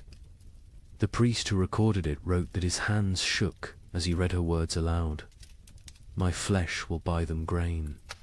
My absence will grant them mercy. Tell them I walk toward God, not away from them." You see, Marjorie had understood something terrible. Something that would take the rest of Europe months to grasp. This wasn't just another harsh spring. This was the beginning of an extinction. The marketplace where she'd traded her body for bread had made the calculation clear. A living mother meant 5 mouths to feed. A missing mother meant 4 orphans the church had to shelter, and the church still had grain, still had walls, still had hope that this nightmare would end. But here's what makes Marjorie's story so haunting. She wasn't unique. Parish records from 1315 show hundreds of similar disappearances. Parents vanishing into blizzards, elderly grandparents wandering into forests, always leaving notes, always locking doors from the outside, always walking toward death like it was salvation. The chronicler Geoffrey Le Baker would later write about that spring with words that feel pulled from nightmares. The rains began on St. George's Day and fell like God had forgotten how to do anything else. Not the warm rains of April that wake sleeping seeds, but frozen needles that killed whatever they touched. Crops didn't fail, they drowned standing. Rivers didn't flood, they exploded from their banks like wounded animals. Think about that. For a moment, you're a medieval peasant. Your entire world is 3 miles wide. Everything you know about survival, every technique your father taught you, every prayer your mother whispered, assumes one simple truth, that seasons follow patterns. Spring brings life. Summer brings growth. Autumn brings harvest. Winter brings rest. But what happens when spring never comes? When winter refuses to die? When the very foundation of existence cracks beneath your feet? That's what began in 1315. Not a famine, not a crisis, but the complete collapse of natural order. And Marjorie of Durham, walking into that frozen dawn, leaving her children behind to live, was just the first character in a story that would consume 15 million souls. Before it ended, the question isn't how Europe survived, it's what Europe became to survive it.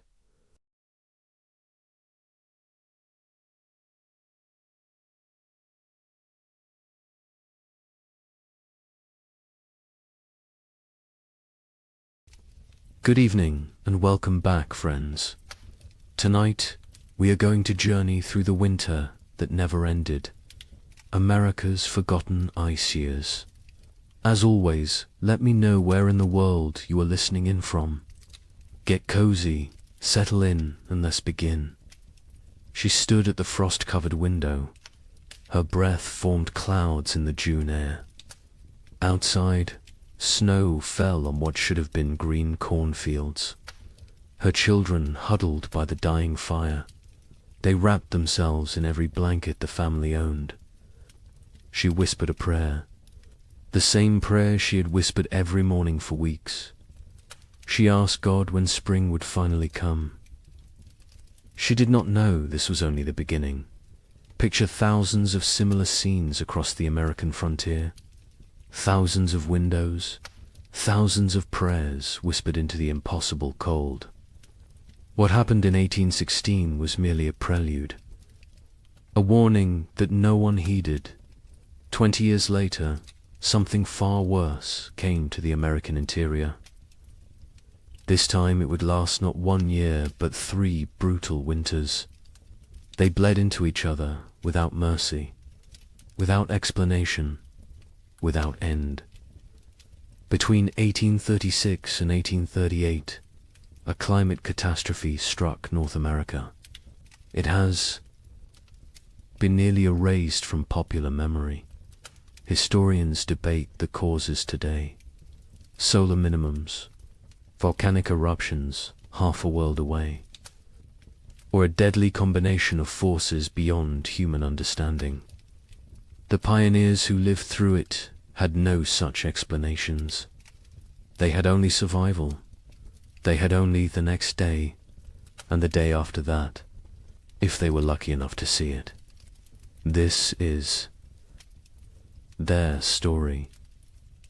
The story that America chose to forget. What you are about to hear challenges everything you thought you knew about westward expansion. Textbooks celebrate the march of civilization across the continent. They praise the brave pioneers, claiming their piece of the American dream. But they rarely mention the winters that nearly ended it all. They do not talk about the settlements that simply vanished. They do not discuss the mass graves discovered decades later, or the journals hidden in attics, journals filled with words that survivors could not bear to speak aloud. This is the story of the winter that never ended, and the people who somehow lived to see spring again. Late 1835. The American frontier hummed with optimism. The economy was booming. Land was cheap. Opportunity seemed limitless. Thousands of families poured westward into territories that promised fertile soil and new beginnings. Michigan Territory, Wisconsin, Illinois, Indiana, Ohio. These were the lands of promise. These were the places where a man could build something from nothing. A young couple in their early 20s had just claimed 160 acres in Michigan Territory. They were newlyweds. She was pregnant with their first child. He had spent the summer building a one-room cabin with his own hands. The logs were chinked with mud and moss. The roof was solid. The door hung true. They planned their first full harvest together. She planted a small garden near the cabin. Carrots, potatoes, beans. He cleared 3 acres for corn. At night they sat by the fire and talked about the future, about the children they would have, about the farm they would build, about growing. Old together on this land, an older family arrived in Illinois in the autumn of 1835. They had come from Pennsylvania, a mother and father with 3 children under 10 years old. They had sold everything they owned for this chance. The wagon journey had taken 6 weeks. The children were tired but excited. The father staked his claim near a creek. Good water, timber nearby, rich black soil that crumbled in his hands. He told his wife this was it. This was where they would prosper. She believed him. They all did. In Ohio, a widower worked a small farm with his 2 teenage daughters. His wife had died of fever the previous summer. The grief was still raw, but he had responsibilities. Daughters to feed, a farm to maintain, a future to secure. For them, the older girl was 16, capable, strong. She helped with everything. The younger was 14, still learning, still growing. Together the 3 of them made it work. They honored the memory of the wife and mother they had lost by surviving, by building, by moving forward. This was frontier life in late 1835. Hard but hopeful, isolated but connected through shared struggle. Communities were small but tight-knit. Neighbors helped neighbors. Barn raisings brought everyone together. Churches served as social centers. Sunday services were as much about community as worship. People traded labor, traded goods, traded gossip and news from back east. The isolation was real.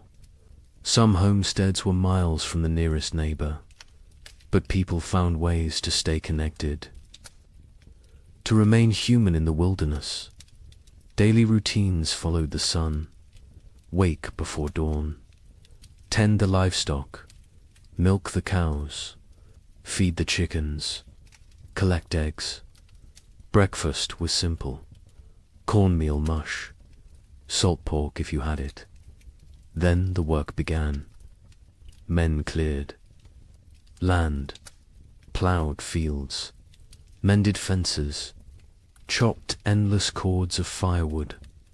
Women tended gardens, preserved food, made soap, sewed clothes, raised children. Everyone worked. Even the smallest children had chores: gathering kindling, feeding chickens, watching younger siblings. There was no such thing as idle time on the frontier. As autumn 1835 arrived, families began their winter preparations. These were routines they knew well. They had survived winters before. They salted meat, packed pork and beef in barrels with salt and brine. The meat would keep all winter this way.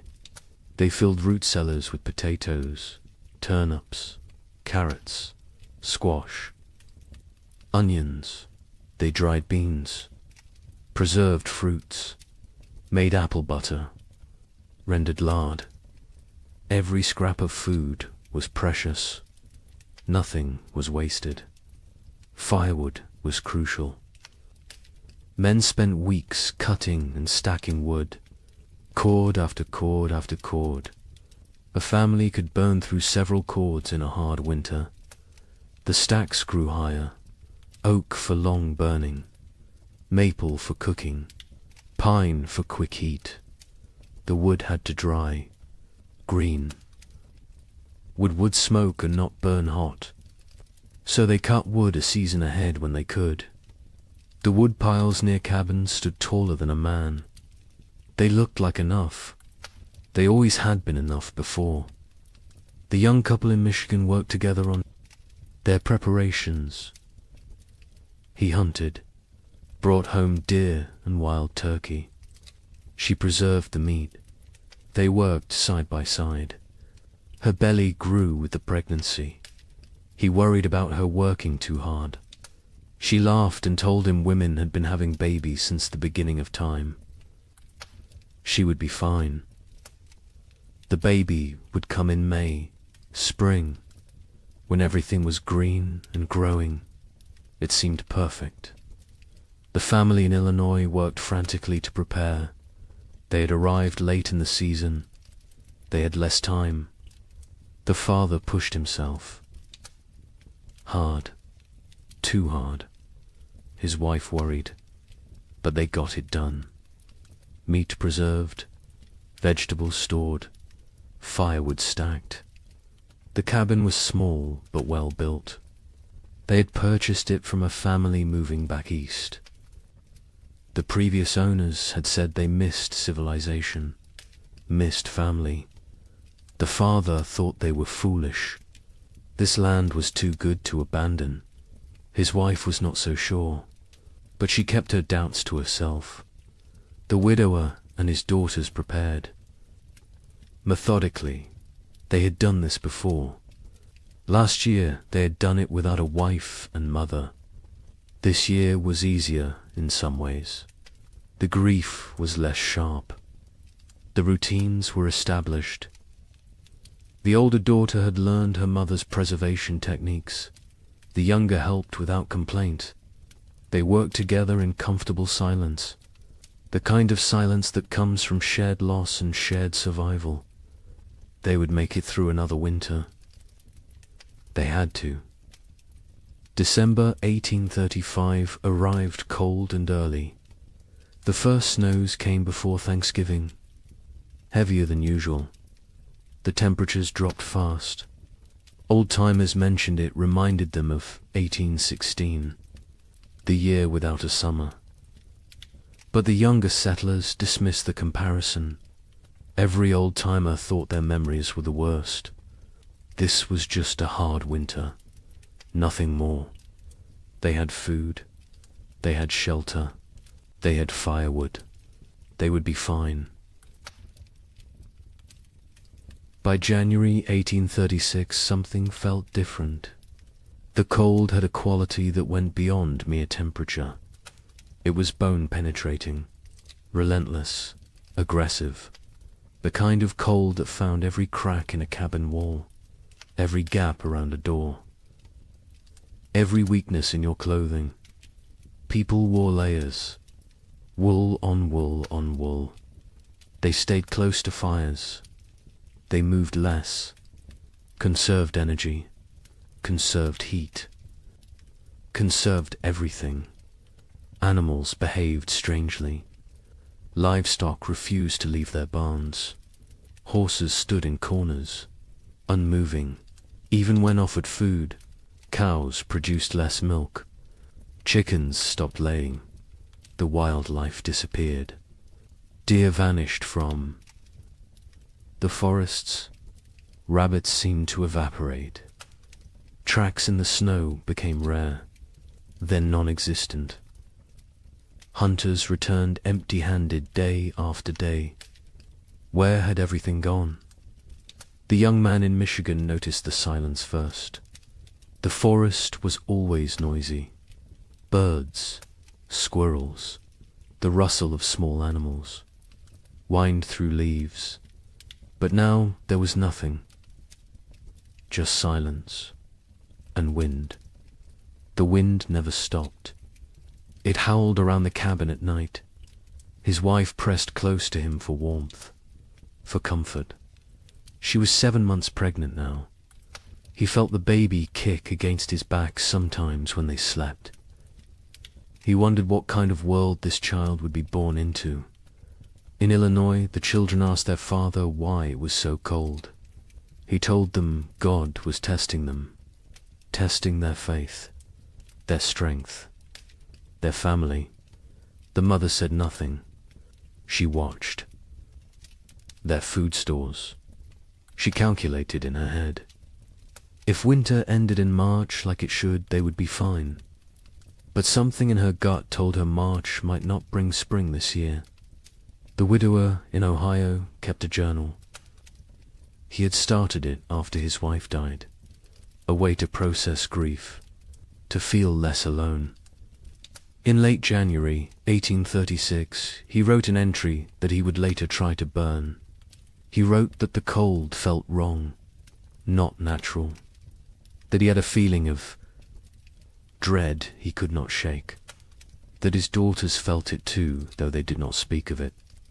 He wrote that he was afraid, not of dying, but of failing to protect his girls, of not being enough.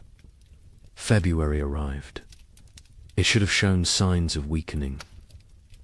Winter, longer days, occasional thaws, the promise of spring lurking beneath the cold. But February 1836 brought none of these things. It brought deeper cold, more snow, storms that lasted days. The sun appeared rarely. When it did, it seemed weak, pale, unable to warm anything. People began to worry, really worry. This was beyond a normal hard winter. Food stores were being depleted. Faster than expected. You burned more firewood in extreme cold. You ate more to maintain body heat. The calculations that had seemed conservative in November now seemed optimistic. Families began to ration. Smaller portions, fewer meals. Make it stretch. Make it last. Spring would come. It had to come. But as February turned to March, and March brought no relief, only more snow and more cold, a new emotion crept into Frontier.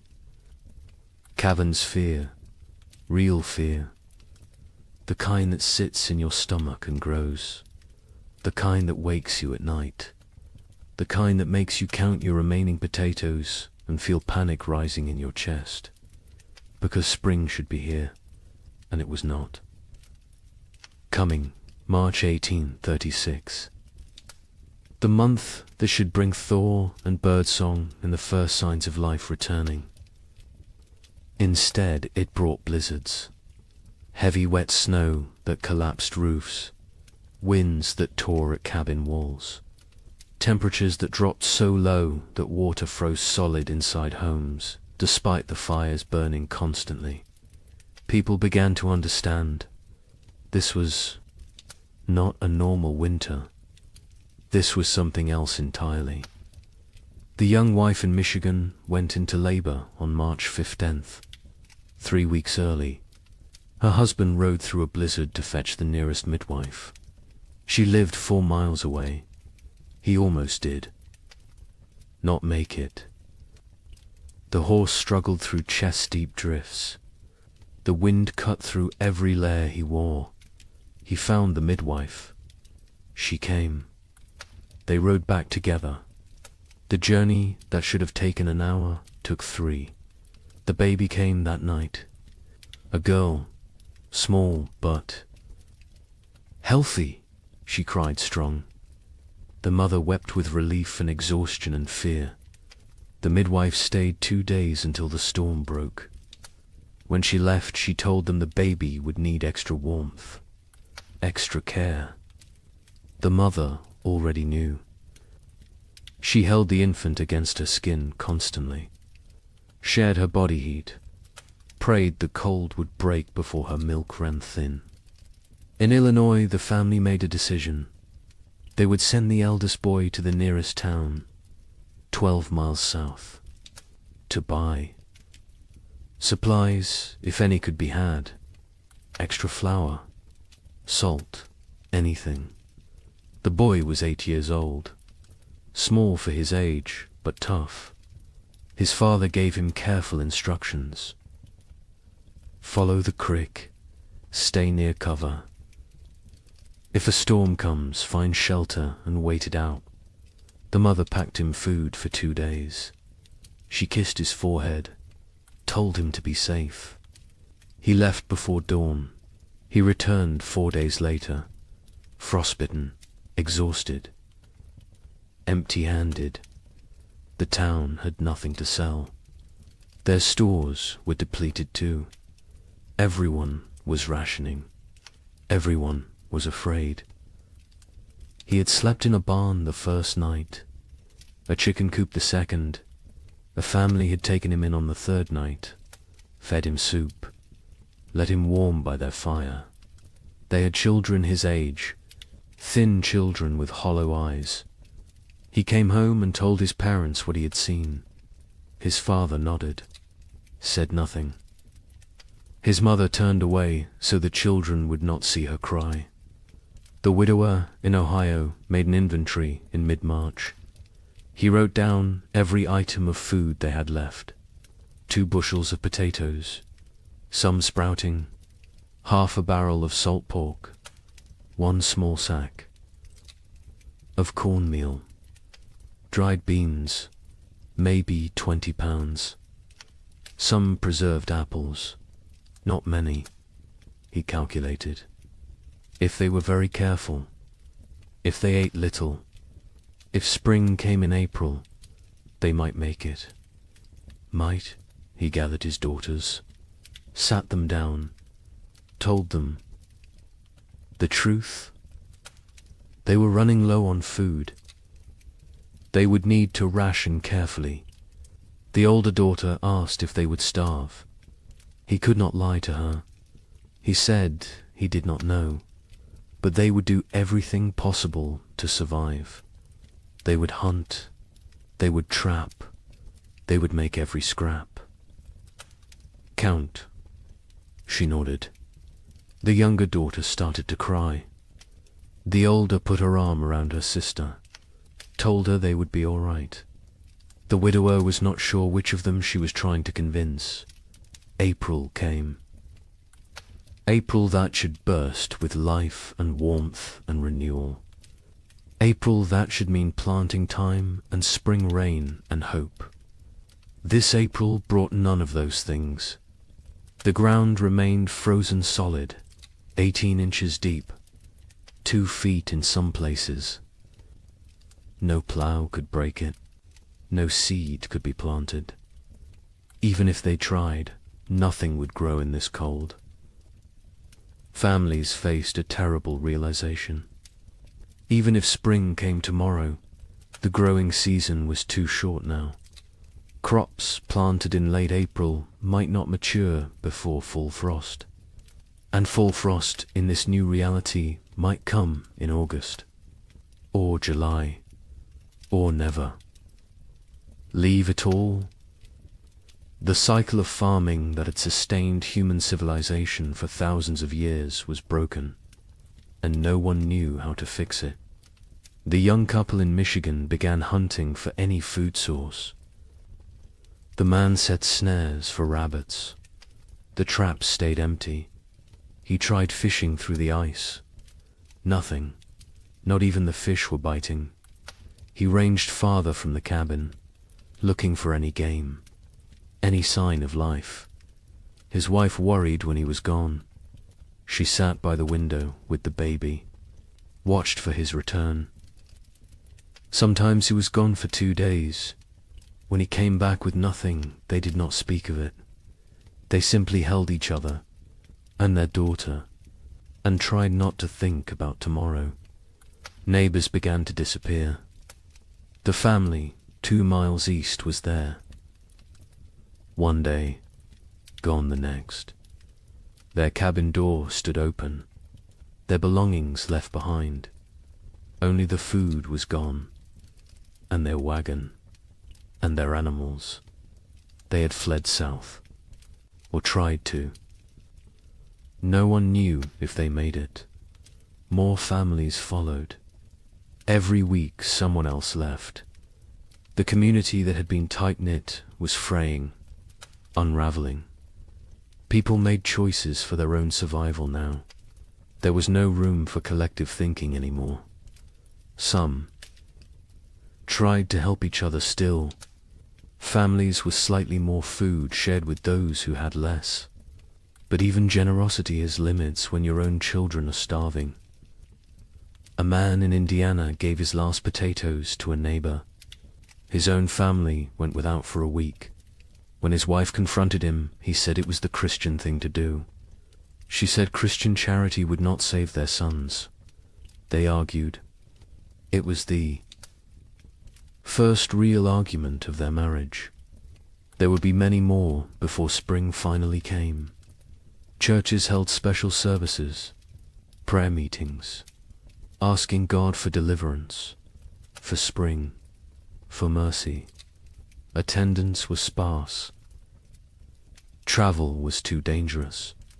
Faith was wavering. A preacher in Illinois gave a sermon about Job, about suffering that tests faith, about endurance through trial. 3 families walked out.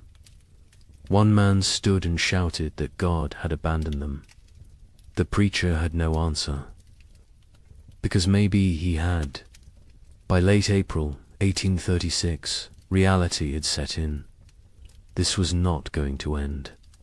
Not soon. Maybe not ever. People stopped saying spring would come. They stopped making plans. They focused only on surviving the day in front. Of then, nothing more. The future was too uncertain, too terrifying.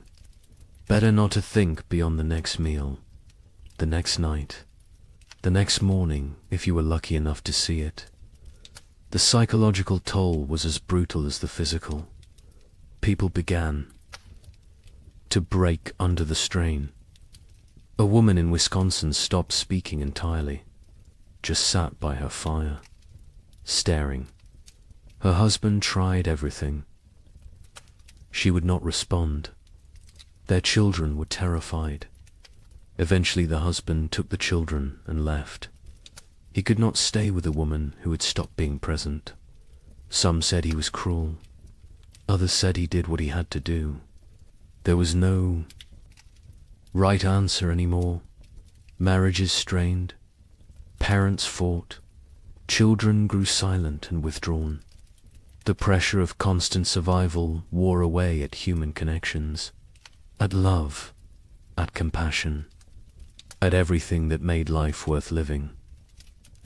People became hollow, going through motions, existing but not living, waiting for an end they could not see, and still the cold did not break.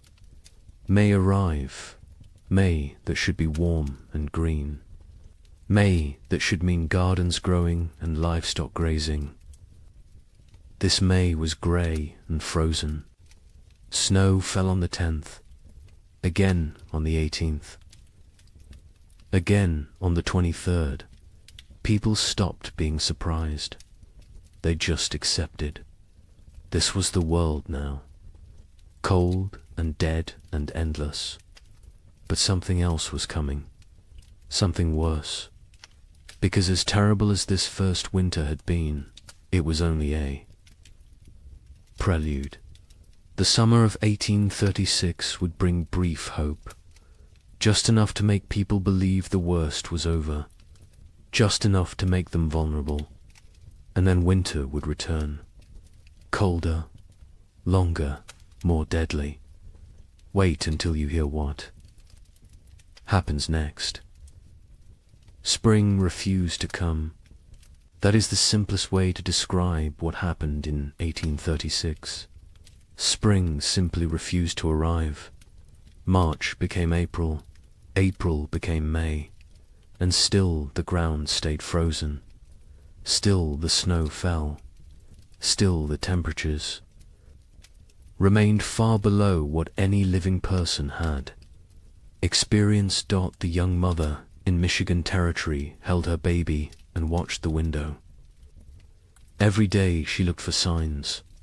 A bird, a patch of bare ground, anything that suggested winter was weakening. She saw nothing but white, endless white. Her husband ventured out less now. The cold was too dangerous. The exertion burned calories. They could not afford to lose. He sat by the fire and stared at the walls. She knew what he was thinking. The same thing she was thinking. How long can we last? Their food stores had dwindled to almost nothing. The potatoes were gone. The preserved meat was gone. They had cornmeal, perhaps enough for 2 more weeks if they were careful, if they made it thin, if they did not mind the constant gnawing hunger. The baby nursed, but the mother's milk was weak. She could feel it. Not enough fat, not enough nutrition. The baby cried more now. A thin, desperate sound that cut through the cabin's silence like a knife. In Illinois, the family faced their own crisis. They had 5 mouths to feed, 3 children, 2 adults. The mathematics were brutal. They cut their portions again. And again. The children stopped asking for more. They understood somehow, even the youngest. She was only 4, but she had learned not to complain. Learned that complaining changed nothing. The mother watched her children grow thinner. Their faces became angular, their eyes too large, their movements slower. She wanted to scream, to rage against the unfairness, but rage would not bring spring. So she stayed silent and counted the days. The father went hunting every few days. He never found anything, but he went anyway, because sitting in the cabin watching his family starve was worse than freezing in the forest. At least in the forest he was trying. At least he was doing something. He set traps. He checked them religiously. They stayed empty. He tried fishing through ice on the creek. Nothing. The fish had gone dormant or died. He did not know which. He returned empty-handed every time. His wife would look at him. He would shake his head. No words necessary.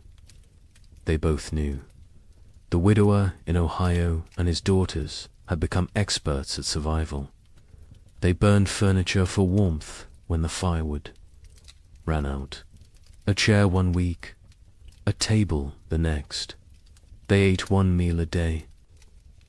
Soup stretched so thin it was barely more than hot water. They trapped a squirrel once. 1 squirrel for 3 people. They made it last 2 days. They boiled the bones for broth, sucked the marrow, used every part. Nothing was wasted. Nothing could be wasted. The older daughter took on more responsibility. She was 17 now, though she looked younger. Malnutrition had stunted her growth, hollowed her cheeks, but her mind was sharp. She kept track of their supplies, rationed, carefully, made decisions about what to eat and when. Her father let her. He trusted her judgment. She had her mother's practical nature, her mother's strength. Sometimes he looked at her and saw his dead wife. It was comforting and heartbreaking in equal measure.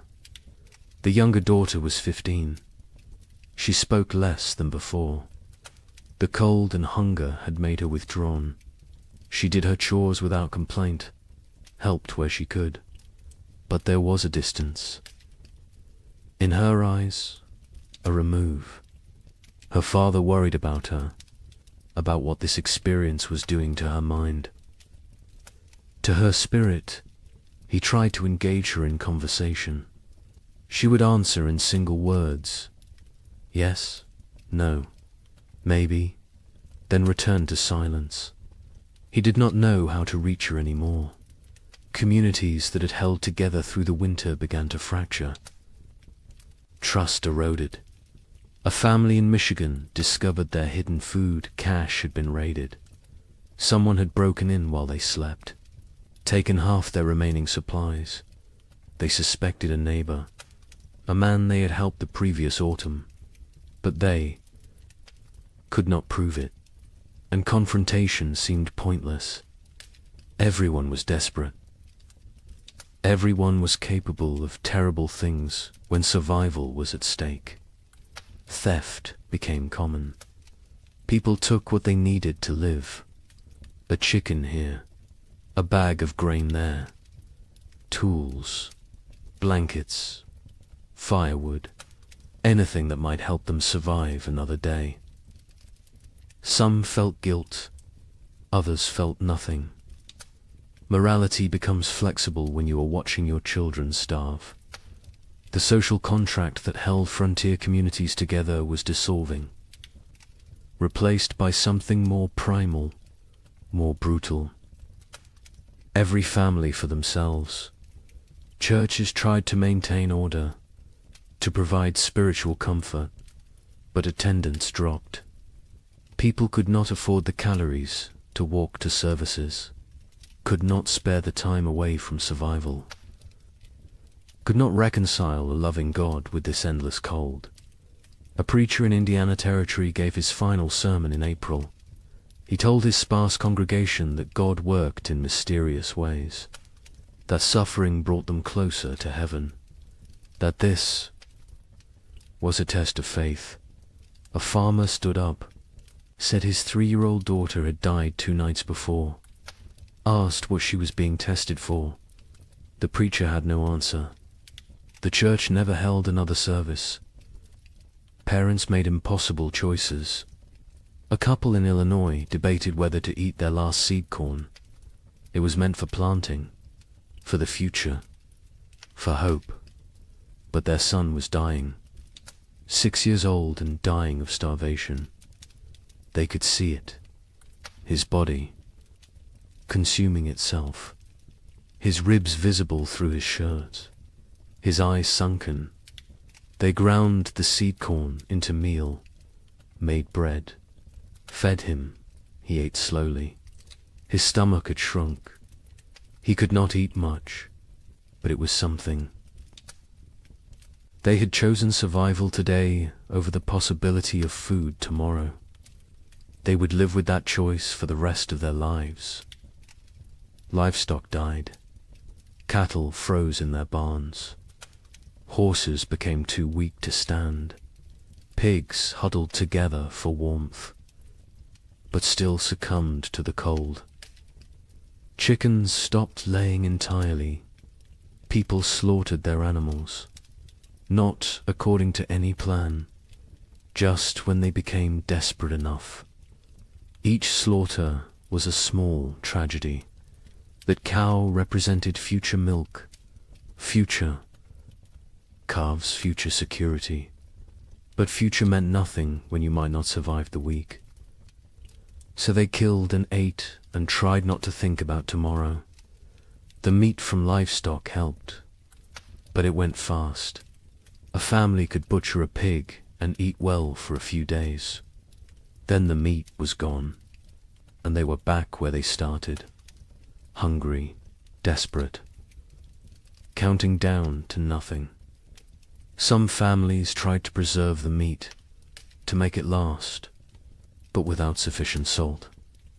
Without proper cold storage that did not involve simply leaving it outside where wolves might take it, the meat spoiled, or got stolen, or disappeared in the night. May arrived with no warmth, no green, no life. May there should be planting season brought instead more snow, more cold, more death. People stopped keeping track of dates. What was the point? Time had lost meaning.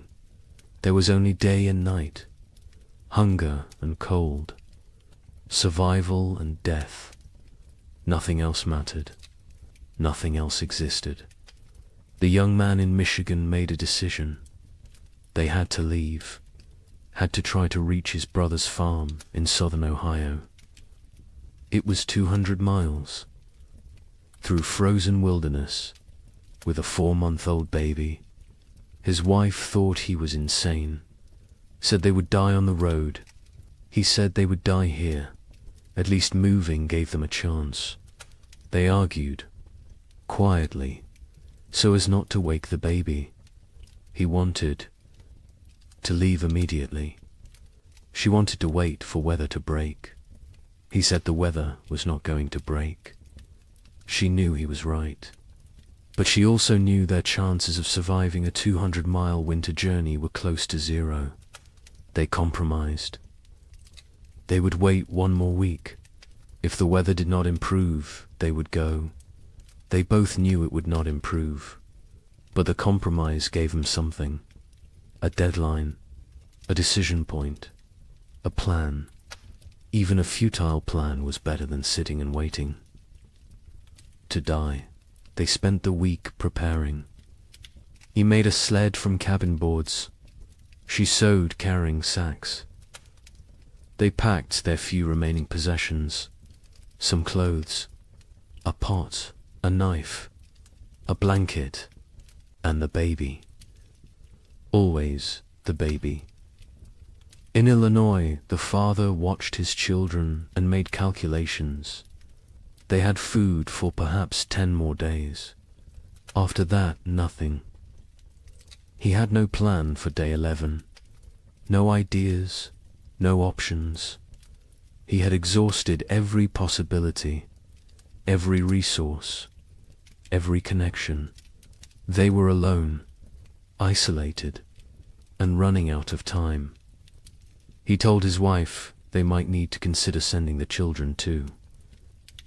Town, to find families who could take them in. She refused, said they would stay together. Whatever happened, they would face as a family. He did not argue. He understood. But he also knew that keeping the family together might mean watching all of them die. The widower in Ohio faced a different calculation. His daughters were old enough to understand, old enough to participate in decisions. He sat them both down, told them they had food for maybe 2 weeks, asked them what they thought they should do. The older daughter said they should stay, that leaving was more dangerous than staying. The younger said nothing, just stared at the floor. The widower agreed with his older daughter. They would stay. They would make what they had last as long as possible. They would hope for spring, even though hope felt like a luxury they could not afford. June finally brought a change, not spring. Exactly, but less cold. Temperatures rose above freezing during the day. Snow began to melt. Patches of bare ground appeared. People emerged from their cabins, blinking, disoriented, like animals coming out of hibernation. They looked at their neighbors, saw the same hollow faces, the same haunted eyes, the same question. Did we really survive? But the relief was short. Lived. Because even with warmer weather, it was too late for a normal growing season. Crops planted in June would not mature before fall. And who knew what fall would bring? Who knew if this was really over, or just a brief respite before more? Cold. People planted anyway, because what else could they do? They put precious seeds into still, cold ground, prayed for growth, for warmth, for time. The young couple in Michigan decided to stay. The brief warmth had changed their calculations. They planted a small garden. Corn, beans, squash. The baby was stronger now. The mother's milk had improved slightly with less stress. They felt cautiously optimistic. Maybe the worst was over. Maybe they had survived. They tried not to think about all the families who had not, about the empty cabins they had passed, about the graves marked with simple wooden crosses. They focused on their own survival, on the tiny shoots of green emerging from the soil, on small reasons to hope. In Illinois, the family planted everything they had, every remaining seed. It was a gamble. If the crops failed, they would have nothing. No seeds. For next year, no backup plan. But they could not eat seeds, and they could not wait another year. So they planted and prayed and watched the sky nervously, expecting frost, expecting snow, expecting disappointment, because this year had taught them to expect nothing good. The widower and his daughters planted a small plot, just enough for the three of them. They had learned efficiency through necessity. No wasted space, no wasted effort. Every action calculated for maximum return. They planted fast-growing crops, radishes, lettuce, things that might mature in the shortened season. They avoided crops that needed long growing periods. Corn, squash, melons. There was no time. They needed food now, or as close to now as nature. July brought warmth, real warmth. For the first time in what felt like forever, people were too hot instead of too cold. It felt miraculous. Children played outside. Women hung laundry to dry in actual sunshine. Men worked their fields in just shirts. No coats, no layers. It felt like a different world. A world they had almost forgotten existed. Some people wept, just from feeling warm sun on their faces, from remembering what it felt like to be comfortable. The gardens grew, slowly at first. The soil was poor after 2 years of cold. The plants were struggling, but they grew. Green shoots became leaves. Leaves became stalks. Stalks became the promise of food. People watched their gardens obsessively, checked them multiple times a day, measured growth, celebrated every new leaf.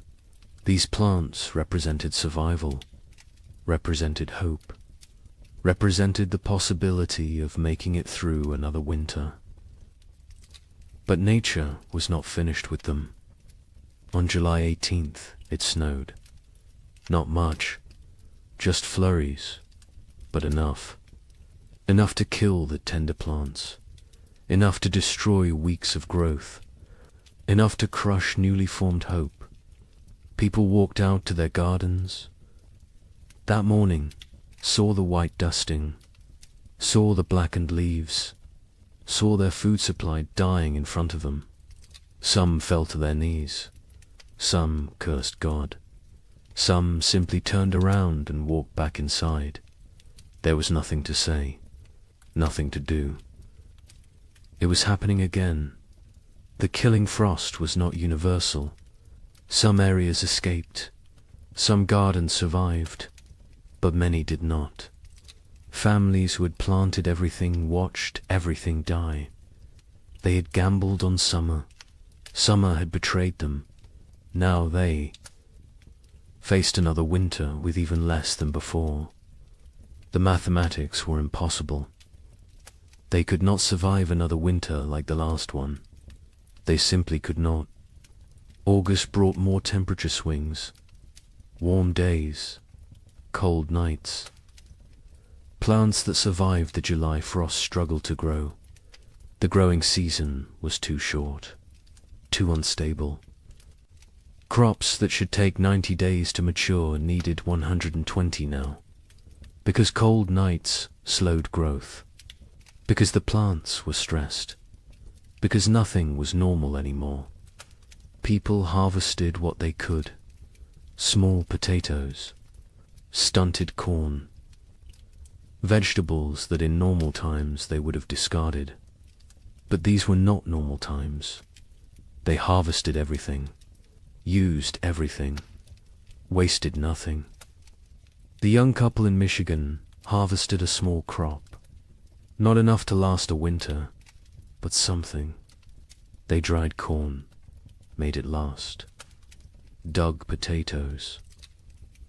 Tiny potatoes the size of walnuts, but potatoes nonetheless. They counted their stores, made calculations, decided they needed to supplement with hunting, with trapping, with anything they could find. The man began ranging farther again, looking for game. The game was returning. Slowly, deer appeared in the forests, rabbits in the fields. He killed a deer in late August, his first successful hunt in months. They celebrated, ate fresh meat, felt strong for the first time in forever. In Illinois, the family harvested almost nothing.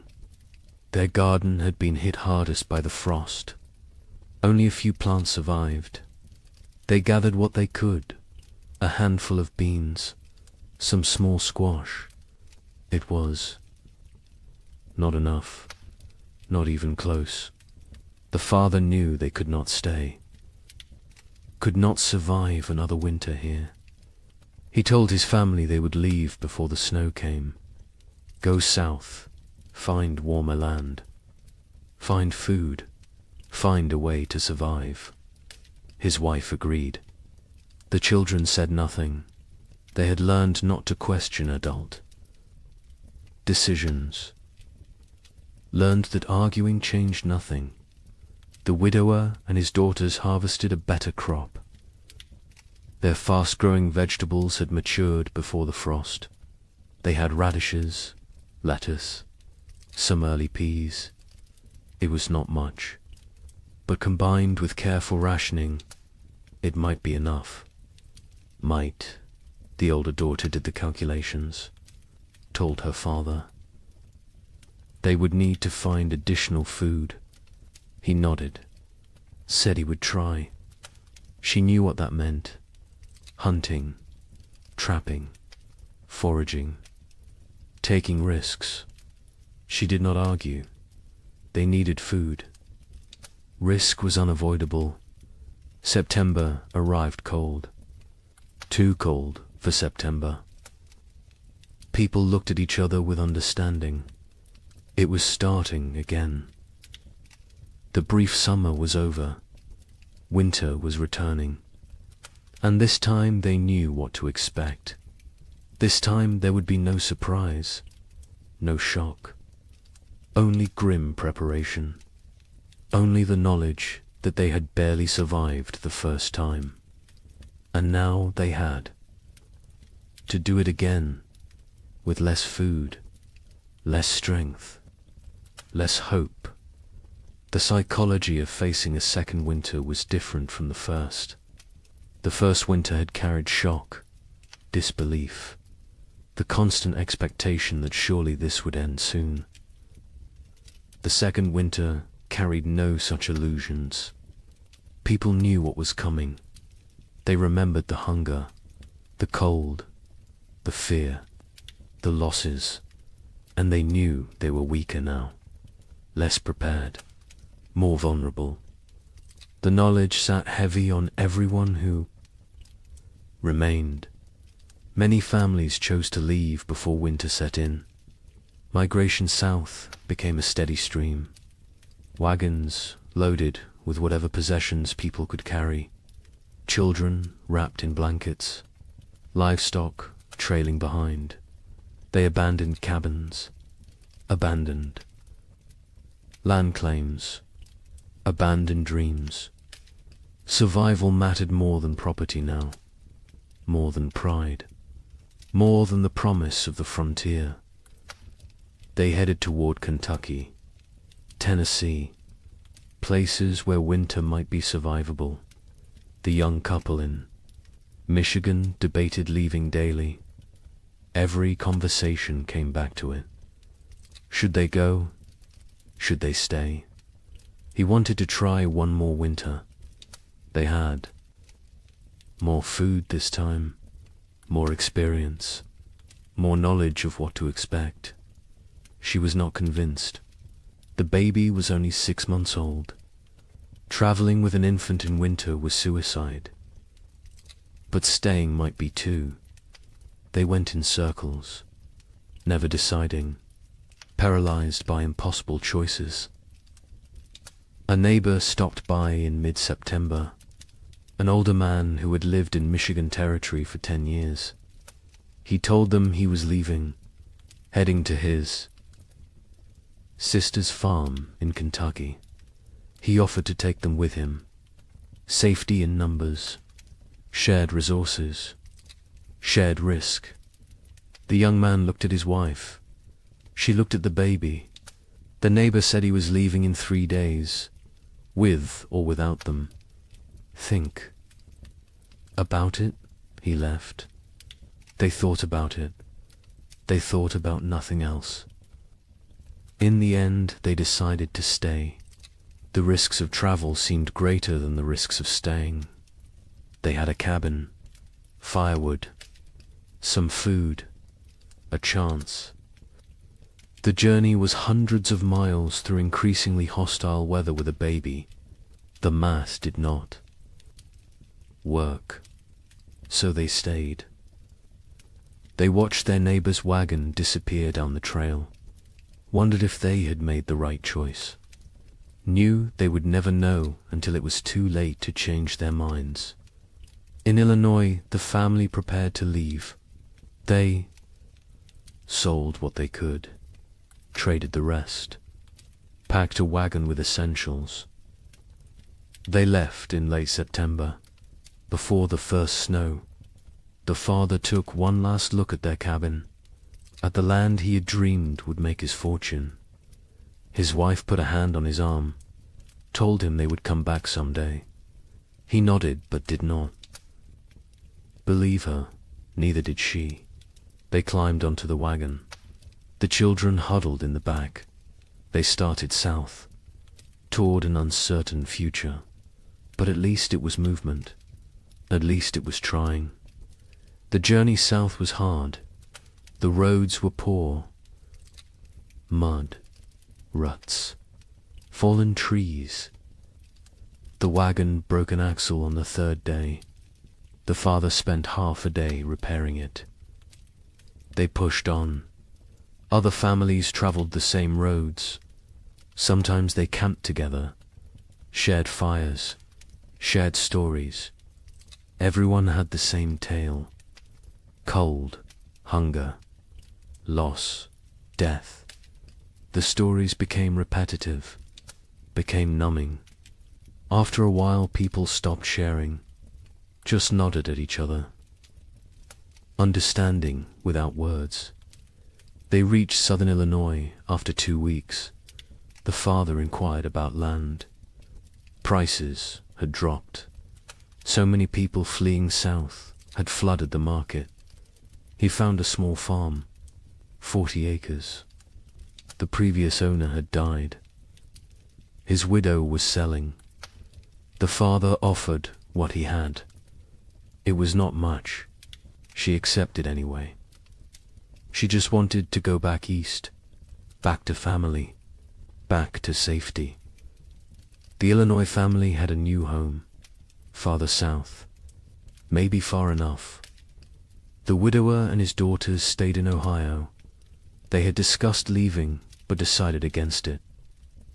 The older daughter argued they knew this land, knew where to hunt, where to trap, where to find water.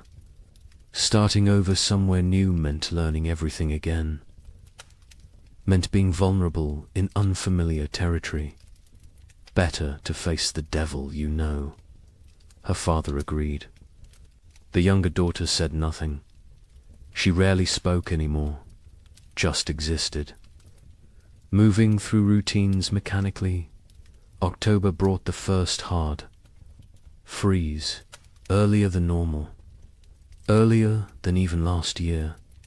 People who had hoped for a longer autumn were disappointed. Winter was not waiting, was not merciful. It arrived with force and fury. Temperatures dropped below zero. Snow fell heavy and steady. Within 2 weeks, the world was white again, frozen again, dead again. The young couple in Michigan settled into survival mode. They knew the rhythms now, knew how to ration, how to stay warm, how to maintain hope when everything felt hopeless. The man hunted when weather permitted. He had learned to read the cold, to know when going out was risk versus suicide. He caught rabbits occasionally. Small game, it helped. Not enough, but something. The woman focused on the baby, keeping her warm, keeping her fed, keeping her alive. The baby was their reason to continue. Without her, they might have given up, might have laid down and waited for the end, but she needed them, depended on them, so they kept going, kept trying, kept fighting, even when they were exhausted, even when they wanted to quit. They looked at her face and found strength they did not know they had. Communities that had not already dissolved finished dissolving. People stopped visiting, stopped checking on neighbors. The isolation became total. Each family alone in their cabin, alone in their struggle, alone in the dark. The only sounds were wind and cold and occasionally wolves. The wolves had returned, hungry, desperate, like everyone else. They came close to cabins at night, howling, looking for weakness, looking for opportunity. A family 3 miles from the young couple disappeared in November. The husband went to check on them after not seeing smoke from their chimney for several days. He found the cabin empty, the door hanging open. Snow drifted inside. No signs of struggle, no blood, no bodies, just absence.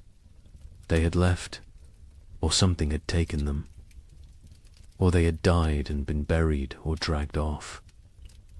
He did not know, would never know. He went home, told his wife. They barred their door that night, and every night after, death became common. Expected. A family in Indiana lost their youngest child, a boy of 3. He simply did not wake up one. Mourning, malnutrition, cold, pneumonia. Probably all 3.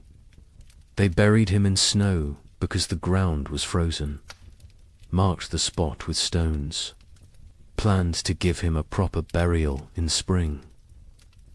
If spring came, if they survived to see it.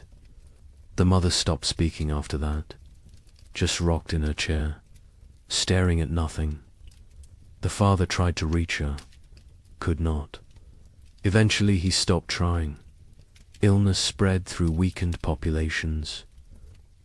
People with no reserves, no immunity, no strength to fight. Pneumonia, influenza, infections from minor cuts that would normally heal. Bodies shutting down under relentless stress.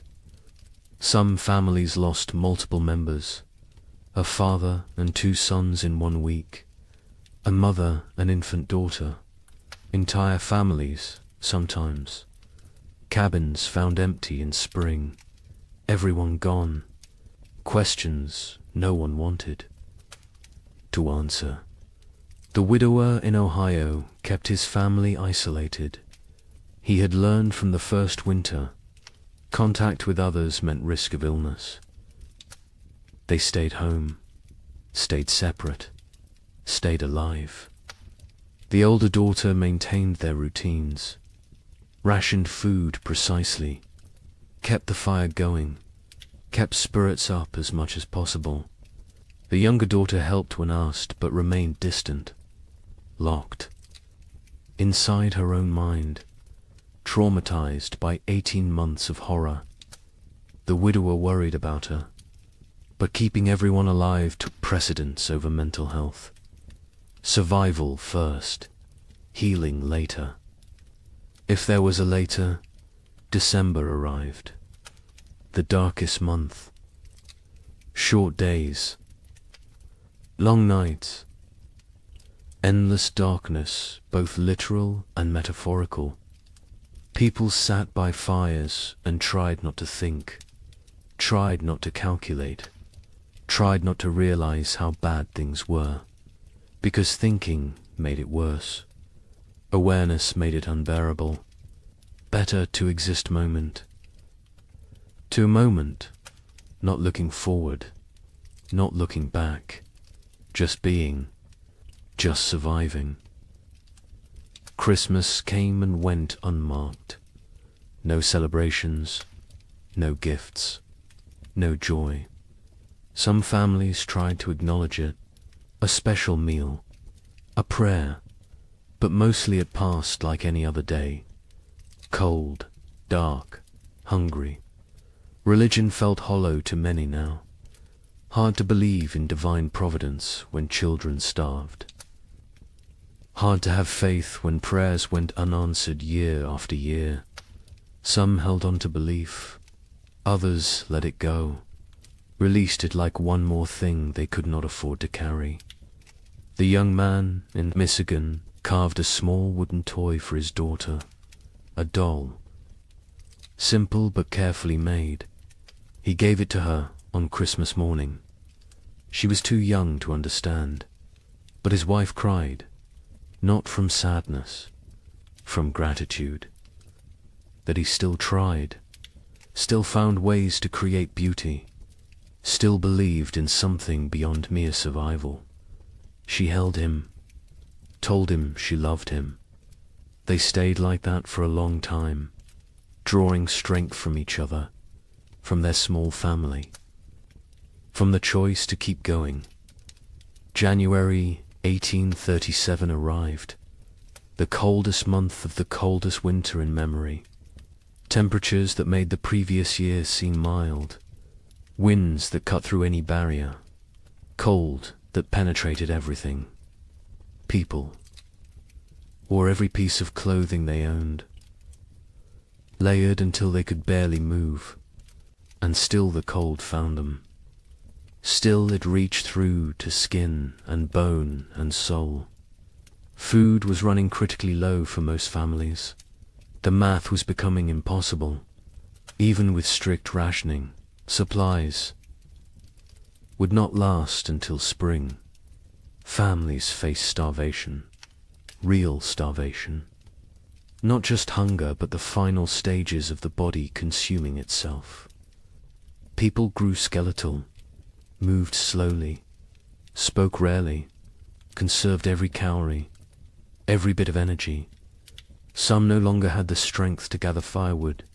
They burned furniture, burned cabin walls, anything that would produce heat. The young couple ate. One meal every 2 days. They gave most of their food to keep the wife's milk flowing for the baby. The man was wasting away, his ribs visible, his face gaunt, his eyes sunken. But he never complained, never suggested changing the arrangement. His daughter would eat, would survive, even if he did not. The wife saw what he was doing, begged him to eat more. He refused, said she needed strength for the baby.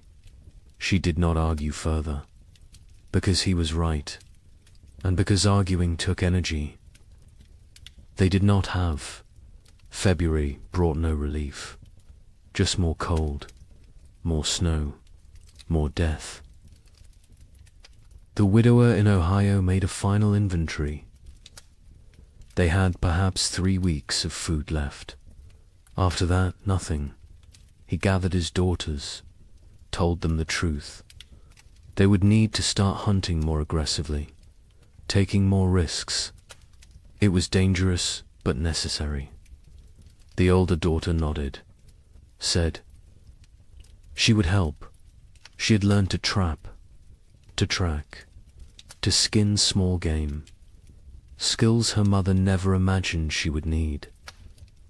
The younger daughter looked up briefly, then back down.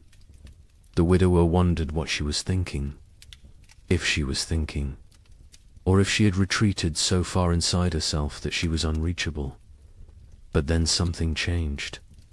Late February brought a warm spell. Temperatures above freezing for 3 consecutive days. Snow melted. The sun appeared, bright, almost cheerful. People emerged from cabins, looked around, dared to hope. Maybe this was it. Maybe winter was breaking. Maybe they had made it through. The warmth lasted a week, then ended abruptly. Temperatures plunged again. Snow returned. But something was different. The cold was less aggressive, less absolute. Spring was not here, but it was coming. Finally, actually coming. People could feel it, could sense it. The rhythm of seasons reasserting itself. Nature remembering how things were supposed. To work marsh brought increasing warmth. Real thaw. Ice melting on rivers. Snow receding from fields. Mud appearing. Glorious mud. People celebrated mud like it was gold, because mud meant earth, meant ground, meant the possibility of planting, of growing, of food. The young couple in Michigan stood at their window and watched snow melt, watched brown earth emerge. The wife cried. The husband held her. They had survived. Somehow, against all odds, they had survived. Wait until you hear how much worse it gets.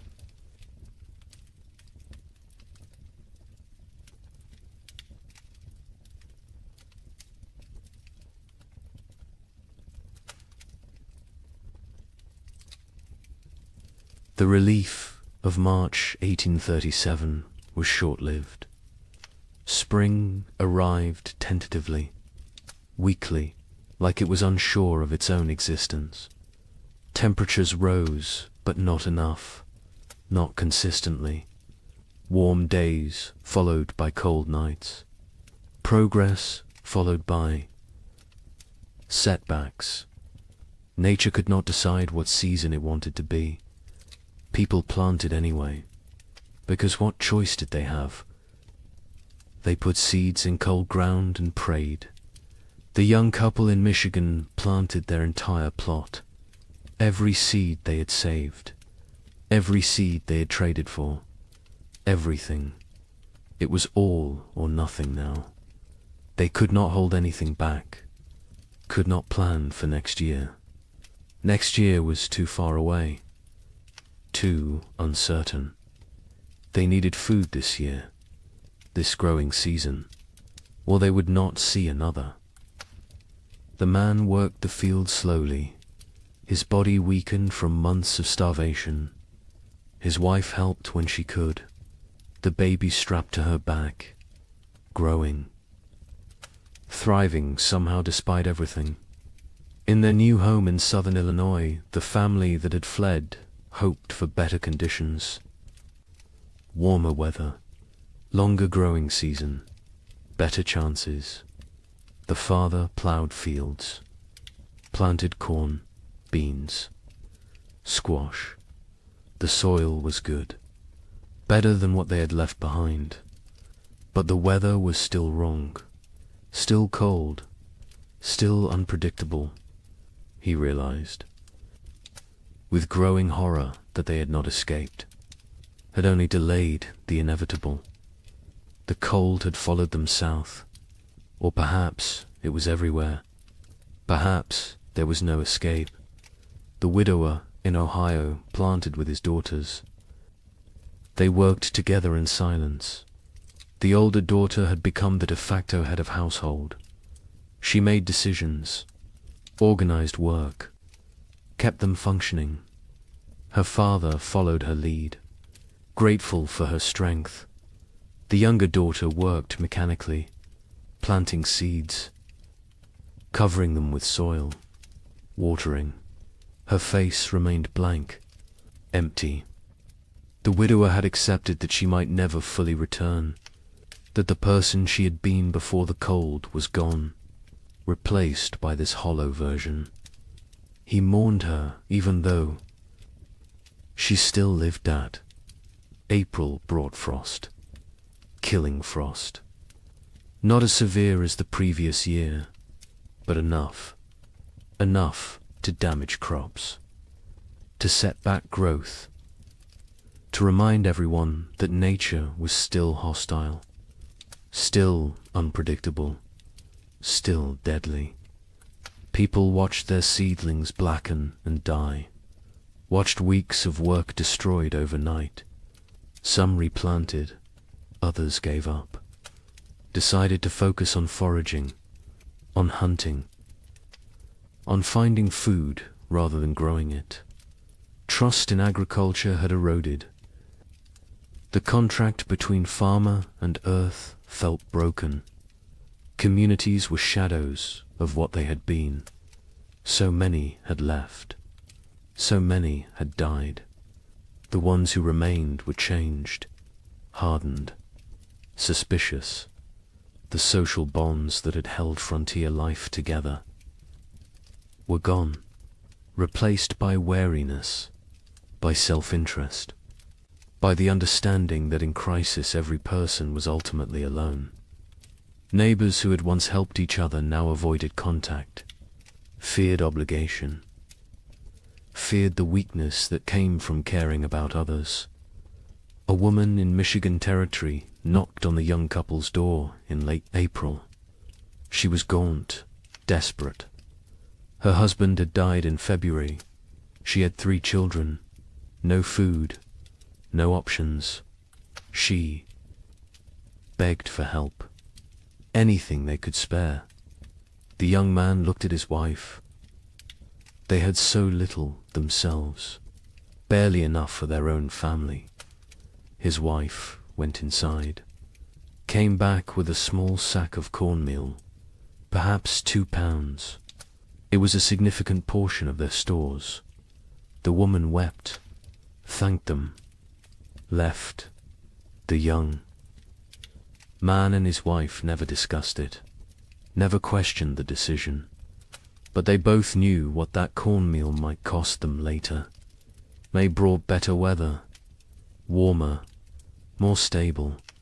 The crops that survived April began to grow, slowly, struggling, but growing. People tended their gardens obsessively, pulled every weed, watered carefully, talked to the plants, begged them to thrive. These gardens represented everything: hope, survival, future. Without them there was nothing, just slow starvation through another winter.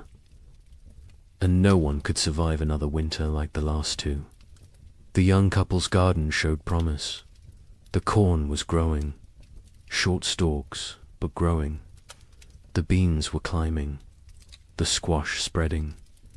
They allowed themselves to hope, to plan, to imagine a harvest that would see them through. The man hunted regularly now. The game had returned. Deer, rabbits, turkey. He was successful more often, building their stores. They smoked meat, preserved it, prepared for the worst while hoping for better. In southern Illinois, the family's crops grew better. The warmer climate helped. Their corn reached knee-high by late May. The father felt vindicated. They had made the right choice to move. His wife was less certain. She had learnt not to trust good fortune, not to believe in progress until it was secured. She watched the sky constantly, waited for the next disaster, for the frost or hail or plague of insects that would destroy everything. Optimism felt dangerous, felt like tempting fate. The widower's garden grew adequately, not abundant but adequate. The older daughter managed it efficiently. She had learned to maximize every inch of soil, every drop of water, every moment of sunlight. She was 17 now, an adult in all. But name she had lost her youth to these winters, lost her innocence, lost a chance to be young and carefree. She did not mourn these losses. There was no time, no space, no energy. She simply existed in the present, did what needed doing, survived. June arrived warm. Summer finally asserting itself. People shed layers, felt sun on skin, remembered what warmth felt like. Children played outside, really played, not just huddled for warmth, but ran and laughed, and acted like children. Parents watched them with complicated emotions, joy at seeing childhood return, sorrow for all the childhood lost, fear that this reprieve was temporary, that winter would return too soon. The young couple's baby took her first steps in June, on grass, in sunshine. Her mother cried watching her. This tiny person who had known only cold and hunger and fear was walking, growing, living. It felt miraculous. The man picked up his daughter, spun her in the air. She laughed. The sound was pure joy, untainted by the suffering around her. Too young to understand, too young to remember. They both hoped she would never remember these years, never carry the scars they carried. July was hot, genuinely hot. People complained about heat, then laughed at themselves for complaining. Heat was blessing. Heat was life. Heat meant crops growing, meant long days, meant hope. The gardens flourished. Corn grew tall. Beans produced pods. Squash spread across the ground with heavy fruit. For the first time in 2 years, abundance seemed possible, not guaranteed, but possible. But nature had taught them not to trust. On July 23rd, a hailstorm struck southern Indiana. Hail the size of eggs. It shredded crops, destroyed gardens, killed livestock. Families who had been preparing for harvest lost everything in 20 minutes. The storm passed, left devastation. People walked through destroyed fields in shock, corn beaten into the ground, beans stripped from vines, squash smashed. Months of work, all their hope, gone. The Eloy family was spared. The storm passed north of them, but they heard about it. Heard about families losing everything. The father thanked God. The mother said nothing. She had stopped thanking God, stopped blaming God. God was absent from this struggle. They were alone. They survived or died based on luck and effort. Nothing more, no divine plan, no greater purpose, just random chance and brutal nature. August brought the harvest. For those whose crops survived, it was a time of desperate work, gathering everything before weather could destroy it, before animals could take it, before anything else could go wrong. People worked dawn until dark, harvesting, preserving, storing, building supplies for the winter they knew was coming, because winter always came, and it came early, and it stayed late, and it tried to kill you. The young couple in Michigan harvested a reasonable crop, not abundant, but enough. Combined with the meat the man had preserved in careful rationing, they might have enough, might make it through.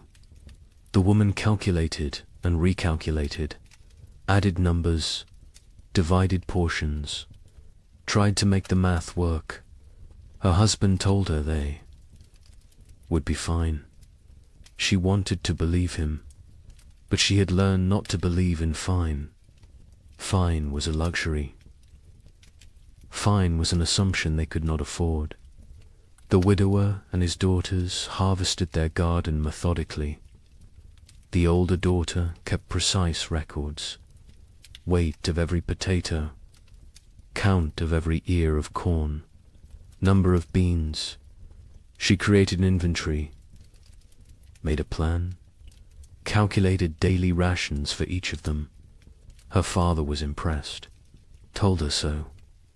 She shrugged, said it was just practical. Someone had to do it. He realized she had become the leader of their family. Somewhere during these terrible years she had taken control. He was grateful and sad. No 17-year-old should have to be this responsible, this hard. This adult September came cool, cooler than it should be. People noticed, worried, hoped. They were imagining it, hoped it was just normal September weather. But they knew better. They had learned to read the signs, to feel the wrongness in the air.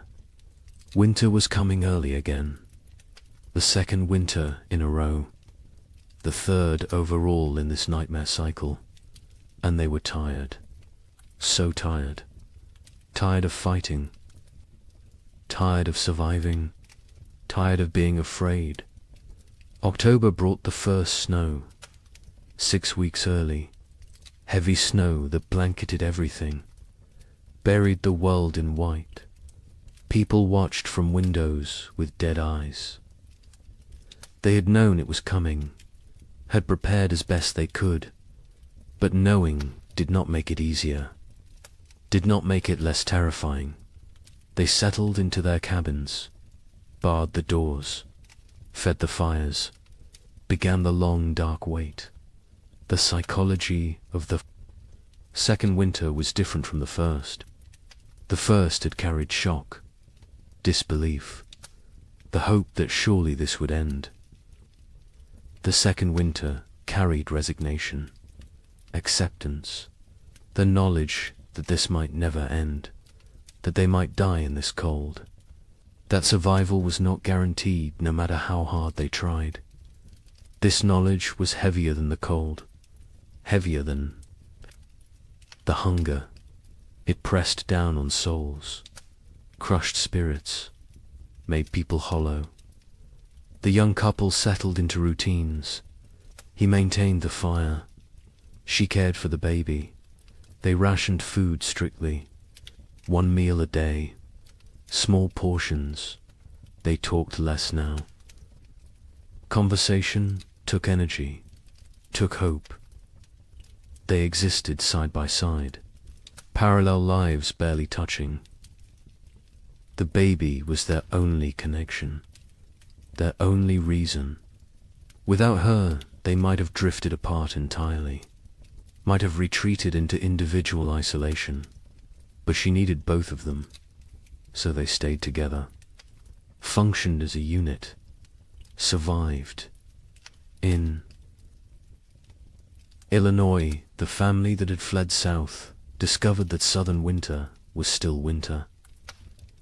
Less severe than Michigan, but severe enough. Cold enough. Dangerous enough. The father realized they would need to go farther south next year. Kentucky, maybe. Tennessee. Somewhere winter was mild. Somewhere survival did not require such desperate measures, his wife agreed. The children were weakening. The youngest was sick. A cough that would not go away. A fever that came and went. They needed better conditions. Warmer weather, more food, or they would lose her. The widower and his daughters faced the second winter with grim efficiency. They had learned so much. How to ration perfectly. How to maintain minimal fire. How to trap in winter. How to make everything last. The older daughter ran the household. Her father followed orders. The younger daughter existed. That was all. She ate when told, slept when told, worked when told, but there was nothing behind her eyes. No personality, no emotion, no self. She had retreated so far inside that the widower wondered if she would ever come out. November was brutal. Temperatures far below normal. Winds that never stopped. Snow that fell constantly. People burned through firewood faster than anticipated. Started burning furniture again. Cabin walls. Anything wooden. Anything that would burn. Heat was more important than shelter at a certain point. Better to freeze in an open cabin than freeze in a closed one. At least an open one gave you a chance to see death coming. Food became critical. Families ran low faster than expected. The cold required more calories. The body burned fuel trying to stay warm. People ate more, depleted stores more quickly. By mid-November, some families were already rationing desperately, making soup with water and a single potato, boiling bones multiple times to extract every bit of nutrition, eating things that would normally be considered inedible, tree bark, leather, anything that might contain some caloric value. A family 4 miles from the young couple knocked on their door in late November.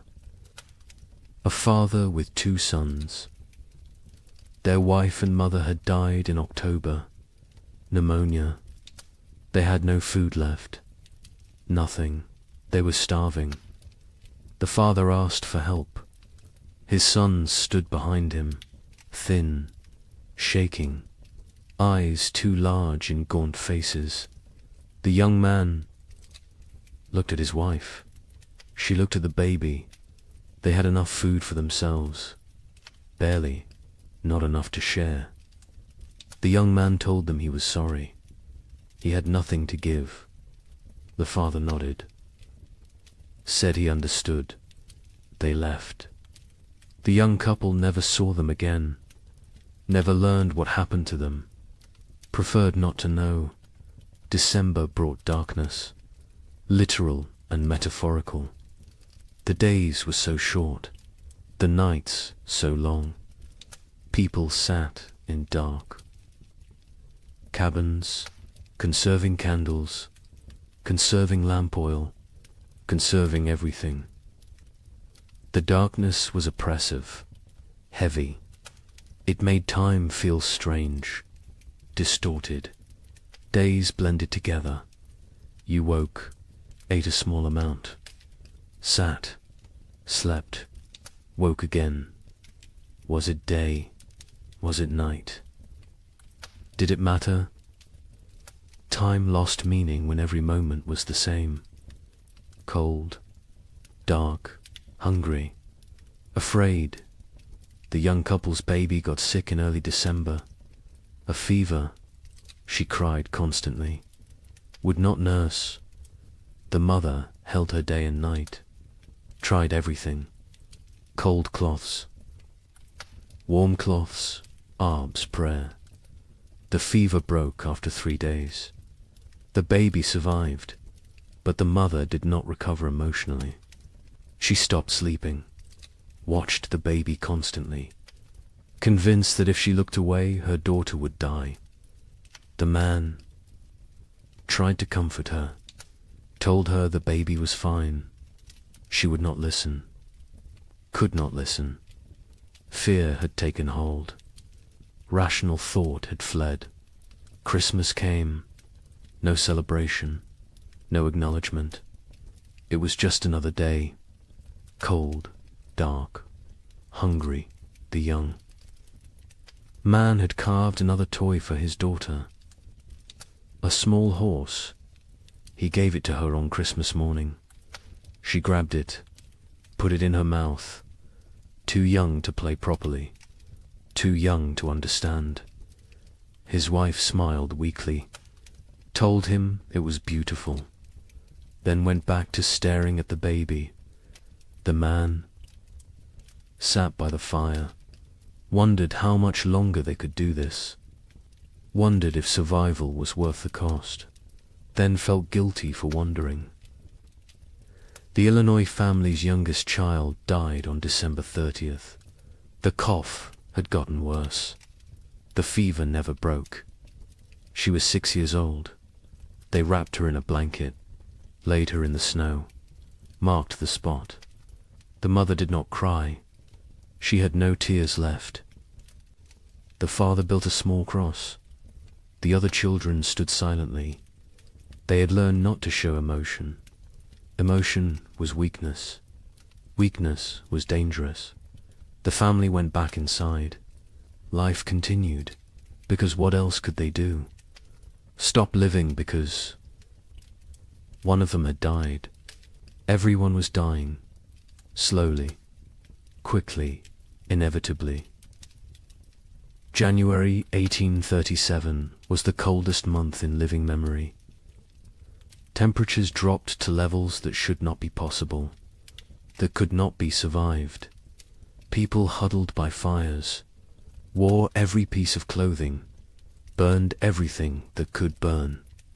And still the cold found them, reached through walls, through clothes, through skin, into bones, into souls. Cold that felt sentient, malevolent, actively trying to kill. The widower in Ohio burned his bed in January, then the girl's bed. They slept on the floor near the fire, all three together, sharing body heat, sharing blankets. The older daughter protested burning the beds, said they would need them later. Her father said later did not matter if they froze tonight. She understood, helped him break up the bed frames, fed them to the fire, watched the wood burn, wondered what they would burn next, what they would sacrifice tomorrow. People stopped moving unless necessary. Movement required calories, burned energy. Energy was precious, could not be wasted. Families sat still for hours, days, only moving to tend fire, to prepare food, to use the chamber pot. Everything else was eliminated. Conversation, work, activity, all gone, replaced by stillness, by conservation, by the desperate attempt to make their bodies last until spring. Food was running out everywhere. People were starving, really starving. The body consuming itself, muscle wasting, organs beginning to fail. People became skeletal, their faces gaunt, eyes sunken, teeth loose, hair falling out. The physical signs of advanced starvation. Some went mad. The hunger drove them insane. They talked to people who were not there, saw things that did not exist, lost touch with reality. Others became violent, desperate, dangerous. The young man in Michigan was starving himself to keep his wife and daughter fed. He ate almost nothing, claimed he was not hungry. His wife knew what he was doing, begged him to eat. He refused, said she needed strength to nurse. She needed food to make milk. The baby needed milk to survive. Therefore, the baby and wife ate. He did not. The math was simple, brutal, but simple. He was dying. They both knew it. Neither spoke of it, because speaking made it real, made it unbearable. February brought no relief, just more cold, more hunger, more death. Bodies were found frozen in cabins. Entire families sometimes. They had run out of firewood, run out of food, run out of strength. They had simply stopped, laid down, let the cold take them.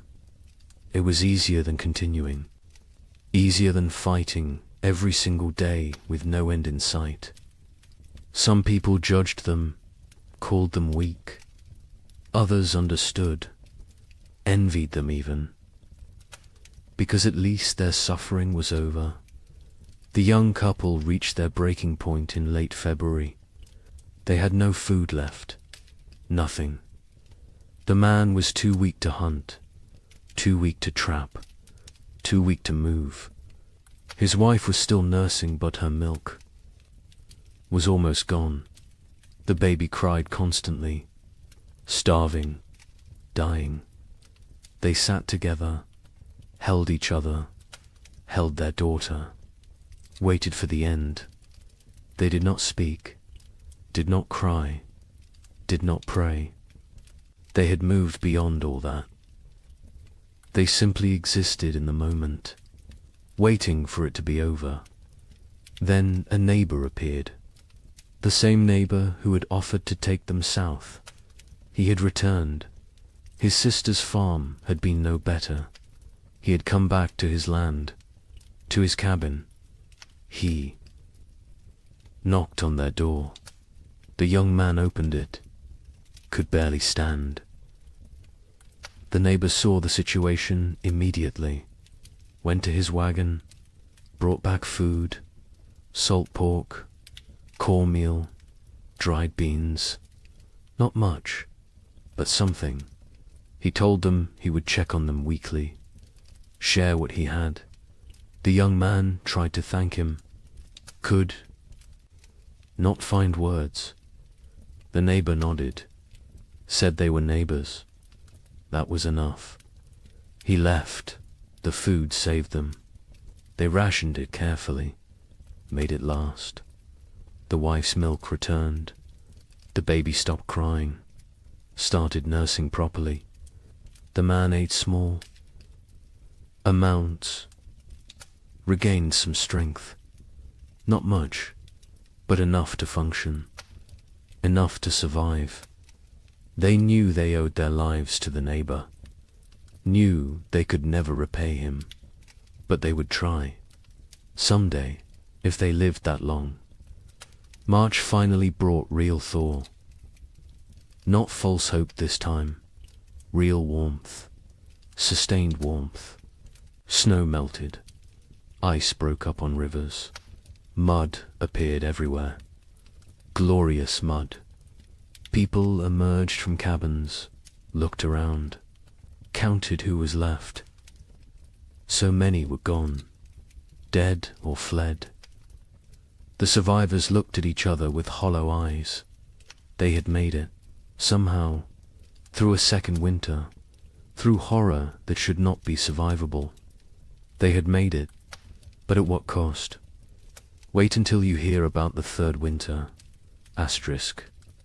Spring 1837 arrived broken, not absent like before, but damaged, wounded, like nature itself was exhausted from the struggle. The warmth came, but felt fragile, tentative, as if it might retreat at any moment. People planted again, because they had to, because there was no alternative. But the hope that had sustained them through previous plantings was gone. replaced by grim determination, by obligation, by the mechanical act of putting seeds in ground without believing. Anything good would come from it. The young couple in Michigan planted their field. The man was skeletal now. His body had not recovered from February. Probably never would. But he moved through the motions, ploughing, planting. His wife helped, the baby on her back, growing despite everything, thriving in ways that defied logic. Children were resilient, more resilient than adults. She embodied hope even when her parents had none. They worked for her, survived for her, continued for her. The neighbor who had saved them helped with planting. He had lost his own family in the first winter. Wife and 2 daughters. He never spoke of them, never explained what happened, but the grief lived in his eyes, in his movements, in the way he threw himself into work. Helping others was how he survived, how he found meaning. The young couple became his purpose, his reason to continue. He checked on them weekly, shared food when he had extra, fixed things around their cabin, asked for nothing in return. In Illinois, the family that had lost their youngest daughter planted in silence. The mother moved mechanically, planting, watering, weeding, but her spirit was elsewhere, with her dead child, with the life they should have had. The father tried to engage her. She responded in single words. Yes, no, maybe. Their remaining children watched their parents fracture, watched the marriage dissolve under the weight of grief. The oldest boy, now 9, took on more responsibility, helped his father, tried to shield his younger siblings, became an adult too soon. Like everyone else, the widower in Ohio planted, with his older daughter, just the 2 of them. The younger daughter had stopped functioning entirely. She sat in the cabin, stared at walls, did not speak, did not respond, had retreated so far inside herself that she was unreachable. They had tried everything, talking to her, holding her, leaving her alone. Nothing worked. She was alive but not living, present but absent. The older daughter cried about it sometimes, late at night, when she thought no one could hear. Her father heard, said nothing, because what could he say? They were all broken. Some breaks just showed more than others. April brought adequate weather. Not warm, not cold, just neutral. The crops grew slowly, struggling. The soil was depleted after years of abnormal cold. Nutrients locked away. The plants were pale, weak, but growing. People tended them obsessively, talked to them, prayed over them, begged them to thrive. These gardens represented final chances, last hopes. If the crops failed this year, there would be no next year, no more attempts. This was it. May arrived cooler than normal, not catastrophically cold, but not warm either. The growing season was compromised again, shortened. Plants that needed 100 days to mature might only get 80, maybe less. People did what they could, fertilized with anything available. Manure, ash, compost, watered constantly. Protected seedlings from cold nights, fought for every plant, every stalk, every leaf. Communities barely existed now. The population had dropped so dramatically that calling them communities felt generous. Collections of isolated families, strangers occupying the same general area. No cooperation, no shared resources, no collective identity, just individuals fighting separate battles. The social structures that had once defined frontier life were dead, replaced by atomization, by loneliness, by the understanding that in the end everyone dies alone. The young couple saw other people rarely. Weeks would pass without contact. When they did encounter neighbors, the interactions were brief, uncomfortable. No one wanted to share information about food stores, about successes or failures, about anything that might reveal vulnerability. Trust was gone. Community was gone. Only wariness remained. Eyes that assessed whether you were threat or opportunity. Calculations about whether helping you would benefit them. Nothing was given freely anymore. Everything had price. June brought better weather. Finally, real warmth. Sustained warmth. The crops responded. Grew with vigor they had lacked before. Corn shot up. Beans produced. Squash spread. For the first time in 3 years, gardens looked healthy, looked productive, looked like they might actually yield harvests. People allowed themselves to feel something close to hope, not real hope. That was too dangerous, but cautious optimism. The possibility that maybe, possibly, they might have enough food. The young man hunted successfully in June. Deer were abundant again. The population had recovered, or perhaps the human hunters had diminished enough that game was plentiful. He killed 2 deer in 3 weeks. They smoked the meat, stored it, carefully added it to their supplies. The wife calculated, recalculated. If the garden produced even half of what it promised, combined with the smoked meat, careful rationing, they would make it. Would survive another winter. The math finally worked. But the wife had learnt not to trust good fortune. She waited for disaster, for the frost, the hail, the blight. Something would go wrong. Something always went wrong. She checked the garden multiple times daily, examined every plant, looked for signs of disease, of insect damage, of anything that might threaten their harvest. Her husband told her to relax. She could not. Relaxing felt like inviting catastrophe. Vigilance was all. That kept them safe. She believed that. Needed to believe that. Because if vigilance did not matter, then nothing they did mattered. And that was too terrifying to accept. July was hot, scorching, the kind of heat that in normal times would be complained about.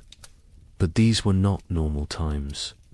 Heat meant growth, meant long days, meant crops maturing.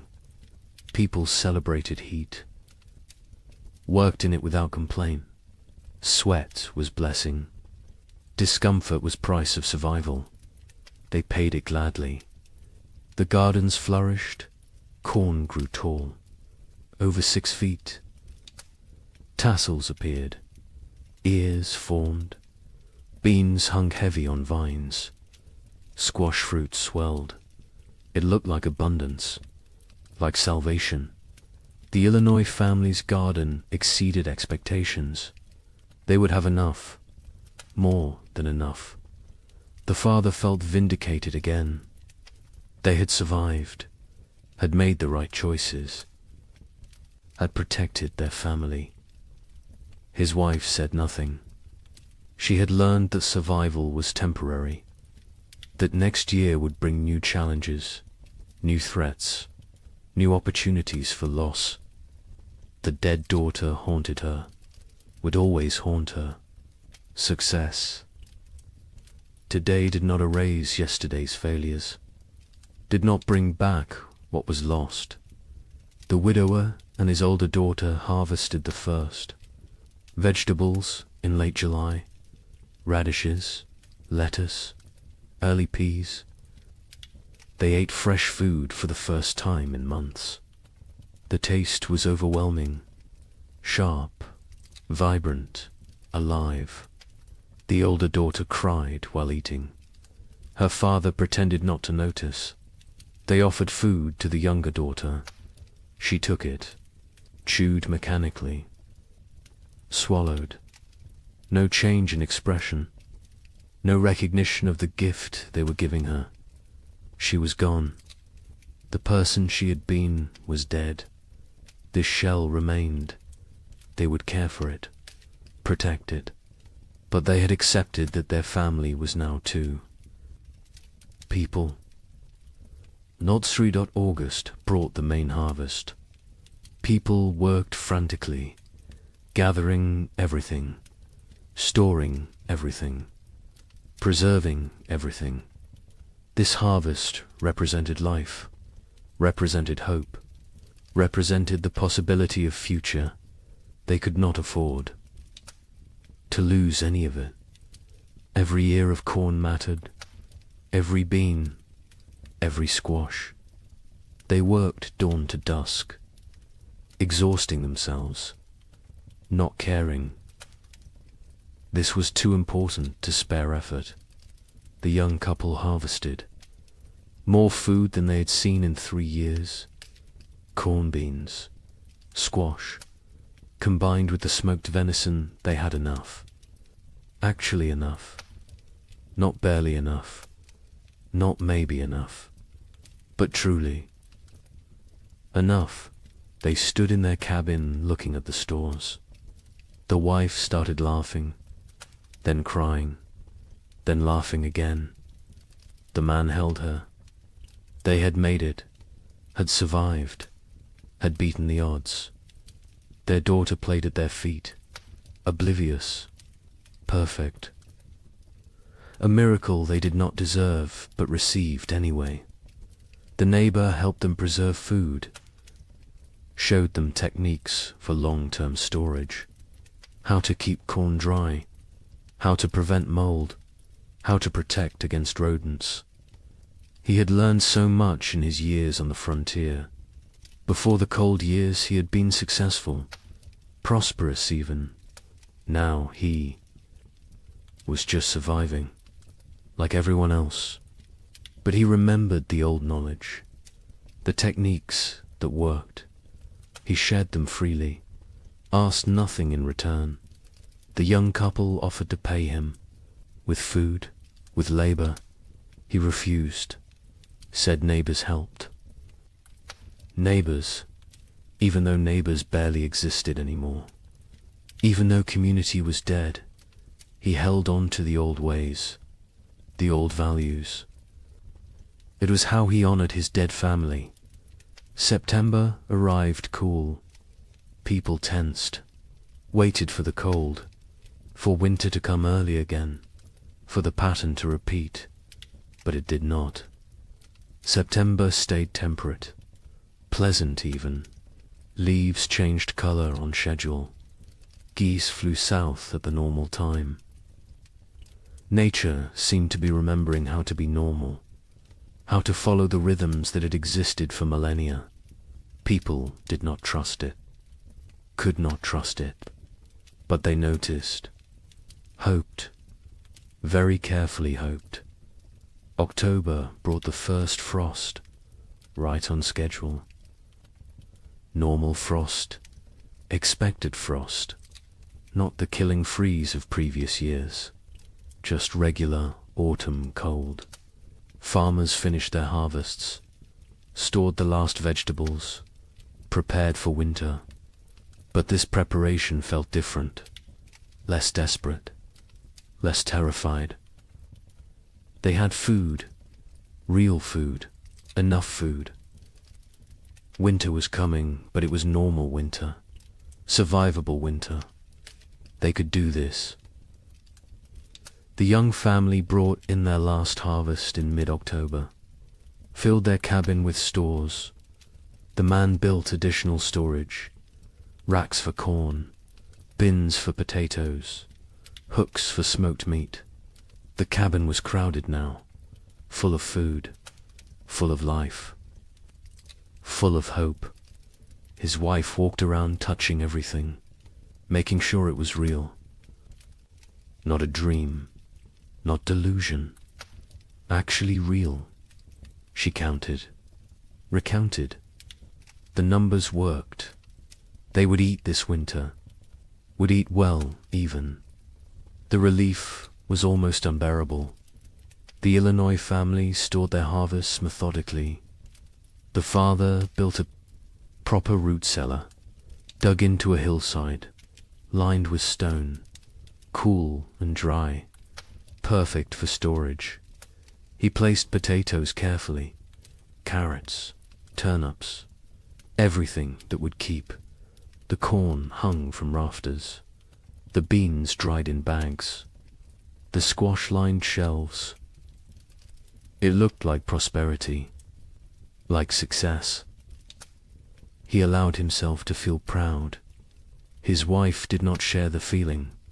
She looked at the food and thought only of their dead daughter, of how she would never eat any of it. The father tried to reach her, tried to pull her back to the living. She would not come. Grief had her, would always have her. The widower and his older daughter stored their harvest efficiently. They had learned to waste nothing, use every space, maximize every resource. The cabin was full. The root cellar was full. They had succeeded. Against all odds, against impossible circumstances. 2 people, one of them barely 17, had survived and built security for the coming winter. The older daughter allowed herself a moment of satisfaction, of pride, then went back to work. There was always more work, always more preparation, always more to do. November arrived cold, but not catastrophically so. Normal cold, expected cold. The kind that could be managed with sufficient firewood and food. People settled into winter routines. But these routines were different from previous years.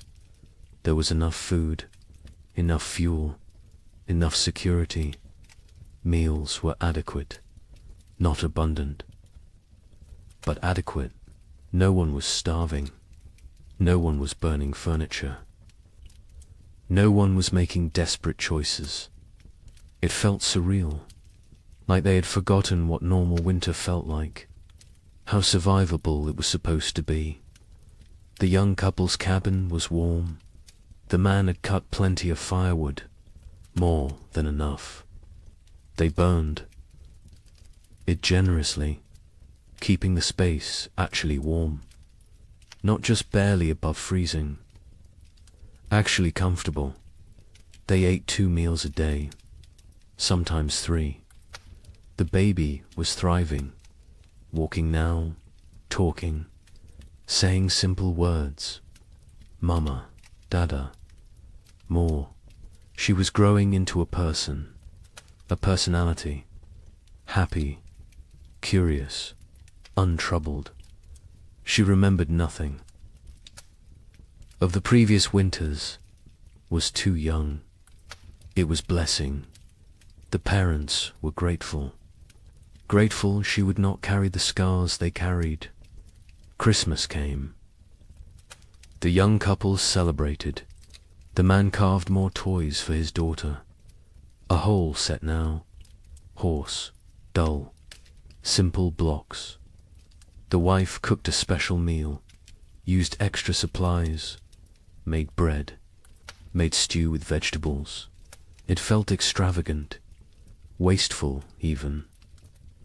But they did it anyway, because they could, because they had survived. because they deserved one day of abundance, one day of joy. The neighbor joined them. They ate together, talked, laughed even. It felt foreign, strange, but good. So good, though. Illinois' family marked Christmas quietly. The father suggested they celebrate, make a special meal. The mother refused, said she could not celebrate when her daughter was dead. The father did not push, let it go. The children received no gifts, no special food, no acknowledgement, just another day. They did not complain, did not expect anything different. Childhood joy had died years ago. They were little adults now, serious, pragmatic, damaged. The widower and his older daughter observed Christmas with quiet reflection. They made a slightly larger meal, said prayers, remembered the wife and mother who was gone, remembered the sister and daughter who was gone in a different way. The younger daughter sat with them, ate when prompted, otherwise unresponsive. They had given up trying to reach her, had accepted this was who she was now. They would care for her as long as necessary, forever if needed, but they no longer expected recovery, no longer hoped for her return. She was gone. They mourned her. While she still lived, January 1838 arrived cold, but normal cold. The kind that belonged in January, the kind that was manageable. People burned firewood steadily, but not desperately, ate food regularly, but not extravagantly, lived, actually lived, not just survived. There was difference. Survival was mechanical, was existing without living. Living was having moments beyond mere existence. Moments of comfort, of satisfaction, of something approaching contentment. People had not lived in 3 years. Now they remembered what it felt like. The young man sat by the fire one January evening, his wife beside him, their daughter asleep. Between them, he looked around the cabin, saw the food stores, felt the warmth, heard his family breathing. He started crying. Quietly, his wife took his hand, asked what was wrong. He said nothing was wrong. Everything was right. For the first time in 3 years, everything was actually right. They were warm, fed, together, alive. It felt like miracle, like grace, like something they had not earned, but received anyway. February brought storms, heavy snow, strong winds, but the cabin was warm. The food was adequate. The family was safe. The storms raged outside. Inside there was peace. The baby played with her toys. The mother sewed. The father carved. They existed in domestic tranquility. It felt surreal, impossible, like any moment they would wake up and discover it was dream, that they were actually still in the second winter, still starving, still freezing, still dying. But they did not wake up, because it was real. The nightmare was ending, finally, actually ending. The Illinois family endured February without crisis. They had enough of everything, enough food, enough fuel, enough supplies. The physical needs were met, but the emotional damage remained. The mother barely spoke, spent hours staring at nothing. The father tried to engage her. She would not engage. The children adapted, learned to parent themselves, The older boy especially. He took care of his younger siblings, made sure they were fed, dressed, safe. The father was grateful and heartbroken. No 9-year-old should have to be so responsible, but gratitude outweighed heartbreak. The family functioned. That was enough. The widower and his daughters survived February too easily. After 3 years of desperate struggle, normal winter felt trivial. They had so much food, so much fuel, so much security. The older daughter relaxed slightly. Not much, but slightly. Allowed herself to believe they would make it, would survive, would see spring. Her father noticed the change, was glad. She deserved peace, deserved to feel safe, even if that safety was temporary, even if next year brought new challenges. She deserved this moment. March arrived with thaw. Real thaw, permanent thaw. Spring was coming. Not false hope this time, not temporary reprieve. Actual spring, the kind that arrived and stayed. The kind that brought warmth and life and renewal. Snow melted rapidly. Rivers broke up. Birds returned. The world came back to life. People emerged from cabins, looked around, saw their neighbors, saw who had survived, who had made it through. The numbers were shocking. So few left. So many gone. The young couple walked their property in early March, looked at the field they would plant, looked at the cabin they had defended, looked at each other. They had survived, had kept their daughter alive, had made it through 3 winters that should have killed them. They did not speak. Words were insufficient. They simply stood together, holding hands, watching their daughter chase the neighbor's dog through melting snow, laughing, perfect, untouched by the horror. Her parents had endured. They had protected her from it, had given her life and safety and future. It was enough. It had to be enough. The worst was over. The 3 winters that seemed endless had ended. Spring had returned. Life had returned. Hope had returned. But the cost had been staggering. The scars ran deep. The survivors would carry the memories forever, would wake in the night sometimes, sweating, terrified, remembering the cold, the hunger, the fear. They would never fully recover, never fully heal, but they had survived, and survival meant possibility, meant future, meant that maybe, just maybe, they could build something good from the ashes of horror. Spring 1838 arrived like a resurrection, not the tentative half-springs of previous years, but full, complete, undeniable. March brought warmth that stayed. April exploded with growth. The earth seemed desperate to make up for lost time. Grass grew with unusual vigor. Trees budded aggressively. Wildflowers carpeted fields in waves of color.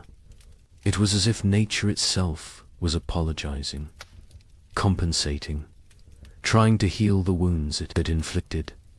Survivors emerged from their cabins, slowly, blinking in bright sunlight, disoriented, like people waking from long nightmares. They looked at each other with hollow eyes, eyes that had seen too much, known too much suffering. They were changed, fundamentally, irreversibly. The people who had entered the winter of 1835 were dead. These were different people, harder, older, damaged in ways that would never fully heal. The young couple in Michigan stood in their doorway watching spring arrive. The man was thin still. His body had not recovered the weight lost during the starving times. Probably never would. His hair had gone partially grey. He was 25, but looked 40. His wife was 23. She looked older, lines around her eyes, around her mouth, marks of worry, of fear, of 3 years spent on the edge of death. Their daughter was almost 2 now, perfect, unblemished, the only innocent thing left in their world. They planted their field in April. The work felt different this year. Not desperate, not terrified, just work, normal work, the kind farmers had done for thousands of years. Put seeds in ground, trust earth to do its part. The simplicity was jarring. They had forgotten farming could be simple, could be routine, could be anything other than life or death struggle.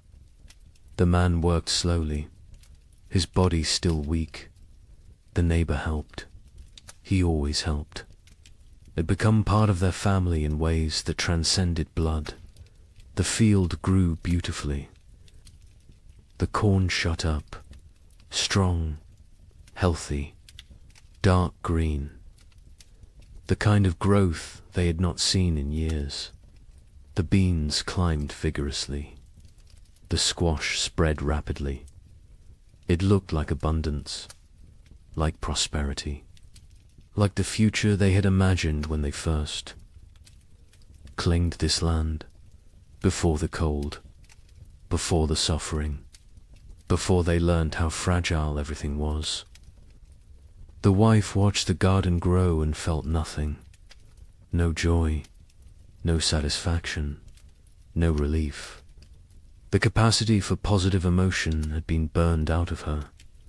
She was functional, capable, but hollow, empty of everything except mechanical competence. In Illinois, the family that had lost their daughter tried to rebuild. The father threw himself into work, expanded his fields, built new structures, kept busy constantly. Movement meant not thinking, not remembering, not grieving. His wife did the opposite. She stopped moving, sat for hours, staring at nothing. The children navigated between these extremes, tried to be invisible, tried not to cause problems, tried to hold together a family that was fragmenting. The older boy carried the weight. He was 10 now, too young for such responsibility. But responsibility did not care about age. Someone had to hold things together. He did it because no one else would. The widower in Ohio and his older daughter planted their field together, just the 2 of them. The younger daughter remained in the cabin, unresponsive, present but absent. They had tried everything to reach her. Doctors when they could afford them, medicines, prayers, time. Nothing worked. She was locked inside herself, trapped in whatever mental prison the winters had created.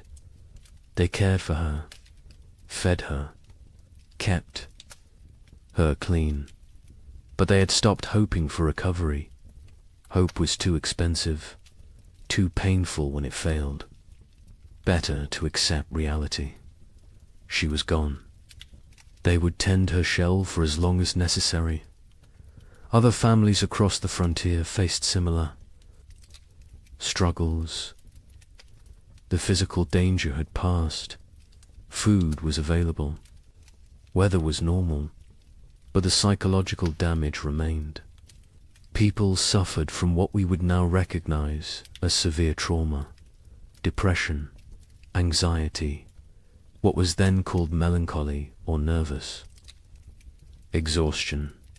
They startled easily, had nightmares, struggled with crowds, with noise, with anything that reminded them of the hard years. Many never fully recovered, carried the scars until death. Communities began to reform, slowly, hesitantly.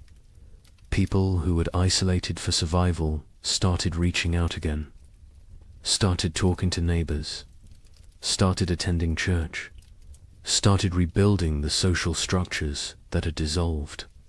But it was different now. The easy trust was gone. The assumption of mutual aid was gone. People helped each other, but warily, with limits, with boundaries. The innocence of early frontier community had died, been replaced by something more cautious, more cynical, more realistic. A traveling minister came through Michigan territory in May, held revival meetings, promised salvation, promised explanation for the suffering, promised that God had a plan.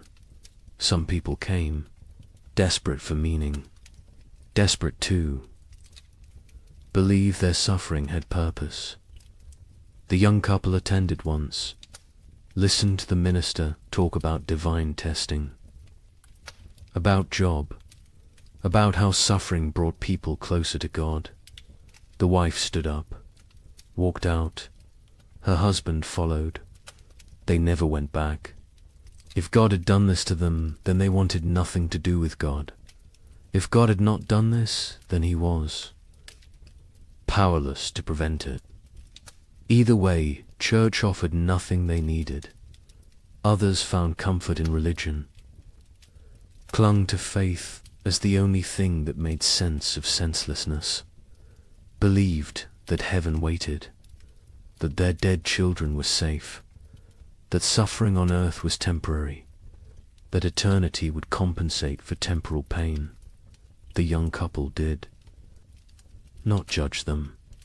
Whatever got you through was valid, but they could not share that faith, had lost it somewhere in the second winter, when their daughter was dying and prayers went unanswered, when they realized they were alone, truly alone.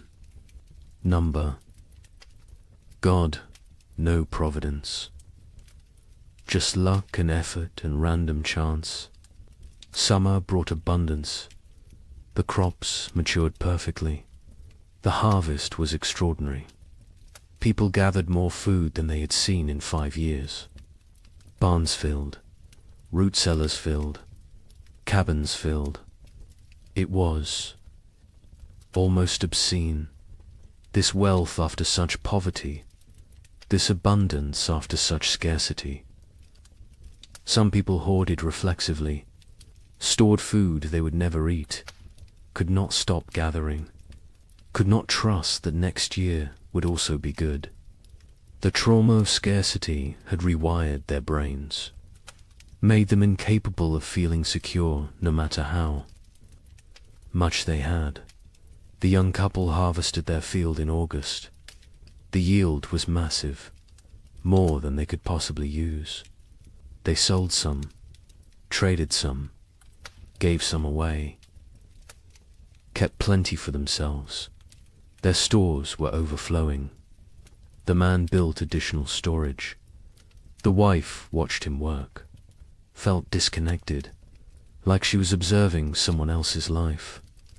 She went through motions, cared for their daughter, cooked, cleaned, did everything a wife and mother should do, but felt nothing, was numb, had been numb since February of the second winter. She wondered if she would ever feel again, or if this numbness was permanent, the price of survival. In Illinois, the abundant harvest did not heal the broken family. The father worked obsessively, made more money than they needed, bought things, built things, kept moving. The mother remained withdrawn, lost in grief, The children adapted, learned to function without real parenting, became independent too soon. The family existed together but separately. Parallel lives in the same space, not connected, not whole, just adjacent. The widower and his older daughter harvested successfully. Their fields produced well. They had security for the coming winter. The older daughter was 18 now. An adult, she had offers of marriage. Young men who saw her competence, her strength, her capability. She refused them all, said she could not leave her father, could not leave her sister, could not abandon her responsibilities. Her father told her to go, to live her life. She refused. They both knew why. She had lost too much already, could not risk caring about anyone new, could not risk more loss. Better to stay, to maintain, to exist in the known pain rather than risk unknown happiness that might become pain. New settlers began arriving in late 1838. People from the east who had heard land was cheap, who did not know what had happened, who saw opportunity in the depleted population. The survivors looked at them with mixed feelings, part resentment. These newcomers had not suffered, had not earned their place. Part relief. New people meant community could rebuild, meant the frontier would not die completely. Part pitied, because the newcomers were so innocent, so hopeful, so unaware of how quickly everything could collapse. A young family moved in near the young couple in September, fresh from Pennsylvania, full of dreams. The man introduced himself, talked about his plans, about the farm he would build, about the future he saw. The young couple listened politely, said nothing about the previous years. What could they say? How could they explain? The newcomers would learn, or they would not.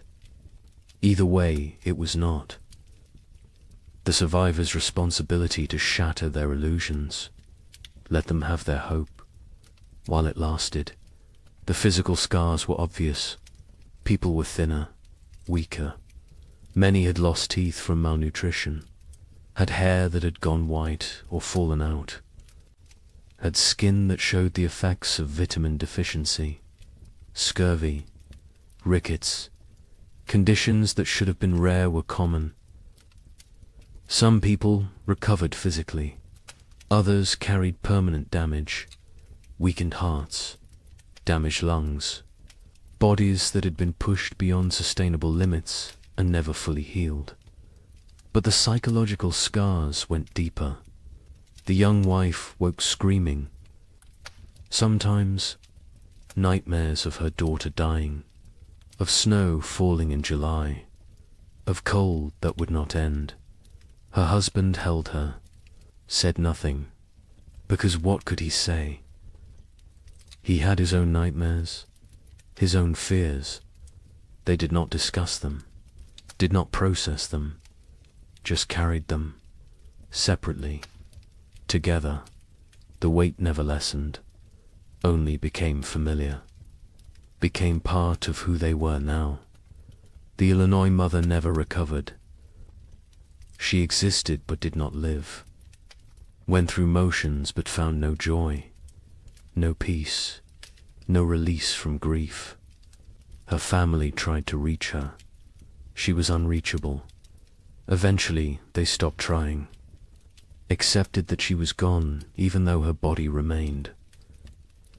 The father took over her duties, cooked, cleaned, cared for the children, worked the farm, did everything. She sat, stared, existed. It was slow death. Everyone knew it. No one could stop it. She would live another decade, empty, broken, a ghost.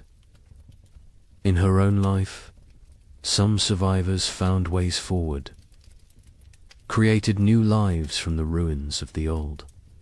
The widower eventually remarried, a widow from the next county. She had lost her husband and son in the first winter. They married not from love, but from practicality, from loneliness, from the need to not be alone. It was not romantic, but it worked. They built a life together, quiet, stable, functional. His older daughter never married, stayed home, cared for her sister, became essential to the household, found purpose in duty, in responsibility, in maintaining. She never seemed unhappy, but she never seemed happy either. Just existed in the middle, neither satisfied nor dissatisfied. Just present, the young couple stayed together, raised their daughter, had 2 more children in the years after, built a successful farm. From the outside they looked normal, prosperous even, but between them was distance, a gulf created by 3 years of shared trauma that they could never fully bridge. They cared for each other, were faithful, were good parents. But the passionate young couple who had claimed the land in 1835 was gone, replaced by 2 damaged people doing their best. It was enough, had to be enough. They did not expect happiness, did not seek joy, just sought stability, safety, security, found those things, made a life from them. By 1840, the population had stabilized. Some areas had recovered partially, others remained sparsely populated. The demographic impact was significant. Thousands had died. Thousands more had fled. The westward expansion had been set back years. Territories that should have achieved statehood remained territories. The ambitious growth projections of the early 1830s were abandoned. Reality had intruded, shown the limits of human ambition, of manifest destiny, of the belief that the frontier was there for the taking.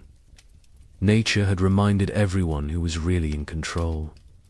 The survivors aged rapidly. The young man in Michigan was 30 in 1840, looked 50.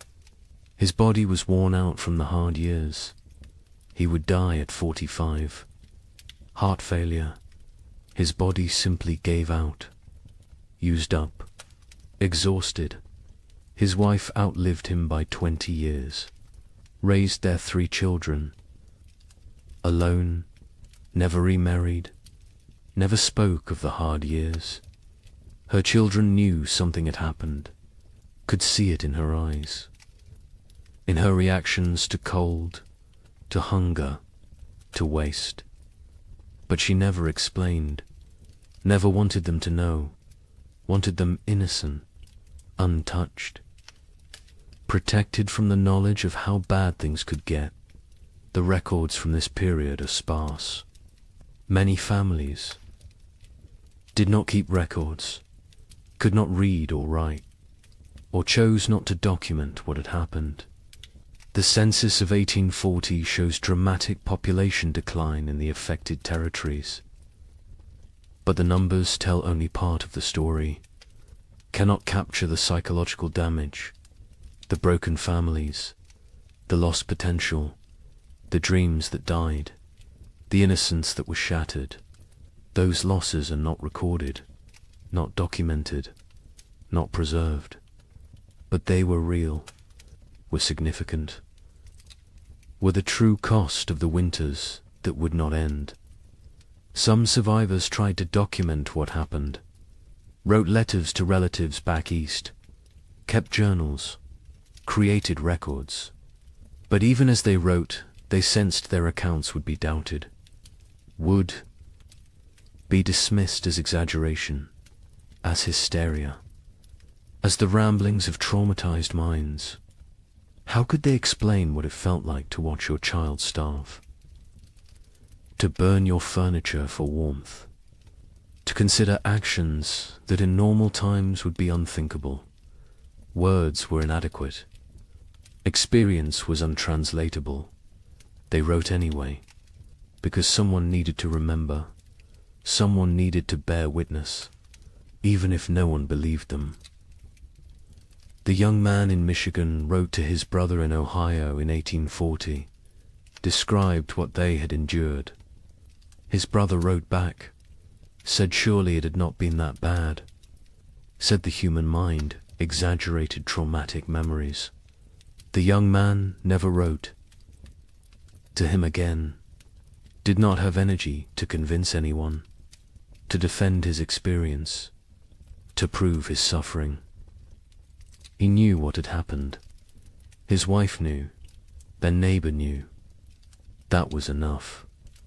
The rest of the world could believe what it wanted, and mostly, the world chose not to believe, chose to minimize, chose to forget.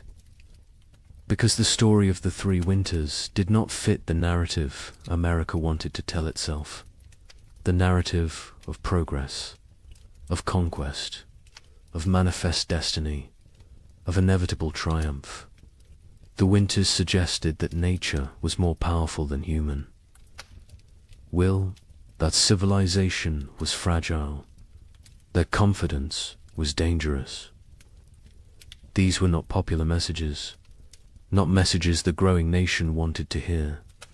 So they were ignored, dismissed, forgotten, buried under more palatable stories of frontier heroism, of triumph over adversity, of the inevitable march of progress. But the survivors remembered, carried the memories until death. Some passed stories to their children. Most did not. Most wanted to protect the next generation, wanted them unburdened. The children sensed something anyway, saw the scars, the fears, the behaviors that made no sense unless you knew what came before. They asked questions, got vague answers, eventually stopped asking. The silence grew. The stories faded. The memories died with those who carried them. Wait until you hear how thoroughly this was erased. The forgetting began almost immediately, even while survivors still lived, even while the scars were fresh. The erasure was not accidental, was not natural memory decay. It was deliberate, systematic, orchestrated by people who had very good reasons to want these winters forgotten. People with money, with power, with futures that depended on frontier land continuing to seem attractive, continuing to seem profitable, continuing to draw settlers and investment. Land speculators had the most to lose. They had purchased millions of acres across the affected territories, paid pennies per acre, expected to sell for dollars. Their entire business model depended on continued westward migration, on families believing the frontier offered opportunity, prosperity, future.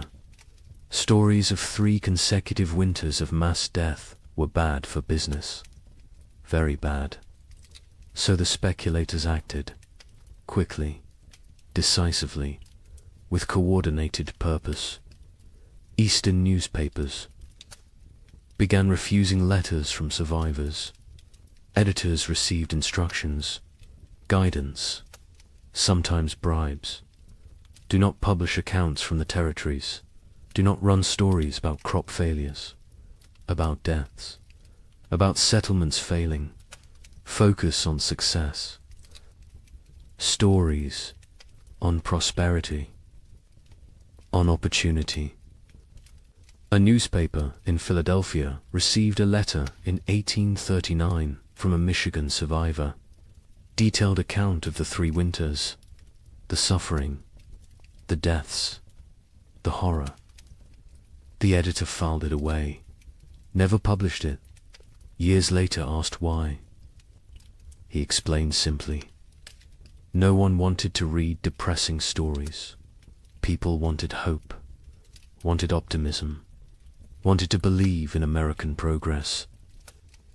His job was to give them what they wanted. Territorial governments actively suppressed information. Official reports downplayed casualty numbers, listed families who had disappeared as relocated rather than dead or missing. Death certificates were not issued for people who died isolated on homesteads. If no one reported the death officially, then officially it did not happen. Population records were adjusted, made to show growth rather than decline. The manipulation was not subtle, but it was effective. Future historians looking at official records would see steady population growth, would see successful territorial expansion, would see nothing that suggested catastrophe. Land companies published promotional materials in 1839 and 1840, glossy brochures, detailed descriptions of fertile soil, mild climate, abundant opportunity. They made no mention of the previous years, no acknowledgement of hardship, no warning of risks. New settlers arrived with these brochures, with these promises, found a very different reality. By then, the land companies had their money. The deception had served its purpose.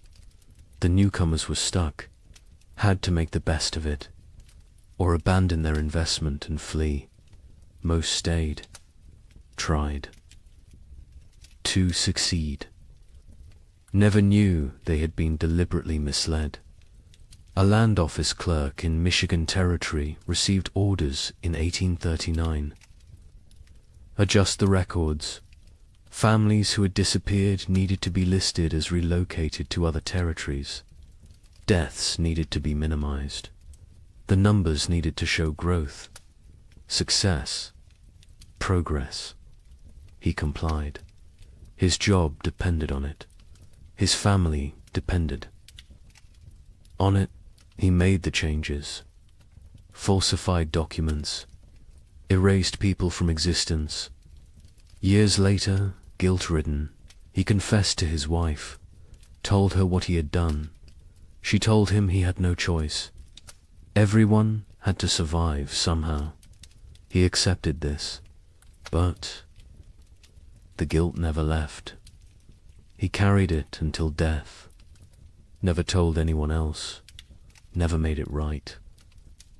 Just carried the weight of erasing thousands of people to protect property values. Railroad companies were equally invested in suppressing the truth. Their business plans required population growth in the territories, required towns, commerce, customers. Empty land was worthless. They needed settlers, needed them desperately. Stories of mass death were obstacles, barriers to profit. So they acted, funded newspapers that told the right stories, hired writers to create promotional content, paid for testimonials from satisfied settlers, built a narrative of success and opportunity that bore little resemblance to reality. The suppression extended to personal correspondence, letters from survivors to relatives. Back east were sometimes intercepted, lost, destroyed. Postal clerks received instructions. Letters containing certain content should not reach their destinations, should disappear. It was not official policy, not written down anywhere, but it happened regularly, systematically. Survivors wrote letters describing their experiences. Melt them. They never arrived. The relatives back east never learned the truth, continued to believe the promotional literature, continued to encourage others to move west. The cycle continued. Churches participated in the suppression, not overtly, not deliberately, perhaps, but they promoted a narrative that made the hard years easier to ignore. Suffering was divine testing. Those who died were called to heaven. Those who survived were blessed. This framing made the catastrophe seem like individual, spiritual journey rather than systemic climate disaster.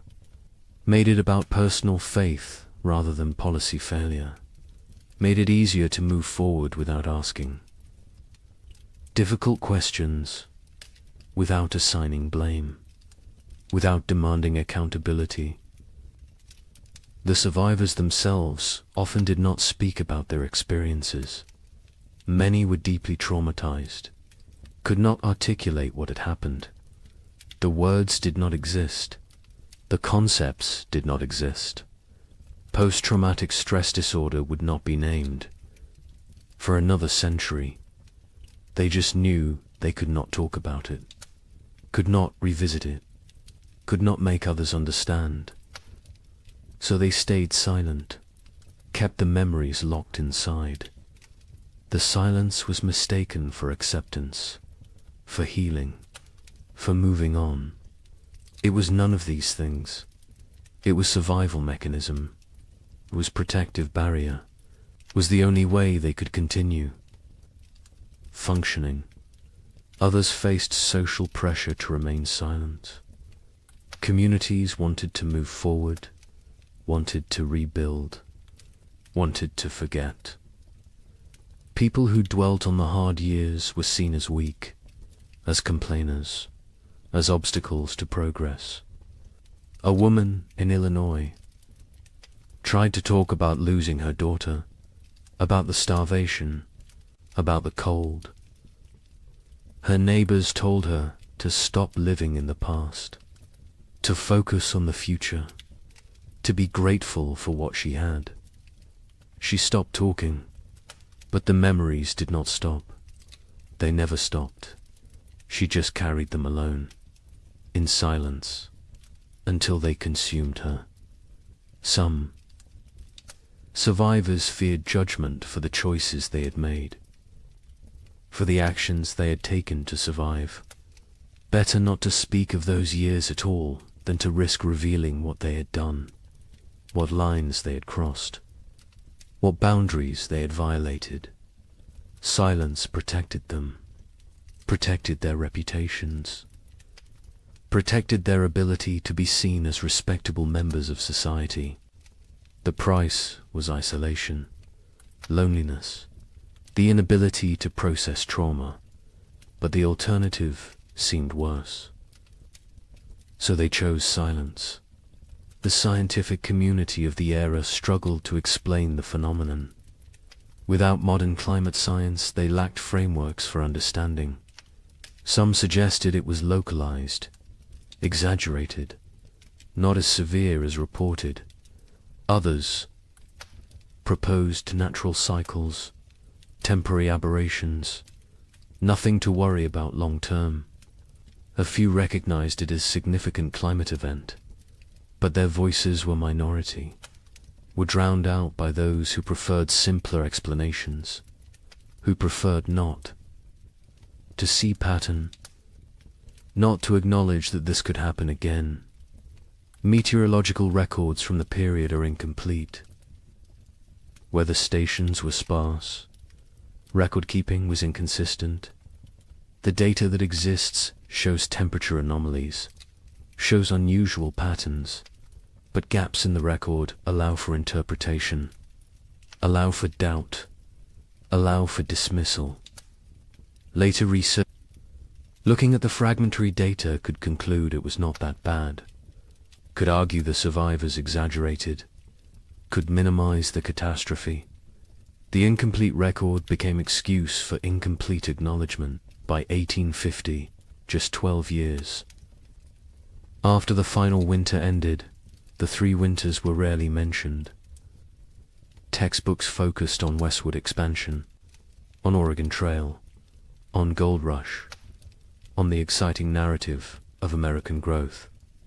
The dark years from 1836 to 1838 were footnote at best.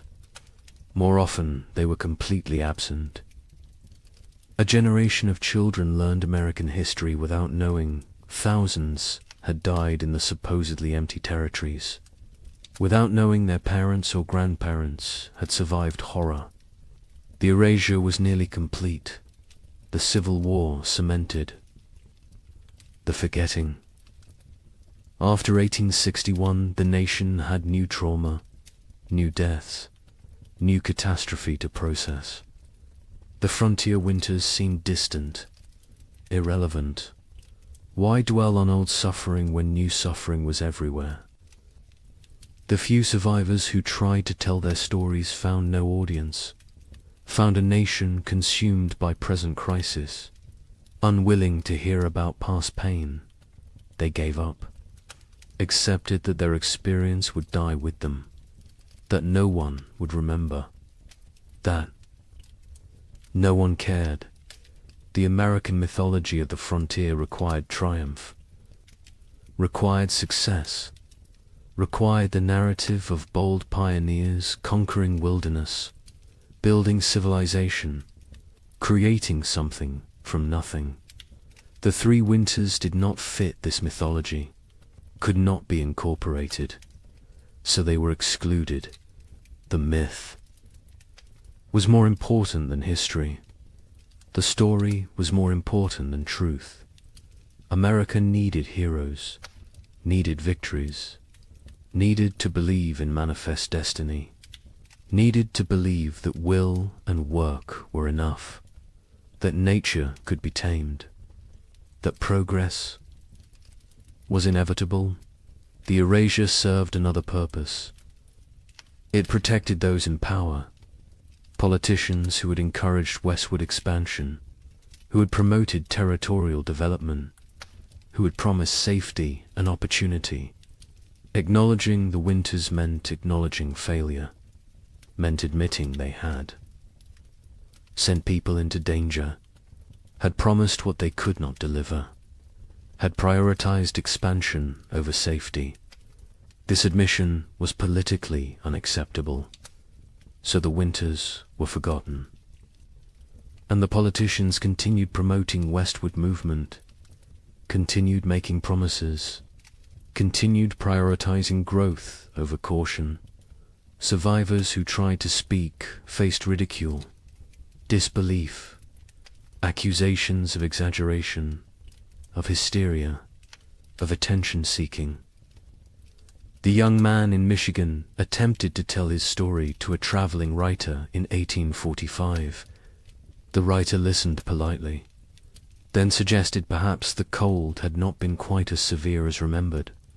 Perhaps trauma had distorted memory. Perhaps things had been difficult but not impossible.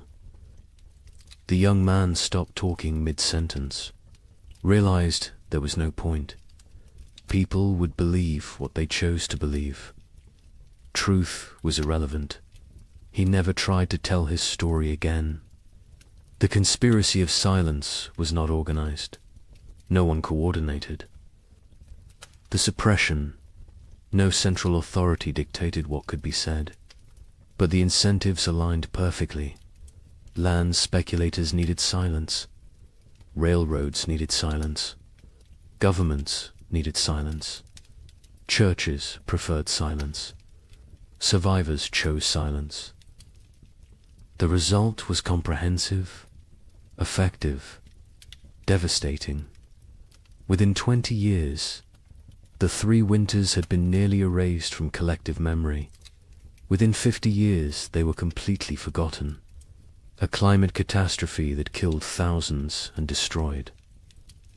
Hundreds of settlements simply disappeared from history, vanished, as if it never happened, but evidence remained, buried, hidden, waiting, in journals stuffed in attics, in letters preserved by accident, in graveyards with too many children's stones dated 1836 to 1838. In the population records that did not add up, in the archaeological evidence, in the tree rings, in the ice cores, in the gaps in genealogies where entire families simply ended.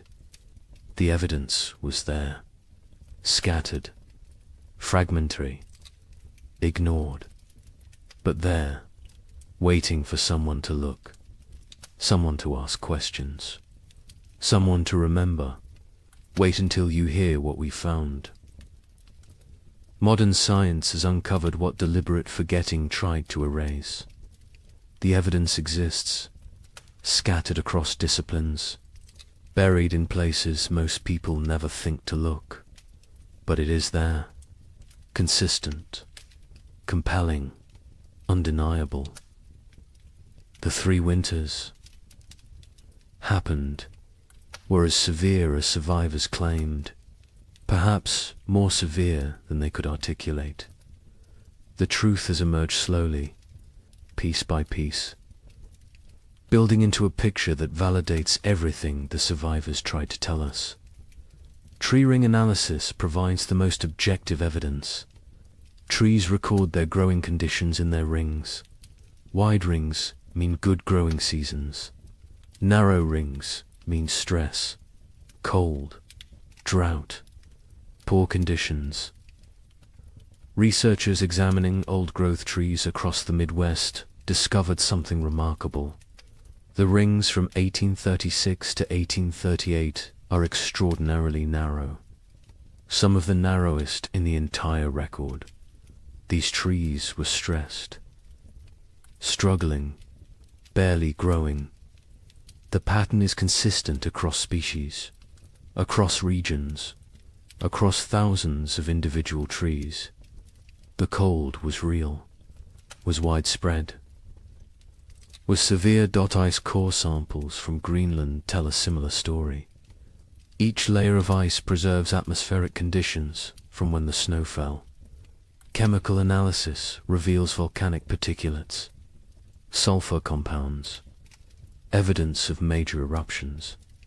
The layers from 1835 and 1836 show unusually high concentrations, multiple eruptions. The volcanic material entered the upper atmosphere, circled the globe, blocked sunlight, lowered temperatures, created the conditions for catastrophic cooling. The ice remembers what humans forgot. A volcanic eruption near Japan in late 1835 was particularly significant. Mount Osama, not as famous as Tombora, which caused a year without summer in 1816, but substantial, combined with other eruptions in the Pacific. In Central America, the cumulative effect was devastating. The particulates in the atmosphere created a cascade of cooling, blocked solar radiation, disrupted weather patterns. The effects were most severe in continental interiors, places far from moderating ocean influences, places like the American Midwest. Soil analysis from archaeological sites shows frost penetration to unusual depths. In normal years, frost might penetrate 12 to 18 inches. In the affected years, it went deeper, 24 inches, 30 inches. In some locations, the ground never fully thawed. Permafrost conditions in places that should never experience them. The soil remembers, holds evidence of cold that survivors described but scientists initially dismissed as impossible. Mass grave sites have been discovered during modern construction projects. A housing development in Michigan in 1985 uncovered a burial site. 47 bodies, men, women, children, no markers, no records. Carbon dating placed them in the late 1830s. The bones showed signs of extreme malnutrition, scurvy, rickets, starvation. Some showed evidence of violent death. circumstances no one wants to examine too closely. The site was quietly reburied, a small memorial placed. Most people who drive past have no idea what lies beneath. Cabin sites across the frontier show evidence of desperate measures. Archaeological excavations reveal layers that tell stories. Burned furniture, charred cabin walls, butchered animals that would normally never be eaten. Rats, squirrels. In one site in Indiana, researchers found evidence suggesting the inhabitants had eaten leather. Boot leather, harness leather, anything that might contain nutrition. The desperation is written in the debris, in what people consumed, in what they burned, in how they died. Historical Society archives contain survivor accounts, journals that sat ignored for over a century. A diary from a woman in Illinois was donated in 1923, filed away, not examined until 1998. It documented day-by-day survival through all 3 winters, the declining food stores, the deaths of neighbors, the choices she made to keep her family alive, the guilt she carried. The final entry was in March 1838. It said simply that spring had come, that they had survived, that she did not know if survival was blessing or curse. The journal was published in 2005. 90 academics read it. The general public remained unaware. More journals continued to surface, in estate sales, in attics, in old trunks, in historical societies. Each one adds detail, adds confirmation, adds validation to what survivors tried to tell anyone who would. Listen. A journal from Ohio described November 1836. The cold that went beyond anything imaginable.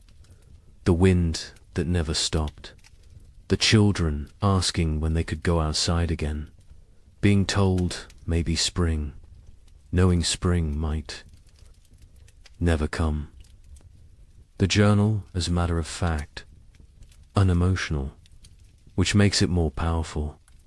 The horror is in what is not said, in the gaps, in the things too terrible to write.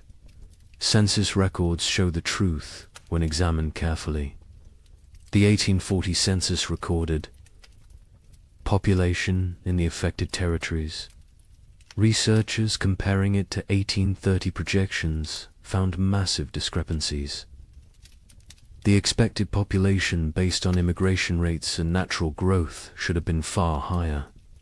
Tens of thousands of people were simply missing, not relocated, not accounted for, gone. The census takers noted the discrepancies at the time. Their concerns were dismissed. The records were filed. The questions remained unasked for over a century. Statistical analysis reveals the scope of the catastrophe. Researchers in the late 20th century compiled data from multiple sources: church records, land claims, tax rolls, census data, letters, journals, everything available. They built demographic models. The model showed that approximately 15,000 families entered their affected territories between 1830 and 1835. The 1840 census showed fewer than 7,000 families. The missing 8,000 families represented perhaps 40,000 individuals. Some fled, but many died. The exact numbers will never be known, but the scale is clear. This was demographic catastrophe. Climate modeling supports the survivor accounts. Modern computers can simulate historical climate conditions, input the volcanic eruptions, the solar activity, the ocean currents, Run the models. See what temperatures they produce. The models consistently show severe cooling in the continental interior from 1836 to 1838. Temperature drops of 10 to 15 degrees below normal. Extended growing seasons by 30 to 60 days. The kind of conditions that make agriculture nearly impossible. The kind of conditions that kill. The models validate what survivors said. Validate what written records document. Validate what physical evidence proves. A particularly compelling piece of evidence emerged in 2012. A locked trunk. Found in the basement of a historical society in Pennsylvania. Inside were letters. Dozens of them. From frontier families to relatives back east. Letters that never reached their destinations. Letters that had been intercepted. Saved by the postal clerk who could not bring himself to destroy them, but could not deliver them either. The letters describe starvation, death, terror, desperate pleas for help that never came. Because the letters never arrived. The trunk sat unopened for 170 years. The stories inside died with those who wrote them, until the trunk was finally opened, finally read, finally acknowledged the letters paint a consistent picture. Cold that started early, that would not end. Food running out. Neighbors dying. Children dying. The grinding daily battle to survive another day. One letter from a mother in Michigan described watching her daughter grow thinner, watching her stop playing, stop laughing, stop being a child, becoming instead a small, starving creature focused only on survival. The letter was dated January 1837. It is unclear if the daughter survived. The mother's name appears in no later records. She likely died. The letter is her memorial, her testimony, her proof that she existed, that she suffered, that she tried. Genetic evidence provides another layer of confirmation. Population geneticists studying Midwest families found bottleneck events in the late 1830s. Sudden reductions in genetic diversity, indicating that populations declined rapidly, that only certain family lines continued, that many lines ended completely. The genetic record shows what historical records obscured, shows the true impact, shows that entire family trees simply stop, branch after branch ending in the same narrow window. 1836 to 1838. Native American oral histories mention the hard years. Tribes in the affected regions have stories of the time when winter would not end, when buffalo disappeared, when people starved. The stories were not prominent, were overshadowed by other traumas, removal, disease, war, but the stories exist. Another source of validation, another voice confirming what happened, confirming that the cold was real, was widespread, was catastrophic for everyone in its path. European records provide external confirmation. Observers in England and France noted unusual weather patterns in North America, received reports from travelers, from ships, from traders. The reports described severe cold, crop failures, humanitarian disaster. These reports were published in European scientific journals, were discussed in academic circles, were known at the time, but were forgotten in America, were not incorporated into American historical narrative, were treated as foreign observations of foreign problems, not as documentation of American catastrophe. The evidence is overwhelming, undeniable, consistent across every discipline, every source, every method of inquiry. The 3 winters happened, were as bad as survivors claimed, killed thousands, destroyed hundreds of settlements, set back westward expansion by years, changed the trajectory of American development, and was systematically erased from memory, deliberately forgotten, buried under more palatable narratives. But the evidence remained, waiting, and now it speaks, loudly, clearly, demanding that we remember, demanding that we acknowledge, demanding that we ask why this was forgotten, and what else we have chosen to forget. Societies choose what to remember, what to forget, what stories to tell about themselves. America chose to remember triumph, chose to remember westward expansion as inevitable, as heroic as the march of civilization across wilderness. The 3 winters did not fit that story, so they were extruded, erased, forgotten, not through conspiracy exactly, but through collective decision that some truths are inconvenient, some realities undermine necessary myths, some histories are better left buried, but forgetting comes with costs. Modern Americans facing climate uncertainty have no cultural memory of how quickly weather can turn catastrophic, how fragile our systems truly are, how thin the line between civilization and survival.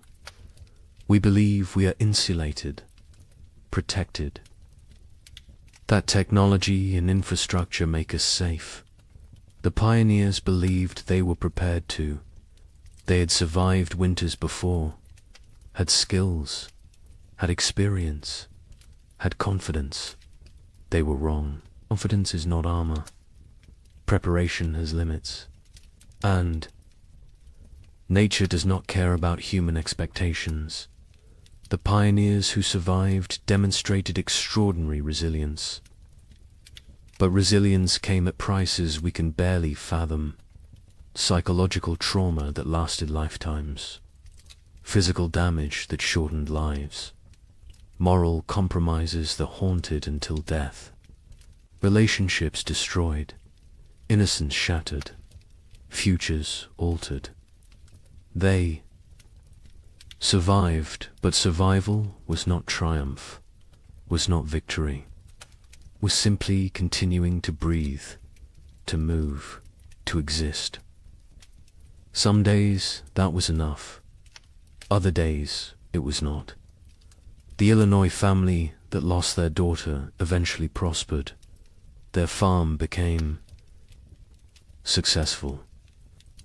They appeared to outside observers as model frontier family, hard-working, productive, respectable. But the father never spoke of the hard years, not to his children, not to his neighbors, not to anyone.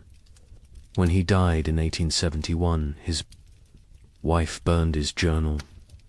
She said it contained nothing anyone needed to know.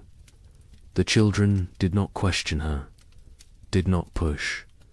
The family maintained silence until the last of them died. The story died with them.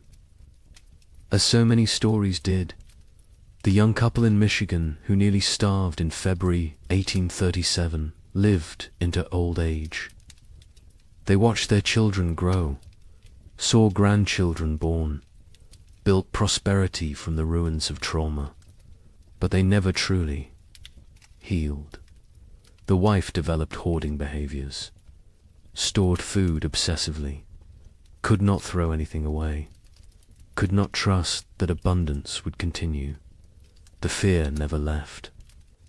The husband, startled at sudden noises, had nightmares until he died, woke, screaming about cold, about hunger, about his daughter dying. They lived together for 40 years after the winters ended. But part of them never left those years, never fully returned to the present, always remained trapped in the cold, in the fear, in the desperate fight for survival.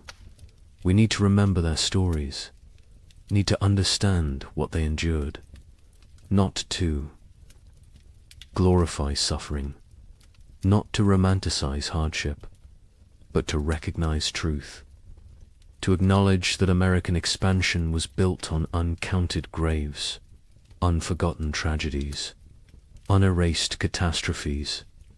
The triumphant narrative is incomplete, is dishonest, is disrespectful to those who suffered, who died, who survived but carried wounds forever. Climate catastrophe can happen faster than we imagine.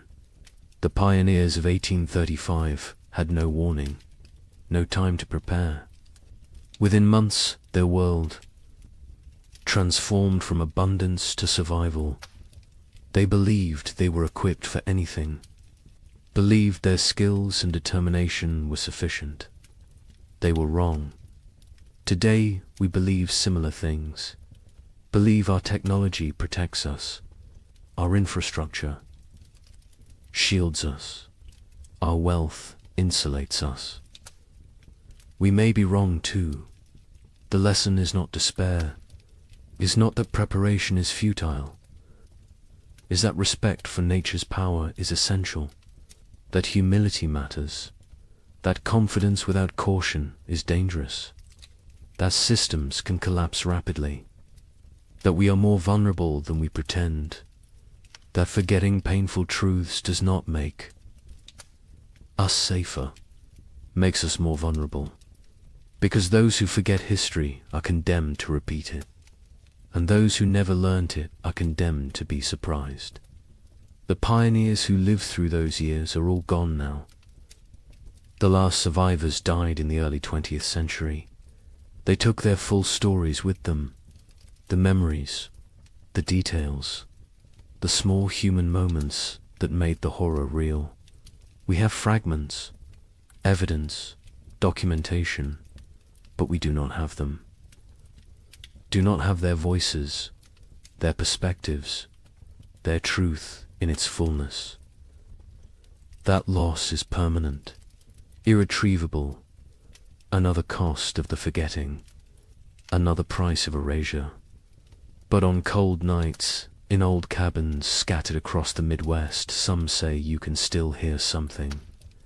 The wind howling the way it did then, relentless, hungry, patient, the creaking of wood under extreme cold, the silence that came after the last piece of furniture was burned, the sounds of a world frozen beyond endurance.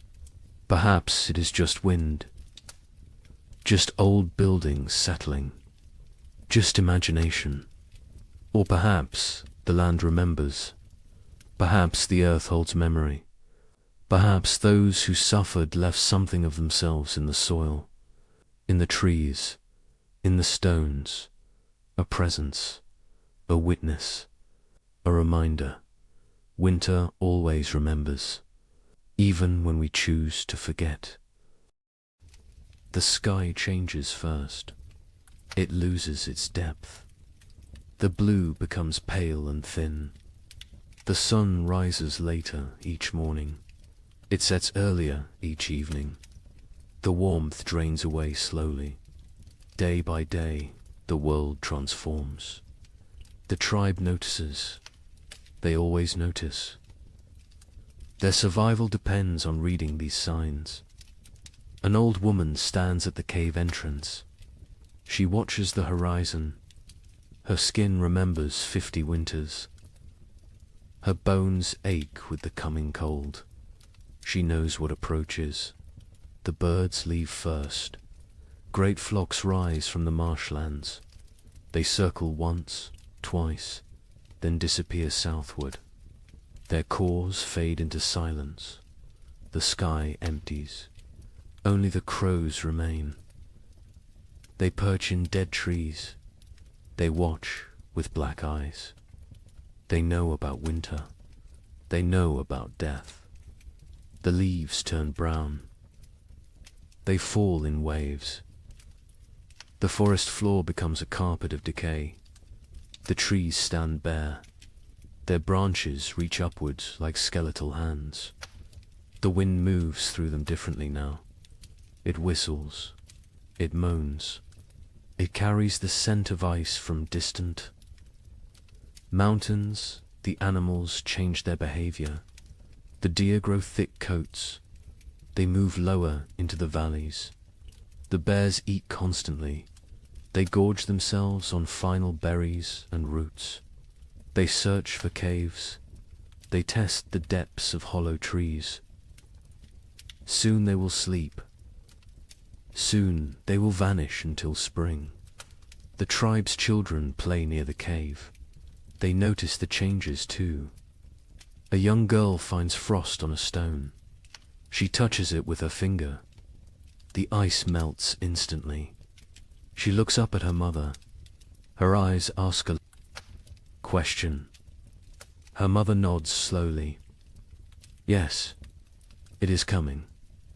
The hunters return from their scouting. They gather around the central fire. Their news is grim. The herds are moving. The massive beasts that sustained the tribe are leaving. They migrate to warmer lands. The hunters saw their tracks leading south. Hundreds of prints in the soft earth. All heading away, the chief stands. He is a broad man with greying hair. Scars cross his chest and arms. Each one tells a story of survival. He speaks slowly. His voice carries weight. The tribe must prepare. They must gather. They must hunt. Winter shows no mercy to the unprepared. The women begin their work immediately. They repair the leather hides that cover the cave entrance. They check every seam. They patch every hole. Cold air finds the smallest gaps. It sneaks in like a predator. It steals warmth. It steals life. The children are sent to gather firewood. They work in groups. They drag dead branches back to the cave. They pile them high against the rock walls. Never enough. There is never enough wood. The fires must burn for months. The fires are life itself. An elder man sits working stone. He shapes a new blade. His hands move with practiced skill. The flint chips away in precise flakes. This blade will skin animals. It will cut meat. It will help the tribe survive. Tools matter. In winter, everything matters. The temperature drops. Further, morning brings white breath.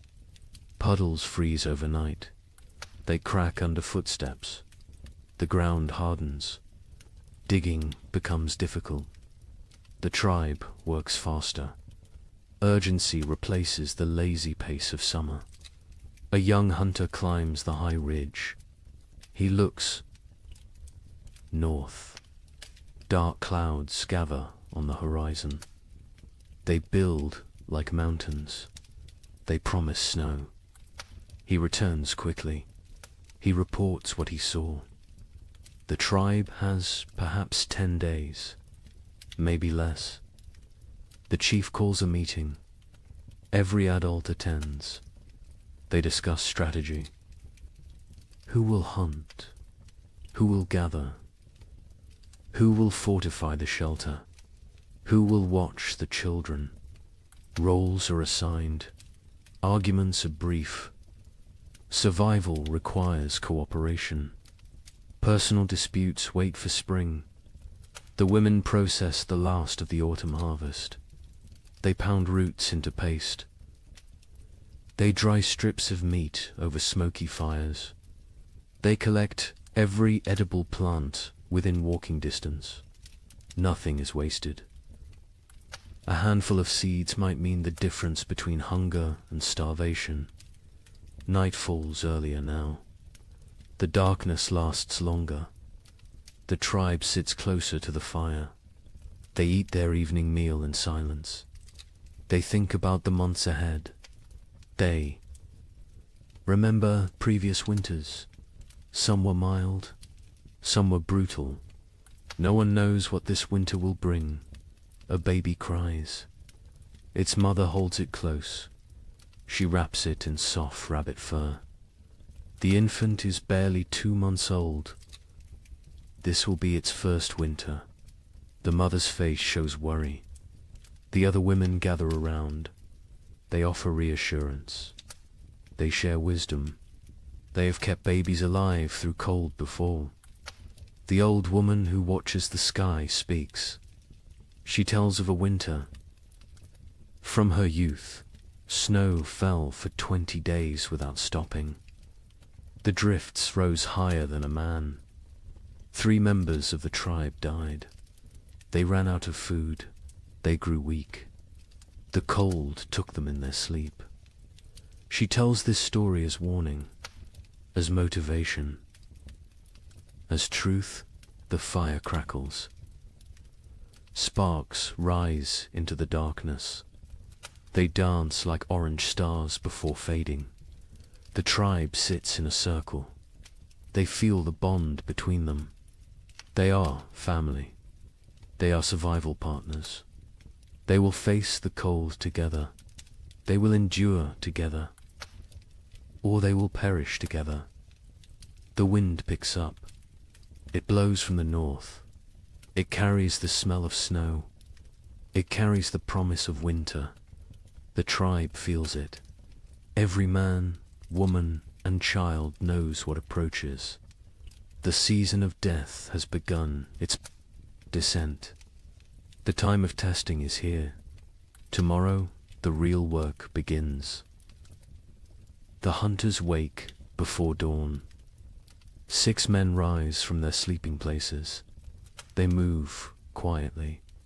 They do not wake the others. The air inside the cave is cold. Their breath makes small clouds. They gather their weapons in silence. The chief hunter is called Kra. He has seen 30 winters. His body is lean and strong. Scars mark his arms and legs. Each scar tells a story. Each one represents survival. He checks his spear. The stone point is sharp. The binding is tight. This weapon has killed. Many times before, the other hunters prepare. They wear thick furs. They tie leather wraps around their legs. They carry stone blades at their waists. They bring rope made from twisted plant fibers. They will need everything they carry. There are no second chances in winter. The sky begins to lighten. Grey replaces black. The hunters step outside. The cold hits them immediately. It takes their breath. Their eyes water. They blink away the moisture. Their bodies adjust slowly. Frost covers everything. The rocks glisten white. The sparse grass stands frozen and brittle. Each footstep crunches. The sound carries in the still air. They must move carefully. Sound travels far on cold mornings. Kraw leads them north. He knows where the herds gather. He has hunted these lands his entire life. His father taught him. His grandfather taught his father. Knowledge passes through generations. It keeps people alive. They walk for an hour. The sun rises behind them. It provides no warmth. It is a pale circle in the grey sky. The light reveals a changed landscape.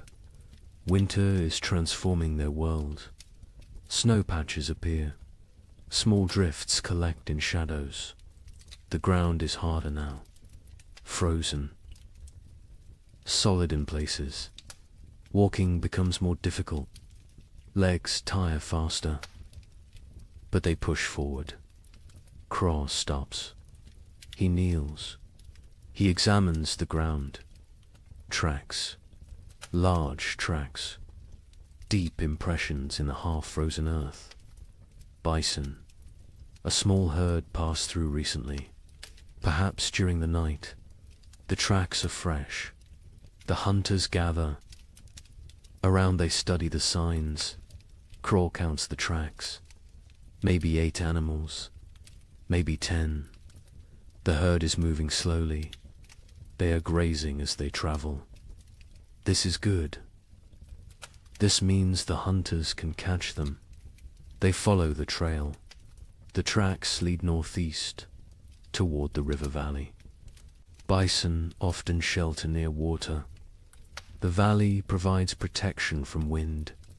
There is still grass there, brown and dry, but edible. The wind picks up. It blows from the north. It carries tiny ice crystals. They sting exposed skin. The hunters pull their furs tighter. They lower their heads. They keep moving. Another hunter named Dren speaks quietly. He points to the sky. More. Clouds are building, dark and heavy. They roll in from the mountains. A storm is coming. Everyone sees it. Everyone understands. They must hunt quickly. The tracks become fresher. The eddies are sharp. The animals are close now. Very close. Craw signals for silence. Hand gestures only. The hunters spread out. They form a loose line. They move like shadows. They crest a small rise. Below them, the river valley opens up. And there, near the frozen stream, the bison herd grazes. 9 massive animals, brown and shaggy. Their breath rises in great clouds. They paw at the snow. They search for grass beneath the hunters crouch low. They are downwind. The bison cannot smell them. This is crucial. Bison have poor eyesight but excellent noses. Scent betrays hunters more than sound. Craw studies the herd. He looks for weakness. Old animals, young animals, injured animals. His eyes settle on a large female. She stands at the edge of the group. She limps slightly. Her left rear leg favors her weight. She is the target. He signals to the others. They understand immediately. Years of hunting together create silent language. They know their roles. They know the plan. 3 hunters will circle left. 3 will stay right. They will drive the herd. They will separate the weak one. The maneuver begins. The hunters move like wolves, patient, calculated. They use every rock for cover, every depression in the ground. They become part of the landscape. The left group reaches position. They wait. Timing matters. Rush too soon and the herd scatters. Wait too long, an opportunity vanishes. Craw watches. He feels the moment. He rises. His shout breaks the silence. The other hunters echo him. The bison startle. Their heads snap up. Panic floods through the herd. They bunch together. They begin to run. The injured female falls behind. She tries to keep pace. Her bad leg betrays her. The gap widens. The hunters close in. Their legs pump. Their lungs burn. The cold air sears their throats. Craw is fastest. He closes the distance. The female sees him. She turns. She tries to change direction. Too slow. Crow throws his spear. Years of practice guide the weapon. The stone point strikes true. It sinks deep into her shoulder. The bison bellows. Pain and rage combine. She spins. Blood sprays across the snow. bright red against pure white. She charges at Craw, massive and furious. Death approaching on 4 legs. Craw dodges, barely. The bison's horn scrapes his side. His fur tears. He rolls away. Another hunter throws his spear, then another. Both strike the animal's flank. She staggers. Dren moves in close, very close, dangerous close. He thrusts his spear upward, into the chest, between the ribs, toward the heart. The bison's front legs buckle. She goes down. The hunters surround her. They wait. She kicks twice. Her breath comes in gasps. Her eyes roll, then stillness. The fight ends. The hunt succeeds. The hunters stand panting. Their bodies steam in the cold. Sweat freezes on their skin. They look at each other. Grins break across their faces. They survived. They won. They have meat. But celebration is brief. Craw points at the sky. The storm clouds are closer, much closer. The wind grows stronger. Snow begins to fall. Light flakes at first, then heavier. They must work fast. Butchering takes time. This animal weighs more than 10 men combined. They cannot carry everything. They must choose. They must prioritize. Stone blades come out. Sharp edges gleam. The hunters begin cutting. They work with practiced efficiency. The hide comes off in sections. The best meat is removed. Organs are carefully extracted. The liver, the heart, the kidneys. These provide vital nutrition. Blood stains the snow. It pulls and freezes. The hunter's hands go numb. They ignore the pain. They keep cutting, keep working. Their survival depends on speed. They bundle the meat in the animal's own hide. They create packs they can carry. Each hunter takes a load. Heavy loads, impossibly heavy. But fear provides strength. The storm provides motivation. The journey back begins. The snow falls harder. Visibility drops. The wind howls. It pushes against them. Every step requires effort. The meat weighs them down. Their legs shake. Kraw leads by memory. He knows these lands, but the snow obscures landmarks. Everything looks the same, white and grey and endless. He trusts his instincts. He walks steadily south. One hunter falls. The weight and exhaustion combine. The others help him up. They redistribute his load. No one is left behind. This is the unspoken rule, the absolute law. Hours pass. Terrible, grinding hours. Cold seeps through their furs. Their fingers lose feeling. Their faces go numb. Frostbite threatens, but stopping means death. They push forward. Dren sees it first. A dark shape in the swirling snow. The cave. Home. Relief floods through them. They stumble faster. The last 100 paces feel like miles. They enter the cave. Warmth hits them. The central fire burns bright. The tribe has kept it strong. Faces turn toward them. Eyes widen. They see the meat. They see success. The hunters drop their loads. They collapse. Their bodies give out. Women rush forward. Children crowd around. Everyone wants to see. Everyone wants to touch the meat. The chief comes forward. He examines the kill. He nods at Craw.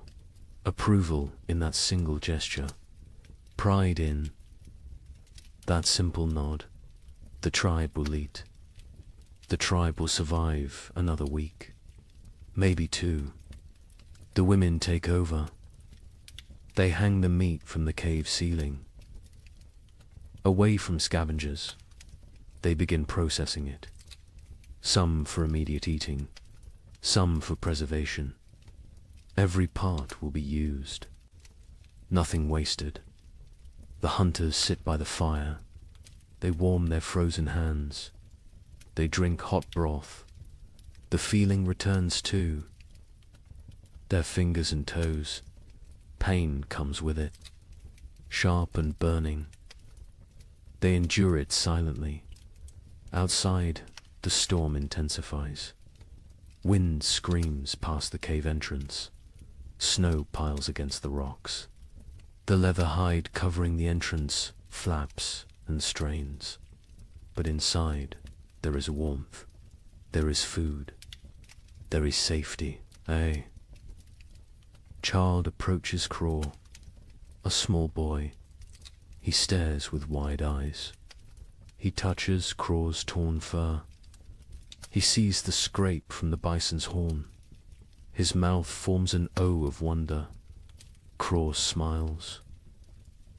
He ruffles the boy's hair. This is why they hunt. This is why they risk death. For the children. For the old ones.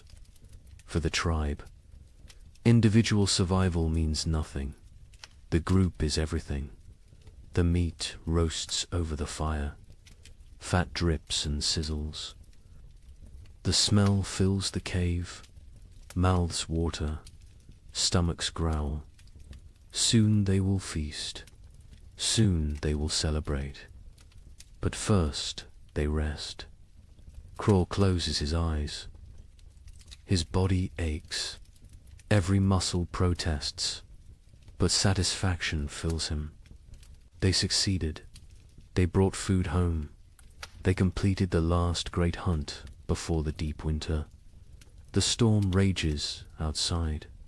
Let it rage. Let the snow fall. Let the cold descend. The tribe is ready. They have meat. They have fire. They have each other. This hunt might sustain them for weeks. It might mean the difference between survival and starvation. No one knows what the winter will bring. No one can predict the future. But today they won. Today they live. And in the primitive world, today is all that matters. The storm passes after 3 days. The snow stops falling. The wind dies down. The tribe emerges cautiously. They squint against the brightness. Snow covers everything. The world looks different now. Transformed. Dangerous. The work begins immediately. Winter preparation cannot wait. Every day matters. Every hour counts. The tribe divides into groups. Each group has specific tasks.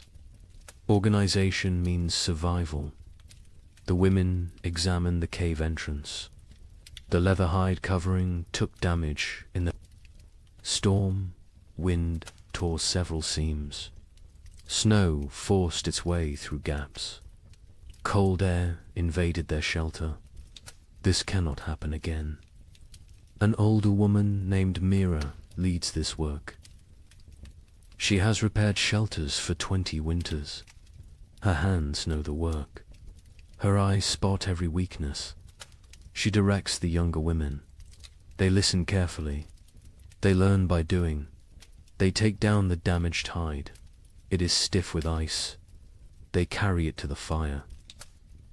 The heat makes the leather pliable again. They can work with it now. They can repair the tears bone needles come out. Thread made from animal sinew, the women sit in a circle. They stitch the tears closed. Their fingers move quickly. They push. Needles through tough leather. They pull thread tight. Each stitch must be perfect. Weak stitching means cold air. Cold air means death. While they work, others gather moss. They find it on the north side of rocks. They peel it away carefully. Moss provides insulation. They stuff it into cracks in the cave walls. Every tiny gap gets filled. The cave must become a sealed chamber. The men focus on firewood. They need mountains of it. What they have is not enough. It is never enough. They venture into the forest. They search for dead trees. Dead wood burns best. Green wood smokes and sputters. A young man named Torg swings a stone axe. He strikes a dead trunk repeatedly. The impacts echo through the forest. Chips of wood fly. His arms burn with effort. Sweat forms despite the cold. He ignores the discomfort. The work must continue. Other men drag fallen branches. They create trails through the snow. Long paths marked by dragged wood. Back and forth. Trip after trip. Their backs ache. Their hands blister. They keep working. Children help too. Even the smallest ones. They gather kindling, dry twigs and bark, pine cones that will catch fire easily. They fill baskets. They carry them back to the cave. Everyone contributes. Everyone has value. By afternoon, wood piles grow. They stack it along the cave walls, high stacks that reach toward the ceiling. The cave begins to shrink. Storage takes space, but space is less important than fuel. Inside the cave, women organize food storage. The meat from the hunt hangs from the ceiling. They wrap it in bark. This protects it from insects, from moisture, from mold. Preserved meat can last months if stored correctly. Dried roots go into leather pouches. They stack these near the back wall, the coldest part of the cave. Natural refrigeration. The cold preserves. It prevents rot. Nuts and seeds fill clay pots. These pots are precious. Making them takes skill and time. They seal with wooden lids. They keep contents dry. They protect from rodents. A woman counts the supplies. She uses stones to track quantities. 1 stone for each pouch of roots. 1 for each bundle of dried fish. The counting is important. They need to know what they have. They need to ration carefully. The chief watches this inventory. His face shows concern. They have food, but is it enough? 6 months of winter stretch ahead, maybe 7. No one knows how harsh this winter will be. He makes a decision. Starting tomorrow, 1 meal per day, not 2. Rationing begins now, while they still have surplus. Better to be cautious early. Starvation at winter's end kills many tribes. The sleeping areas need attention. The tribe sleeps in a specific arrangement. This is not random. This is survival strategy. The weakest sleep closest to the fire. Infants and small children. The very old. Those who are sick. Adults sleep in the middle ring. They provide a barrier. Their bodies block drafts. They generate warmth. They protect the vulnerable. The strongest hunters sleep near the entrance. They endure the coldest positions. They wake first if danger approaches. They are the first defense. This hierarchy never changes. Women spread fresh pine boughs on the ground. These create mattresses. They provide insulation from the cold stone floor. They replace old bows that have compressed and lost their cushioning. Furs are distributed. Each family gets a share. Thick bear hides for the children, wolf pelts for the adults, rabbit skins sewn together for extra layers. Everyone must stay warm through the night. The fire pit requires work. It sits in the center of the cave. Stones ring it. These stones were carefully chosen. They hold heat. They radiate warmth long after flames die down. But some stones have cracked. The extreme heat damages them over time. Cracked stones can explode, send sharp fragments flying, cause injuries. The men remove the damaged ones. They bring new stones from the river, smooth and solid. The warning comes at dawn. The air feels wrong, too still, too heavy. The pressure changes. Animals sense it first. Birds that remained through autumn flee. They rise in frantic groups.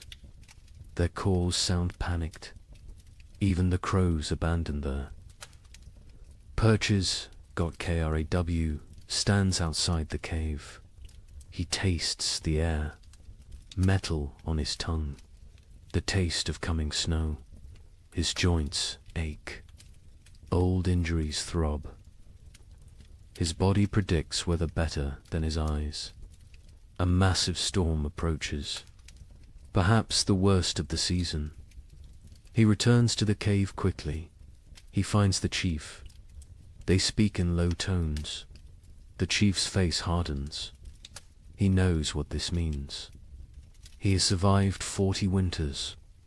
He recognizes the signs. This storm will trap them inside.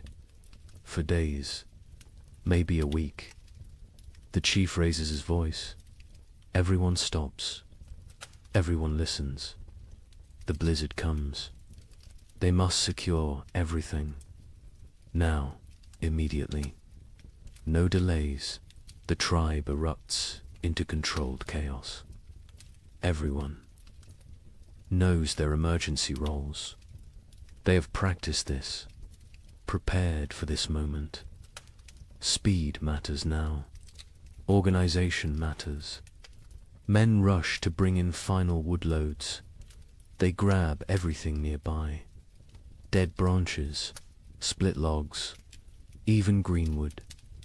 Anything that burns. They pile it inside until the cave floor disappears beneath fuel. Women grab the drying meat. Some pieces are not ready, still moist, still vulnerable to spoilage. But leaving them outside means losing them. Animals will steal them. Snow will ruin them. Everything comes inside. Children are sent to fill water containers. They run to the stream. They use hollowed gourds, clay pots, animal bladders, anything that holds liquid.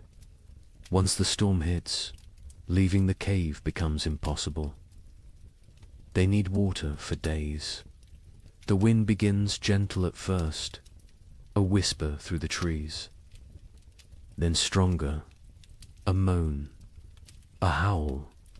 It builds like a living thing, like a predator circling. Temperature plummets. The drop is sudden, shocking. Breath becomes visible fog. Exposed skin stings.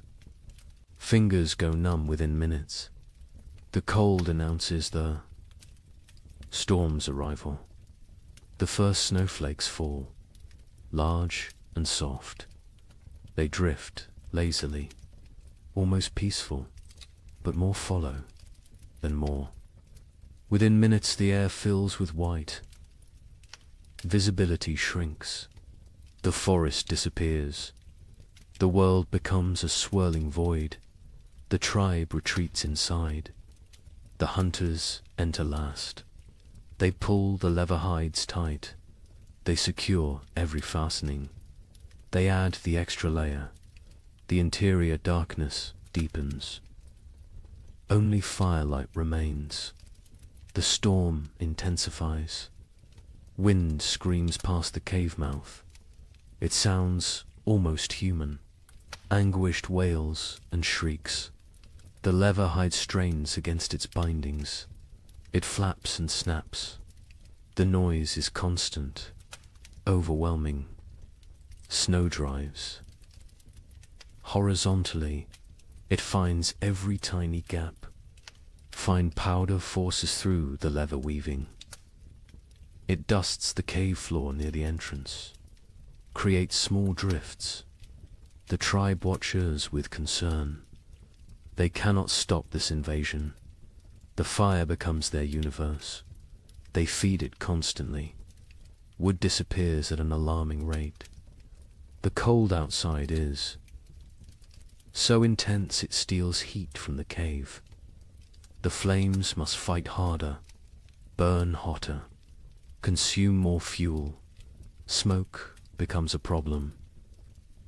The usual draw through the ceiling hole weakens. The storm disrupts normal airflow. Smoke gathers in the cave's upper reaches. Eyes water. Throats burn. They cough. But they cannot reduce the fire. Cold is more dangerous than smoke. The first, they pass us slowly. Time becomes strange. Without sun, without normal rhythms, hours blend together. The tribe sits in their designated areas. They wait. Patience is a survival skill. Children grow restless first. They are used to running, playing, exploring. Now they must sit still, stay quiet, conserve energy. This is torture for young bodies. They squirm and fidget. A little girl begins to cry. She wants to go outside. She does not understand. Her mother holds her, rocks her, sings softly, old songs, wordless melodies. The girl eventually quiets. She falls into fitful sleep. The adults fare better, but tension builds. Too many people. In too small a space, personal conflicts simmer. Old grievances resurface. A young hunter glares at another. Some past dispute, some imagined slight. The chief notices. He moves between them. His presence prevents escalation. Mira tells stories. Her voice cuts through the wind's howl. She speaks of ancient times, of the first people, of how they discovered fire, how they learned to speak, how they survived when the world was even colder. The children gather around her, even the restless. Once her words captivate them, transport them. For a while, they forget the storm, forget the confinement. They live in her stories. Night comes. They know this only because their bodies tell them. Fatigue sets in. Eyelids grow heavy. The fire must be maintained through darkness. The hunters establish a watch rotation. 2 men awake at all times. 1 feeds the fire. 1 watches the entrance. Sleep comes hard. The wind is too loud. The cold too present. The cave floor too hard despite the pine boughs. Bodies shift. Seeking comfort that does not exist. Seeking warmth that is scarce. The baby wakes crying. Hungry. Always hungry. Its mother nurses it. But her own hunger makes her milk weak. Thin. The baby feeds but does not satisfy. It cries again. Other children wake. The mother's face shows exhaustion, desperation. An older woman brings warm broth. made from bones and snow water. She encourages the mother to drink. Liquid helps produce milk. The mother drinks. The broth is barely warm, barely flavored, but it is something. The second day brings no relief. If anything, the storm worsens. The wind reaches new levels of fury. It sounds like raging beasts, like angry spirits. The entire cave vibrates. Small stones fall from the ceiling. Dust rains down. Fear creeps in. What if the storm never stops? What if they run out of wood? What if the cave collapses? These thoughts spread silently, visible in worried eyes, in tense shoulders, in clenched jaws. The chief sits straight. Projects. Confidence. But privately he worries. The woodpiles shrink rapidly. Too rapidly, he calculates. 3 more days, maybe 4. Then they burn sleeping firs. Then they face choices. Terrible choices. Food rationing becomes stricter. 1 small meal, barely enough to sustain. Stomachs growl constantly.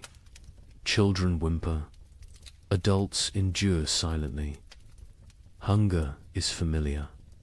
Hunger is survivable. For a while, Torg's hands have healed from the axe work. Now they crack from the dry cold. Blood seeps from split skin. He wraps them in leather strips. The bleeding stops, but the pain remains. He says nothing. Complaining helps no one. A hunter notices moisture on the cave walls, condensation from their breath, from their bodies. This moisture freezes, creates a thin layer of ice. The cave becomes a frozen chamber. Beauty and danger combined. Mira leads. The women in work. They cannot hunt, cannot gather, but they can prepare. They sort through supplies. They repair torn clothing. They sharpen stone blades. Idle hands create despair. Work provides purpose. The women sit together. They speak quietly. They share memories of other winters. Some worse than this, some better. They draw strength from survival stories. From knowing others endured. One woman speaks of losing her first child to cold 10 winters ago. The baby simply did not wake one morning, frozen in sleep. Her voice breaks. Others reach out, touch her shoulder, her arm. Physical. Connection matters. They grieve together. They heal together. The third day breaks their spirits slightly. The storm continues unabated. White chaos outside. Grey despair inside. Hope becomes harder to maintain. Faith in survival wavers. A young child develops a cough, deep and wet. The sound echoes in the cave. His mother's face shows terror. Winter. Coughs kill. They start small. They grow. They steal breath. They take lives. The healer examines the child. An old woman with knowledge of plants, of remedies. She has dried herbs, stored carefully. She makes a tea, bitter and strong. The child refuses it.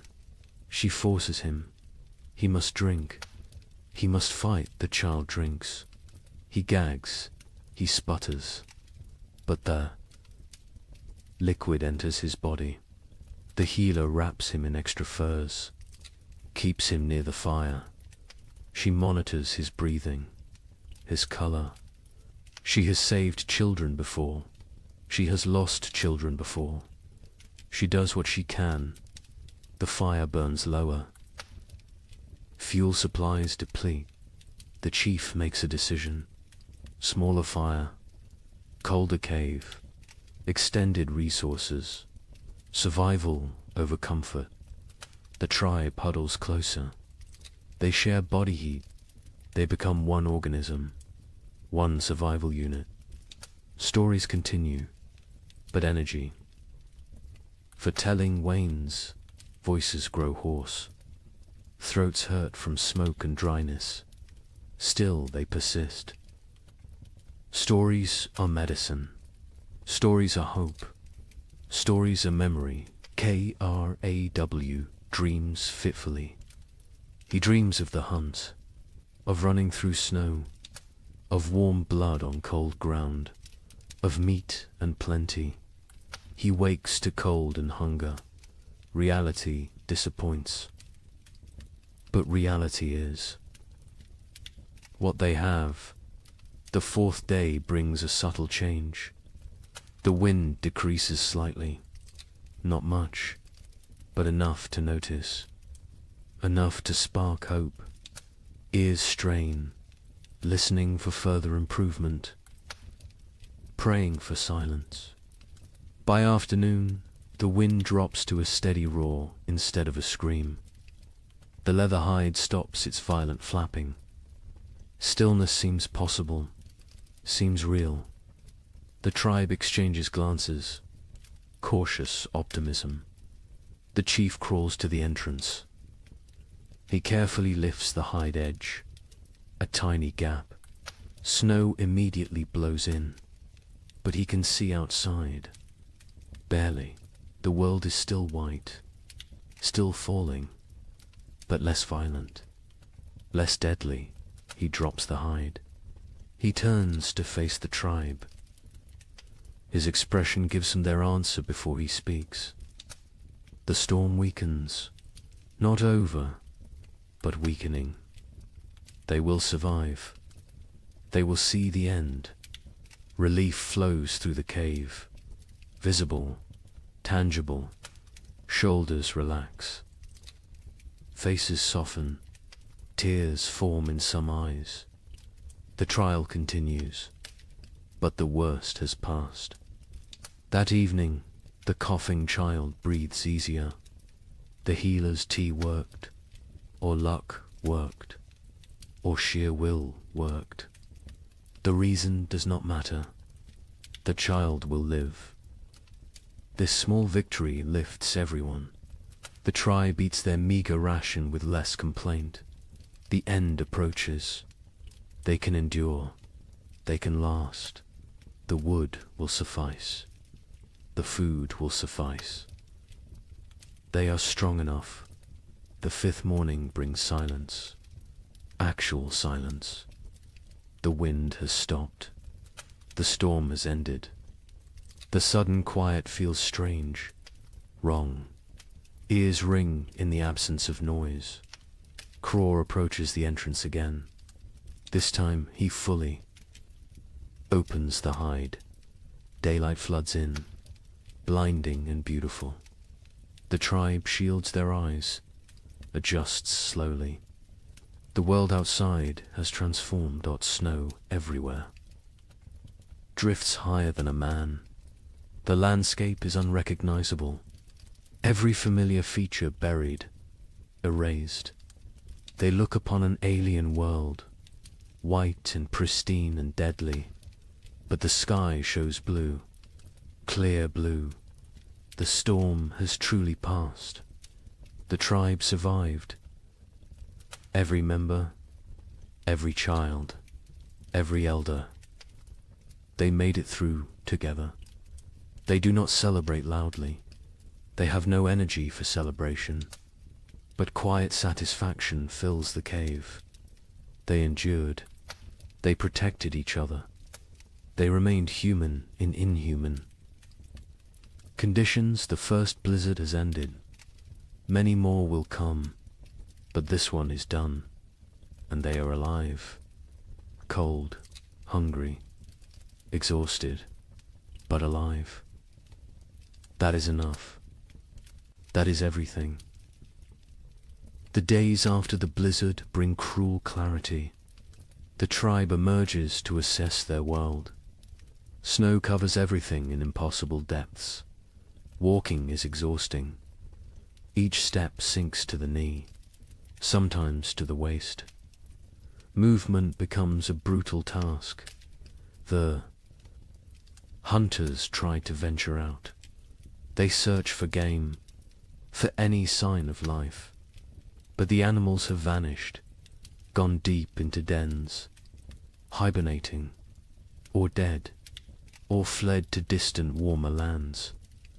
The forest stands empty, silent as a grave. They check their trap. Lines, the snares they set before winter.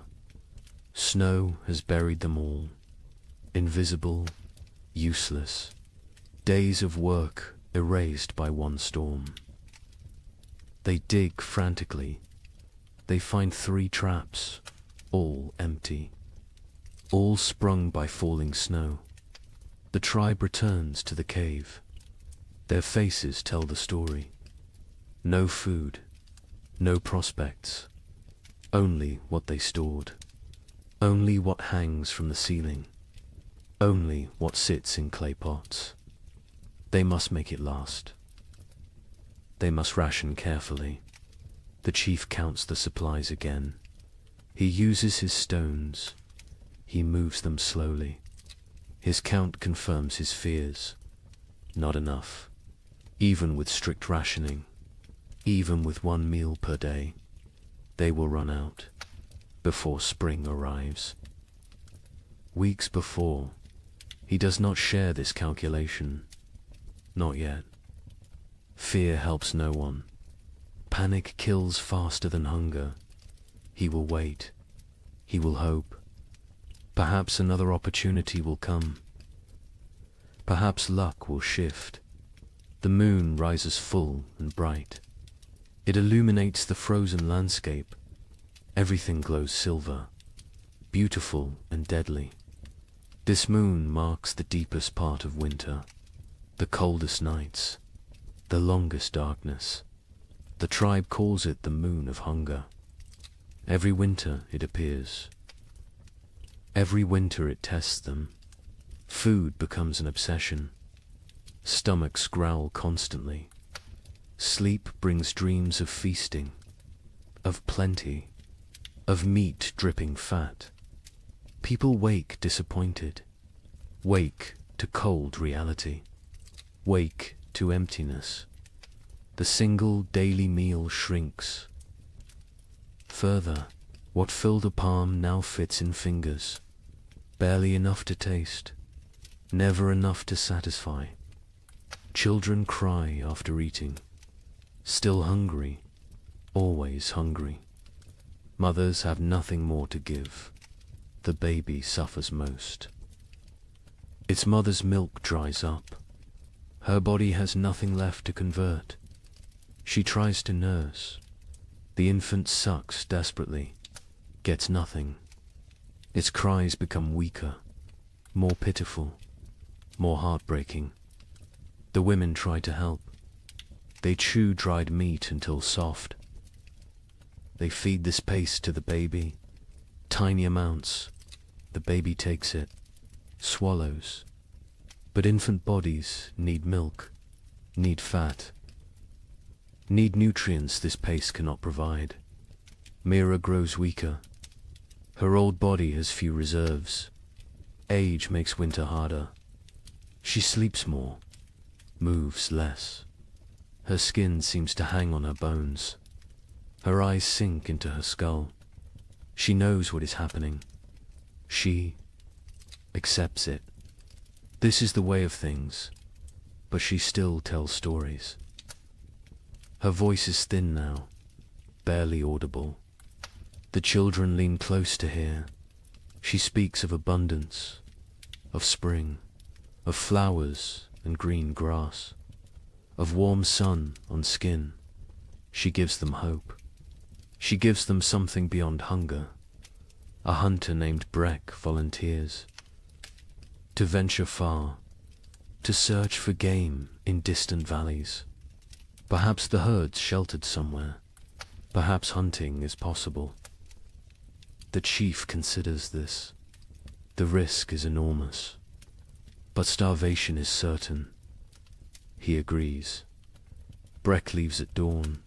He carries a spear, a stone blade, nothing else. Weight would slow him. He must move fast, cover distance, return quickly, or not return. At all, the tribe watches him go. A small figure against vast white. He grows smaller, smaller, then disappears over a ridge. They pray to spirits, to ancestors, to anything that might listen. Bring him back with food. Days pass. Breck does not return. Hope fades. The tribe assumes the worst. The cold took him, or hunger, or predators, or simple bad luck. They mourn silently. They cannot waste energy on elaborate grief. The fire burns lower, with supplies critical now. They cannot gather more easily. The snow is too deep, the cold too intense. They burn less. The cave grows colder. Ice forms on interior walls. Breath becomes visible even inside. People huddle together constantly. Sharing warmth is survival. Personal space disappears. Bodies press against bodies, creating human walls against cold, creating collective heat. It helps. Barely, but barely is enough. Torgs. Mother develops a fever. Her body shakes. Her teeth chatter. She cannot get warm despite the furs, despite the proximity to fire. The fever burns from within, consumes her remaining strength, consumes her remaining fat. The healer examines her. She recognizes the signs. Starvation, fever, the body eating itself, trying to generate heat, trying to survive. But without food, the body destroys itself. Muscles become fuel. Organs become fuel. Death approaches. The healer makes another tea. Her herbs are nearly gone. Only a few precious leaves remain. She must choose. Who gets treatment? Who goes without? These choices haunt her, but she must make them. She gives the tea to Torg's mother. A chance. A small chance. The woman drinks. The liquid burns her throat. She coughs violently, but she keeps it down. She wraps herself tighter. She closes her eyes. She fights. Her body fights. Time will tell if fighting is enough. The children stop playing. They lack energy for play. They sit quietly, stare at nothing. Childhood vitality drains away. They become small, old people, serious, silent, waiting. One boy asks his father when they will eat more. The father has no answer. He pulls his son. Close, he says, spring will come. Spring always comes. The boy asks when. The father says soon. He lies. Spring is months away, but the lie is kindness. The tribe begins eating leather. They take old, worn pieces. They boil them. The leather softens slightly, becomes chewable. It provides almost no nutrition, but it fills the stomach, tricks the body temporarily, delays the inevitable. They scrape hide scraps, collect tiny bits of dried meat, particles that fell, that were missed. They gathered these with desperate care. Every crumb matters. Every fragment could mean another day. The chief notices people eyeing the stored seed. Small amounts save for spring planting. Eating that seed means no crops next year. Means starvation then instead of now. But now is very real, very present, very tempting. He moves the seed, hides it in a far corner, tells only 2 trusted hunters. They will guard it. Die before allowing it to be eaten. Future survival demands this sacrifice. Present suffering must be endured. On the 7th day of the moon of hunger, the baby dies. It simply stops breathing during the night. Its mother wakes to cold stillness. She does not scream. She has no energy for screaming. She holds the small body, rocks it, as if warmth could return life. The women come. They gently take the infant. They wrap it in soft rabbit fur. They place it near the cave entrance. The frozen section, it will keep there. When the ground thaws, they will bury it properly. For now, this is all they can do. The mother sits empty. Her arms feel wrong without the weight. Her chest aches with useless milk that finally came. Too late, always too late. Other women sit beside her. No words exist for this loss. Presence is enough.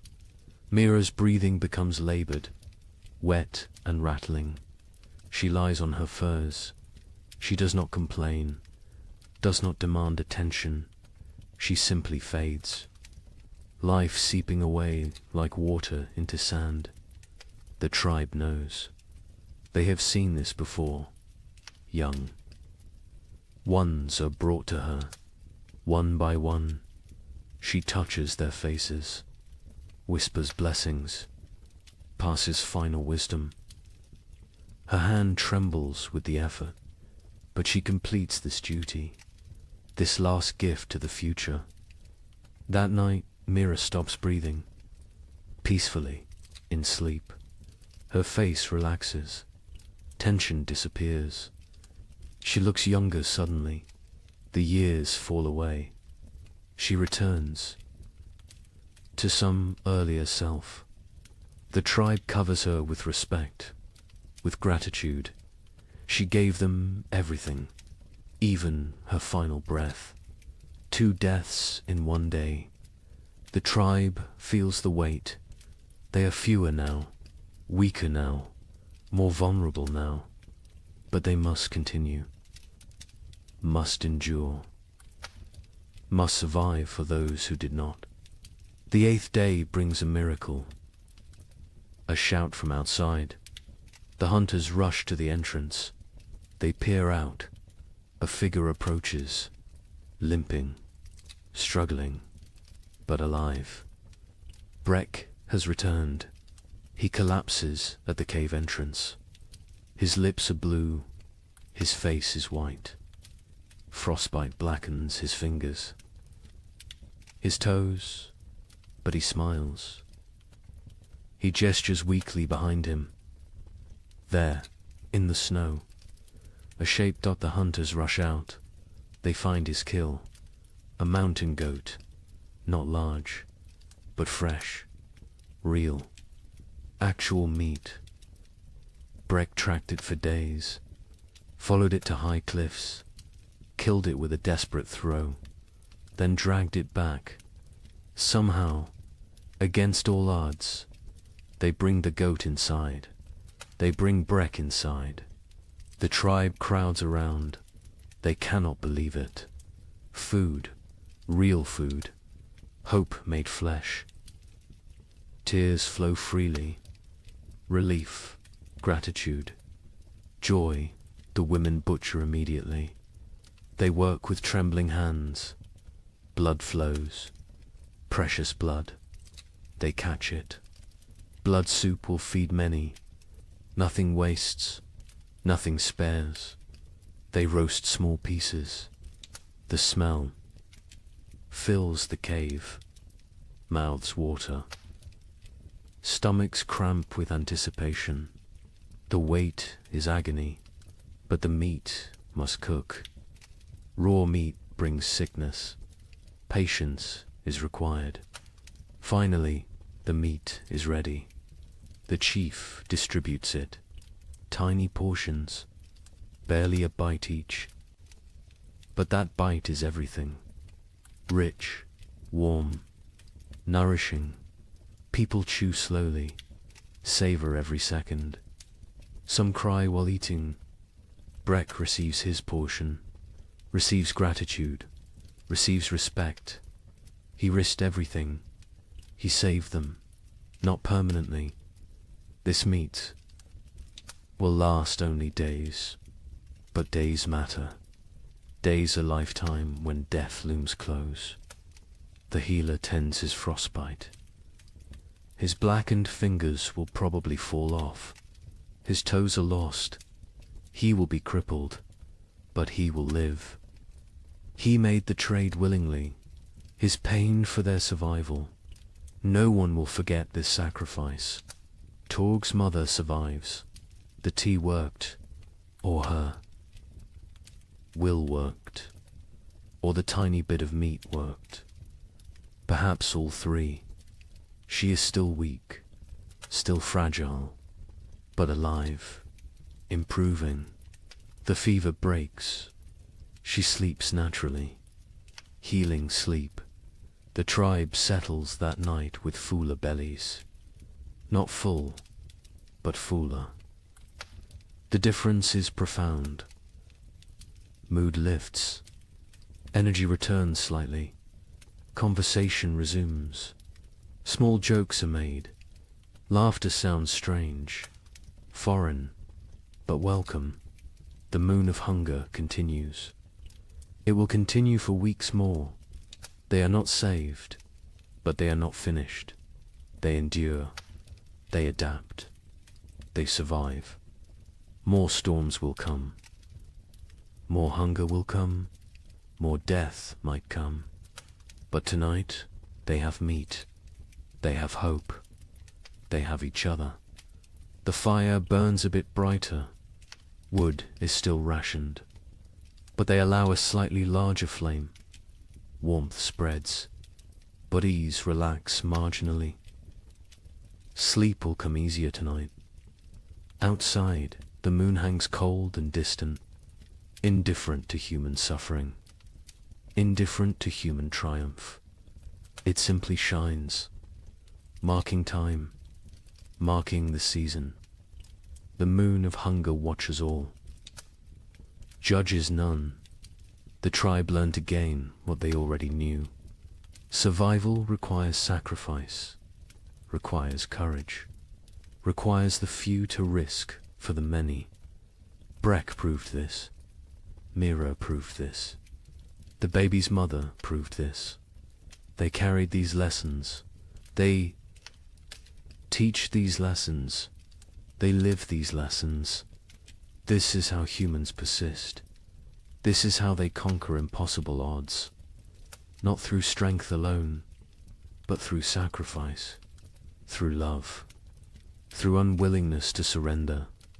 The moon of hunger is not over, but they will face it together. They will face it standing. They will face it human. And that makes all the difference. They step onto the plain. The wind hits immediately. Ferocious, brutal. It steals breath. It pushes them backward. They lean into it. They fight for every step. Progress becomes measured in body lengths, not miles. The cold is different here. Worse. It penetrates every layer, finds every gap in clothing, numbs exposed skin within seconds. Their eyes water. The tears freeze on their cheeks. Ice crystals form on their wrappings. They walk in a tight group, close together, sharing body heat, creating a mobile shelter. the strongest on the outside, taking the worst of the wind, rotating positions regularly, sharing the burden, sharing the pain. Hours pass. Time loses meaning.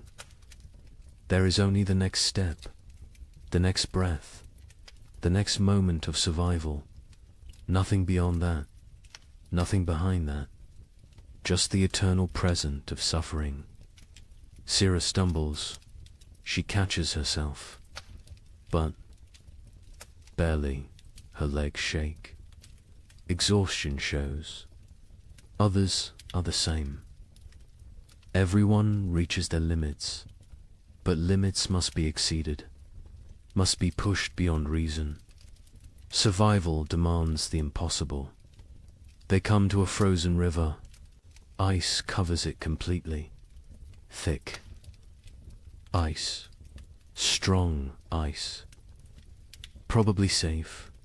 Probably. But ice is treacherous. Currents flow underneath. Weak spots form. One wrong step means freezing water, means death. Crawl tests the edge. He stamps hard. The ice holds. He ventures further, still solid. He waves the others forward. They cross one at a time, spreading out, distributing weight. Every step careful, every movement calculated. Halfway across, the ice groans. A deep, ominous sound. Everyone freezes. They wait. The groaning continues, but no cracking, no breaking. They breathe again. They continue, faster now.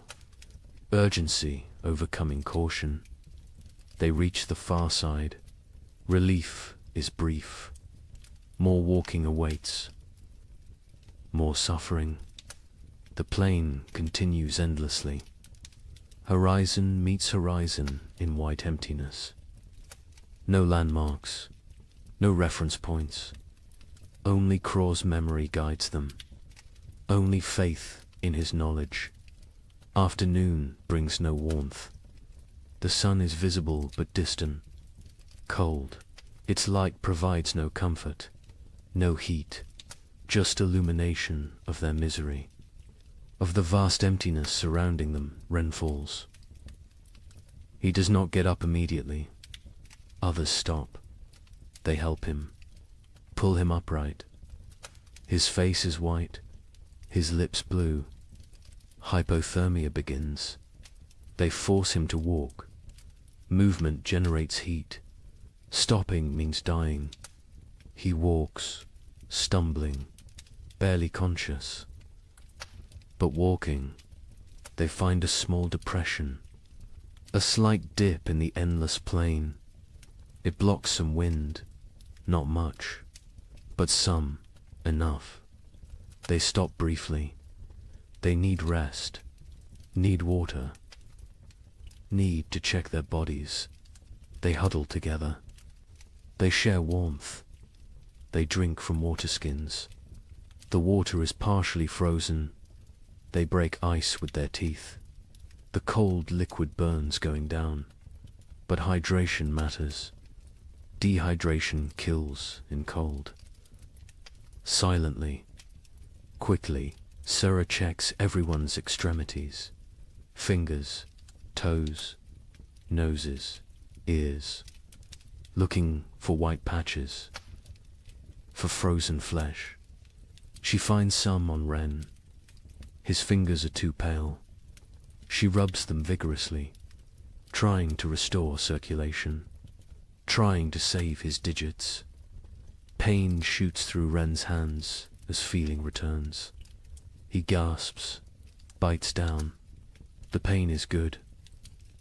Pain means life, means the tissue still functions. He flexes his fingers. They move, stiff but mobile. He survives this test. They rest for half an hour, no longer. Their bodies cool quickly without movement. Already the cold seeps deeper. They must continue. Must reach the valley before nightfall. Darkness on the plain means death. Certain death. The afternoon trek is harder. Fatigue accumulates. Muscles refuse commands. Minds grow foggy. This is dangerous. Clear thinking preserves life. Confusion kills. They focus on simple goals. Next 100 steps. Then next 100. Then next, they see shapes ahead. Dark forms against white. Rocks. Trees. Hope.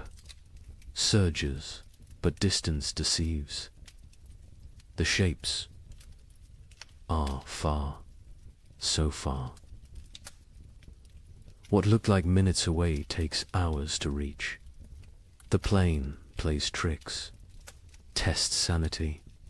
Finally, they arrive. Not trees, just large boulders. But boulders provide shelter. Wind breaks around them, creates calm pockets. They can rest here. They can survive the night here. Relief is overwhelming. They collapse against the rocks. Their bodies give out. They have nothing left. They walked for 14 hours, maybe 15, through impossible conditions. They should be proud, but they are too tired for pride, too exhausted for emotion. They must make fire, must create warmth, but they have no wood. The plain offers nothing. Just snow and rock and ice. Craw searches desperately. He finds dried grass, small amounts poking through snow. He gathers every strand, every piece. They pile the grass. They work their firestones, striking, sparking, again and again. Their frozen fingers fumble. Drop the stones, retrieve them, try again. Finally, a spark catches. Tiny flame, fragile, growing dot, they feed it carefully.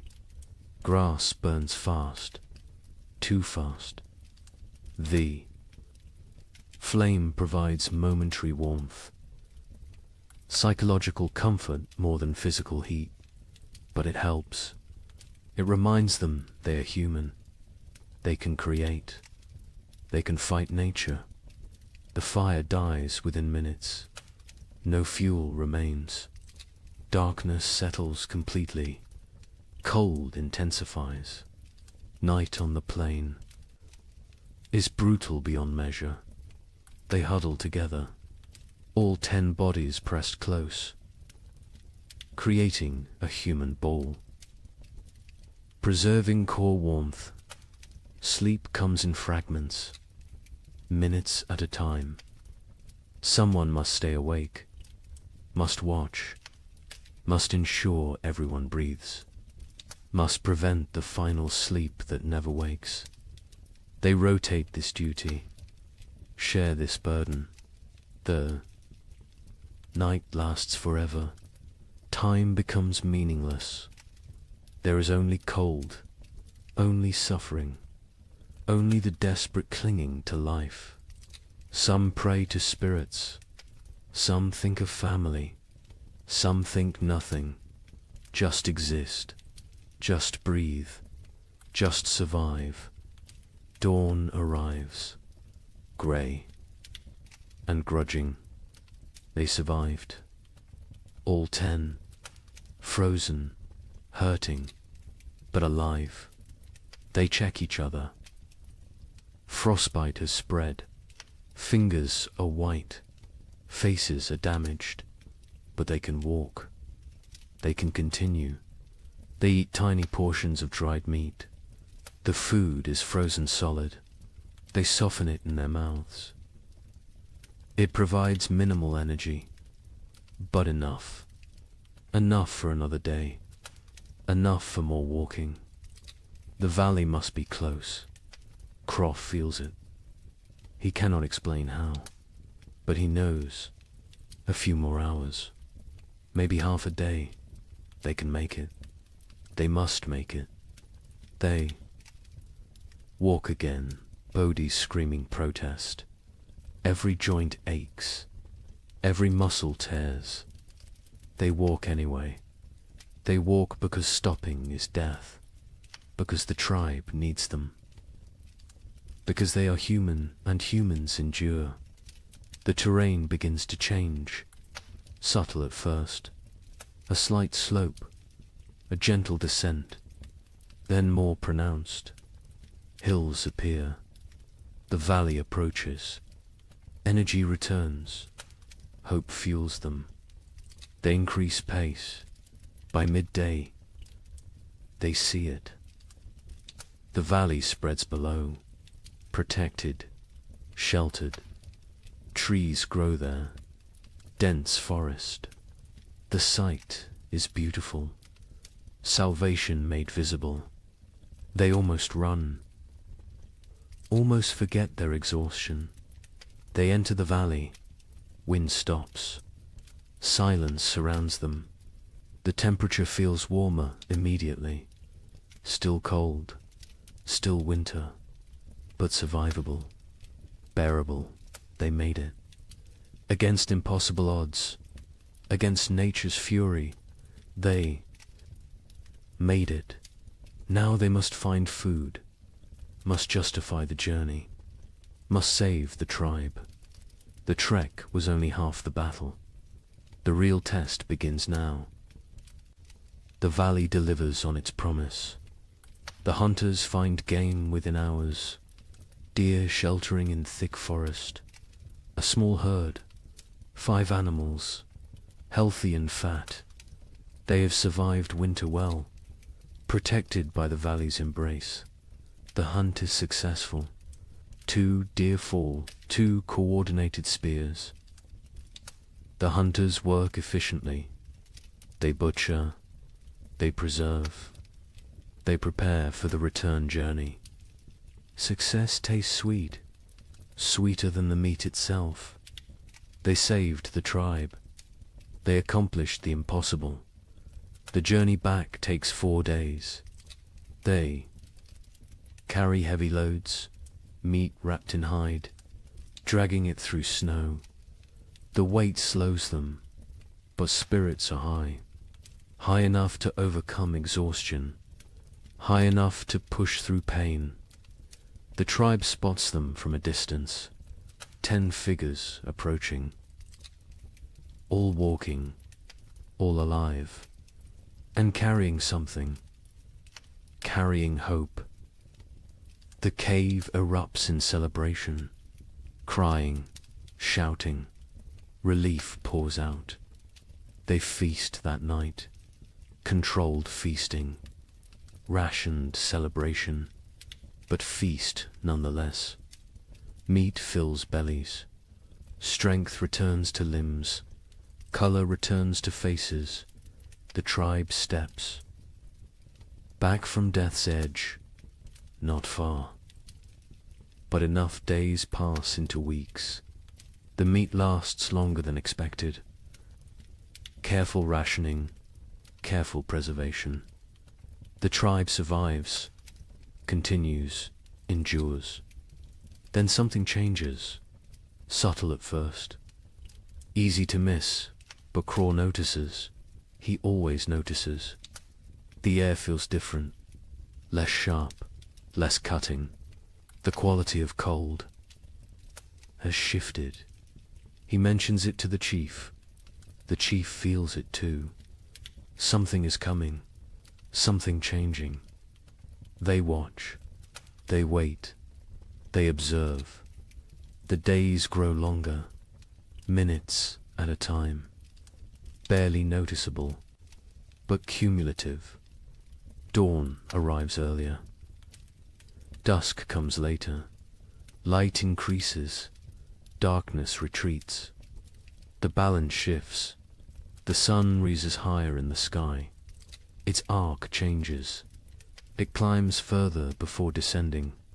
Its light hits at different angles, penetrates deeper into the cave. These are signs. Ancient signs, remembered signs. One morning, water drips. A single drop from the cave roof, then another. Ice is melting, slightly, temporarily, but melting. This has not happened in months, not since autumn. The tribe gathers to watch, to witness this miracle. Liquid water, life returning. The dripping stops when temperatures drop again. But the message was sent. Winter weakens. Its grip loosens. Imperceptibly, gradually, but definitely. Birds return. Not many, just a few scouts. Ravens first. Always ravens. They circle overhead. They call to each other. Their voices break the silence of months. The sound is jarring, almost forgotten, but welcome. So welcome. The snow begins to change. Its texture alters. Morning crust forms. The surface freezes hard overnight. Supports weight. Walking becomes easier. No more sinking to the thighs. Progress quickens. Movement improves, but afternoons bring different snow. Soft, wet, heavy. The snow absorbs sunlight, converts it to water. Slowly, drop by drop, the snow level decreases. Patches of ground appear, brown and dead, but ground, actual earth. The hunters venture out more frequently. They find tracks, fresh tracks. Animals emerge from dens, from hibernation, from wherever they sheltered. Life stirs again, cautiously, tentatively, but undeniably. A child sees something green, a tiny shoot, pushing through melting snow. Green, the color is shocking. Alien after months of white and brown and grey. The child calls others. They gather around this small miracle, this proof of continuation, this promise. The tribe's energy shifts. Desperation eases. Not gone, but reduced. They can see the end now. Not tomorrow, not next week. But eventually, spring will come. They will survive. They endured the worst. They can endure the rest. Mira's death is honored properly now. The ground softens enough to dig. Not deep, but enough. They bury her with ceremony, with gratitude, with love. They mark her place with stones. She will rest among her people, among the land she knew. The baby is buried beside her, grandmother and infant. Together, the mother stands silent. She has no tears left, but she has survived. She will continue. She will have other children. This is not comfort, but it is truth. It is the way. The tribe expands their range. They explore further from the cave, finding what winter destroyed, what winter spared. They assess damage, plan repairs, think ahead. Survival mode shifts to recovery mode. They find a frozen stream beginning to flow. Ice breaks apart. Water moves underneath. Clear, cold, but flowing. They drink fresh water, not melted snow, not stale.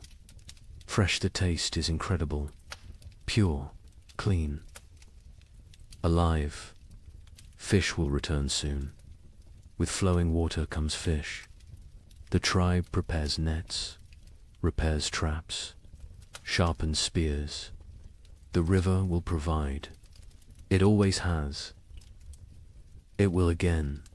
The wind changes direction, no longer from the north, now from the south. Warmer air pushes in, not warm, but warmer.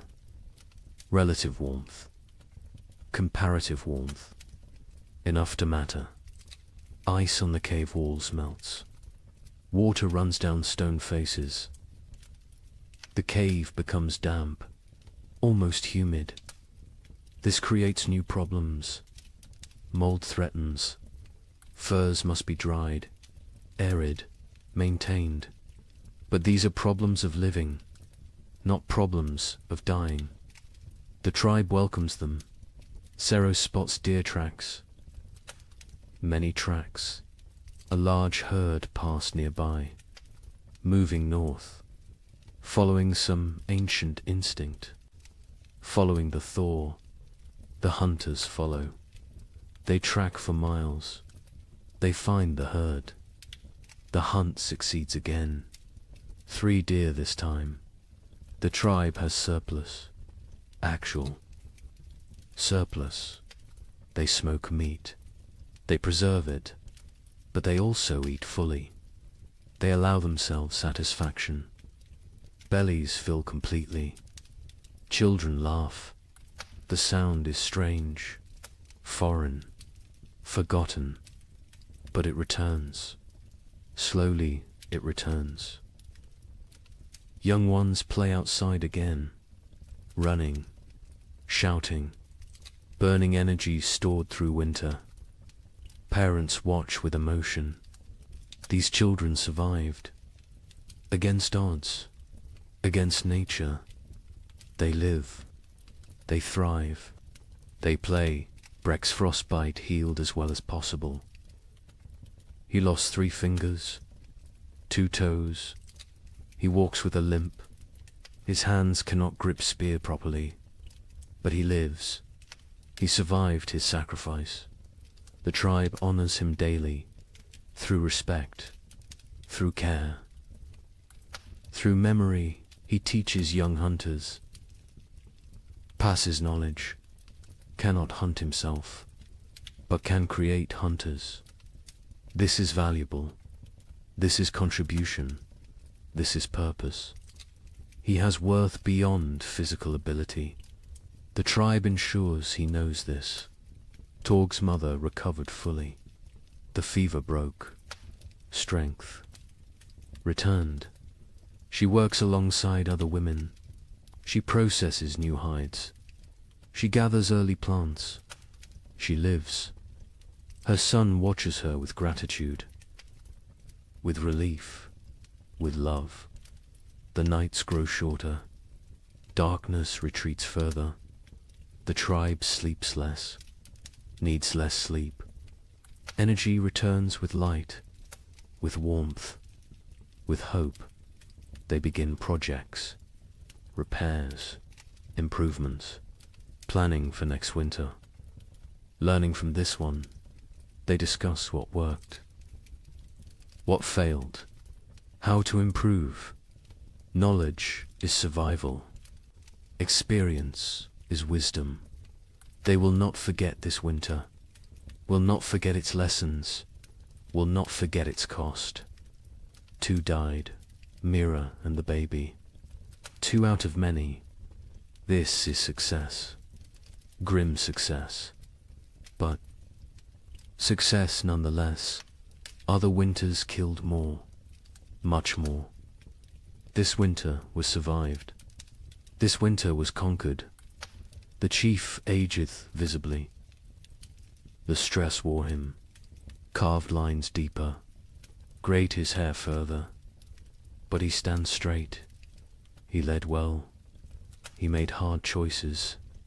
He saved the tribe. Leadership exacted its price.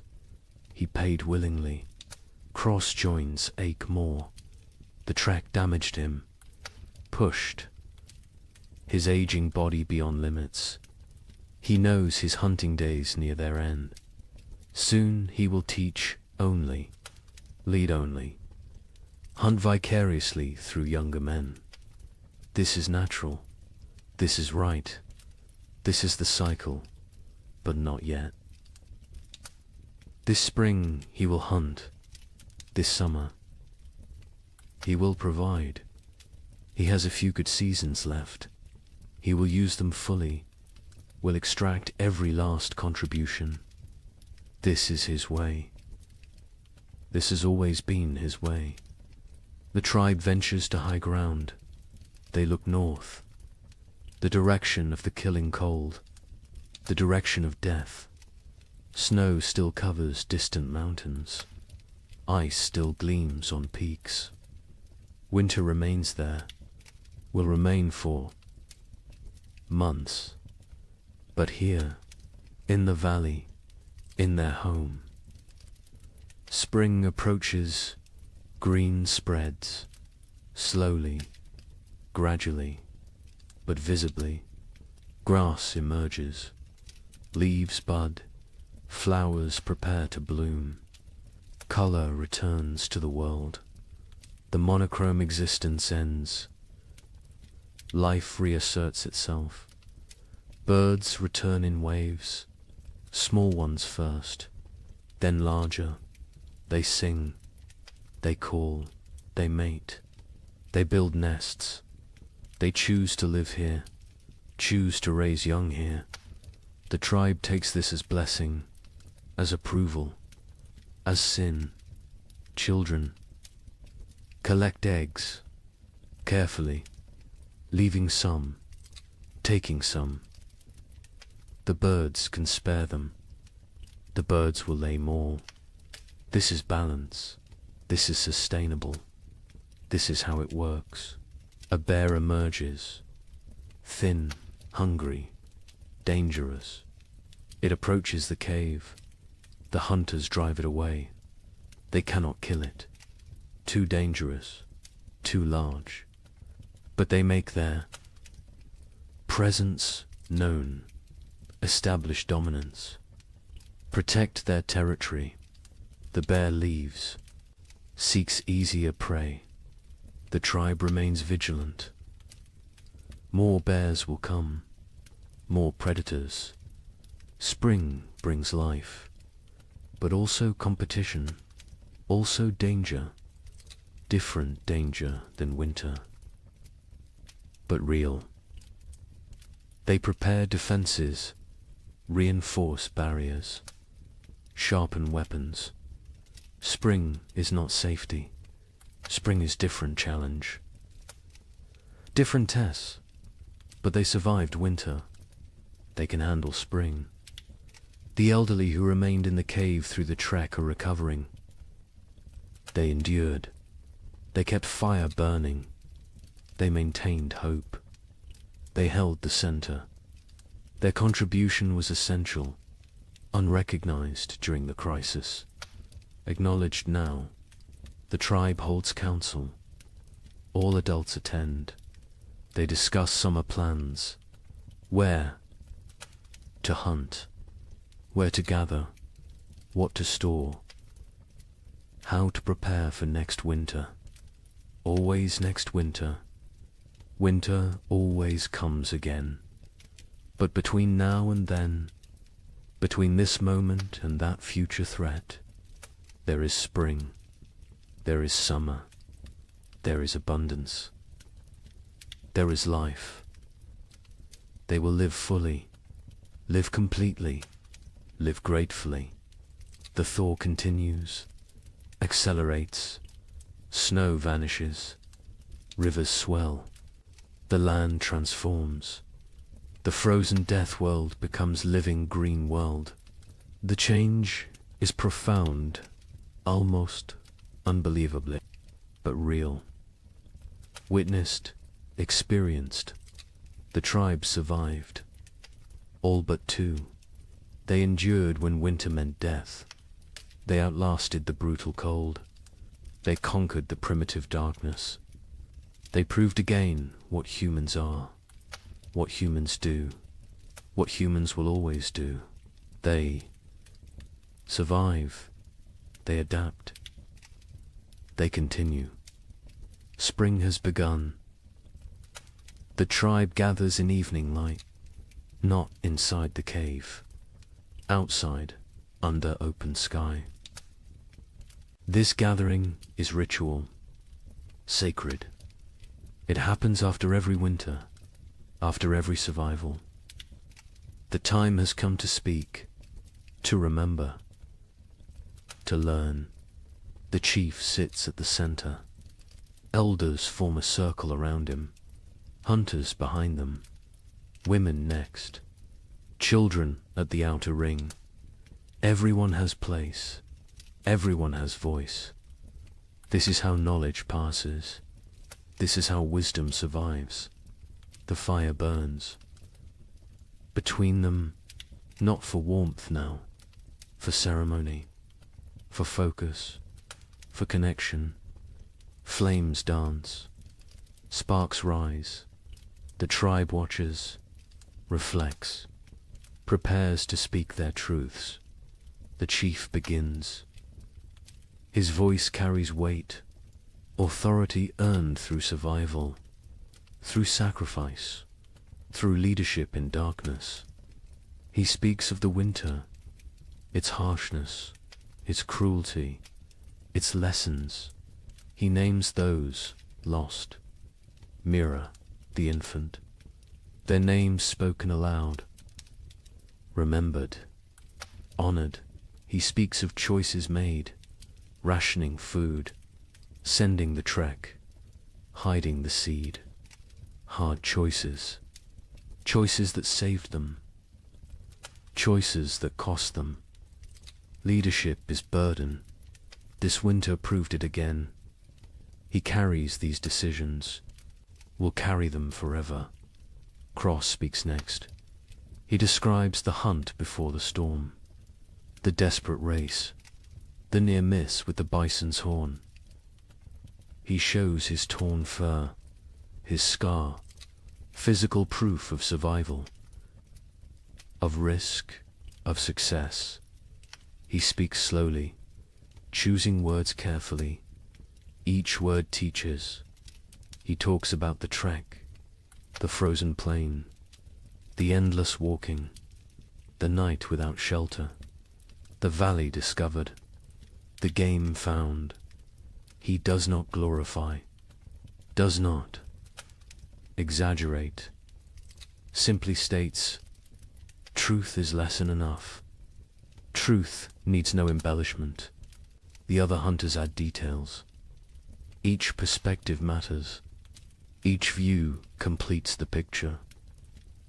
One speaks of exhaustion, another of fear, another of hope sustained. Together they create full understanding, complete knowledge, shared experience. Breck holds up his damaged hands. 3 fingers gone. Stumps healed now, scarred.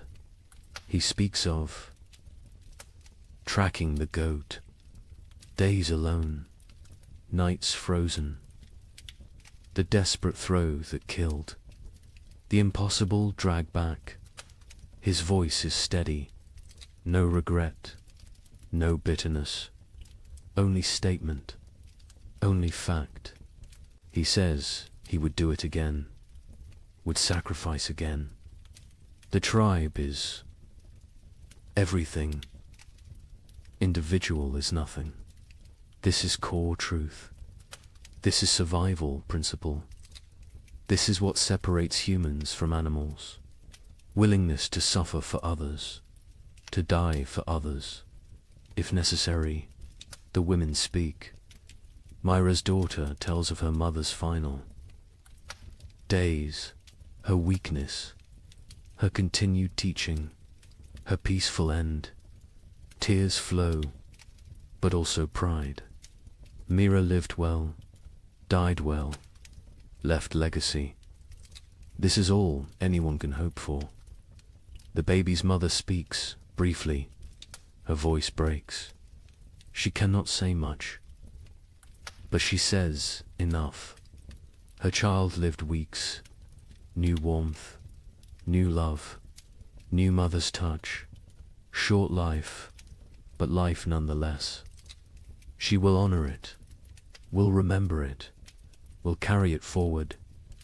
Other women discuss food preservation, what worked, what spoiled, leather eating, bone boiling, every technique examined, every method evaluated. They share improvements, better ways, smarter approaches. Next winter, they will do better. This is the point. Always improve. Always learn. Ciro speaks of navigation, of reading snow, of finding signs, of keeping group together. She describes the river crossing, the groaning ice, the careful steps. She explains her fears, her doubts, but also her determination. Leadership is not certainty, is not confidence, is commitment despite uncertainty. The young ones ask questions. How did you stay warm? How did you stay brave? How did you keep going? The answers vary. Honesty prevails. Sometimes we did not stay warm. Sometimes we were not brave. Sometimes we kept going because stopping meant death. Simple answers, true answers. Torg speaks for the first time in gathering. His voice cracks. He is becoming man, growing, changing. He talks about the wood gathering, the blistered hands, the aching back, the satisfaction of contribution. He learned his value, his worth, his place in the tribe. This winter made him adult. His mother adds her story. The fever, the weakness, the tea that saved her. She thanks the healer publicly. Gratitude expressed. Debt acknowledged. The healer nods, accepts thanks, but says she only did what she knew, what others taught her, what Myra taught her years ago. Knowledge circles, returns, perpetuates. The healer discusses her herbs, what she used, what she saved, what she needs to gather. She lists plants, describes locations, teaches identification. Several women listen intently. They want to learn, want to help, want to preserve this knowledge. The healer accepts students, welcomes them. Knowledge must spread, cannot die with one person. Talk turns to preparations. What they should have done, what they will do next time. More wood, always more wood. Better storage, improved insulation, stronger entrance barriers, backup supplies, hidden caches, distributed resources. They brainstorm, they plan, they commit. Someone suggests splitting the tribe, half in one cave, half in another. If one location fails, the other survives. Discussion follows. Arguments for, arguments against. The chief listens, considers, makes no decision tonight. This needs thought, needs time. Will be decided before next winter. The feast day arrives with warmth, actual warmth. The sun climbs higher. It stays longer. Its rays penetrate winter's final defense. The cold retreats, step by step, day by day. Life returns. The tribe moves through mourning with purpose. Women prepare food, all the food. Reserves brought out, smoked meat, dried fish, roots saved, seeds roasted. Nothing held back today. Today's abundance. Today is celebration. Today is life affirmed. Children run wild, energy unleashed. Months of confinement explode into motion. They chase, they climb, they shout. Their laughter echoes off rocks, off trees, off the sky itself. Parents watch with full hearts. This sound, this joy, this is why they fought, why they suffered, why they survived. The hunters bring fresh game, killed this morning, deer and rabbits. Prepared quickly, cooking now. The smell fills the valley, rich, savory, irresistible. Mouths water, anticipation builds. The feast approaches. By midday, everything is ready. Food covers flat rocks, arranged, displayed.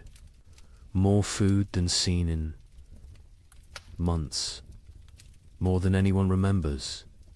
It looks impossible, looks like dream, but it is real, earned, deserved. The chief stands. He raises his hands, silence falls, even children quiet. He speaks briefly, thanks the spirits, thanks the ancestors, thanks the tribe. Each person contributed, each person matters, each person survives because all survived. This is truth. This is their way. Then he gestures. Begin, eat, celebrate, live. The tribe descends on food with controlled urgency, not greed, not desperation, but hunger, real hunger. Months of deprivation cannot be ignored. They fill their hands, fill their mouths, fill their bellies. The taste is incredible. After bland rations, after leather, after nothing. This food is ecstasy, simple food, basic food. But to them it is feast worthy of gods. They eat slowly, savoring, appreciating, grateful for every bite. Children eat until they cannot move, then play, then eat more. Their bodies demand fuel, demand rebuilding, demand growth delayed by winter. Parents smile, let them eat, let them grow, let them live. Adults pace themselves. Years teach moderation, but they eat fully, satisfied fully, for the first time in forever. Bellies are tight, bodies are warm, hearts are full. This moment is perfect. This moment is earned. This moment is theirs. As afternoon settles, the tribe relaxes into contentment. Some sleep, some talk, some simply exist, peacefully, completely, without fear, without hunger, without cold. Present moment contains everything needed. Stories begin again. Different stories now, lighter stories, funny memories, embarrassing moments, gentle teasing. Laughter comes easily. Naturally, the tribe remembers how to be happy, how to be human beyond survival, how to live rather than merely exist. Brexits. With young hunters, he demonstrates techniques despite damaged hands, shows them tracking signs, explains animal behavior, shares decades of knowledge. His hunting days may be over, but his contribution continues. Different form, same value, same importance. The healer sits with her new students. They examine plants, learn properties, memorize uses. She teaches patiently, thoroughly. She knows she grows old. She must pass knowledge before she cannot, before it dies with her. The young women listen intently. They understand the gift. They accept the responsibility. Sira walks the valley's edge, exploring, mapping, planning. Her mind is always forward, always preparing. She finds new water sources, better hunting grounds, strategic locations. Information is survival. Knowledge is power. She gathers both constantly. Craw sits alone briefly, watching his tribe, his family. He feels his age, his exhaustion, his mortality, but also satisfaction, pride, purpose. He has lived well, provided well, protected well. If death comes tomorrow, he is ready. He is complete. He is content, but death does not come. Life continues. Spring unfolds. Days stretch longer. Warmth increases. Green spreads across the land like water, flowing, growing, transforming everything it touches. Other tribes exist.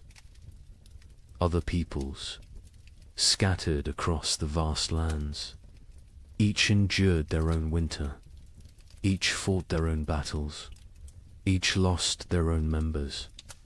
Each survived through strength and sacrifice and will to the north. Coastal peoples weathered storms. Ocean. Winds brought different cold. Wet cold. Penetrating cold. They huddled in driftwood shelters. Ate fish when they could. Kelp when they must. They survived. Barely, but survived to the south. Dozen peoples faced different trial. Cold nights, scorching days, extreme swings, no middle ground. They sheltered in caves, conserved water, endured. They know survival has many faces. Cold is only one. Each environment tests differently. Each demands different strengths. Mountain peoples lived with the snow, always. Surrounded, buried, isolated. They knew winter intimately, understood its moods, its dangers, its rare gifts. They moved with the seasons, migrated, adapted, survived through flexibility. Through knowledge, through respect for nature's power, plains peoples tracked the herds, followed them south, followed them to survival. They lived nomadic, always moving, always hunting, always one step ahead of starvation. Their winter was journey, was constant motion, was different struggle, same stakes. All these peoples, all these tribes, all these humans, connected by nothing except species, except determination, except refusal to surrender.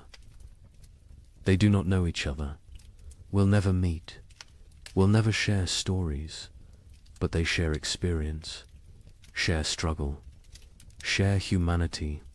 Winter tested all, cold respected none. It killed without preference, without mercy, without meaning. It simply was nature being nature, indifferent, eternal, unstoppable, but humans stopped it anyway. Not the winter itself, but its victory, its completeness, its total dominion.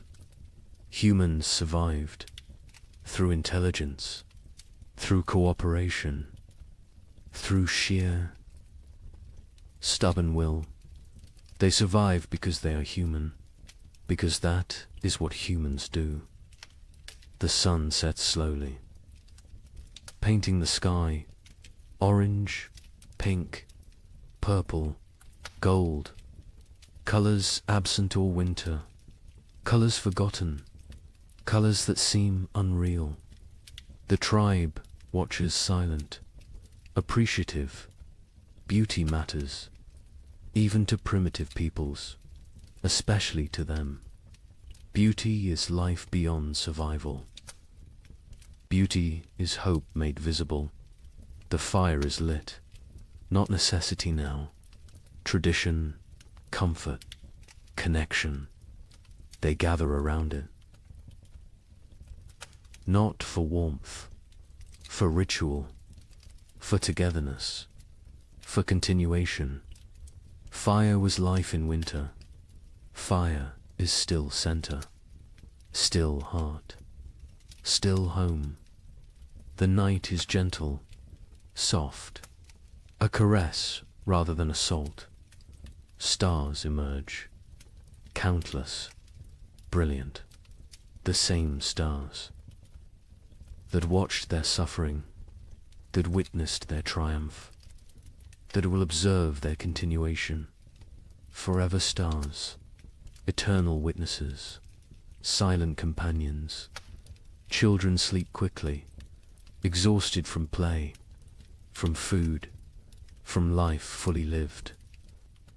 They sleep peacefully, deeply, no crying, no fear, no cold. Just rest, just dreams, just childhood reclaimed.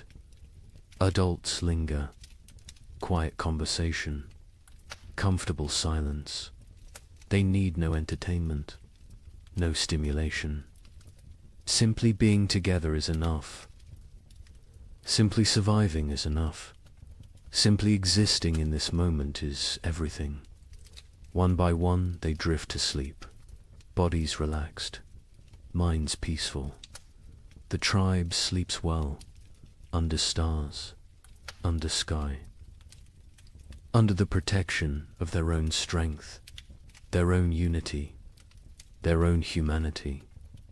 The night deepens, the fire burns low, embers glow, red, orange, fading. The valley is silent, peaceful, safe. Life sleeps, life rests. Life prepares for tomorrow, somewhere. In the darkness, a wolf howls, distant, lonely, calling to pack, calling to family, calling for connection. The sound carries, echoes, fades. The tribe does not wake, does not fear. Wolves are neighbors, not enemies. All creatures struggle. All creatures survive. All creatures seek pack, seek family, seek belonging. The echo continues. Not just wolf, but all sounds, all voices, all stories. They echo through time, through generations, through eternity. This tribe will fade. These people will die. But their echo continues. Their legacy persists. Their survival matters. Because they are not the end. They are the beginning, the foundation, the root. From them come others, many others, countless others. Every human alive carries their echo, their determination, their refusal to quit. These primitive peoples, these ancient survivors, these frozen warriors, they are ancestors to everyone, to all of humanity. Their winter is our winter. Their struggle is our struggle. Their survival is why we exist. The night holds all of this, all of history, all of future. all of possibility. It holds the sleeping tribe, the dying fire, the silent stars. It holds everything that was, everything that is, everything that will be. And in the morning, they will wake, they will continue, they will live another day, then another, until winter comes again. And they will face it, and they will endure, because that is what they do, what they have always done, what they will always do. They are human. They survive. The night knows this. The stars know this. The earth knows this. And now you know this. To rest now. Sleep now. Dream of warm fires. Of full bellies. Of tribes that endure. Of humans who refuse to quit. Of ancestors who gave us everything, including survival itself. The echoes continue, forever, always, in the night.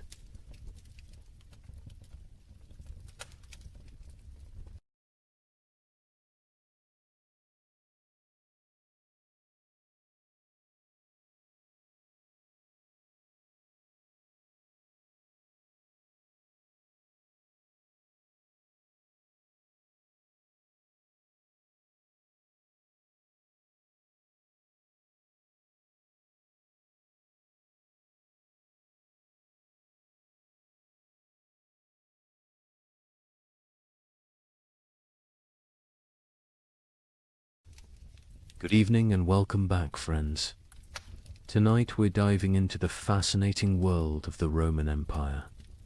As always, let me know where in the world you're listening from. Get cozy, settle in, and let's begin. The torches burned low against the marble walls of the Colosseum, their flames bending and snapping in the night wind. Smoke curled upward, painting the corridors in shifting shadows that seemed alive. Somewhere deep within those walls, cages rattled. The guttural growl of a lion broke the silence, followed by the shrill cry of a panther pacing its enclosure. The air was thick with the scent of straw, iron, and blood. Men shuffled forward, not as spectators, but as the hidden workforce behind the spectacle animal keepers, trainers, guards, and gladiators themselves, step echoing with the knowledge that dawn might never come for them. Imagine it, the roar of 50,000 Romans thundering like a storm overhead. Yet before the games even began, death was already at work in the corridors below. Lions lunged against their bars, their claws scraping sparks across iron. Elephants, chained and restless, shifted their massive weight, shaking the earth beneath the workers' feet. A single slip of a chain, a missed strike of the trainers. Staff and the arena would claim another victim before the audience ever saw the sand-stained red. Now, ask yourself, what would it feel like to wake each morning knowing that your job itself, the task you were paid or forced to perform, was a gamble with death? Not a soldier in battle, not a rebel hunted by Rome, but a worker, a laborer, a craftsman whose daily duties carried a sentence no law had to write. Would you sleep at night? Or would your dreams be haunted by the growls from the cages, the weight of the stones above your head, or the smell of lead dust clinging to your breath? History books love to tell us about emperors, senators, and generals. They speak of triumphs, victories, and architectural marvels, but rarely do they dwell on the hands that bled to build those monuments, or the men and women whose very survival depended on risking their lives in silence. The invisible workforce of Rome lived not in marble villas, but in shadows, where the price of error was not a demotion or dismissal, but death itself. And here lies the heart of the story. Beneath the grandeur of Rome, beneath its arches, its mosaics, its golden halls were professions so perilous that to call them jobs is almost an insult. These were death sentences disguised as livelihoods. Jobs where poison lingered in the very air, where the swing of a sword was part of your morning routine, and where the applause of the crowd was sometimes the last sound you ever heard. Over the next hours, you will hear the untold accounts of these deadly professions, some spectacular, some hidden in the grime of Rome's underbelly, and others so strange they